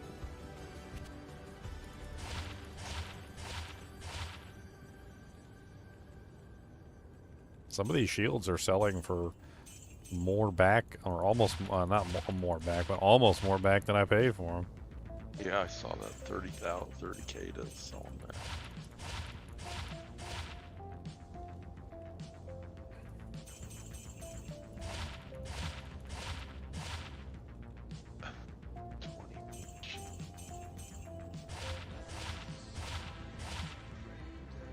Wow, look how dirty that shield looks. What the hell? Yeah, dingy. Like, got a real dingy look there.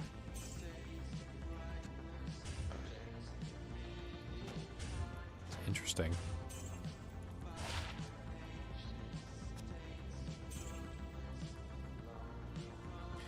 Well, no luck with the amount of gold that I spent so far.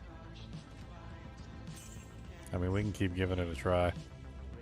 I could also maybe just try and farm it. I don't remember who the best monster is for farming Saigon Shield is. There probably is like a perfect monster for Saigon Shield.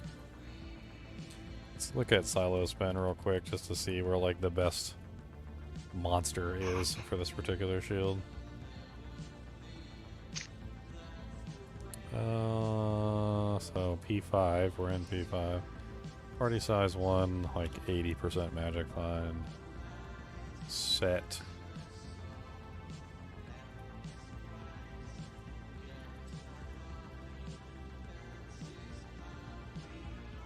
What is the shield? I don't even remember. Is it the guard? I can't even remember which one, what the name of the Saigon shield is. It's the guard, yeah, okay.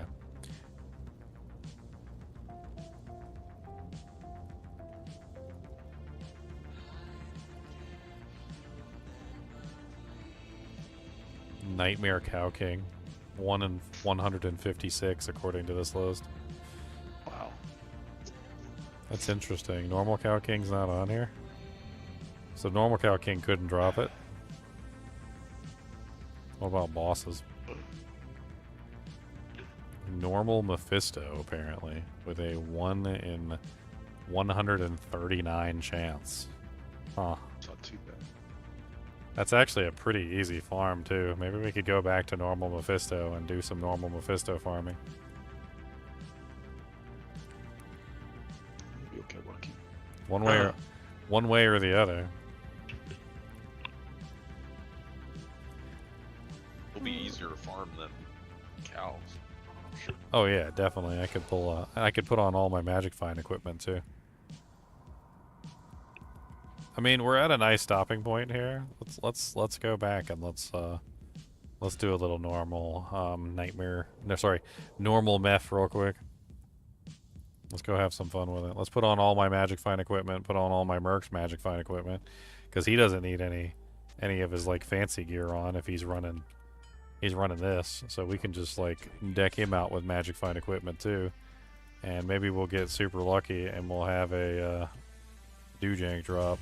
I can throw Millibrega's shield on, and then I can also throw on Sanders' Paragon, and then I'm sitting at, what is that, 95% magic find, and my Merc is sitting at 80% magic find. So that's a pretty good little combo there. Does he get you plus? If he gets the killing blow. Yeah. So he does have to get the killing blow for it to count. But yeah, if he gets the killing blow, I'll have to let him get the killing blow, basically, is how you usually deal with that.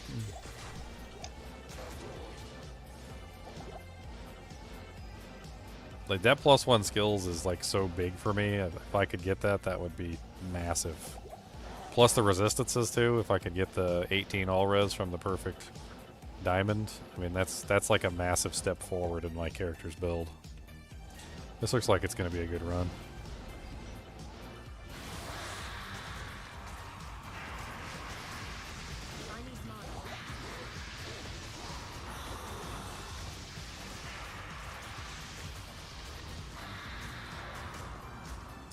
And let him get the KB.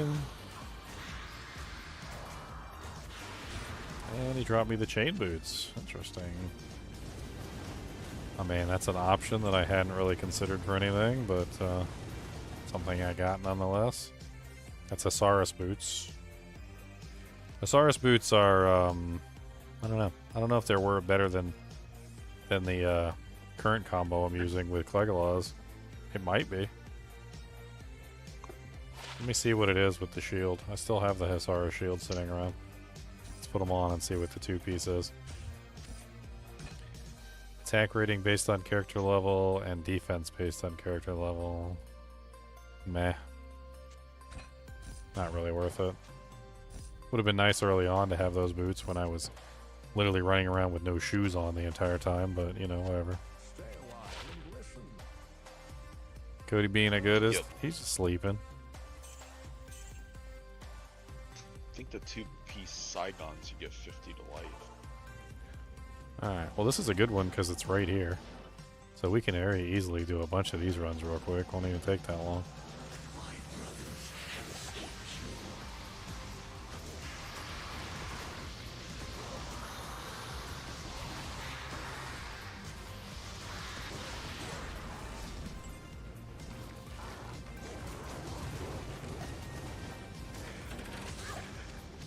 Check the super chest in the bag. And the 2 armor racks. armor weapon racks. Diamond. I got a burr rune from that chest. Dude, the freaking the super chests and the racks are worth clicking. I don't know why people don't click them sometimes. It's really weird. I've gotten good stuff from there. Tal's armor. I've gotten all sorts of crazy things from that stupid chest.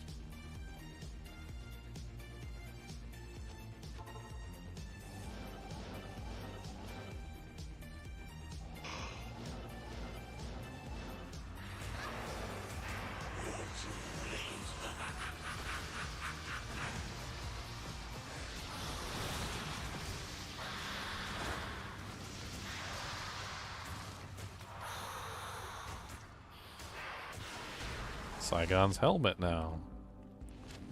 See, we got some magic find now, so we're actually able to work the bosses. Like, we weren't able to do this before because it just wasn't... It wasn't, like, even a thing. We had no magic find, we were getting, like, no drops, essentially, from the bosses.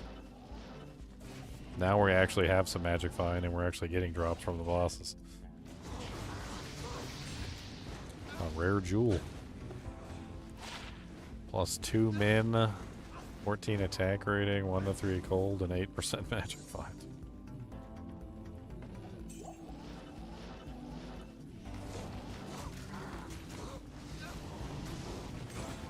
Another Nef rune, I'll take it.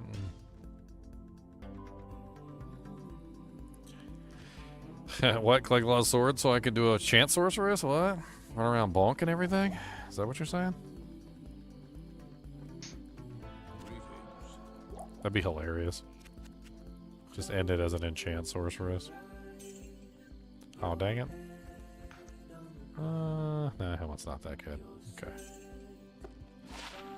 Well, we have Saigon's visor. Does that better magic find than... No, because we don't have 3 pieces, right? So we're not going to get the magic find bonus from the boots unless we have 3 pieces. So that doesn't help us out.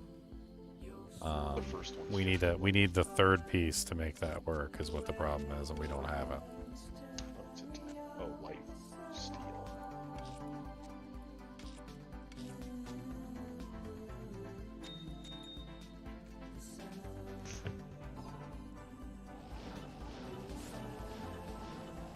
Can I make a werewolf druid build good in Diablo 4? I mean, there's a lot of good werewolf build druids. I mean, it basically just depends on what you want to do. You can be a... Awesome. I made her a werewolf. I mean, you don't have to make her as ugly as Stormy Daniels, though. You know, it's not a requirement. The ugliness isn't a requirement, okay? She can't help it. Give her some makeup or something. I don't know what the hell's going on. Oh, I got the death sword. Man, I'm finding all the sets now. What the hell is this? Only thing I'm missing from the death set is the gloves. I'm missing the gloves. So I've got Berserker's headgear. I've got another Arcana's skull cap, which I really don't want. 24% faster hit recovery armor. No resistances though, but it does have 24% faster hit recovery. Could be interesting. And now we've got Death's Touch sword along with the sash, which means that like if you use the sword and the sash together, you can get like the all resistances or whatever. And I think this sword has cold damage on it, if I remember correctly, which isn't the most amazing stat. Yeah, this has been pretty lucrative. 3 sets, and like it's such a short number of runs. We're hitting it. Change of pace. I mean, we're in Act 4 Nightmare. You know, we're pushing it. We're doing good. But you know, it'd be nice if we had like a shield that was worth using, and like you know. Maybe some of the sets actually put together properly so that we're actually getting like the bonuses that we need. Not the bonuses that we like have, but the bonuses that we actually need. Oh, and amulets. Cathan's Sigil. 10% faster hit recovery. Might actually be worth using. I don't know.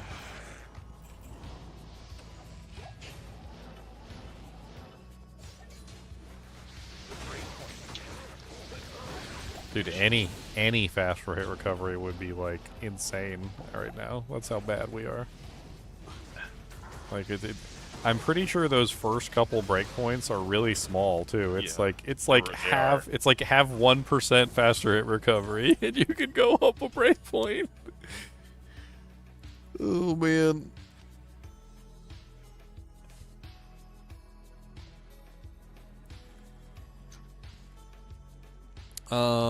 I mean, I don't think I have any other Cathan's pieces right now, though. So, like, right now, I think it's pretty much just trash. Unless I can find... Well, if I find the ring, I could combine it together with the ring, or I could combine it together with, what is it, the mask, and a couple other options. I don't know. It's definitely nice to have it in the repertoire, just in case, you know, like, there ends up being something good that we can use with it. Mephisto, normal Mephisto's paying out here. This is a good idea.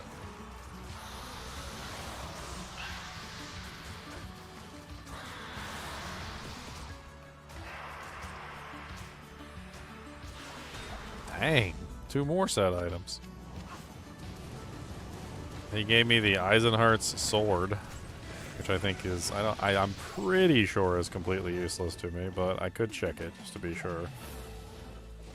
I don't think it has any usefulness in the build. I do have another Eisenhart's piece. I think I got the breastplate or something. I can check it with the breastplate and see if there's any bonus.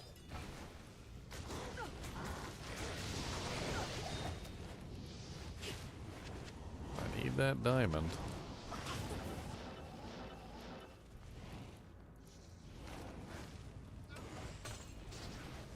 Oh, there he is. Mephisto dropped it. Nice, too.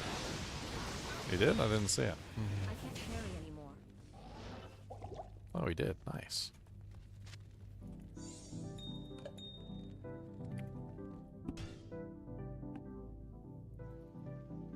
It's the amount of magic find I have. It's doing it. I must be at just the right magic find on just the right player count or something, and it's working to my advantage. I'm fairly certain that there is no set bonus between Eisenhart's. I think I think I got rid of the Eisenhart's armor anyway, but I don't think there is any like set bonus here. I've got the horns as well, so here I can put the 2 on together and check. Attack rating based on character level. All resistances 8 on the helmet, which doesn't beat all resistances 10 on the infernal. So no, it's not gonna. I don't think it's gonna be good no matter what. So let's just get rid of it. Eisenhart's is on the worst sets in the list for a reason. It has like next to no benefit to be used. It's like mildly okay if you just had it sitting around or something and you wanted to use it on a low level character. But then like, if that's the case, if you're gearing up for a, you know, like a low level character, why would you choose Eisenhart's? Why wouldn't you choose like Saigons or Arathas or like any of the other sets like Arctics or like anything else? Asauruses. Oh, there's the kite shield again, which we don't need. Let's check it against ours to see if ours is better defense. It is exactly the same in every way. Take that Grimoire though.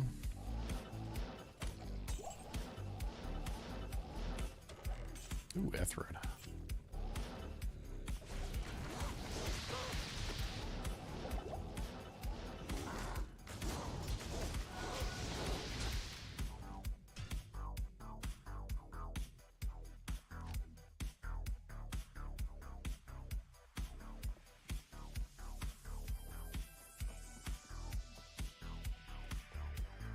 I mean, once we have all the sets in our hands, we can very easily start to determine what the best setup would be for, you know, like obviously putting all the stuff on.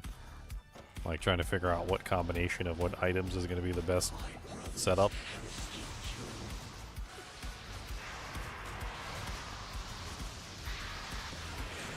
Arctic Horn, short warbow. Enchantress, here we come! I think I've almost got like a full Arctic set at this point. I'm wearing 2 of the pieces right now.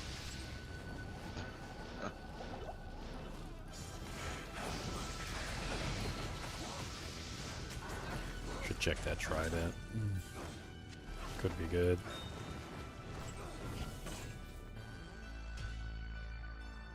I don't remember what the set bonus is between the Arctic 3-piece there. Pretty sure there's one more piece I'm missing, which is the gloves. I don't have the dexterity to put it on anyway. I'd have to look it up. Could be fun to like play around as an enchantress or something though. Why am I identifying items when I could just make Cain my slave do it? Dude, I still will never forget that guy, man. The one that was like, he was brand new to the game, and Kane's like, and I will identify items for you for off no charge. And this boy literally just took his tome of identify and just dropped it on the ground. He was like, well, don't need this anymore.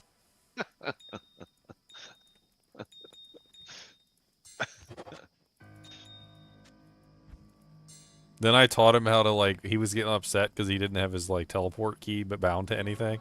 And so I taught him how to bind his teleport key to a button. And then the next combat, like, he spazzed out and, like, accidentally pressed his teleport key, like, 7,000 times and used up all of his portal scrolls in, like, 1 second. Oh, my God. I was dying laughing. It was great.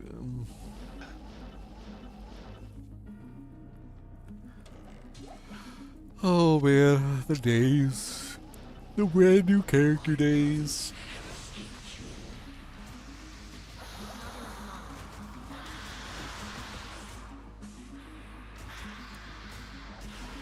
Oh, no set item that time? That's like the first time he hasn't given us a set item.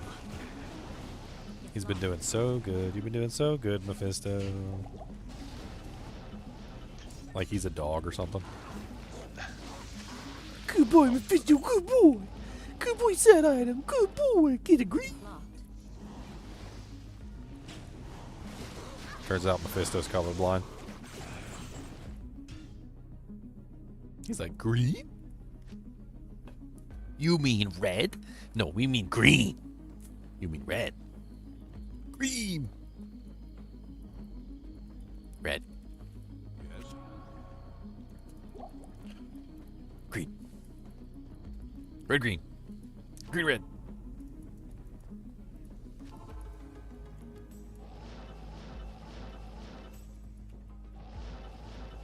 Xylor is colorblind. He cracks me up sometimes. Like there was something, I can't remember what it was. It was this season, remember? He was like, where's the what's this thing? And I'm like, they were like, it's right there. And he's like, what do you mean? I can't see anything. He literally couldn't see it because it was like it was red or something, and he was colorblind, and he just could not see it. This wasn't there. It's like, I don't see anything that's color.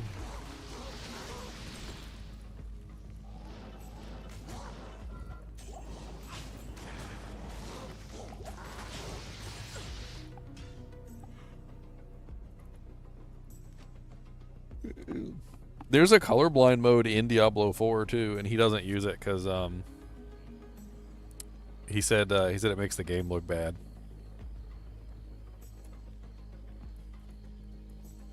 He said it makes the game look bad.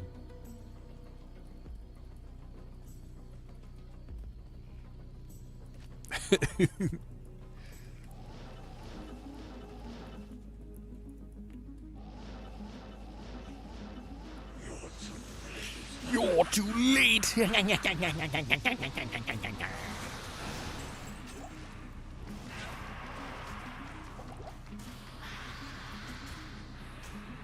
Come on, get him, Murky Murk. I know I put a bunch of crappy gear on you and you ain't got no damage no more, but keep smacking them. Smack a deck a ding dong. Smacking like a ping pong. Ow! Turn around and beat me up. Give me that zombie head.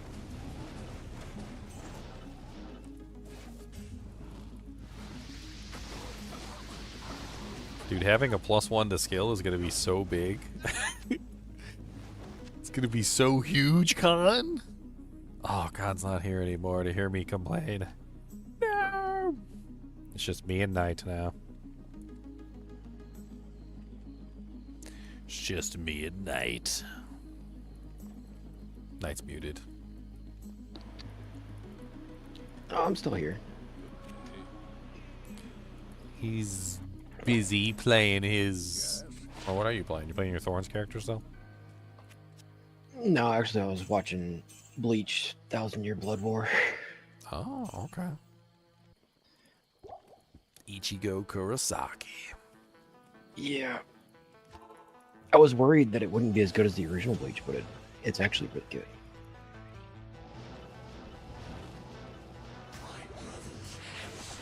Have you seen it or no?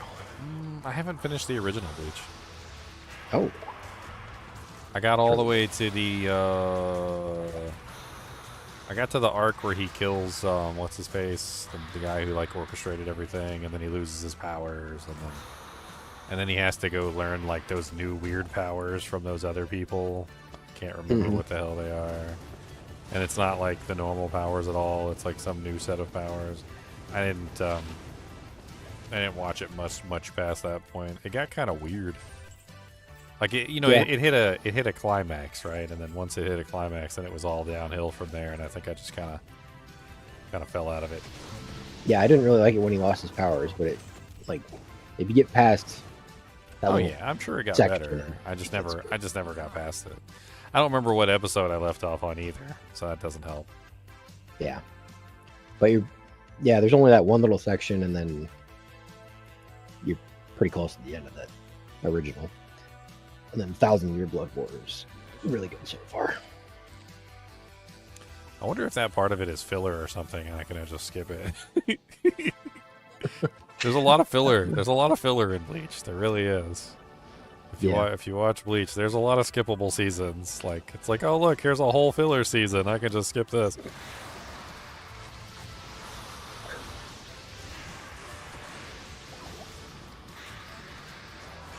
Some people have no clue what filler is. They don't understand. They're That's like, when what do you stuff's mean good. it's filler? Like it's still part of the show, right? And you're like, no, it's not. No. And some stuff doesn't make sense. And stuff you don't need to know about. Well, it's I mean, just straight up made up things, right? It's not even real. Yeah. Filler is basically where to explain filler in a way that makes sense to anybody who wants to understand what filler is. Filler is when you have a book, okay, that is being written, or in this case, a manga, and the company that's making the TV show is following the source material. But for some reason or another, the company that's making the actual, like, anime is doing a faster job than the company that's putting out the manga, right? The actual source material. So what happens is, eventually, in these cases, the company that's making the TV show gets to the point where they completely outpace the manga or the book, at which point they have no more source material to work from. But instead of putting the show on hiatus, they just simply decide that they're going to, well, let's just make some stuff up. And that's exactly what they do. They literally just make up a bunch of, like, filler episodes, and they just literally make up crap. And then they throw it in there in the time span of, like, while they're waiting for the next, like, manga book to come out or whatever, or, like, a certain number of manga books before they continue the story.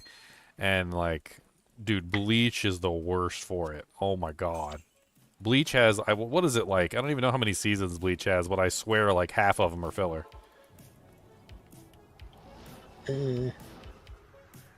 Yeah, there's some that are definitely not necessary. How many of Bleach seasons are filler? Out of the 16 seasons of the original anime of Bleach, 10 of those seasons have content that is considered filler. And in total of 161 episodes, the filler episodes represent 45% of the entire 366 episode series. 45% of Bleach is filler. Oh my god. Dude, Some of the filler episodes are decent though. they're okay, but like some of them are awful. And then on top of that, like sometimes you just want to get to the next part of the story. Like it leaves off on some sort of like really, really big cliffhanger, and then all of a sudden it's just a freaking filler season, and you're like, what happened to Kirk? Where's Ichigo? What Ichigo was almost dead. What happened to him? Yeah, everybody's just alive and well. Like last time I saw her, she was literally got like a bottle shoved through her eyeball. Like she seems fine. She seems fine. I didn't think it was that bad. I knew it was bad, but I didn't think it was that bad. Yeah. Apparently, the filler arcs are the Bount arc, the Stolen Hyogyuku arc, the New Captain Shusuke Amagai arc, the Zanpaku 2 Unknown Tales arc, and the Gotai 13 Invading Army arc, which is a lot of freaking episodes. Yeah. Oh yeah. So Dragon Ball Z did filler in a different way. Although they do have filler episodes. They do.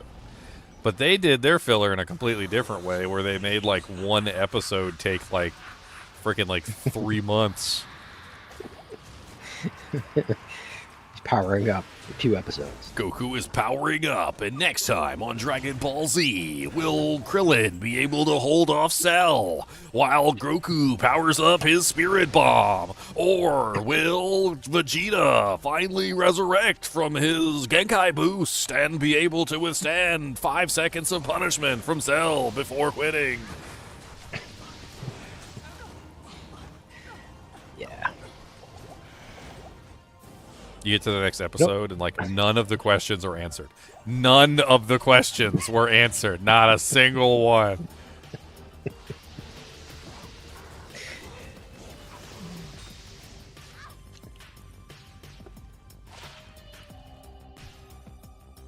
Or he's just running back from planet to come back to life for like 4 episodes. Dude, he was. There was a couple like that where he was literally running back from like in the afterlife. He was running down the trail, remember?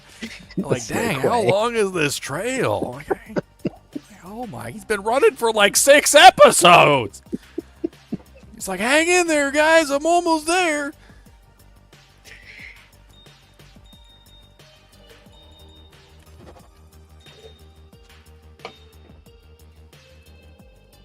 I don't know. I think I almost prefer the Dragon Ball way to the Bleach way, because the Bleach way just threw so much random crap in there. Like, I don't even know what to make of it.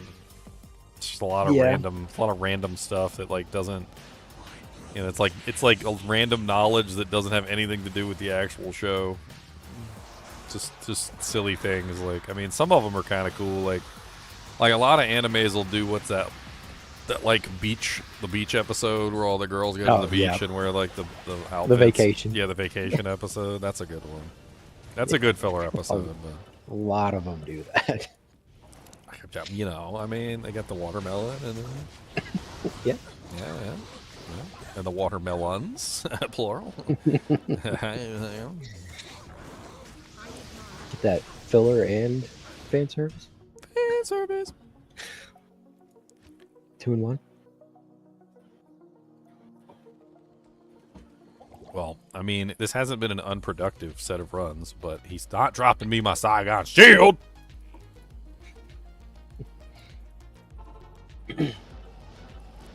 Mephisto better put out, okay? Or I'm just gonna stomp on him, and I'm gonna rip his tentacles out. I'm gonna put him in a hentai. How about that?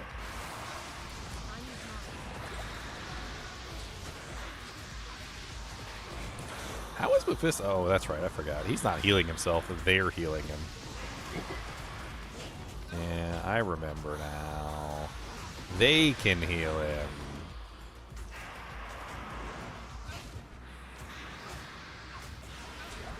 A Nephron. Where the hell my boy YN Voidbringer just tellied away, like left his boss to die. That was pretty hilarious. It was like, bye, sucker. He's like, I bet on the wrong horse.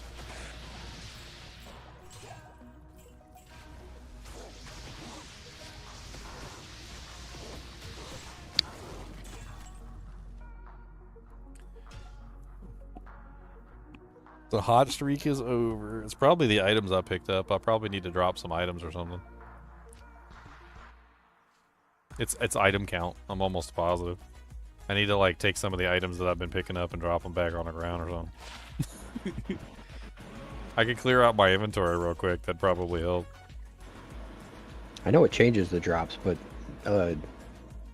is there like, if you have like if your stash is just completely full of items, or if it's completely empty, does it have a better chance of dropping better or worse? It's not a better or worse chance. It's just if you have items in your inventory, and if you don't have items in your inventory, like it's a count. So like when you're at a certain number, like it starts to add up from that point. I don't need 2 Death's Guard sashes. I don't need 2 Hwanans. Like it's basically just a count. So like as you're finding more and more items, you're passing by certain counts, and like it does actually add up over time. Because I'm kind of a hoarder and my stash is always full, and I have terrible drop chances. So maybe I just need to have an empty stash all the time. Increase my luck. Well, in Diablo 2, but in Diablo 4, I don't know. Yeah, I'm a hoarder in Diablo 2 too. I haven't played it in a while, but yeah. Well, when you're hoarding items in Diablo 2, you can like think about it from different perspectives and be like, okay, well, what if I drop all my gear, on the ground in swap games?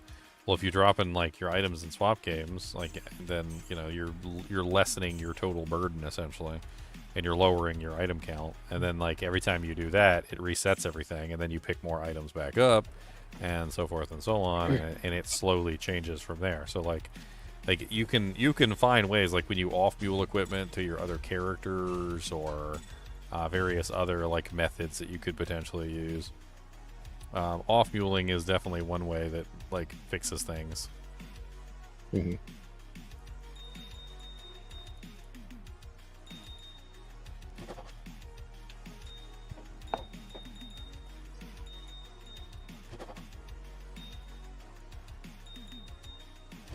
Alright, I think that's probably enough items. I could transmute up a couple more of these.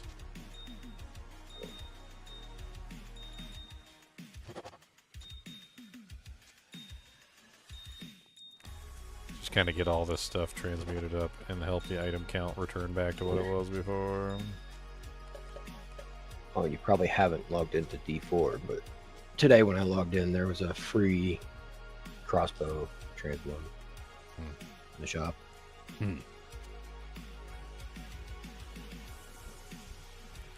Psychological tactics.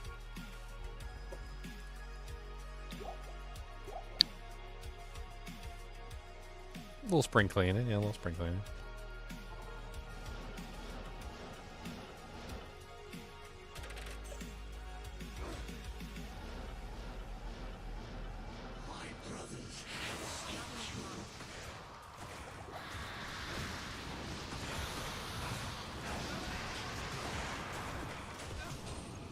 Cathan's mail, and look at that. Just like that, I dropped the items and the set items returned. Just goes to show you that like the RNG manipulation stuff that I discovered is 100% accurate. Like, why would me dropping a bunch of items have almost a direct impact and cause the monster to drop 2 set items again? Like, literally just like that. Bam.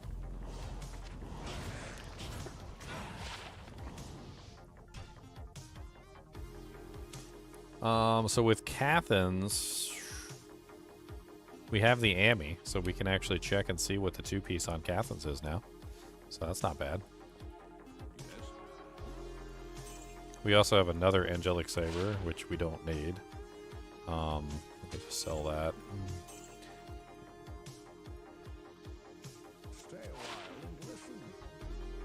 So there's our... No, that's not it. Alright, so 2-piece on Cathans is regenerate mana 16%, 15 to 20 fire damage. Attacker takes damage of 5, and 50 attack rating. The regenerate mana is so low. What's up, D-Bor Runthover? Where's the puppy at? Where's the puppy at? He's the biggest boy. He's not a puppums. Cody. Cody, come here, buddy. I got snackums. Where he's at? Where's a Mr. Monster Dog? He was sleeping. Cody, I got bones. I got little bones. I got 3 little bones. You want some little bones? Come here. Come here, monster boy. He's alive with some sleepums. Cody. He hasn't been feeling too well lately. He's got something going on with his hip, but I could probably get him to come over here. Come here, buddy. Come here. Come here. You gonna be my goodest? You gonna be my goodest boy? That's a 1 little bone. And that's a 2 little bone. That's a little bones. And that's some 3 little bones. That's a monster dog. Oh no, that's a monster dog. Oh no, that's a dog monster.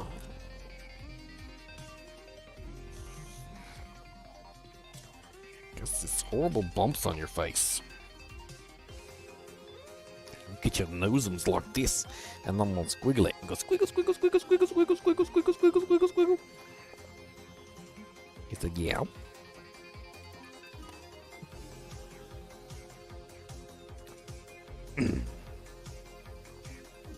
Monster dog.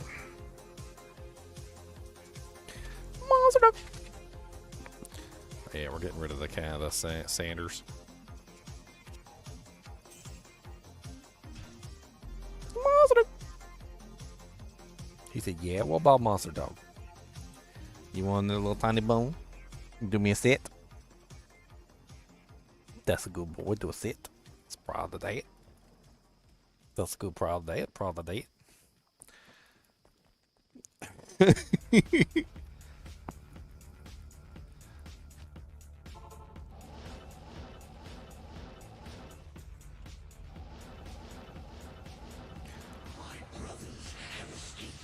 Come on, Meffy Peffy.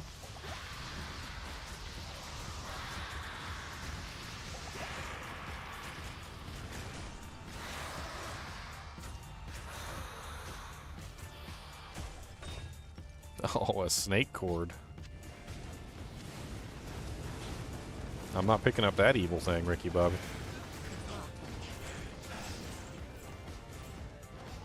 Oh no, the chest is locked and I don't got a key.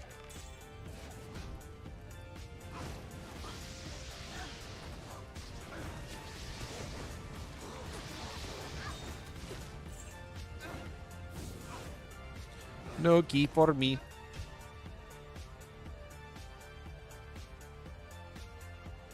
Such a great pet owner. Cody, stop digging. That's right, I said stop digging.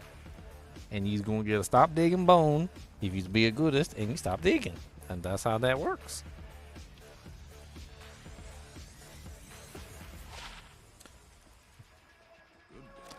Cody said, I like stop digging bones. Those are good bones, stop digging bones. Oh my god. I missed like 4 times. That was great. You guys didn't see that.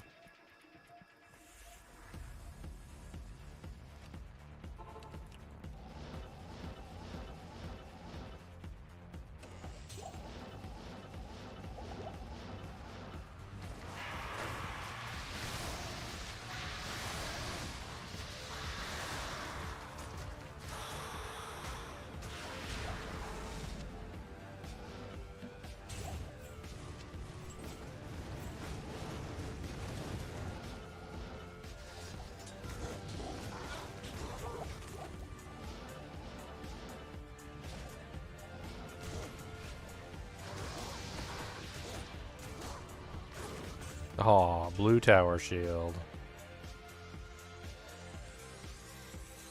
one blue tower shield, and it's not the one I need. Saigons, it is green. Give me +1 skills, it's mean. And I guess some set bonuses with some magic find.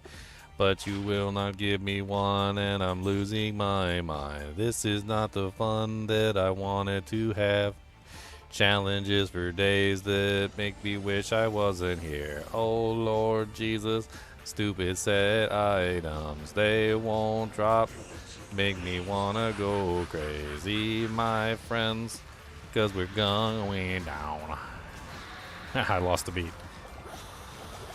Lost the beat. Lost the beat. Can't believe I lost the beat. Lost the beat. Lost the beat. Can't believe I lost the beat. Treads of Seathon. Garbage, garbage, garbage. Treads of Seathon, can't use them. Garbage. Oh, he went to Jared's, my friends. He went to Jared's. Take that mana potion.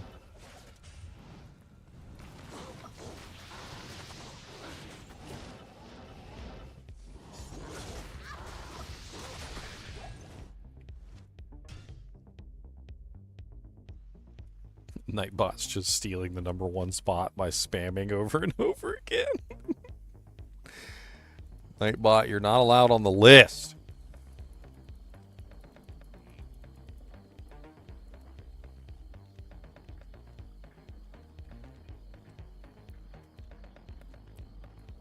What's up, Dope Show?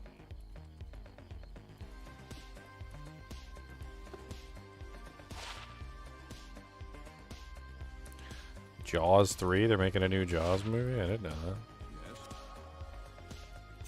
I can't see my own ads. That's silly.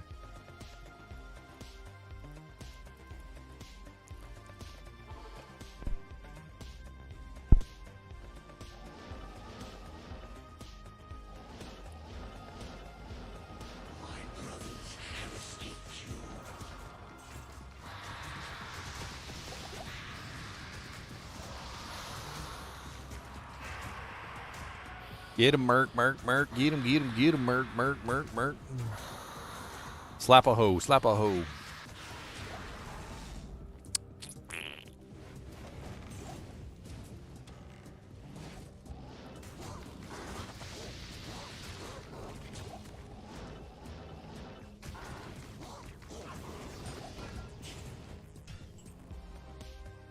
Bruce is back. What, Bruce the Shark? That game is so fun, by the way. My girlfriend wanted to play Raft, and she, when she started playing it, she was like, "Man, Bruce is such a jerk."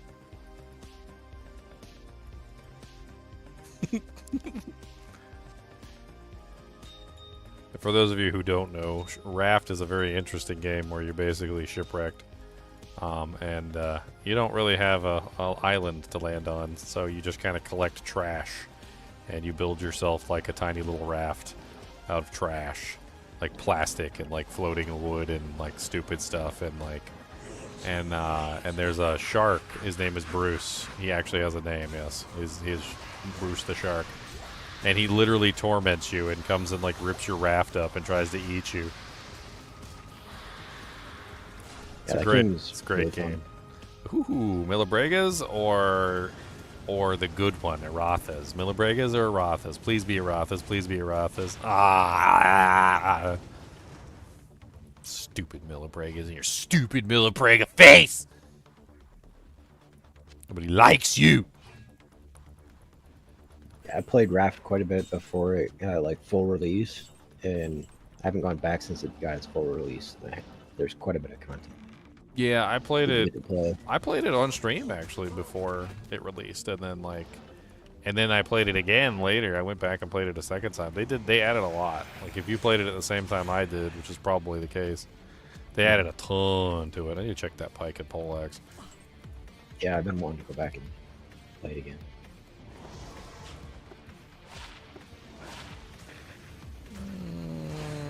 The pike isn't awful. It's a very slow weapon, though. I don't think that's going to be worth using. Yeah, no.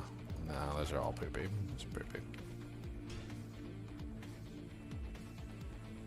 What's up, Killmire?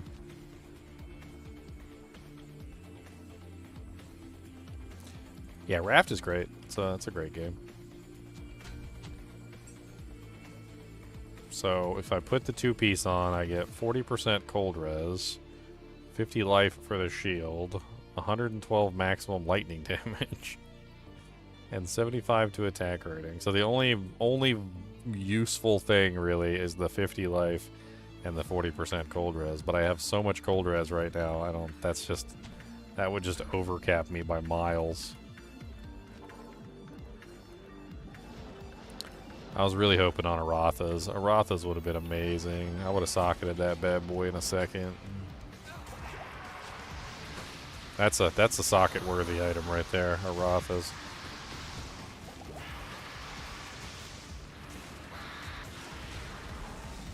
Oh, I have the full Cleglaw set now. There you go. I don't want Berserkers. Berserkers can go suck it.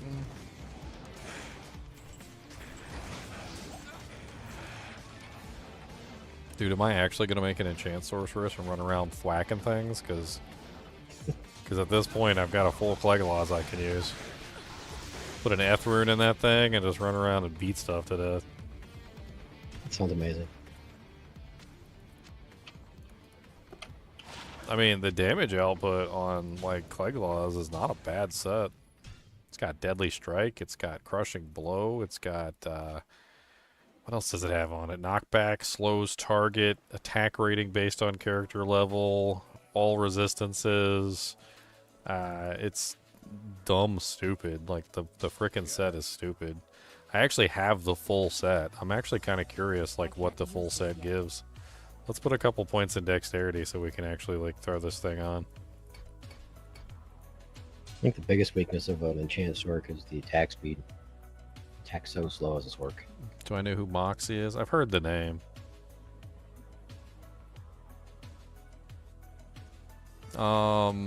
Yeah, so like it's maximum damage based on character level, 20% increased attack speed, 6% mana leech, 35% crushing blow, 30% bonus to attack rating, 50% deadly strike, 100 defense, attack rating based on character level, 560 attack rating, slows target 25%, knockback. Then it has on the shield 17 defense, 75% poison length reductions, 15 all res. I mean, as a melee set, it's kind of interesting. Like if you ran up and you just were to thwack things, and I do have enchant. What is my like actual melee attack? I got 1,448 melee attack rating. It's very silly. It's very silly indeed.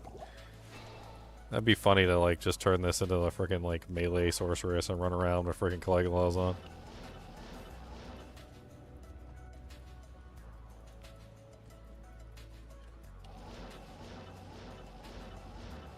That's the first full set I've collected, I think.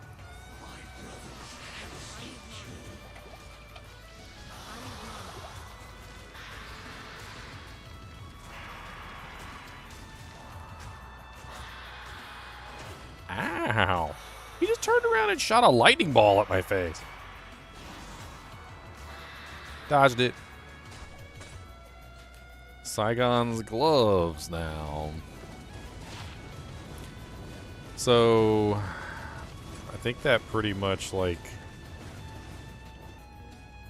eliminates Cleglaws at this point. Because I think I can wear the Saigon's visor.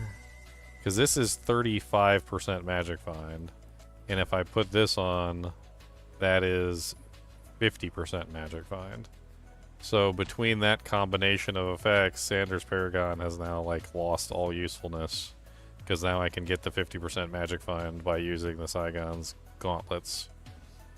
I don't really lose anything from Cleglaws, although I do lose the resistances from the shield if I decide not to use the shield. I could potentially just keep the sword on to get the resistances from the shield for the time being. I mean, that's an option, but that brings me up to a 110% magic find. That's not bad.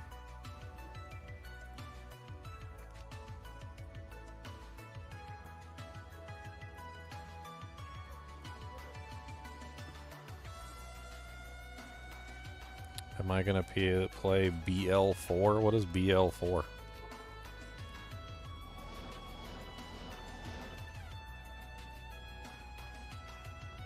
Butt Liquor 4? I didn't really enjoy Butt Liquor 1, 2, and 3. I felt they were a bit shitty.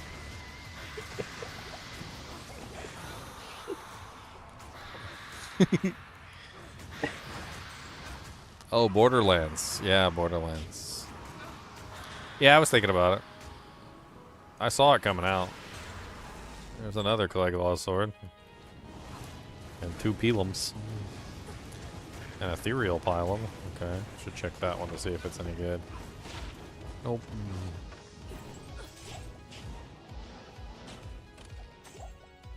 Not well known as Butt Lickers. Oh, okay. It's still a good game. Borderlands 1 was okay. Borderlands 2 was amazing. Like, Borderlands 3 was like kind of, I don't know. They kind of missed the mark on that one. I don't know. Wasn't quite as good as 2. Didn't really have the same, like, comedic effect. I don't know. It was okay. I mean, it definitely could be fun to play. Borderlands is literally a Diablo game after all. Anybody who's ever played Borderlands can immediately see the ARPG from Diablo just, like, crammed into a first-person shooter. I don't need another Siverbs. What is that? Stout Nail? Yeah, Stout Nail.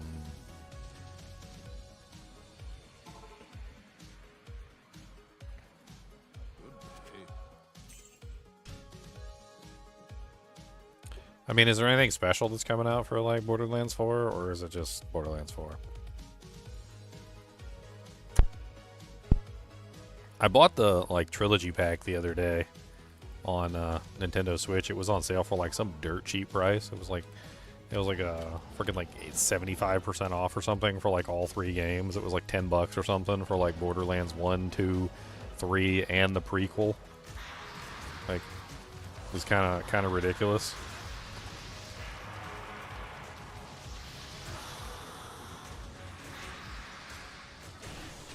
Oh, Arcana's staff. And we got the Grim Wand. Wow. Frickin'. I wasted all that time farming Cow King. I should have been farming frickin' normal meth, apparently.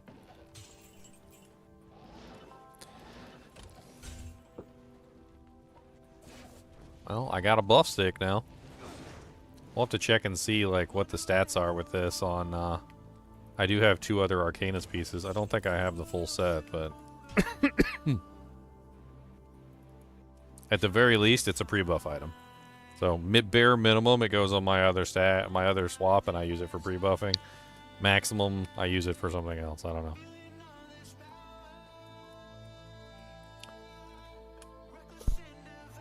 What are we missing? The amulet? We're missing the amulet. Let's put it on and see what happens.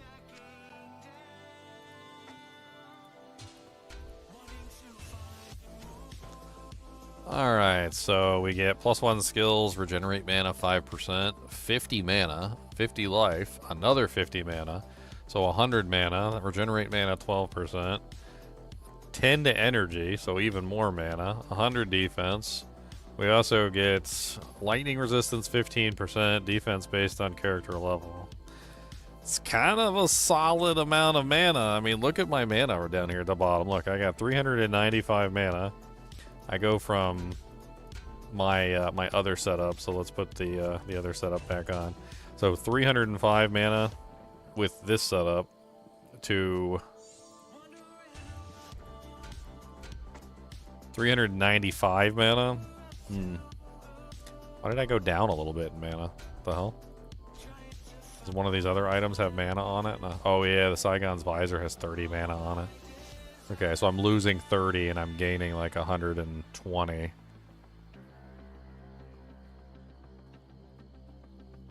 Yeah, I don't have the Magic Find either. So like I'm just thinking for like later. Like obviously I'm not always going to be running Magic Find.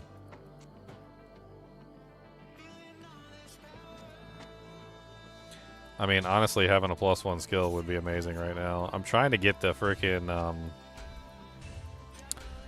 obviously something more than just the +1 skill would be nice. The Saigons, and then I could put a weapon in the slot too, which is the ideal. But having that as a pre-buff certainly isn't terrible, because then I can actually pre-buff.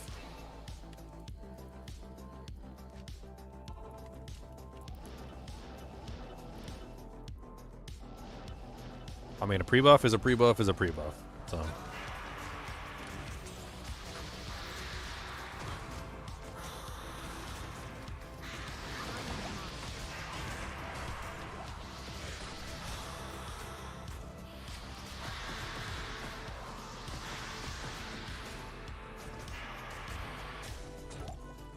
The bought a DJ. Demo Q. Demo Q.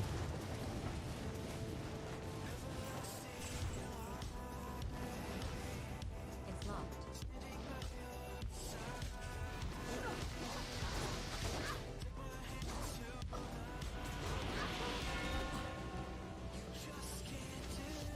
I need a key. You wand. Oops. I didn't see the gem shrine there. I could have used that for something important.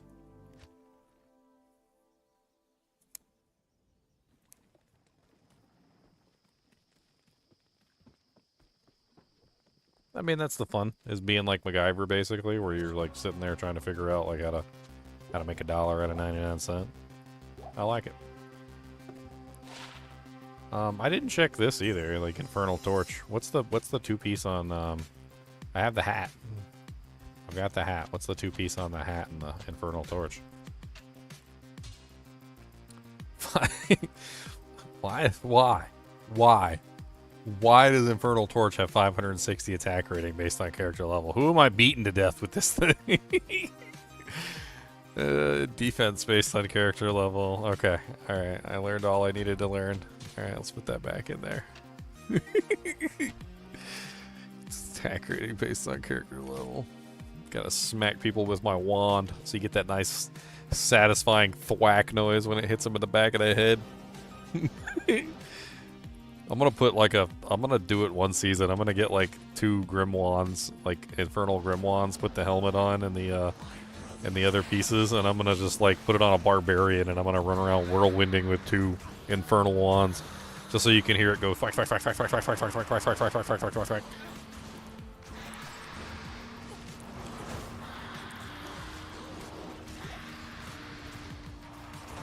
Ow.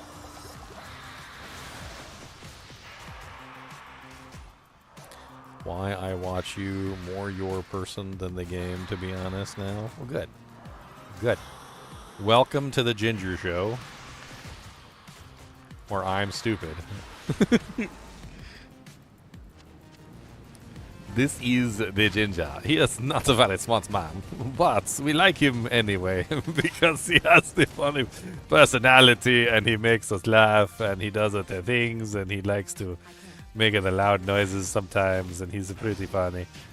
He also poops at the party sometimes and he is not very nice on occasion, but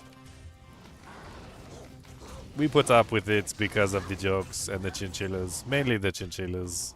Not really him. It's actually the Kubus monster dog and the chinchillas. They are much more funny than him, for they have the fluff.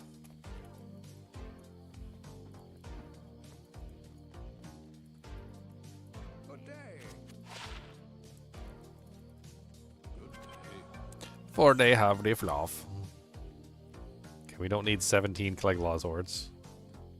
I think that's, what, another Cleglaw sword in the sea of Cleglaw swords? I don't need Eisenhart's case either.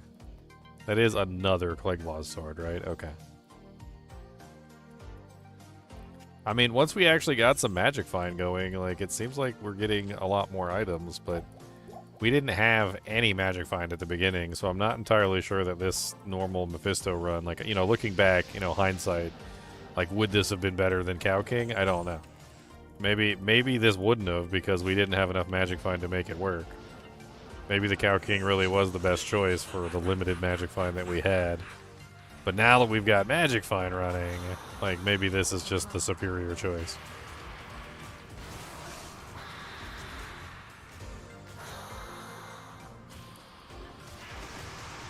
I might be playing some Neverwinter Nights 2 tomorrow. It could be fun. Who's up for some Neverwinter Nights 2, man? Like, Neverwinter Nights 2 Enhanced Edition comes out tomorrow. Kind of excited. It's been a long time since I've played some Neverwinter Nights. It's an old game, too. It's probably not going to hold up well. It's probably not going to hold up well. I don't really know. I usually ended up just playing like a Strider. Like, is usually what it ended up going up. But I used to like Paladins, but then, like, my problem with Paladins in those games was that you had to be a lawful good character. And, oh my god, I hated being lawful good. Some punk-ass freaking, like, biatch little villain would be like, nah, diplomatic immunity. And, like, as a paladin, you're not allowed to, you know, like, violate the law.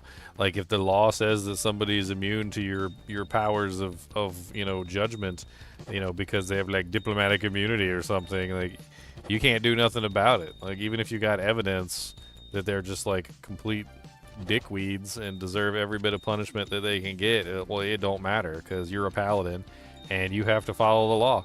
And in later versions, I believe you can break, you know, like, your paladin oaths or whatever.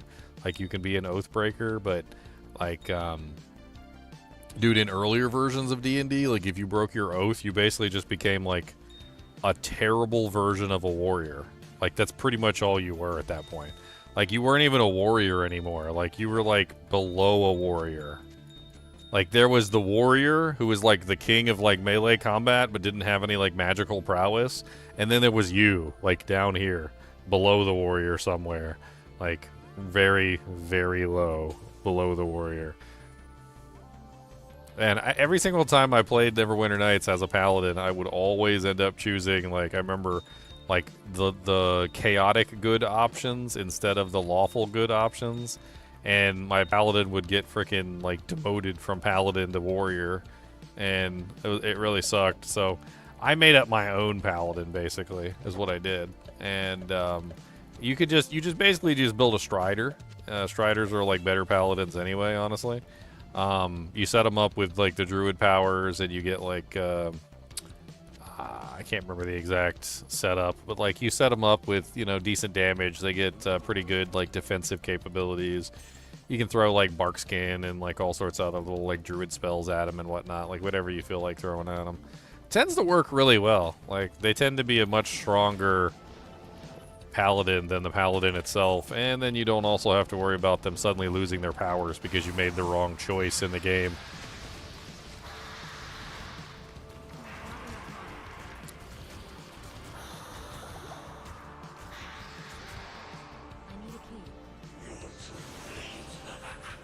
Could be fun to go with something else for a change, but I don't know. It's been so long since I played, I might just want to stick with what I know. Another pair of Saigons? Come on, we need something other than Sigins. We need a different one than Sigma.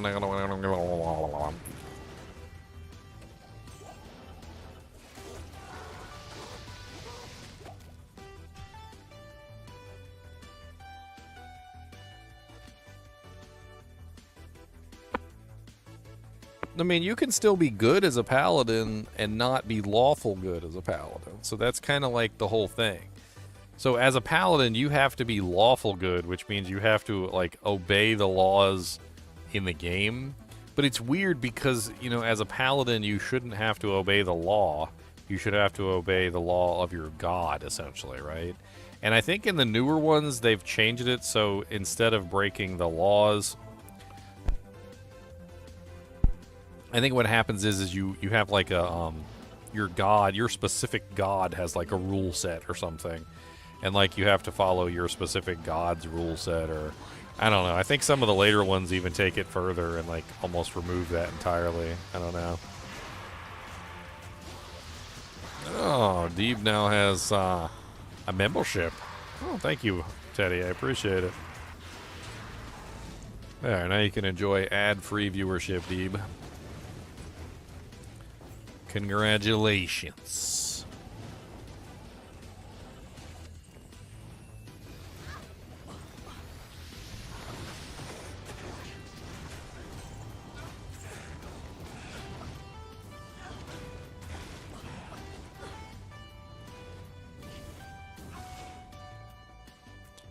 My paladins would always get messed up.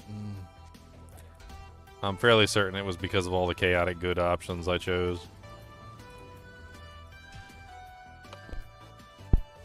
Because my characters would always go chaotic good. Like, there was an alignment for the character, and my paladin would always go chaotic good, so... Like, it's gotta be exactly what it was. Guess I just tend toward the more chaotic good options. To give you a reference, like... You know, a lawful good character is basically like a police officer. A chaotic good character is like Batman, right? And then like a neutral good character might be somebody like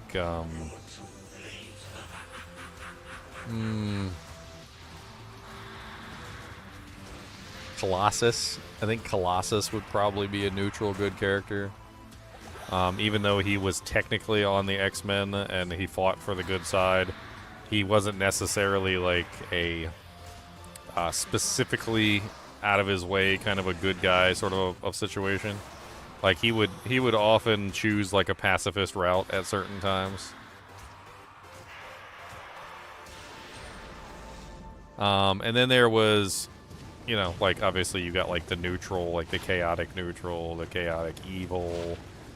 The lawful evil are the worst, and that's usually the reason why you lose your lawful good status.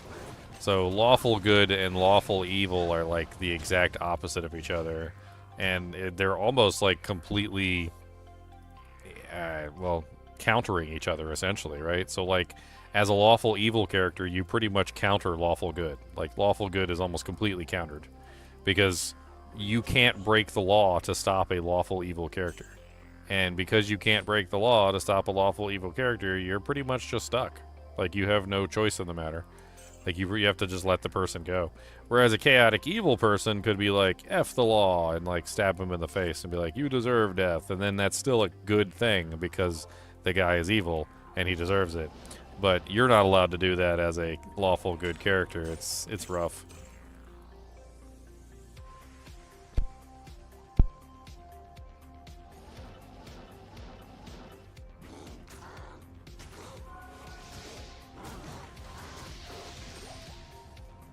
Well, the thing that's really weird about it for like Neverwinter Nights though is that technically it shouldn't be an issue. So if you're following a god's rules, right? Well, what if you're following an evil god's rules, right? Or what if you're following a neutral god's rules? Or what if you're following a chaotic good called god's rules? The thing about Neverwinter Nights is they never really specified what rules you were following. You just have to follow, like, all rules. Like, all of them. And that's the really weird thing. So you can get booted out of your faith by, like, betraying the laws of Baldur's Gate or something stupid like that. And it doesn't really make as much sense as it should.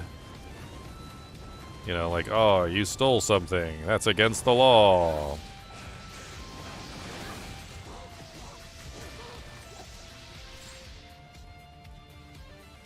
It's really the quests, too. Like, the quests are the main ones that start to change your alignment if you choose different things. The characters get upset with you, too. I always thought Neverwinter Nights was funny because the characters were always bickering with each other.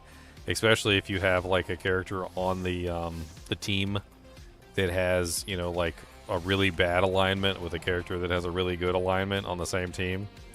The evil characters and the good characters will literally, like argue with each other the whole time while you're playing.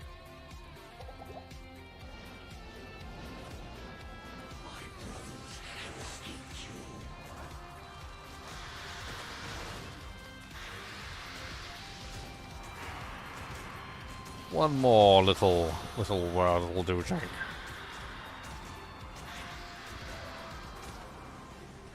Well, he's obviously a dude with a name like Ed, Ed, and Eddie. Ed, Ed, and Eddie.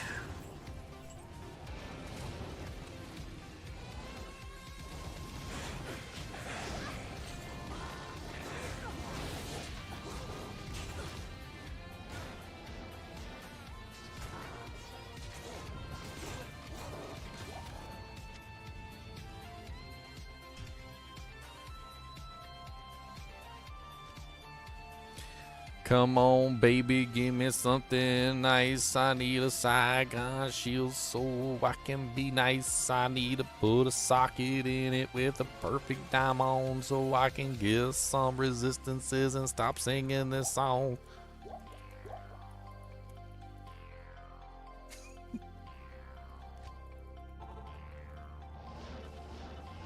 You feeling any better tonight? You're starting to get your neck ability. Can you do the chicken yet? Can do chicken head. Man, that hurt my neck. Ow.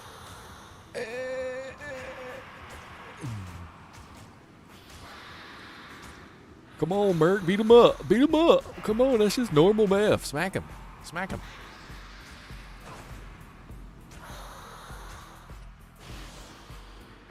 Miss me, miss me.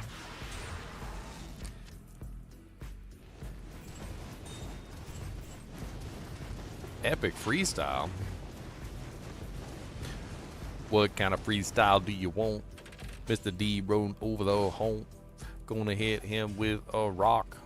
Oh my god, that's not very nice. Why you gotta do that? Give him some rice.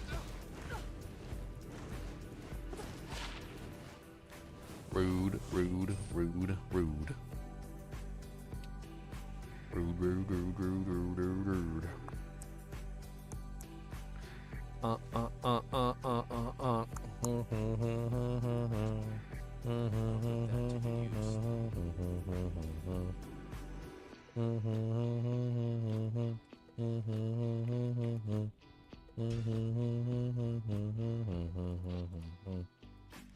My sorceress is no longer. She's no longer naked ho. She doesn't have her titties hanging out. I'm so glad she's got some clothes on. This is great, I believe it. She got no clothes on either. She's got some clothes on now. Got some clothes on now. Do do do do do do do. Do do do do do do.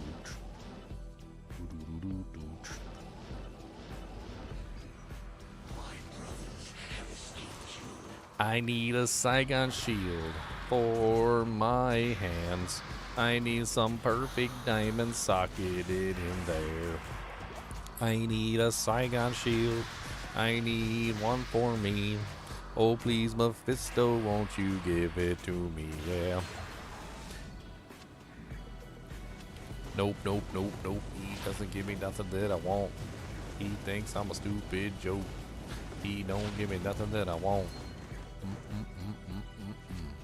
He's a rude little punk, and I do not like him. He's a rude little punk, and I do not like him.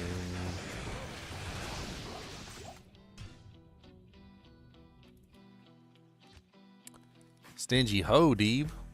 That's where it's at. We need a stingy song for Mephisto. That's what we need.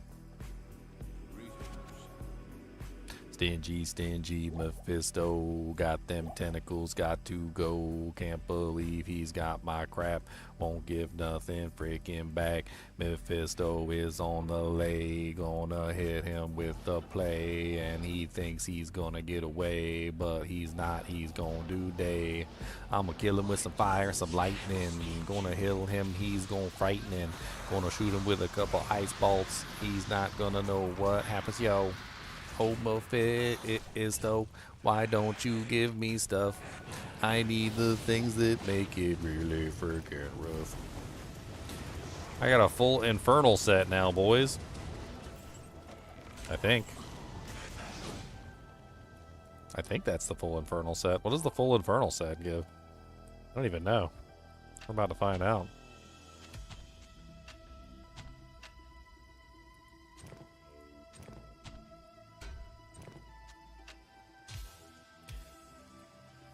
+1 necromancer skills, 20% bonus attack rating, 8 poison damage, 6 mana leech, 20% chance of open wounds, increases maximum mana 20%. Holy Jesus. Cannot be frozen. Defense based on character level, half freeze duration, poison resist 25%.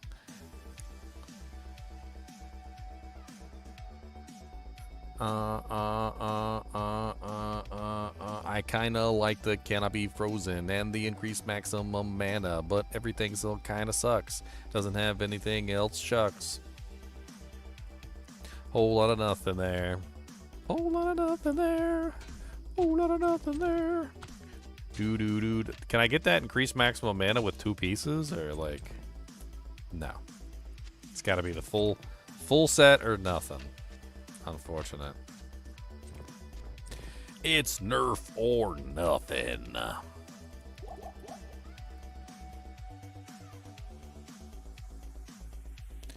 Boom, boom, boom, boom. I've been cubing all my gems, okay. I've been trying to keep them cubed up for 4 days, cause I need them to upgrade all my gear, alright. Cause I'm gonna need some levels, yeah. Mephisto better put out a Saigon shield. +1 to skills would be really freaking good, but he won't give it to me, yo. He's a freaking fracking hoe, and I don't know what to say about him, no freaking mo. He doesn't give me nothing that I want. I'm pretty sure that he's got it all hiding in the back. It's locked.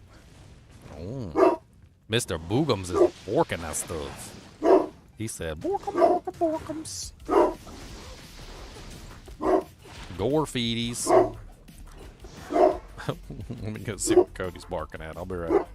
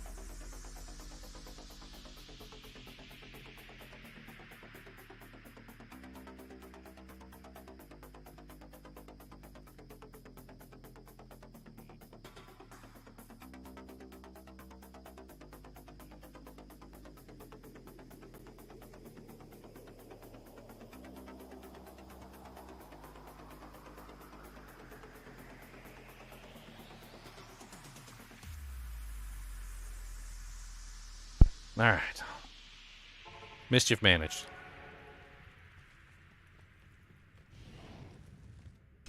Still ain't got my Saigon shield, though. Saigon shield. Give it to me. Saigon shield. I just need one. Saigon shield. Would be nice. If you don't mind, I'd like a Saigon shield. Yes, please. Saigon, Saigon, Saigon shield. I also need another ring for my ring slot, which is still empty.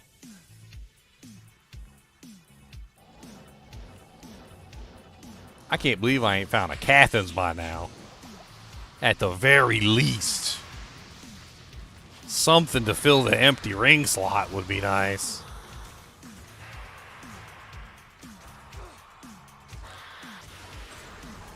"18 days, no fapping." What? The hell?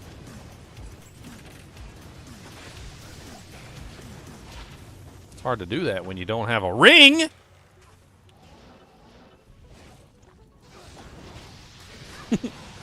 What's up, Corn Doc? Thanks for the raid, man. Welcome.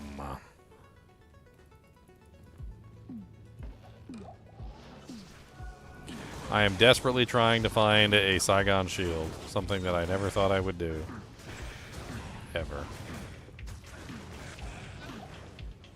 Single Saigon shield is all I want, but they won't give it to me. I just need a Saigon shield, but they won't freaking give it to me. They are buff faces. I do not like them. They are mean. Not giving me nothing, and they took my spleen. Rip my spleen right on out. I didn't even pout. Cody, get your butt off of my bed. Get over here where I can see you, because you's always digging, and I need to make sure that you don't dig. And lays down and be goodest. Thank yous for being and listening and doing what I say. I appreciate that. Because you's doing what I say, and I appreciate it.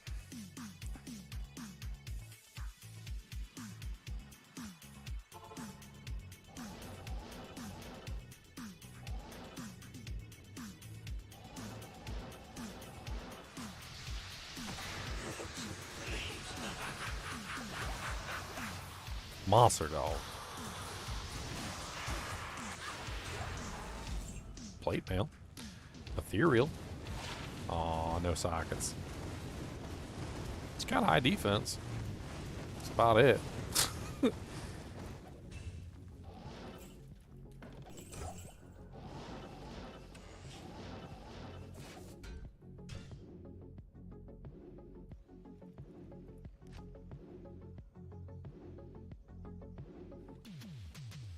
Oh, no.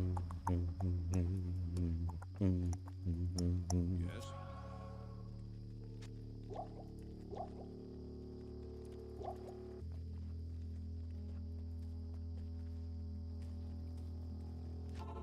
Saigon shield. It's all I need. It's all I want. Just one little Saigon. And that would be great.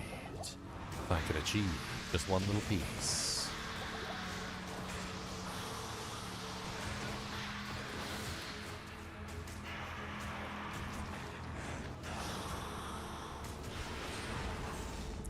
Another Cathan's mesh.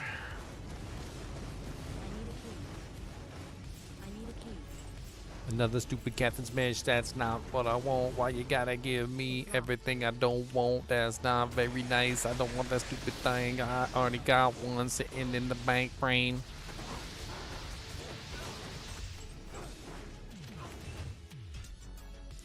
I need to get some keys for that chest of the bag.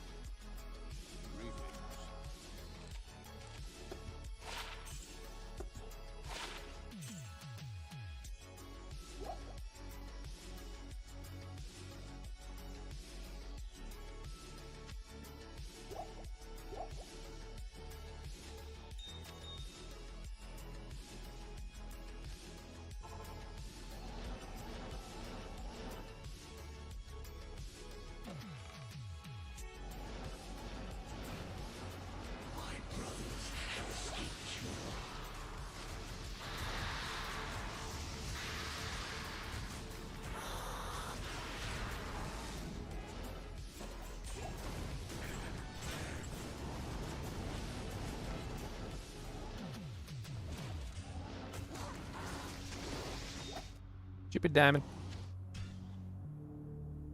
Corn dog. Corn dog saint. Boondock saint. Corn dog saint.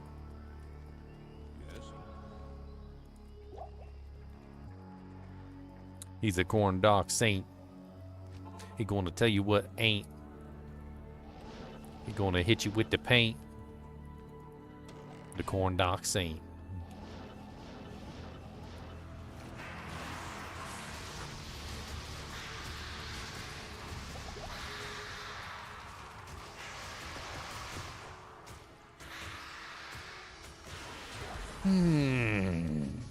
A halibut.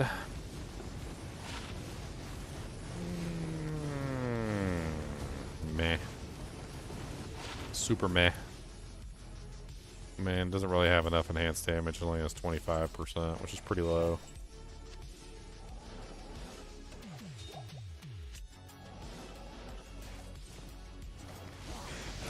Pretty low.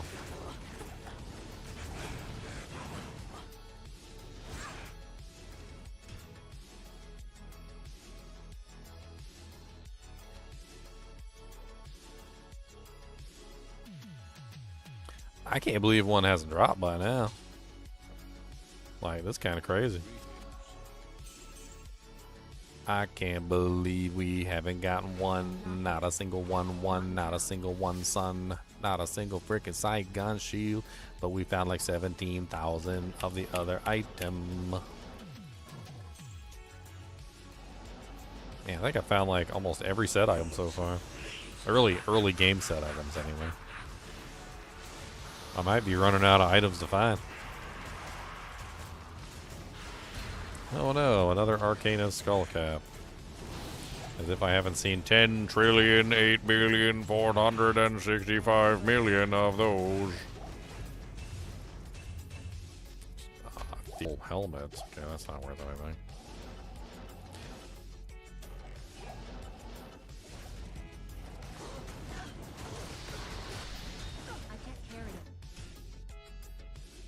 The game can hear me singing. Good. Good. I want them to know my powers.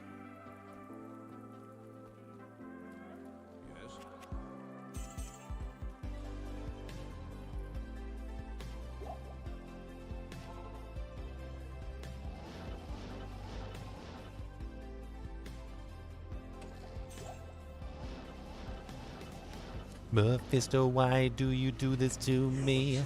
Mephisto, why are you so mean? Why can't we just be friends, Mr. Mephisto, in the end? Why can't you give me something simple? Like a Saigon shield, it's like a pimple. Just pop it and it will be done. But you won't give me one.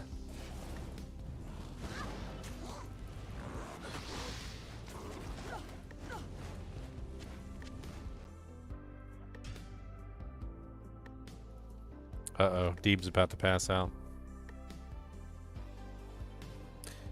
Deeb's about to fall asleep, my friends. He's going to another land again. He's in his dreams, or yes, you'll see. He's going down, sleepy sleep. Night-night. Deeb's is gonna go night-night. Cody. Deebs is gonna go night-night, Cody. He going night-night.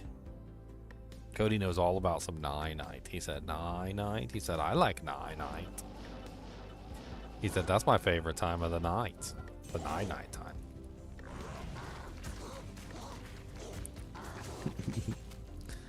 That's the goodest boy. That's my monster dog comes.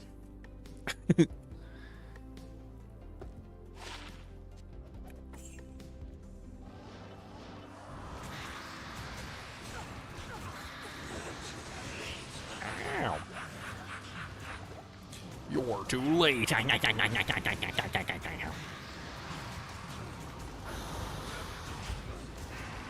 hell? He did it! He did it, he did it, he did it for me. Mephisto, he loves me, oh he loves me. He did it, he did it, he did it for me. Mephisto, Mephisto, oh he loves me.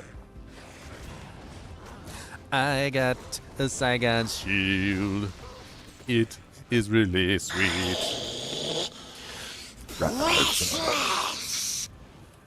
That's right, my precious.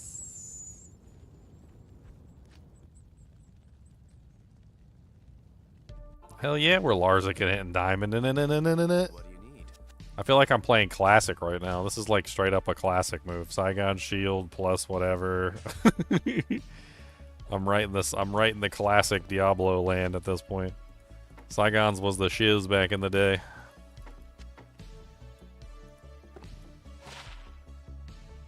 Didn't even hesitate. It already got a socket and it already got a diamond. And his name is John C.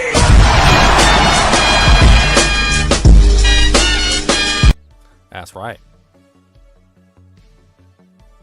Playing classic in LOD. Shush. It's my secret.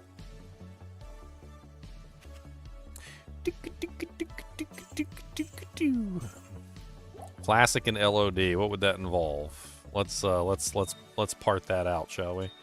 So classic and LOD would involve using no items past a specific ranking, right?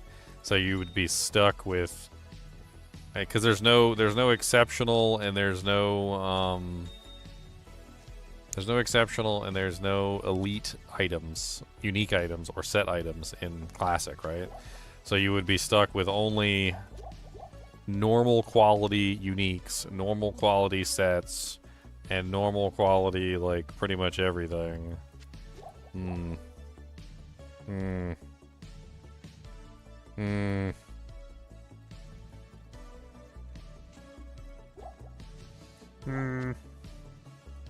Alright, well we're done here. So we need to like set our character back up for like actual stuff that we want to do. I don't think we want to put the Saigon's helmet on since we have the shield, so that means we have the 3-piece bonus between the gloves. So we can abandon the helmet now. We don't need that. I don't think the bonus that this adds anyway is any good, right? So like we don't get anything special. No, so it's just attack rating, which isn't really that useful for us. Which leaves us with a helmet slot and a weapon slot that we can still use, obviously. I mean, I guess technically we can still use the Angelic Sickle if we want to, but it doesn't give us any benefit at the moment because we're just getting attack rating and enhanced damage and a little bit of dexterity, which I don't really know if that's even worth putting on, really. I don't know. We don't really have a lot of other options, though. I mean, we've got the Infernal Wand, which has nothing on it that we need, and if we put on Infernal Cranium, we get defense, and that's it. I mean, I guess technically the defense bonus there is not bad. I mean, that's better than nothing at the moment. Yeah, I think that's literally it. I don't know if the sword actually has any, like, real benefit, to be honest. I mean, we can check it, but I don't think it does anything. Cold damage and all resistance is 15. I mean, all resistance is 15 isn't exactly terrible. That's not awful. We definitely need to upgrade that belt, though. Disgustingly low number of slots there. So it's either we run the extra defense from the cranium or the cannot be frozen and the all resistances. We do lose some other stats, though. We need to actually get like the bonus that we need. I think more all resistances would be good, though. We do lose the 40% magic find, though, which is unfortunate. That's not really the greatest.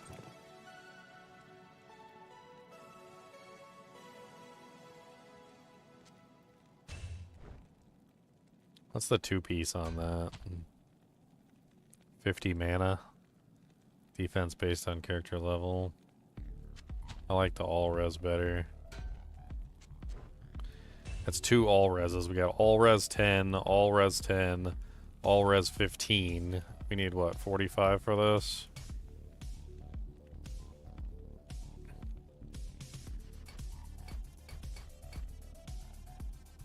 Still don't have any better amulets. I mean, poison length reduction 75% is nice. Let's go check our resistances in nightmare difficulty and let's see what we're sitting at. It really sucks that we went back down to a 2-slot belt, but we'll find a shale rune eventually. We'll find a shale rune and we can upgrade it.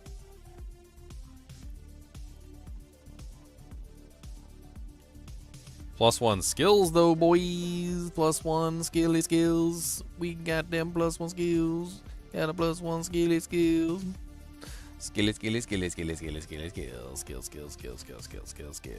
Got a +1. Got a +1. Got a +1. I'm so excited for something so stupid.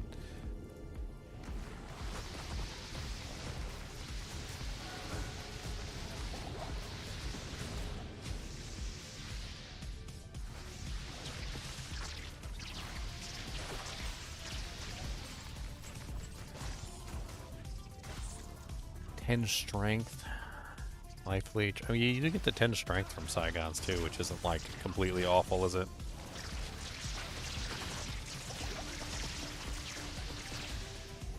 Man, that +1 skill is already like making me way stronger. I can tell. Oh yeah, hold on. Before we get started into the actual area, we need to swap him back to his real equipment.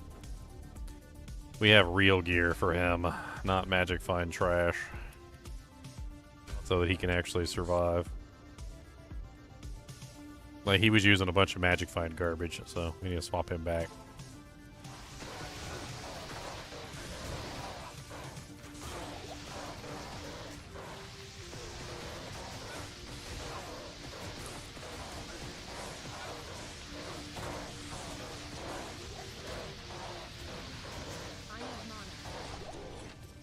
Petrified wand. I really wish we had another ring for this slot. Would be nice. Just anything. I mean, even Angelic Halo with its 20 life and replenish life 6 is really nice. It's nice to have the replenishment combined together with some other mods.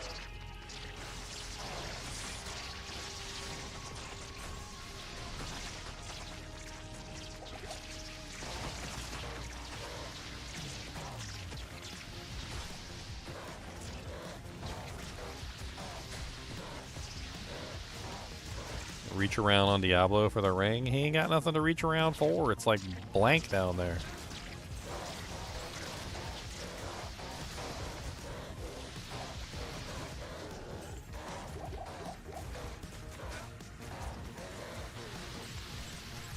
Maybe that's why later he showed up with boobies. I mean, could be.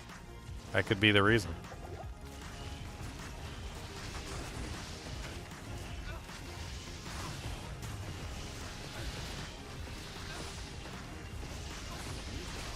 No, they got my mark.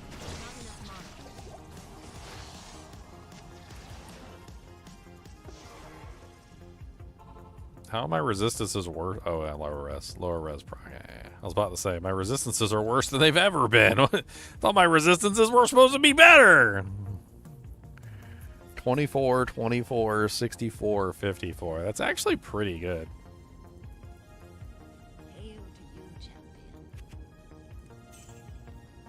God, I need to like stack my inventory with potions at this point.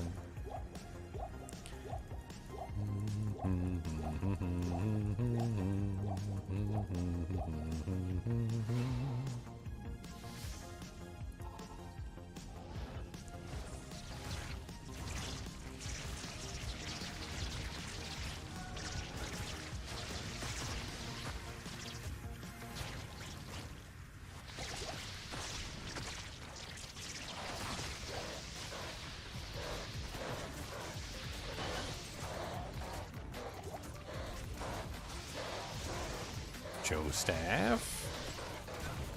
I need mana. I need mana. I need mana.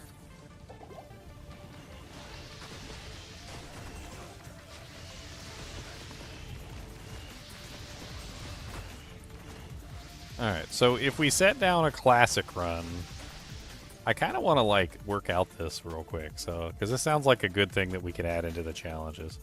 Okay, so a classic run in D2R. So what are the rules for a classic run in D2R, right? So no socket quests, because of course socket quest is part of D2, is a part of LOD, so that's not classic. No uniques, exceptional or elite. So no elite or exceptional uniques. No elite or no sets that are exceptional or elite.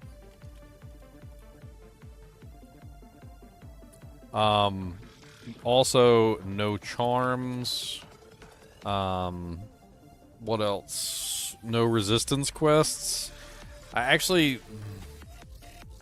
They balance the resistance quests, right? So, like, even if you do the resistance quests, it still equals out to the same as it was in Classic, right? If I remember correctly. So, like, you have to do the resistance quests to get the same amount of resistance as you did in Classic because of the way that they set it up.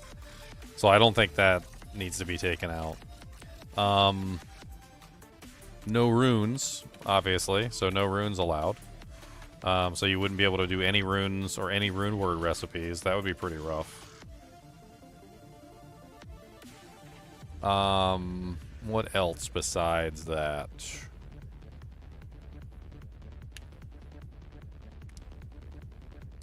Oh, no jewels. Oh yeah, that's right. No class specific items either.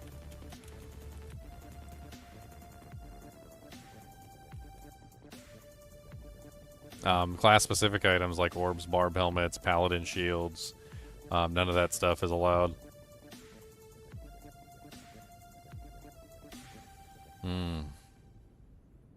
I mean, technically, like, it's also no mercenaries. The mercenaries in Classic had no gear, right? So no gear, which means that you can't put gear on your mercenary at all. Classics, like, no gear stuff is really weird. Could be fun to do, like, a classic run in, like, the non-classic game just to see how terrible it is.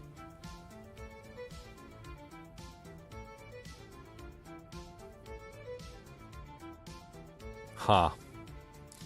Huh, huh, huh.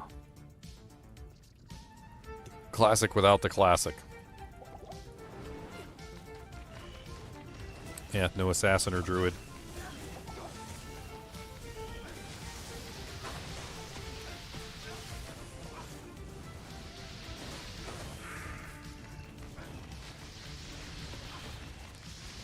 I need mana. Not enough mana.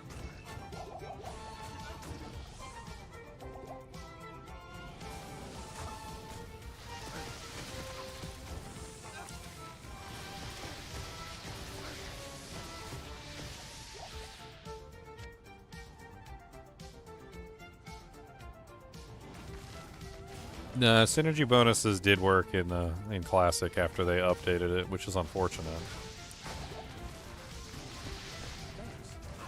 They rebalanced Classic around the synergy bonuses. It was a stupid idea on their part.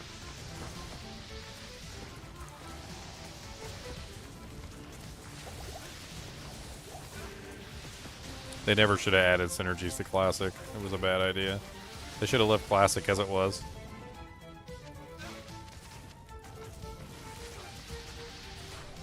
Yeah, you won't know unless you go play Classic. Like, you gotta go play it and see, and then you'll notice that they added synergies and then it doesn't feel right.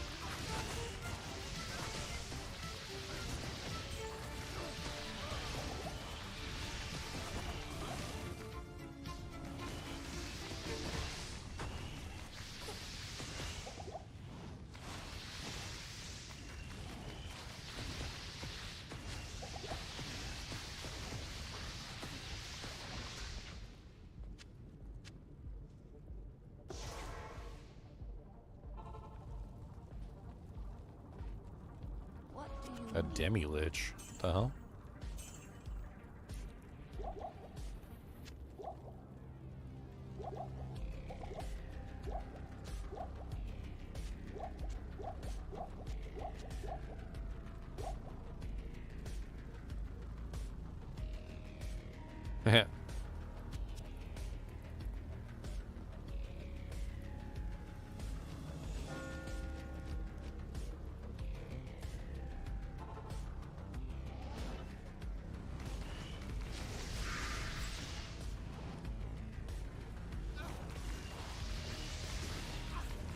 I wonder if I were to find Death's Hand gloves, would it be worth using it this setup? I can't even remember what the full bonus is.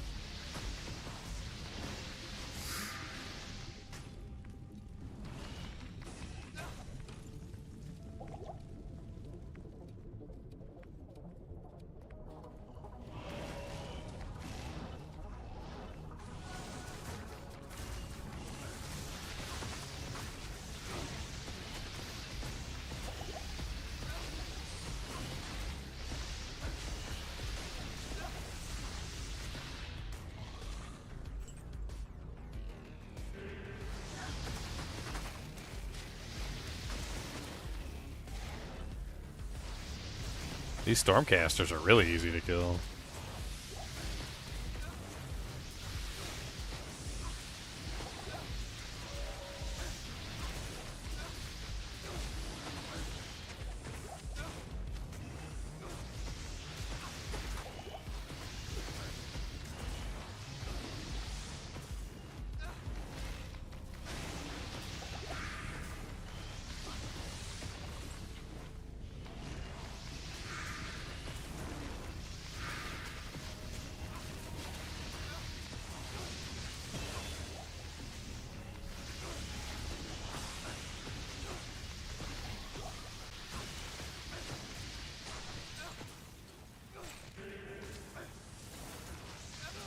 Oh no.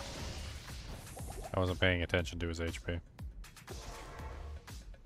He's starting to cost lots of money now. What weapon am I using? I'm currently using Death's Touch Warsword. Really just for the synergy bonus. That's it. The all resistances 15 is nice. Alright, I think it's fun time to finally grab 1 point in static, which I haven't done the entire time.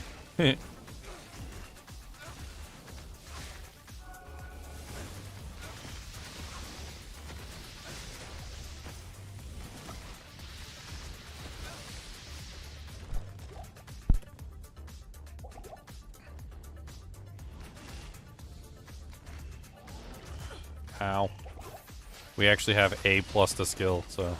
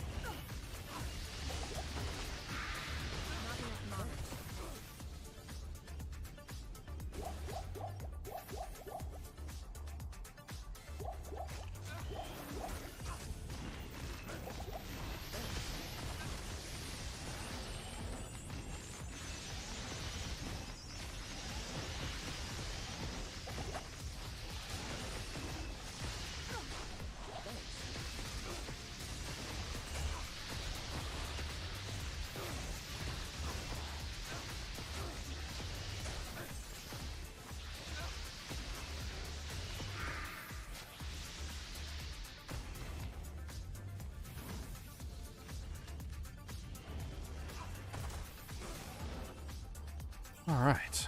We need more potions, obviously.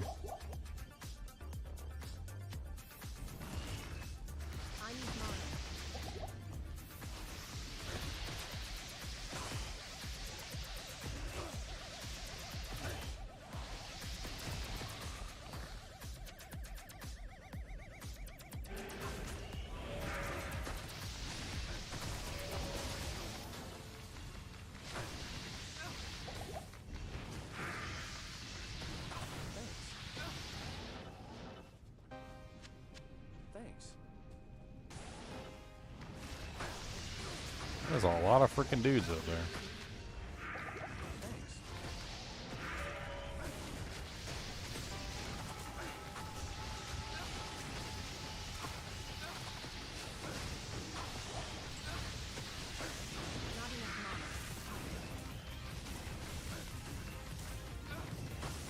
Not enough mana, I don't have enough mana. Never enough mana for me, no mana.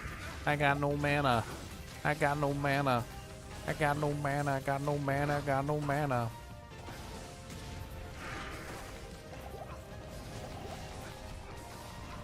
Okay, I need some potions.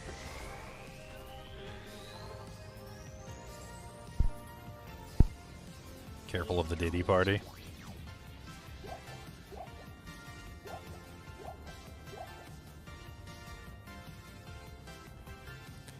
Yeah, plus I'm, you know, not a lot of plus to skills. Definitely don't have like the bonuses that I need to really make everything work. No faster cast, no faster hit recovery.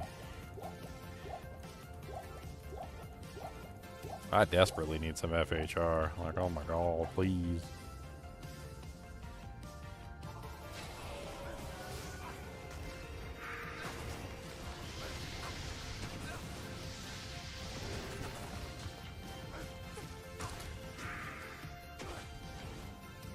Are all these champions? They're all champions, okay.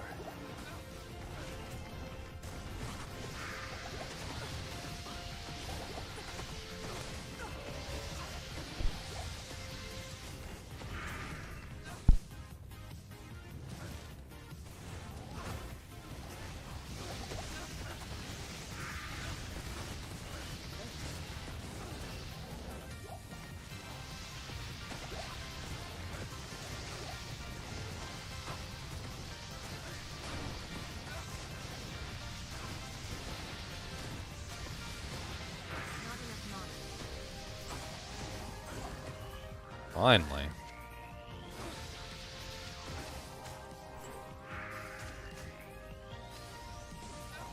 I need mana. Not enough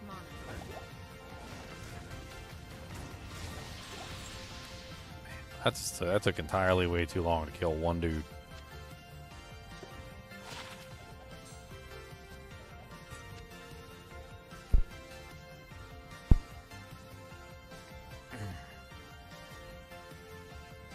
With Skiller Jewels? What is Skiller Jewels? What the hell?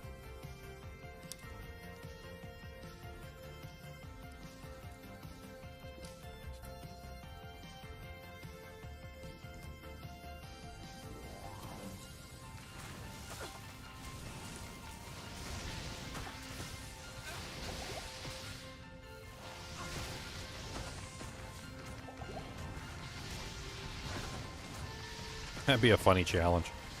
Give myself like plus 20 to skills or something, but I'm not allowed to put more than 1 point in any ability.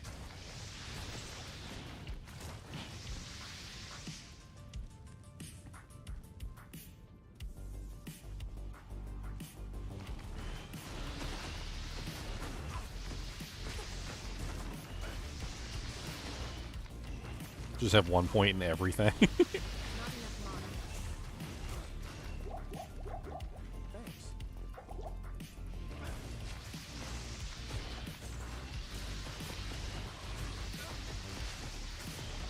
Like, look, okay.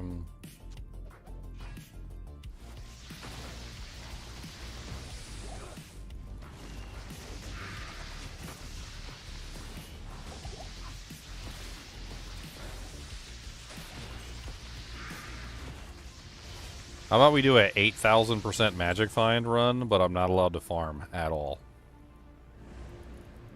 What do you guys think of that?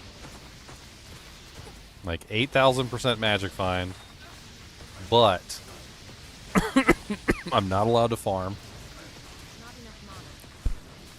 I can only get whatever I find from a monster, and that's it. I'm only allowed to kill a monster 1 time each. And whatever drops, drops. And then I'm like forced to play through the entire game with basically trash. Either that or I end up with really good items, one way or the other.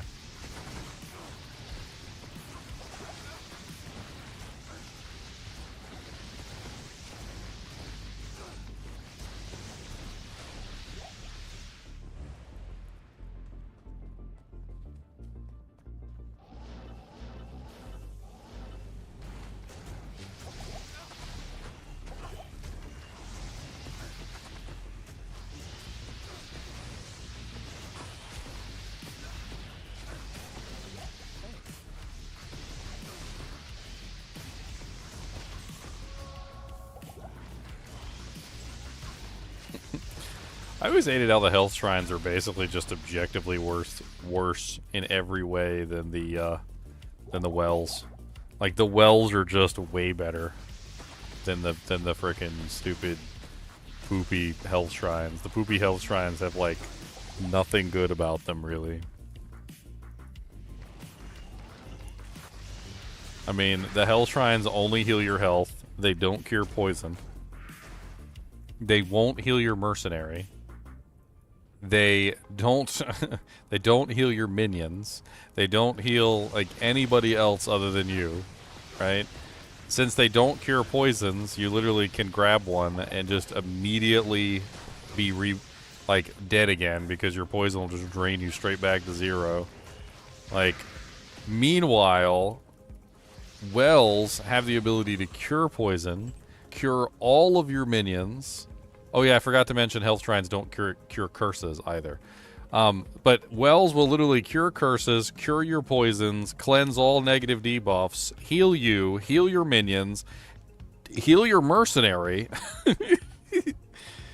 Dude, like the health shrines should honestly just be removed, and they should just be all replaced with wells, because the wells are just objectively better in every way. Oh yeah, and wells restore your mana too. And health shrines don't do that either. Oh yeah, and refill stamina. And refill stamina. Sorry, yeah. Wells OP. Super duper OP wells. Hell shrines poopy.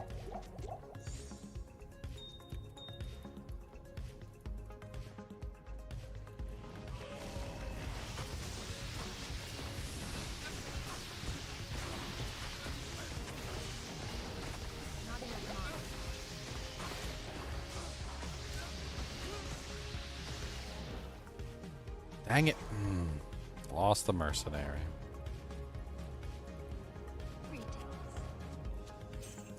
think it might be time to swap him over to Holy Freeze. I don't know. What am I, level 57 now? Is he high enough to use that weapon yet? He is high enough to use the weapon. He just got high enough. Alright, big boy upgrade time. Now he's going to be faster. He's going to have more minimum damage. Maybe not more maximum damage, but more minimum damage. He also has negative 25% target's defense, which means he's going to be able to hit more often.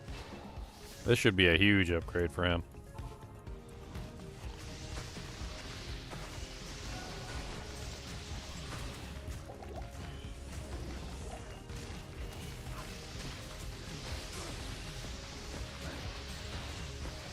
Hopefully, eventually, we'll find a better weapon for him. Maybe even be able to upgrade that one. Take the Hell Rune out would be nice, like once he has high enough stats to actually put it on.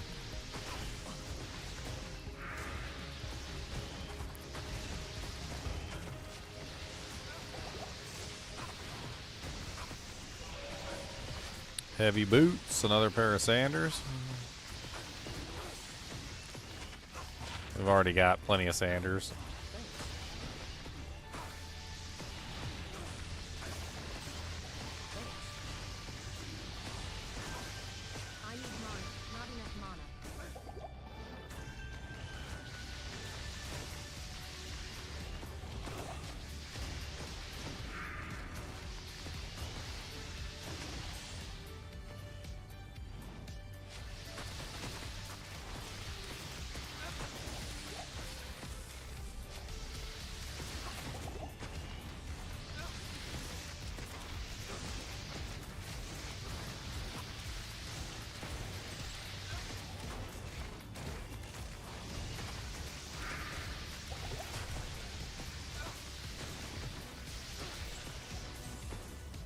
+3 to summon Grizzly.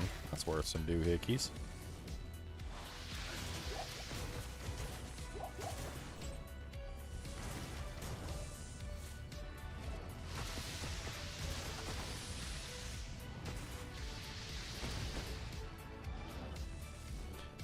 Alright, I need some potions. Let's take some crap back to sell.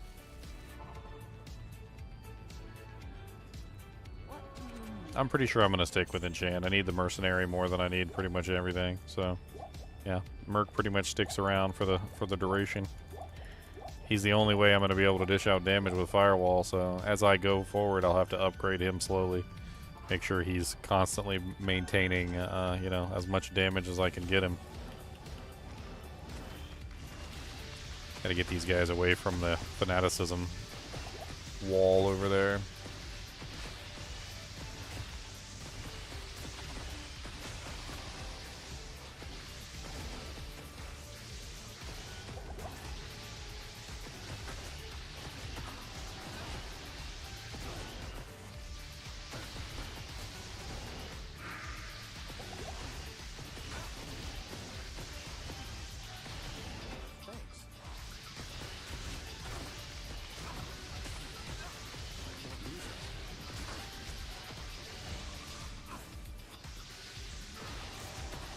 Poleaxe.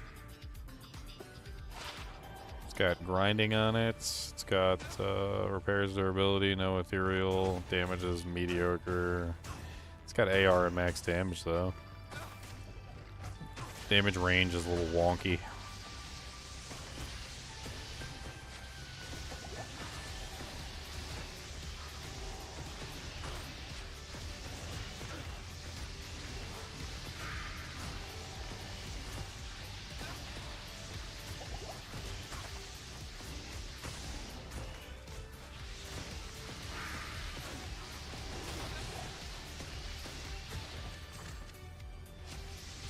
Nice.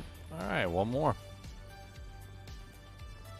And then we got Diablo, and yeah. That's pretty much it.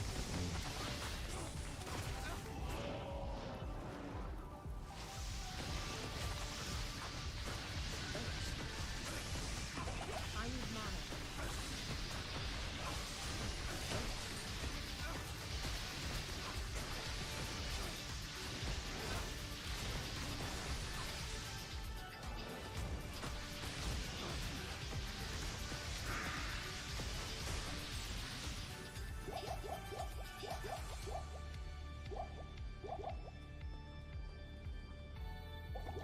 Running out of potions so fast.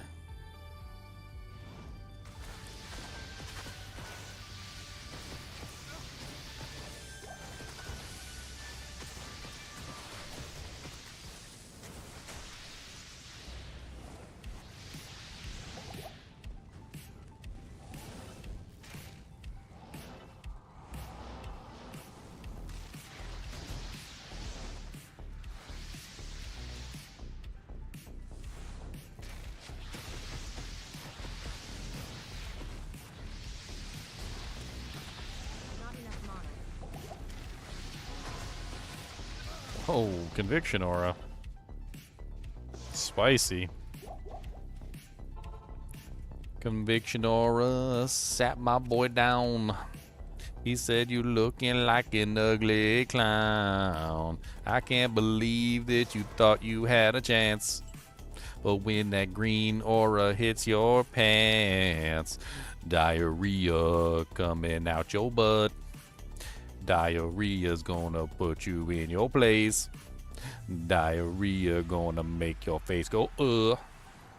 Diarrhea coming out your big old face." Trying to see if I can separate them out a little bit.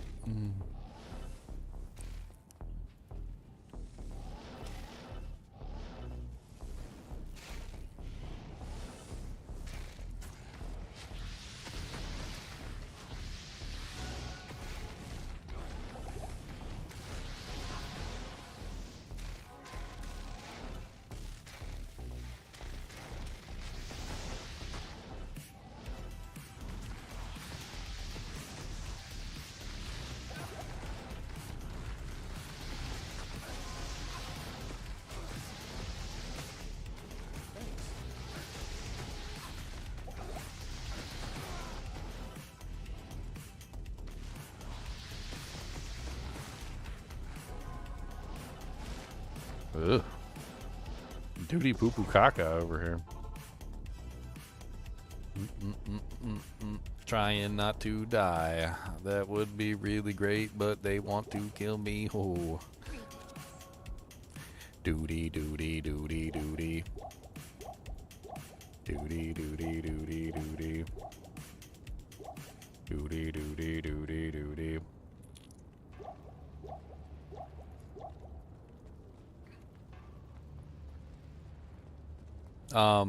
So the warmth also gives me the enchant bonus, which is also very nice. So I'm enchanting Mizan with that. So technically warmth is giving me more than just mana. It's also giving me fire damage for Mizan, which may or may not be helpful. I don't know. Alright, got one separated.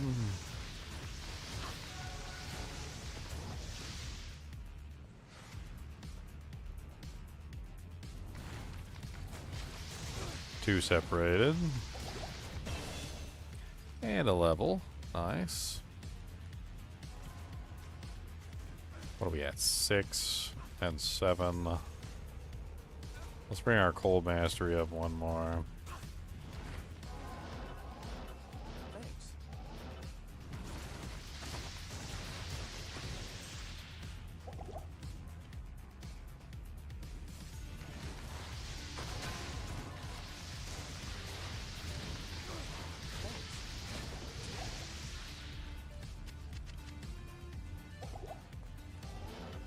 Diablo gonna smack my cheeks. Boom, boom, boom, boom. Clapping them cheeks. Clapping them cheeks. Diablo gonna clap at them cheeks. Clapping them cheeks. Clapping them cheeks.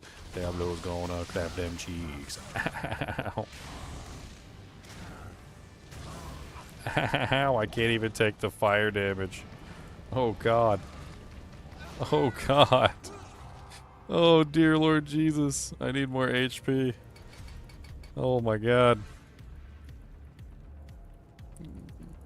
I got no HP. That was really embarrassing. Oh my god. That was like, wow, wow, my HP is gone and I don't want to sing this stupid song. I'm gonna teleport down to my horrible corpse. I got 24% fire res. That is not enough. Okay. I gotta, like, get Mizan in there and start stacking them walls. It's the only thing I can do. And, dude, I gotta, like, keep spamming freaking health pots to counter out the fire. This is bad.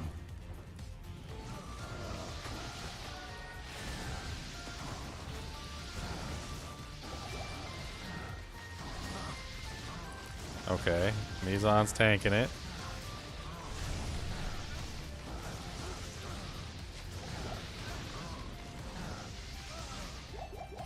He died. No resistances. This sucks bally sacks. I can't believe how much. Do I have anything with fire res on it? Like, oh my god. Fire res, fire res. This is cold res, right? I could swap over to Hasaris for the moment for the fire res. I lose my magic find, but that'd give me a little bit more fire res, I think. Oh yeah, the Berserker's headgear has 10 fire res on it, or 25.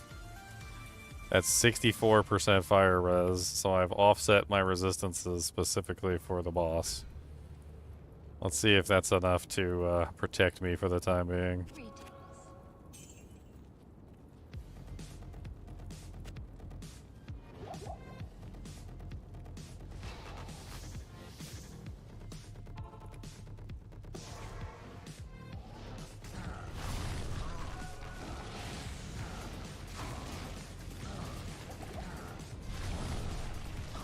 Ow, ow, ow.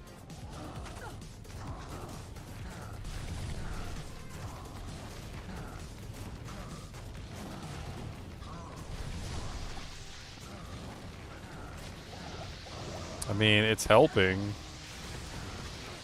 Still hurts.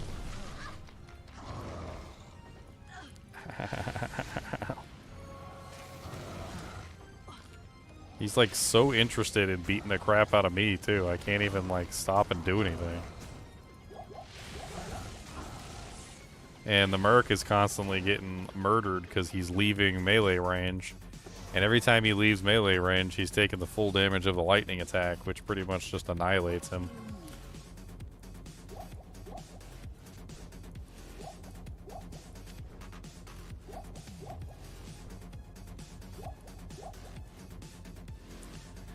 He got a thick boy firewall.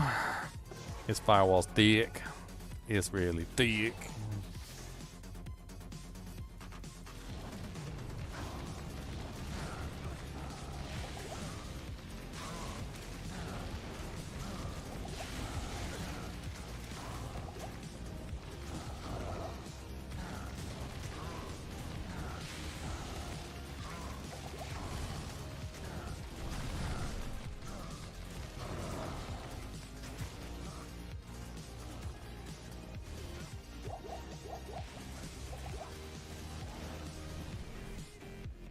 Saving the mercenary.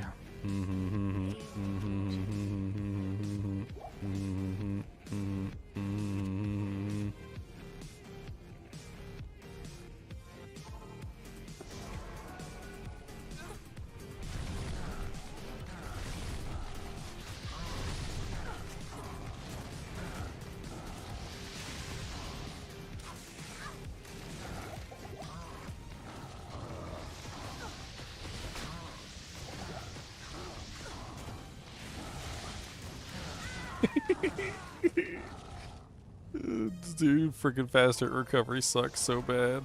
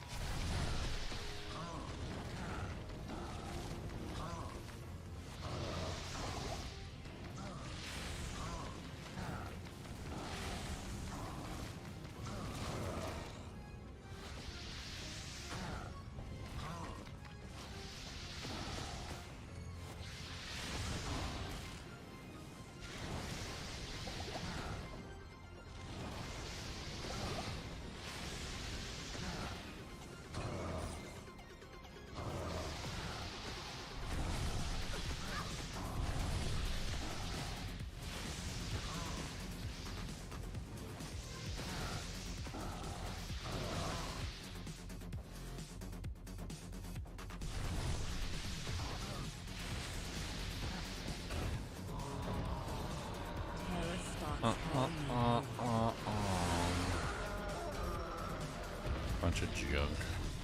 A halberd could be good, I guess. Just bring it all back to town, I guess, except for the short battle crap. The hell crap. We're not going to bring the hell crap back with us.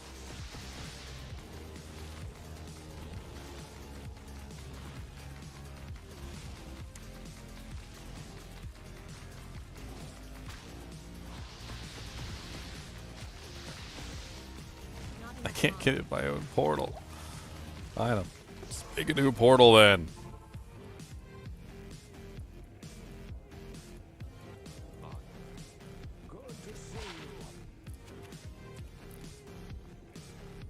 What did I get? A crappy splint mail.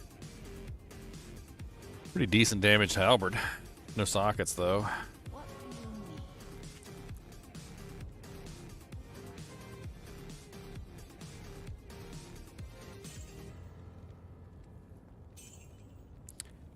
Halberd has 24 to 102, and if upgraded would probably be really high. Other than that though, it doesn't have any life leech and it doesn't have any sockets, which is unfortunate, but it is just rather high damage. I mean, we could hang on to it just as a just in case. We could run the calculations, see how high the damage goes. It's probably not going to be worth it, but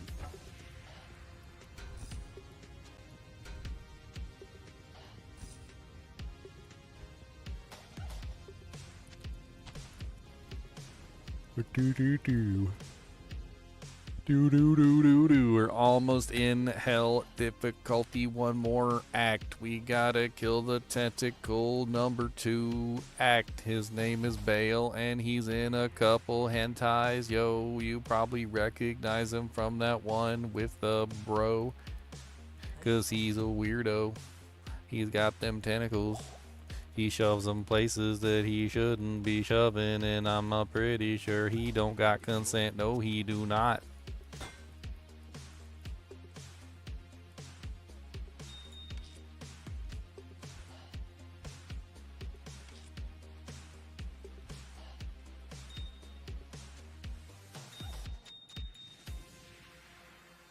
No consent. He got no consent. 69 people on YouTube, boys. 69! Just the right number of 9.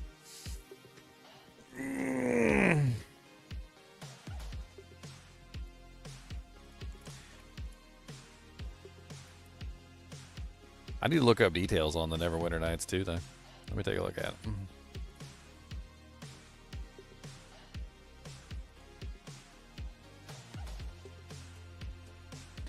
Bow, bow, bow, down, down, down. Neverwinter Nights 2 Enhanced Edition is a remastered version of the classic RPG set to release on July 15th. It will feature visual enhancements, improved gameplay, full controller support, and all 3 expansions, Mask of the Betrayer, Storm of Zahir, and Mysteries of the Westgate. The Enhanced Edition will also include cross-play support for online multiplayer.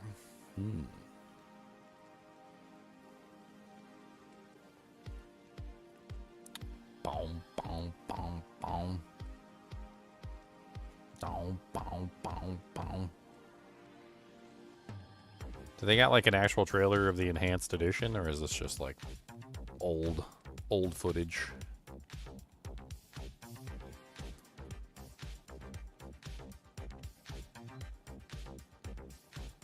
Enhanced bitrate? What the hell does that mean?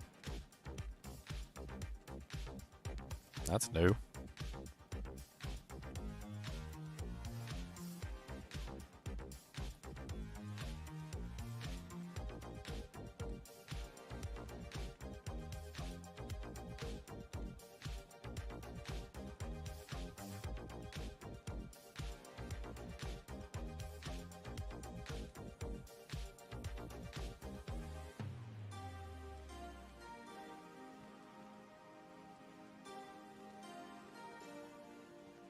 Enhanced graphics, huh?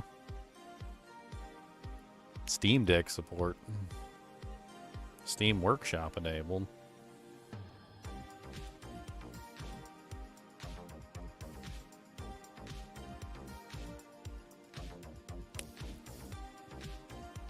Interesting. It's pretty cool. Ah! Hell do I click on? Is it on Steam right now? Let's take a look at it. Neverwinter Nights 2 Enhanced Edition.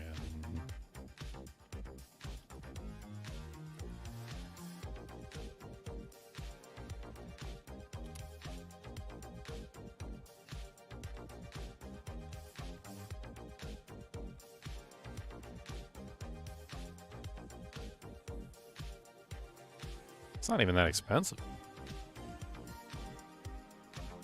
It's $26. It's not bad. It's bundled together with what? Neverwinter Nights 1 Enhanced Edition?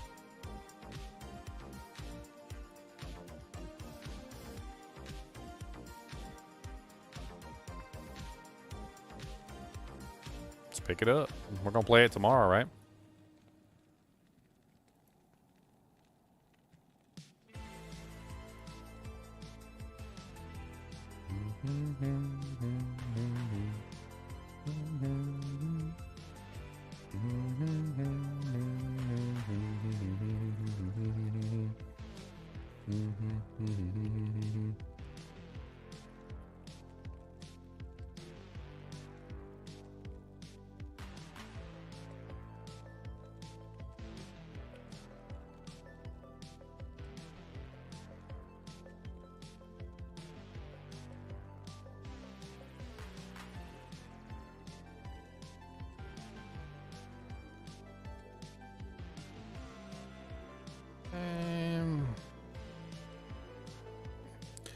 It might even already be out for all I know.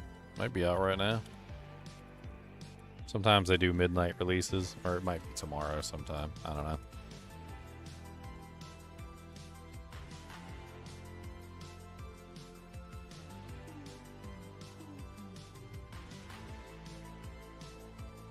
Install content. 37.33 gigabytes. That's kind of big.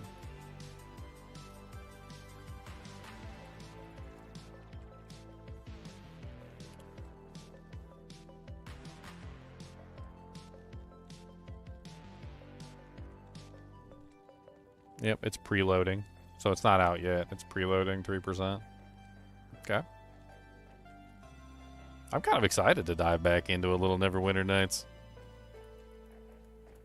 Dude, Diablo 2 was a game that came out around the year 2000, right?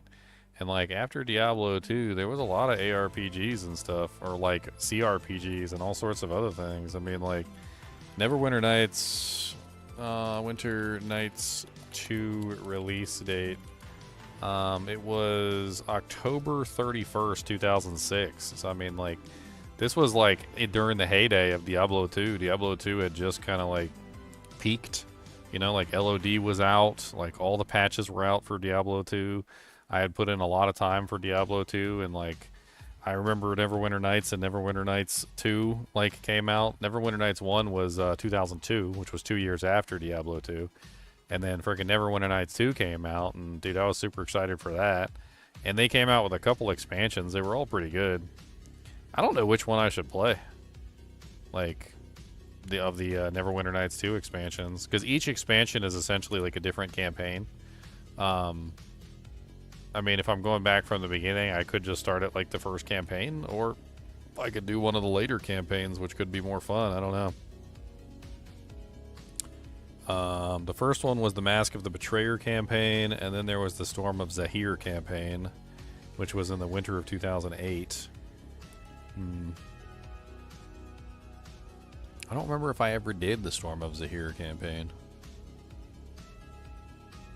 I don't know. I know I did Mask of the Betrayer, and I know I did the original launch, but I don't know if I did Storm of Zahir.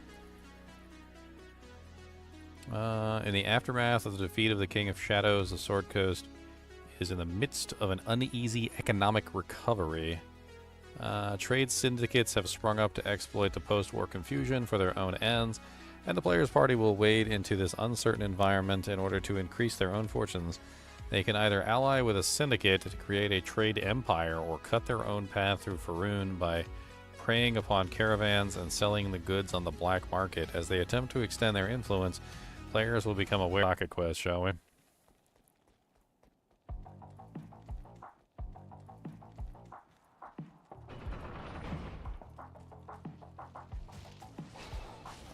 My magic will break the siege.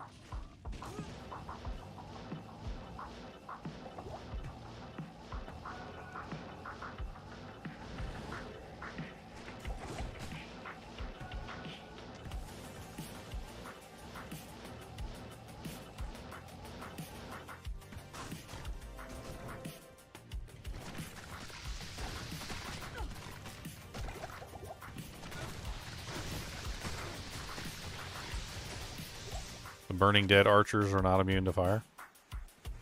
I guess they don't get their fire immunity until hell.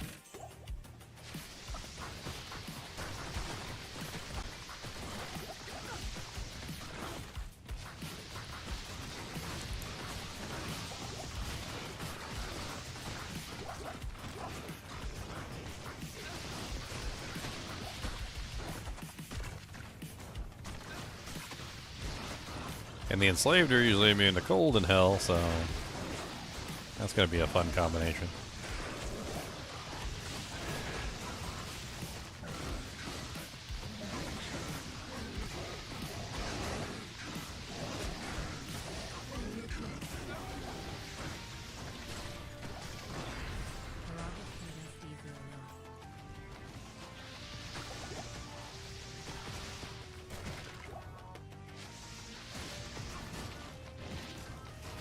Big size 3 monsters go down with Firewall. Easy.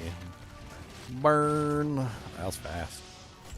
And then we get poor little Shanky Poo up here. I mean, not Shanky Poo. Eldritch, the poop face. Eldritch, the rectum fire.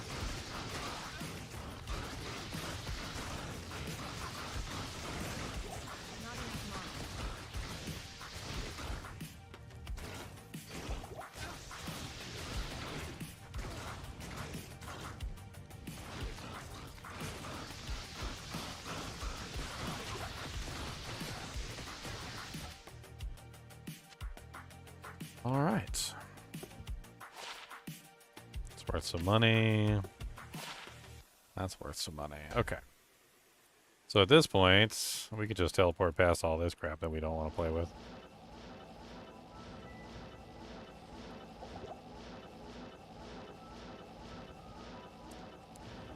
Teleport all past all the crap. Nobody likes this crappy crap. Need more potions. Oh, we got one more. Teleport past the crappy crap.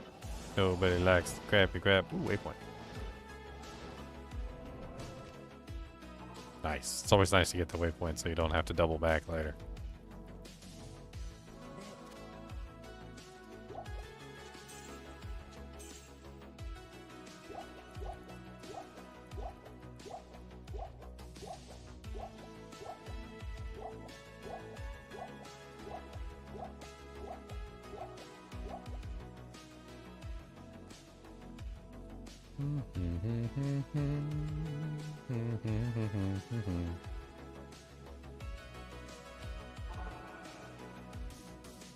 Alright, Thresh Socket. Don't murder my merc, please.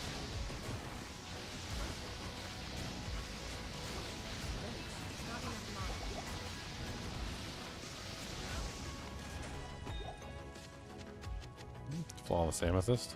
Ain't mad at it. Let's go clear that amp off him real quick, though, before he gets one-shot by one of these melee monsters down here. Dude, not a single captains has fallen. I'm on like... I've been banned from captains. Banned. Banned.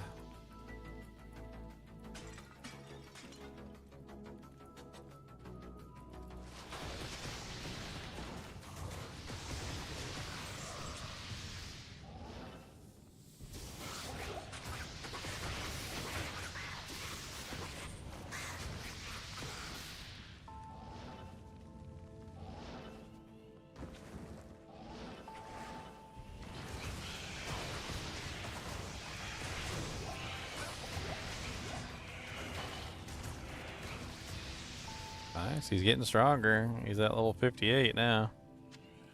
It might be time to swap him over to the Holy Freeze, but I'm not sure.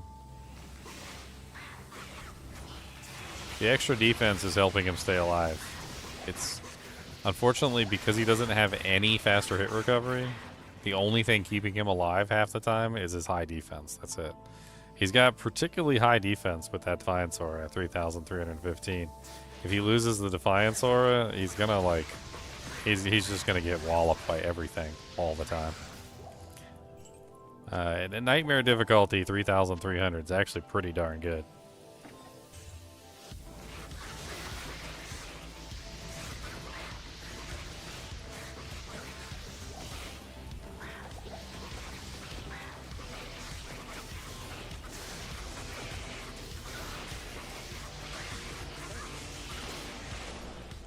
What the hell is going on over there? There's so many projectiles.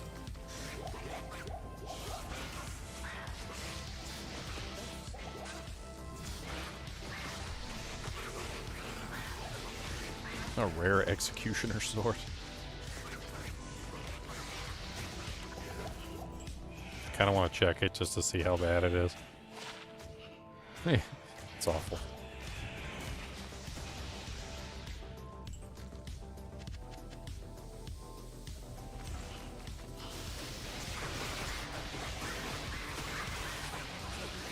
Oh.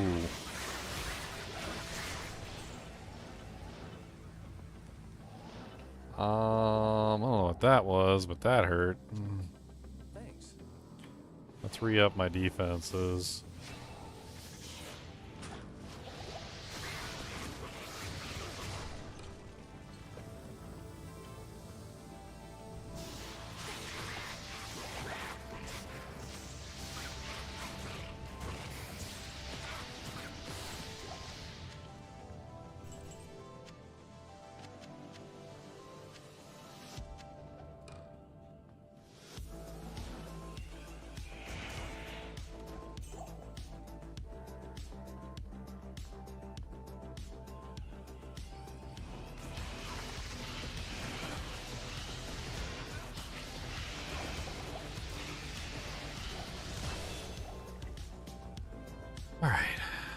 So at this point,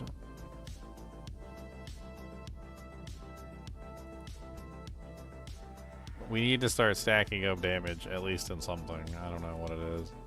I think we keep going down the Fire Mastery, because Fire Mastery has 2 benefits, Firewall and Enchant, as opposed to... Well, Warmth also has Firewall and Enchant. Let's start stacking Warmth until 20. We're constantly burning mana potions all the time. We need more mana, and that also gives us more damage on our Firewall and more damage on our Enchant. So, it's not a bad thing to have more damage on both.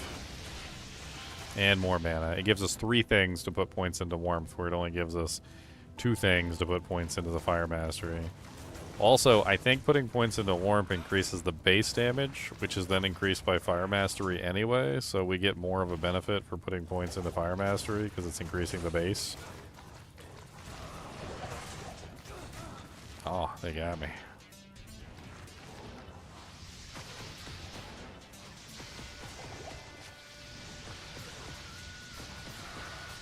Did you see them stuck on each other like that? That was really weird.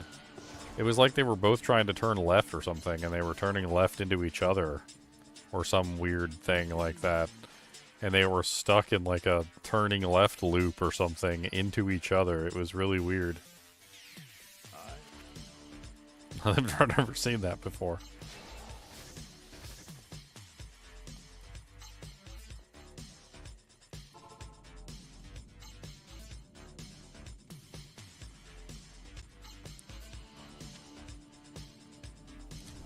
I tell you what, though, like with the amount of attack rating bonus equipment that I've got, I could totally have enough attack rating to hit anything. Dude, I've got like all the attack rating bonuses. I've got the attack rating bonus from Hasaris. I've got the attack rating bonus from Saigons. I've got the attack rating bonus from Angelics. I've got the attack rating bonus from Cleglaws. Like, I've got the attack rating bonus from like every source that I would need it. I'd have like 10 trillion attack rating. I could put like full Cleglaws on and then just like just rock it.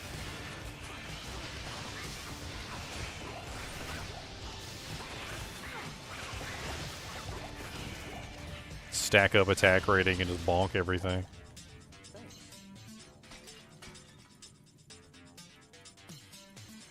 Hey, away points. Yeah, I don't have the Infernal Wand attack rating too. Thwack.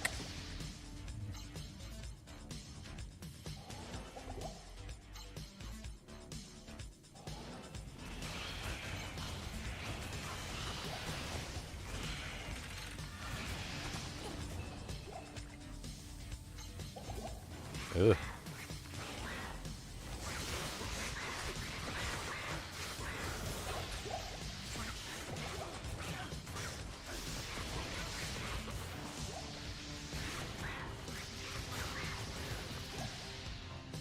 Okay, let's grab all the potions because we're probably going to need them.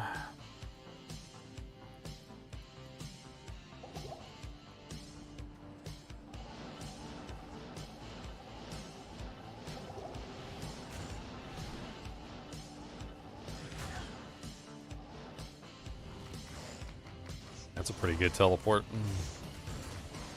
I think that's really close to the end. Let's clear out these monsters.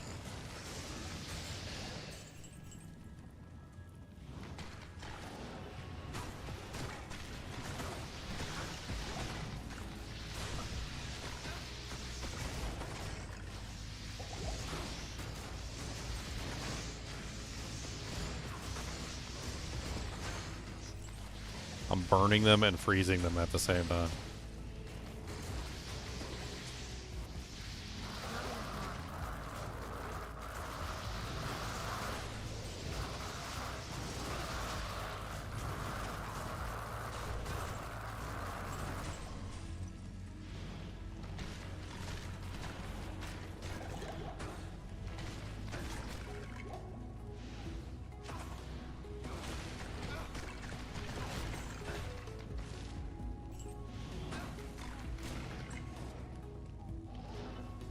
Sweet, sweet resistances. Sweet, sweet resistances.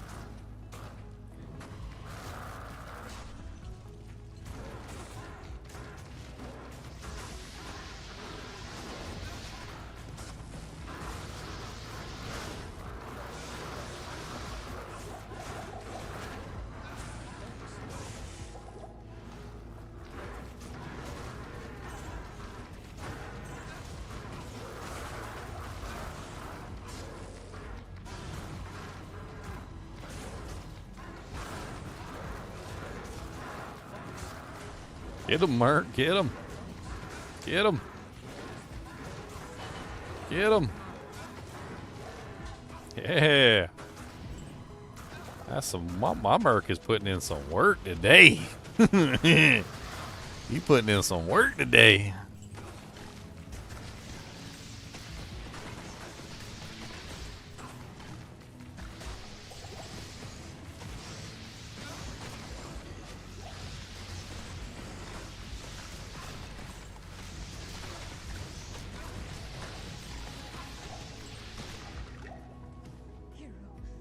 Elithek did this to me.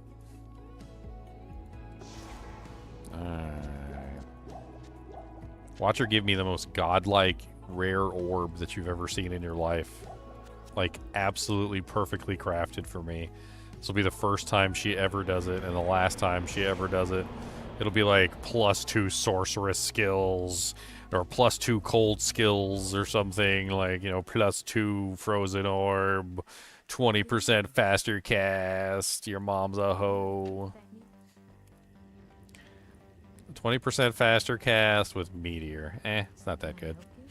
It's okay, I guess. Poopy, put it in the bag. Nobody cares about your stupid crap. Nobody cares about your stupid crap. Crap, crap, crap, crap, crap, big crap. Alright, let's get the hell out of Dodge.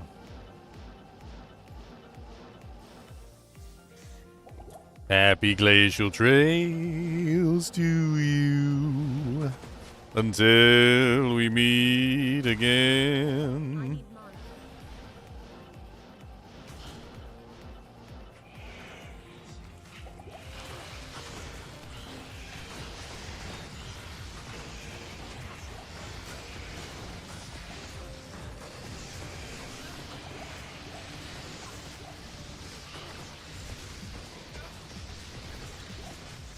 Bonesaw Breaker.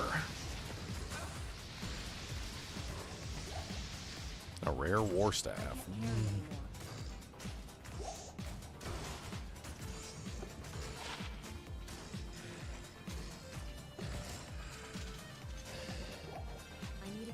A locked chest? What?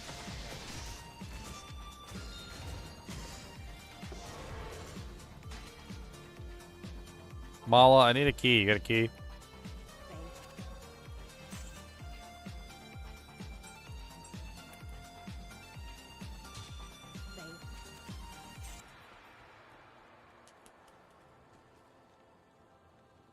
I'm about to go try and gamble a ring. This is getting ridiculous. I would have expected a freaking Angelic or a Cathans to drop at some point in time. Like, I would have expected it at some point. That jank still has not fallen.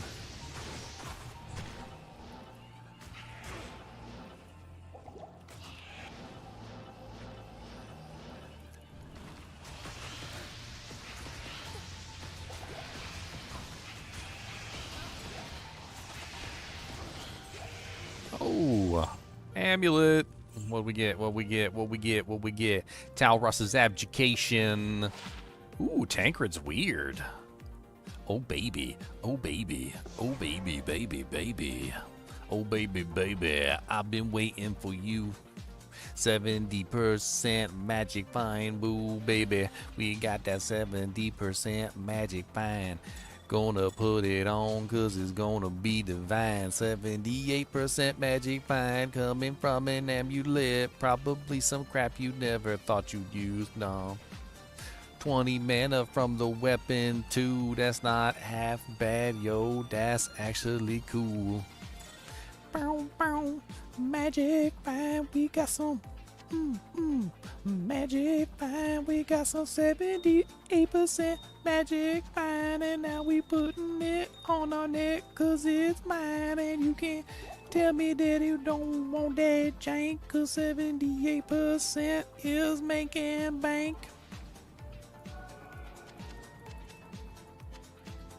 Do, do, do, boom, boom, boom, boom, boom. We got some 78% magic fine. We gonna use it and we's going to find the town rosters amulet next you will see. +2 sorceress skills just for me.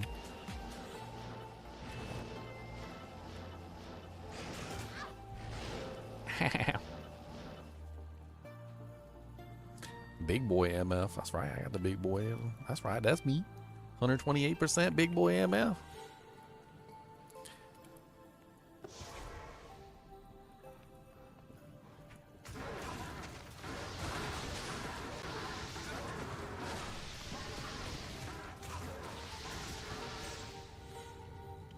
If I had any of the other tankard pieces, I could probably do it. I don't have the helmet, and I don't have the armor yet, but...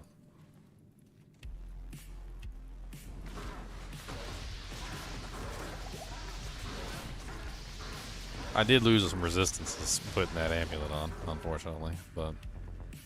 It's not like I try to get hit anyway.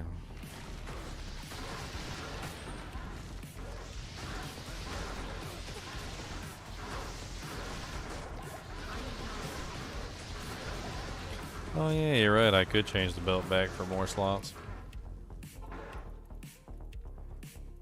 Yeah, no.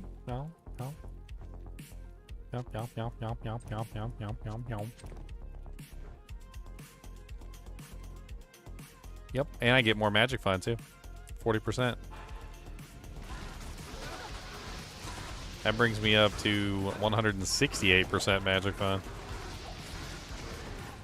That's kind of ridiculous for a set only run.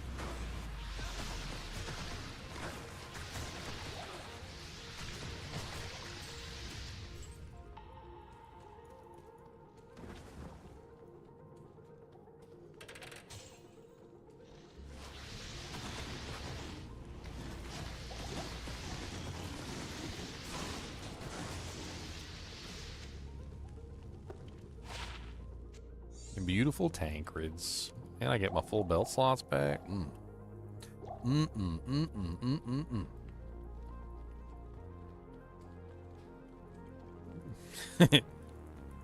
Cow King's gonna give me some salty milk. That's what he's gonna give me. He's gonna give me the salty milks.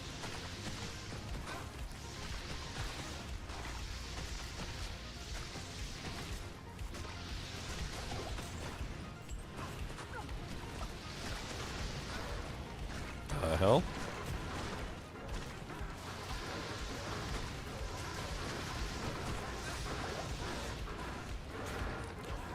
Well, another pair of Clegalaws just dropped.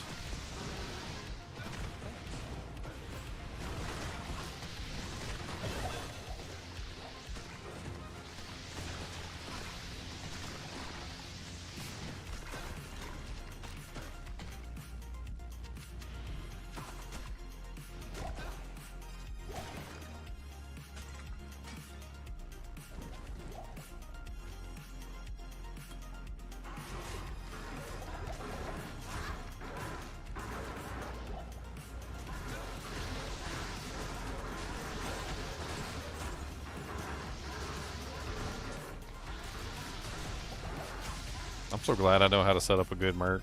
My merc has been such a tool this entire time. A good tool, not a bad tool. Not the kind of, you know, not when you call somebody a tool and you mean it as an insult. No, he's been a very effective hammer. Very effective hammer and a very effective shield.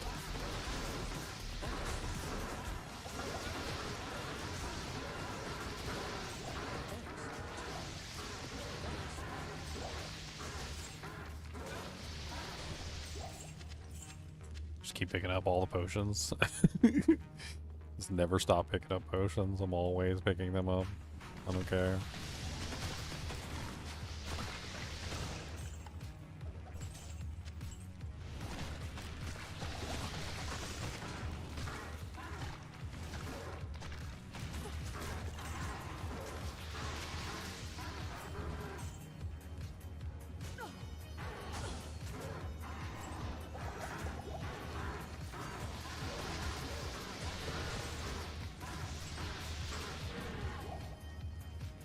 Bow, bow, bow, 4-socket, meditation, sanctuary, worth some money. Take it back and get some honey. Gonna baby, yeah, run it. Put you in there, put you in there. Running low on mana pots. Still got health pots though.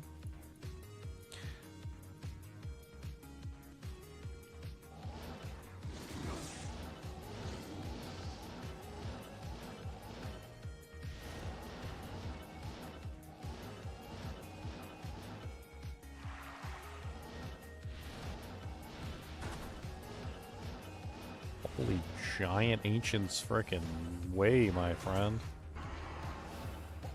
Hey, there it is. I got an EXP shrine now. We should use it.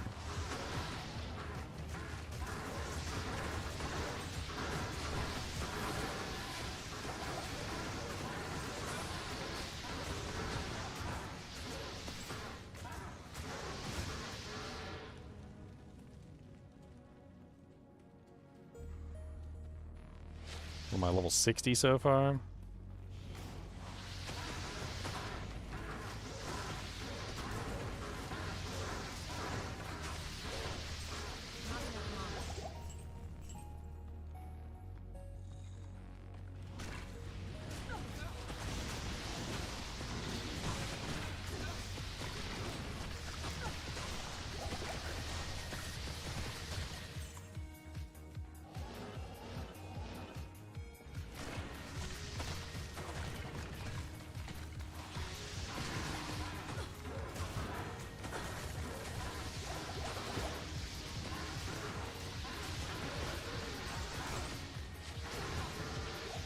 I have a feeling I'm gonna need a lot of mana potions for the ancients.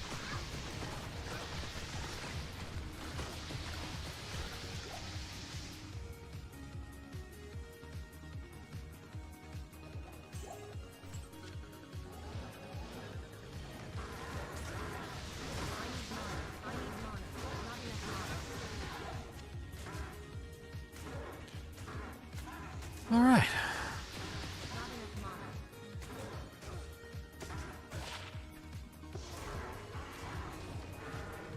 Let's go ahead and fill up on potions. We're gonna need a lot.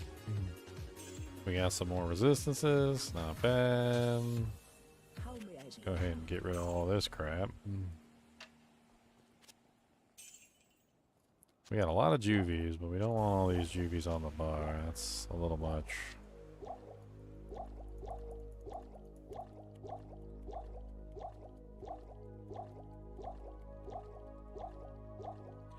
Let's go ahead and fill up our cube with potions as well.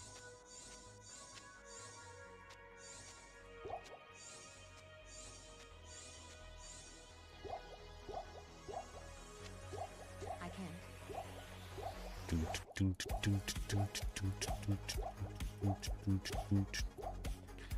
Alright, should be enough. In case we die. The ancients must be close.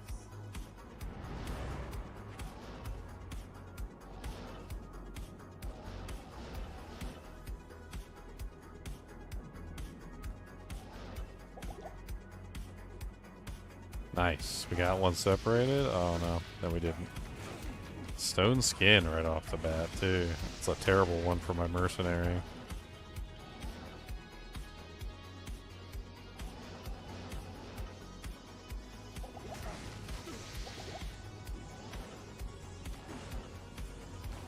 Haddock is extra fast.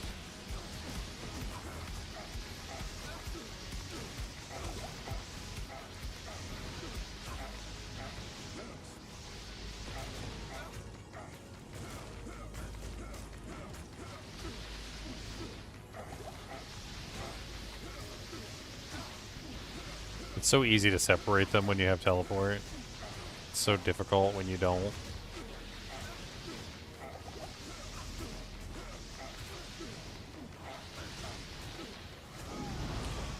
Alright, one down.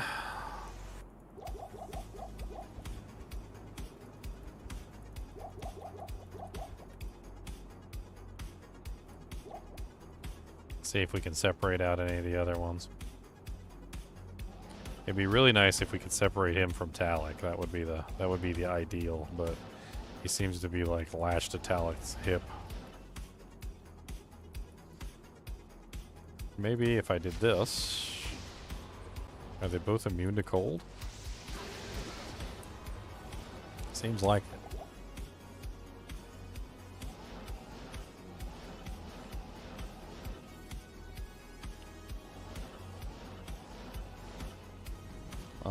I think we got Corlick by himself. We're gonna have to feed potions to my boy because he's immune to physical, so a life leech.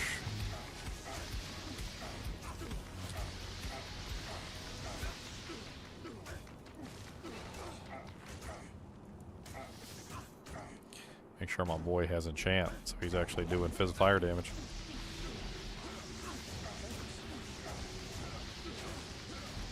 I can't remember if I enchanted him before I came in here.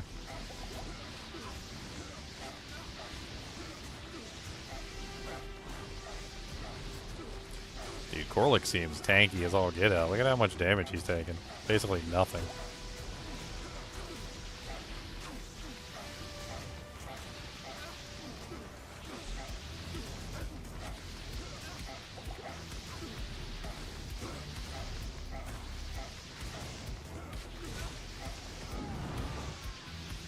Alright, so that leaves the one with the Amp Aura, which is probably going to be the worst one.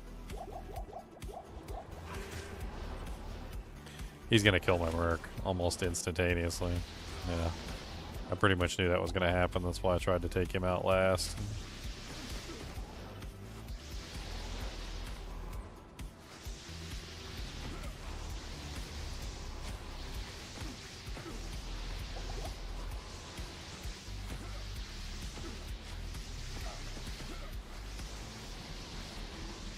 If he hits me with this amp up, I'm so dead.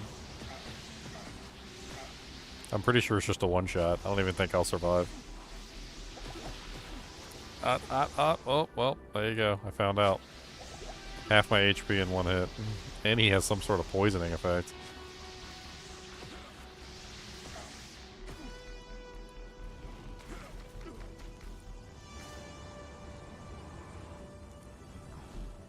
I gotta see if I can do this. Like, get him stuck in a line where he's like whirlwinding down the line. Or maybe the cold one is just better. I don't know.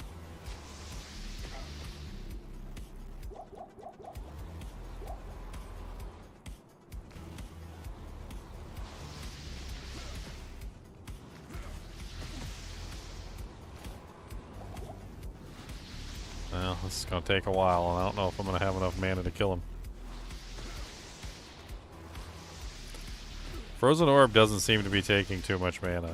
Like, if I focus on Frozen Orb instead of Firewall, it seems like I can maintain, for the most part, like the Frozen Orb shots, which isn't, like, awful.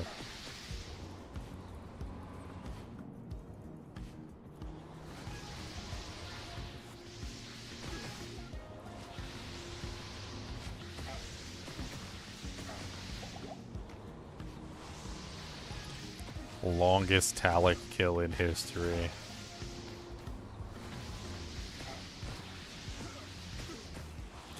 I mean, my Merc came in handy and he was a beast, but it's kind of hard to like fight against a cursed whirlwind Talik. Like that's a pretty rough combination.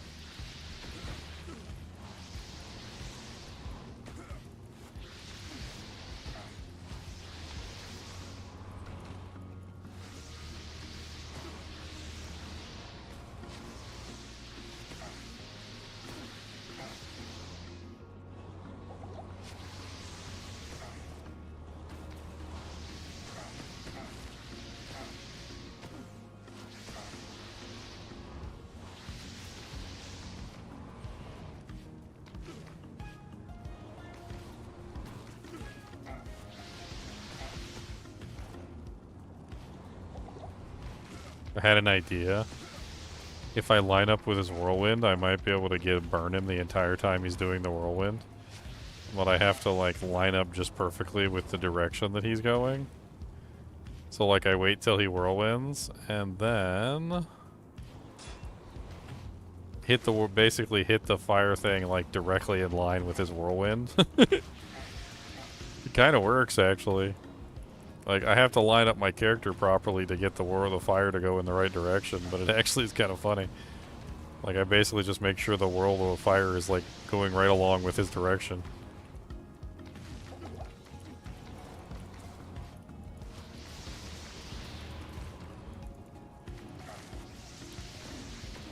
He's almost dead. And then...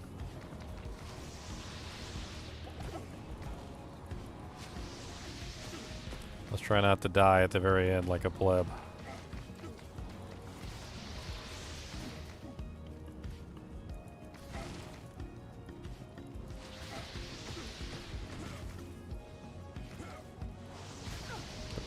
You got me. Nicked me.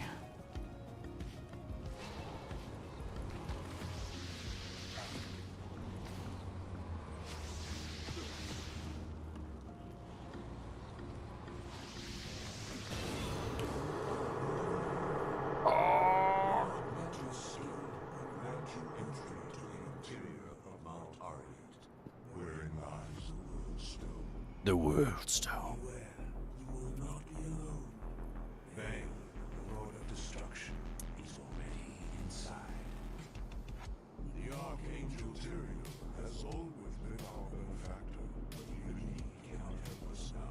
He can't help us.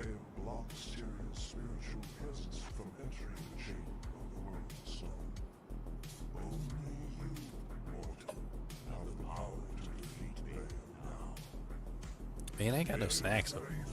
All out of snacks.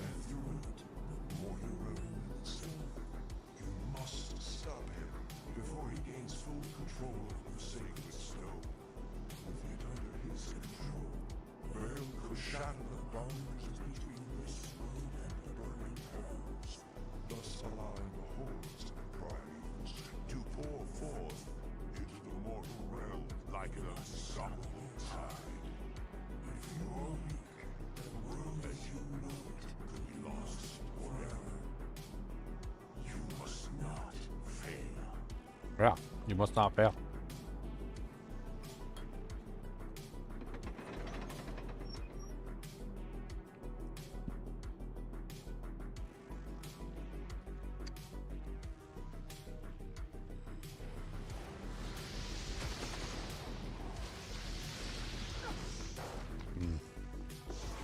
Merc's not going to have a good time with the sirens, that's for sure.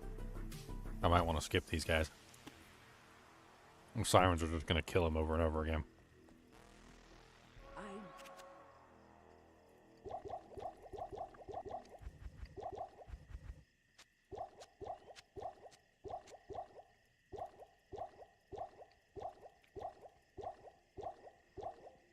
Let's just skip the sirens.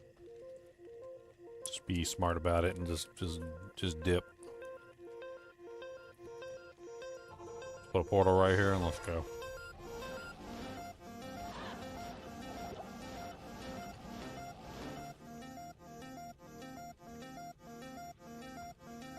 What do we got on level 2?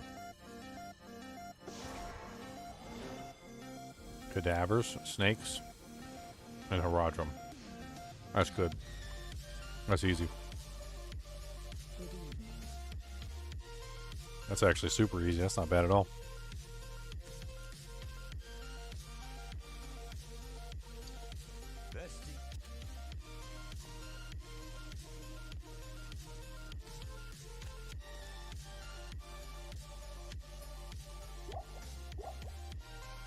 All right, Merc.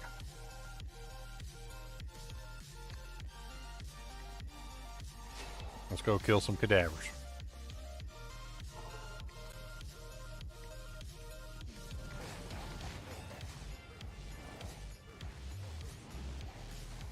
I'm right outside of their range. They can't hit me. It's hilarious. I could just stand here all day. Oh, never mind. I forgot Baal can attack me if I stand still for too long.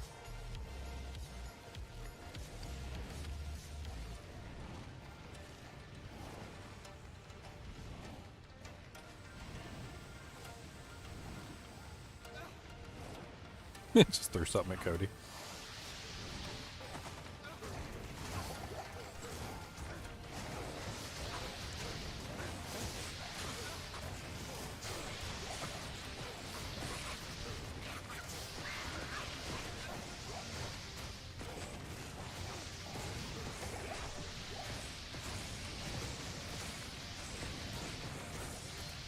Alright, we can handle this no problem. Not bad. Just snag all the crap that dropped on the ground. Let's just keep on pushing it. Thanks.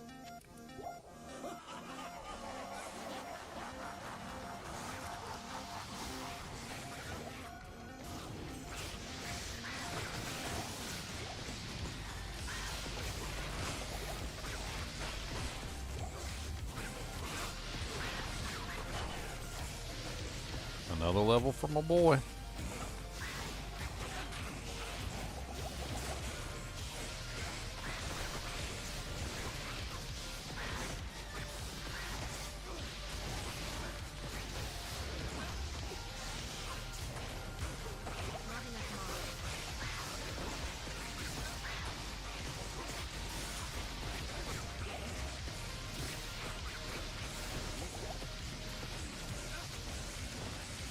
God, there's another pack of them. Like, holy crap.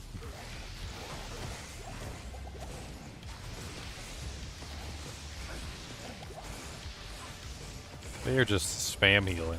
Like, they are literally just spam healing.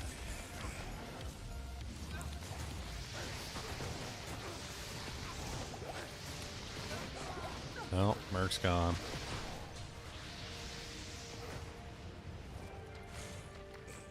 Rough.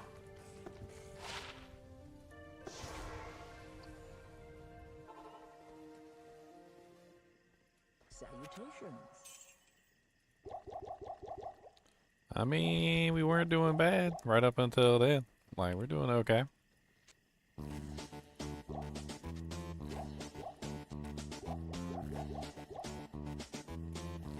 Just keep grabbing all the potions, keep using them. Every single potion in the bank. Need all the potions for the tank. I don't really care what you got to say. Need all the potions anyway. Rejuvenation potions, yay.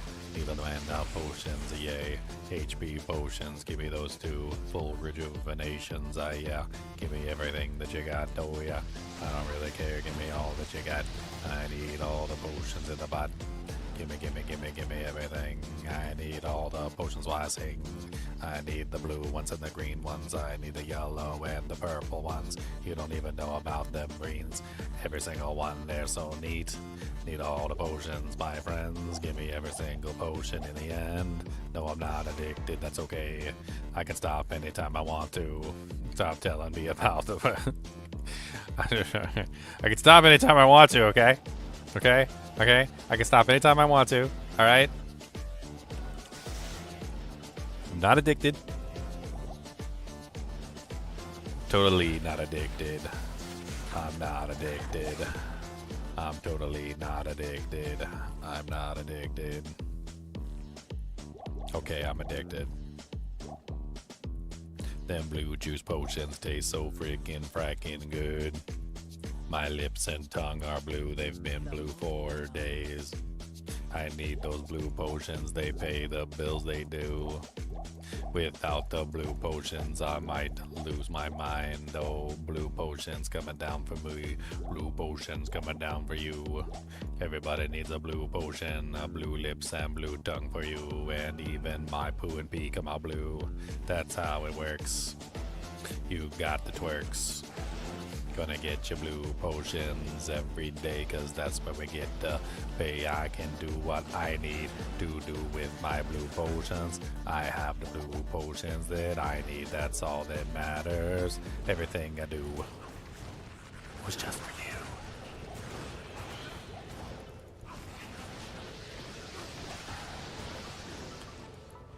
What do I think Blizzard meant when they said they weren't done with D2R? When did they say that?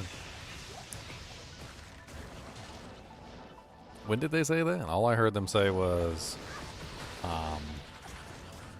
they said, wait to see what chaos we have in store, which, you know, could mean something for Diablo 2, or It could mean something for Diablo 4 or Diablo Immortal for all we know.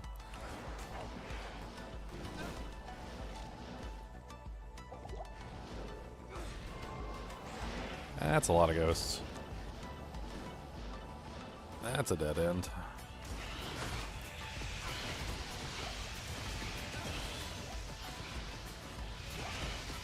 Watch me find like a burr rune or something crazy on this run.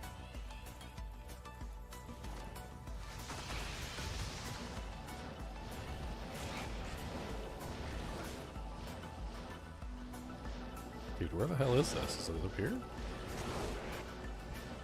Not enough mana. Oh, we found it. Alright. Oh god, souls. Oh man. Talk about no lightning res.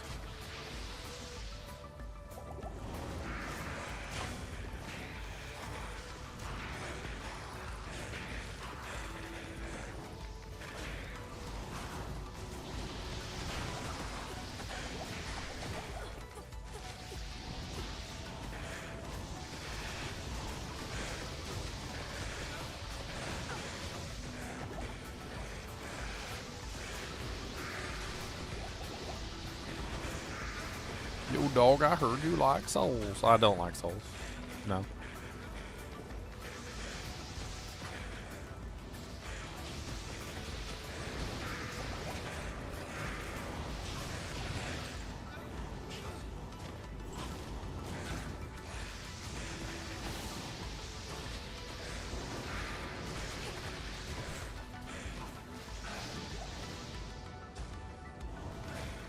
need mana. I need mana. Alright, is that it? Did we clear? Oh, dolls! Oh god!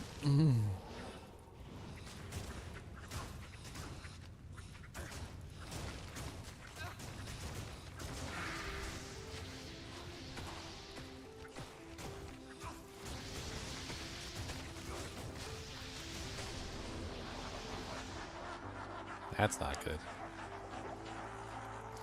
We need to clear out some of this stuff too.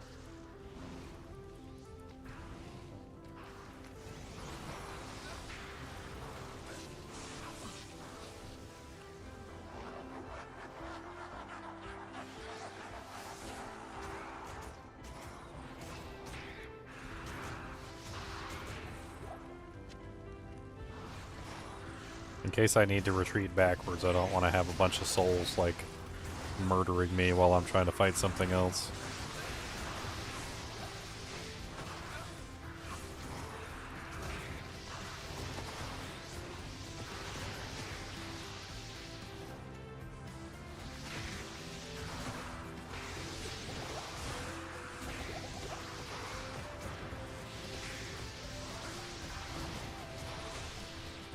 Alright, have we sufficiently cleared out enough of this? It looks like it. Alright. So we should be moderately safe at this point.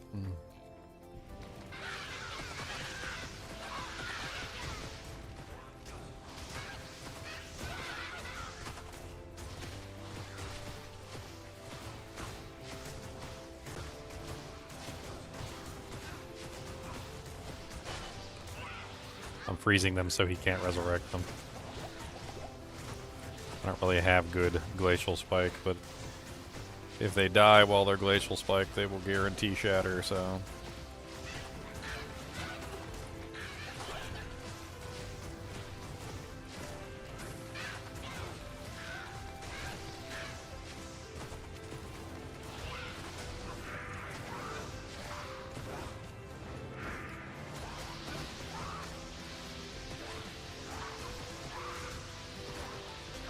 Yeah, deep freezes will always shatter. So if the monster dies while deep frozen, they're always frozen.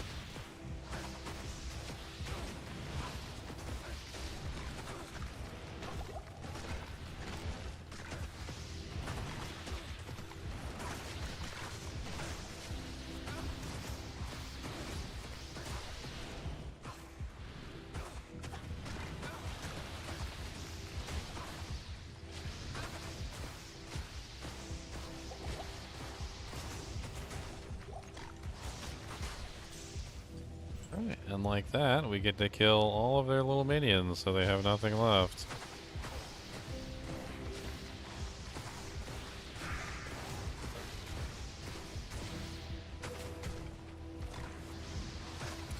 Not gonna be able to kill that. I think we're probably good to use Frozen Orb at this point.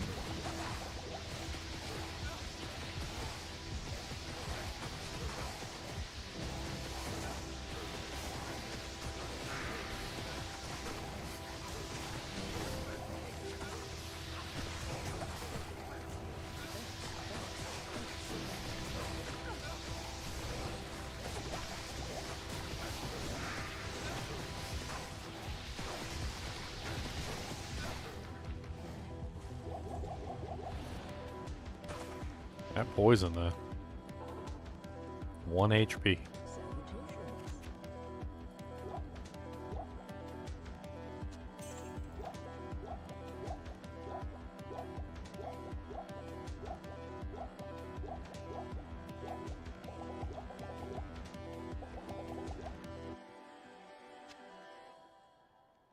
Thanks. Thanks. Thanks. Thanks. Alright, Mala.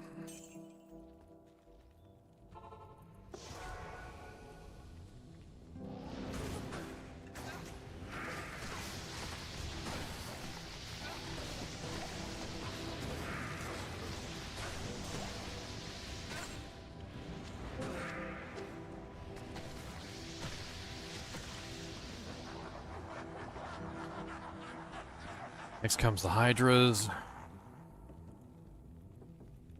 Hydra boys in action. I gotta go clear his poison off. Otherwise he's just gonna slowly die.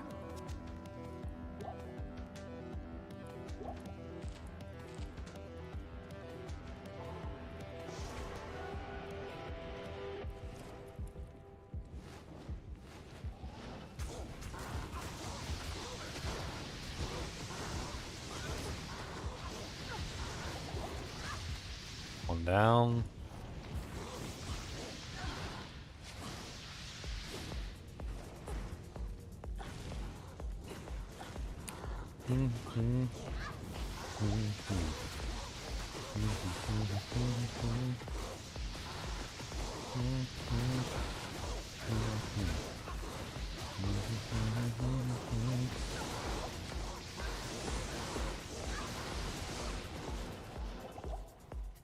Thanks.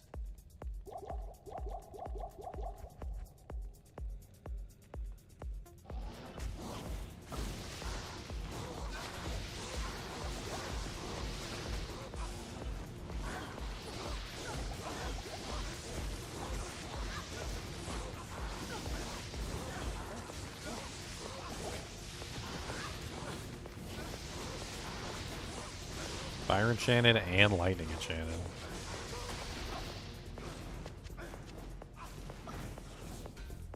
Not bad.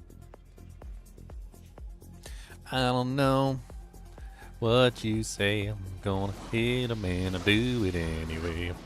I don't know what you say.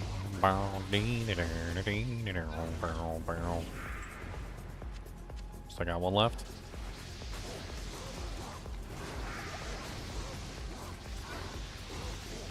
Alright, next come the Venom Lords. Venom Lords everywhere. Hit them in their ugly hair. These are always a little bit annoying because they swarm.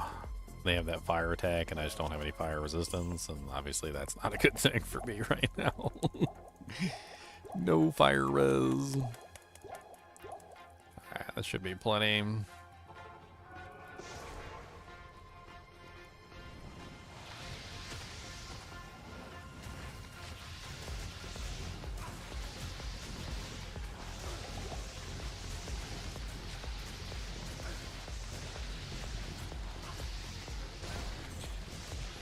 Alright, 2 Venom Lords down.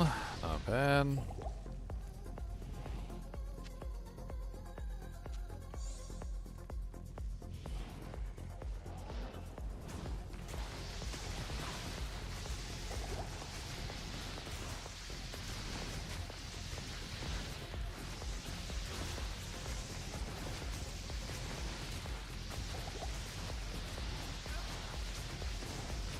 Ventar the Unholy.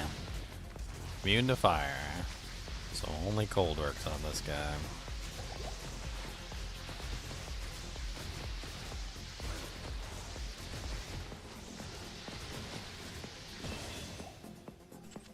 Nice, and we got a level up. Let's keep pumping warmth. Let's keep getting that mana up and up and up. I need mana. Not enough mana.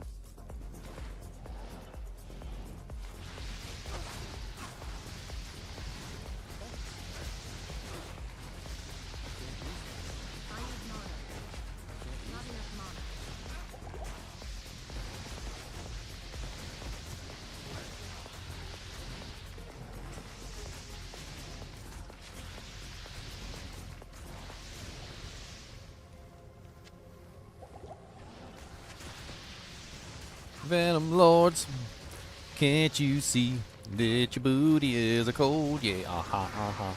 Venom Lords, can't you see?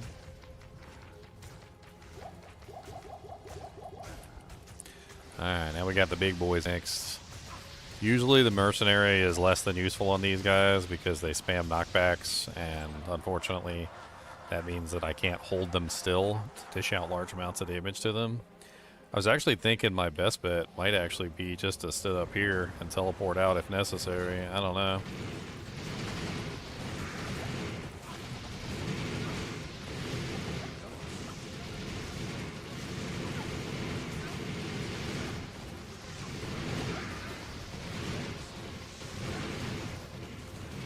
Basically just choke point them right here on the platform. Teleport out if I need to.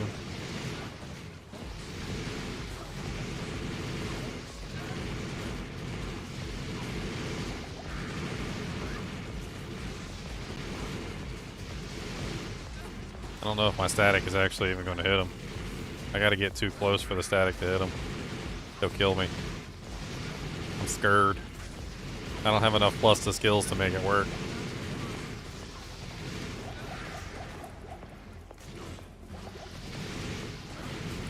I see him doing my hated frozen orb. I mean, I don't hate it, it's just not my favorite ability. There's definitely better, more fun abilities in my opinion.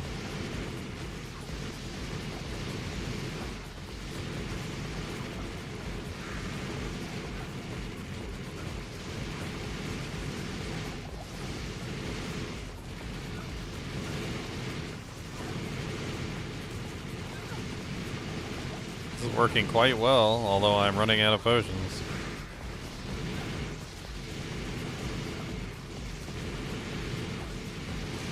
I do believe that's the end of that. Need to get some more potions. So the reason why you choose Frozen Orb, for those of you who are sure of what the hell's going on, is because when you're leveling up a character that has essentially no sunders and no negative res and no conviction and no lower resistance, the only way to bypass immunities is to have 2 specs. So you have to dual spec. Frozen Orb does not require like anything else really, except for like 1 point in Cold Mastery for the most part. And essentially all you have to do is 20 points and 20 points if you really want to max it out. You don't need this synergy for Ice Bolt at all. You pretty much just go 20 points into Frozen Orb, and you can even do 1 point in Cold Mastery if you have enough plus to skills. And then for another one that you can do, which is a very easy one, is Firewall, which is only 20 points and 20 points. And then Warmth is 20 points, which is really nice because you get the high amounts of mana regeneration, which really, even though it gives Firewall synergy bonus, doesn't really necessarily need like a super huge amount of points. So when you get a dual spec character, you're going for the things that require the least number of points, and Frozen Orb is just unfortunately one of the things that requires the least number of points. It's not what I would prefer to build, it's just the only thing that you can build really with a dual spec.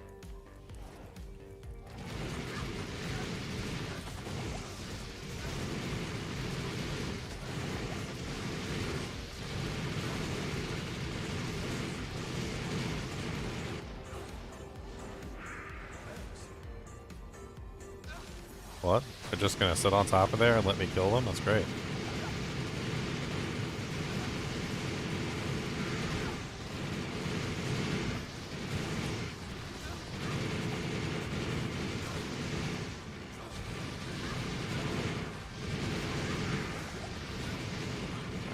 And blisters down too. Look at that. That's beautiful.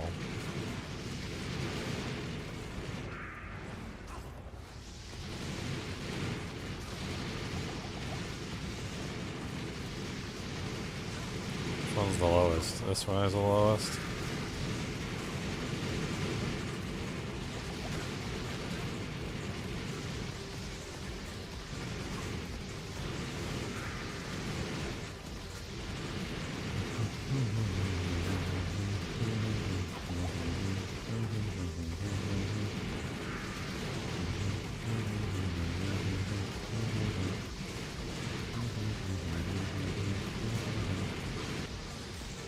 Oh, he shattered him. That was so rude. He was doing so good too. That was very impressive. I made a pretty tanky mercenary with some pretty crappy equipment. Like, that is not bad. My boy's hitting hard. Alright, let's get him rebuffed. Let's get some extra potions. Checking Baal's oil. I mean, wouldn't you check Baal's oil with all those tentacles? I mean, come on. Giggity, giggity. Gotta give him the full service.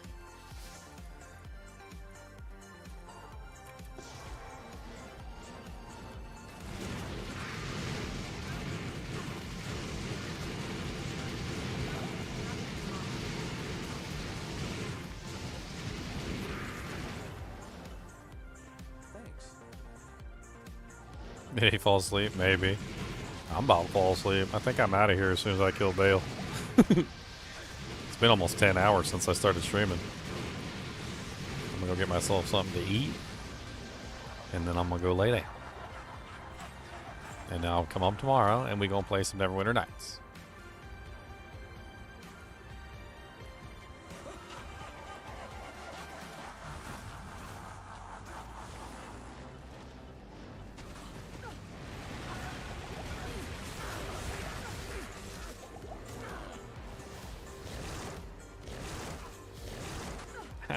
Stop punching me!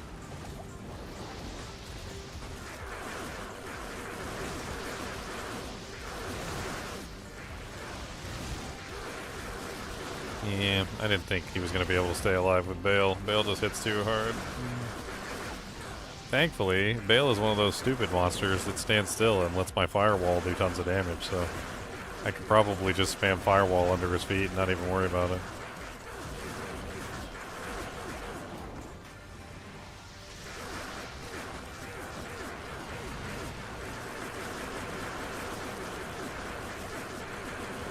He always makes that crazy noises too when you firewall him.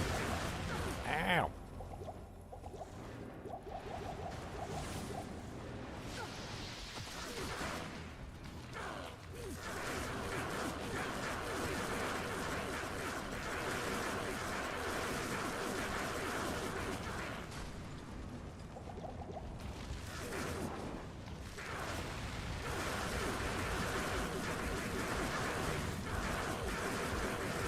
Nice. Lucky tentacle spawn. Not a single tentacle near me. Just keep on tapping them firewalls underneath them. Just keep on burning them. Dude, the firewall works really well on Baal. Baal's stupid and doesn't move out of the way. Baal is not a very smart man. He not a very smart. Fire under anus and he do not move. I think you like it. I think he said, "Oh, that feels so good. I like it. I fire under my butt. It feels so nice, nice and warm. I get a cold butt. You know, too many tentacles. Dissipate heat. It's not good. It doesn't make me feel good." All right, Mizan.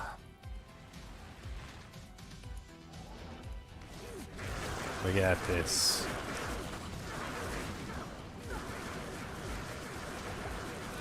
Keep on hitting them. Keep on hitting them. Don't stop hitting them. Keep on dripping them. Don't stop dripping them. Keep on dripping them. Don't stop dripping them. Keep on dripping them. You got this, Mizan. Mizan for president. Mizan for president.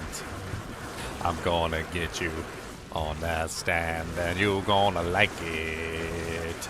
Mizan for president, I like it. Mizan's dead, never mind. Mizan not for president, Mizan dead.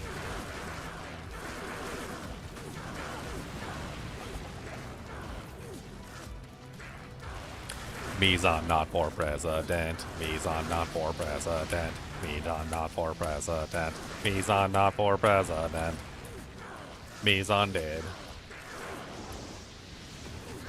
Mizan, Mozan, Muzan, Mizan. Yay, we did it! We did it! Now we're in hell, boys! We're in hell.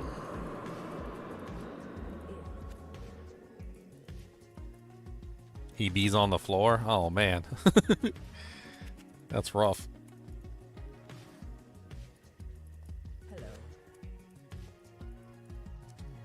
Mizan, get back up.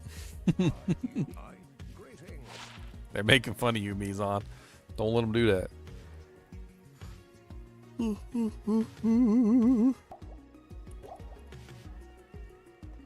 Alright, and with that, we finally have access to Nightmare Cows, I guess, if we want to farm Nightmare Cows. Or we could just do, like, TZs for a while. I think we probably... The play is we probably do some TZs for a little bit. Level up, obviously, first. And then once we get our character to, like, an acceptable level, we move on to Hell difficulty. We're probably going to have to drop all Magic Find, unfortunately. Like, as much as we possibly can. When it comes to Hell difficulty, our resistances are going to be so bad that, like, I don't think we're going to be able to keep Magic Find if it's not, like, also giving us something else good. We're probably going to have to focus on all resistances on our equipment. Or probably also going to have to burn a socket quest on something for resistances as well. I would assume, like, some type of piece of equipment, like armor or something. Maybe we'll get lucky and we'll find a better piece of equipment, like Griswold's armor for our, like, base. That would be really good if we could get a Grizzy. Maybe we could look up where Grizzy drops in, like, the TC class and whatnot. So we could see if we could farm one. Because a nice 30 all res plate would be really good for moving into Hell difficulty. You know what I mean? Especially when you look at my resistances right now. Like, oh my god, they're trash. They're trash reses. Dear Lord Jesus. Let's go to Hell real quick so I can see just how bad my resistances are, shall we?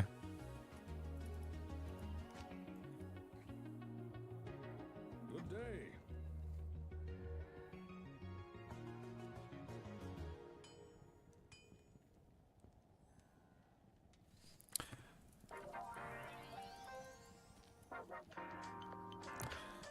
Negative 41, negative 41, 39, negative 41. No. Oh god, that's bad. Why is that so bad? Oh, that's so bad. Oh man, and that's with the shield? Oh man, that's with the shield. I'm negative 60 without the shield. What I need some Aratha's stat. Where's my Aratha's at? God, I only got one piece of Aratha's so far. Oh, man. I only got the collar, that's it.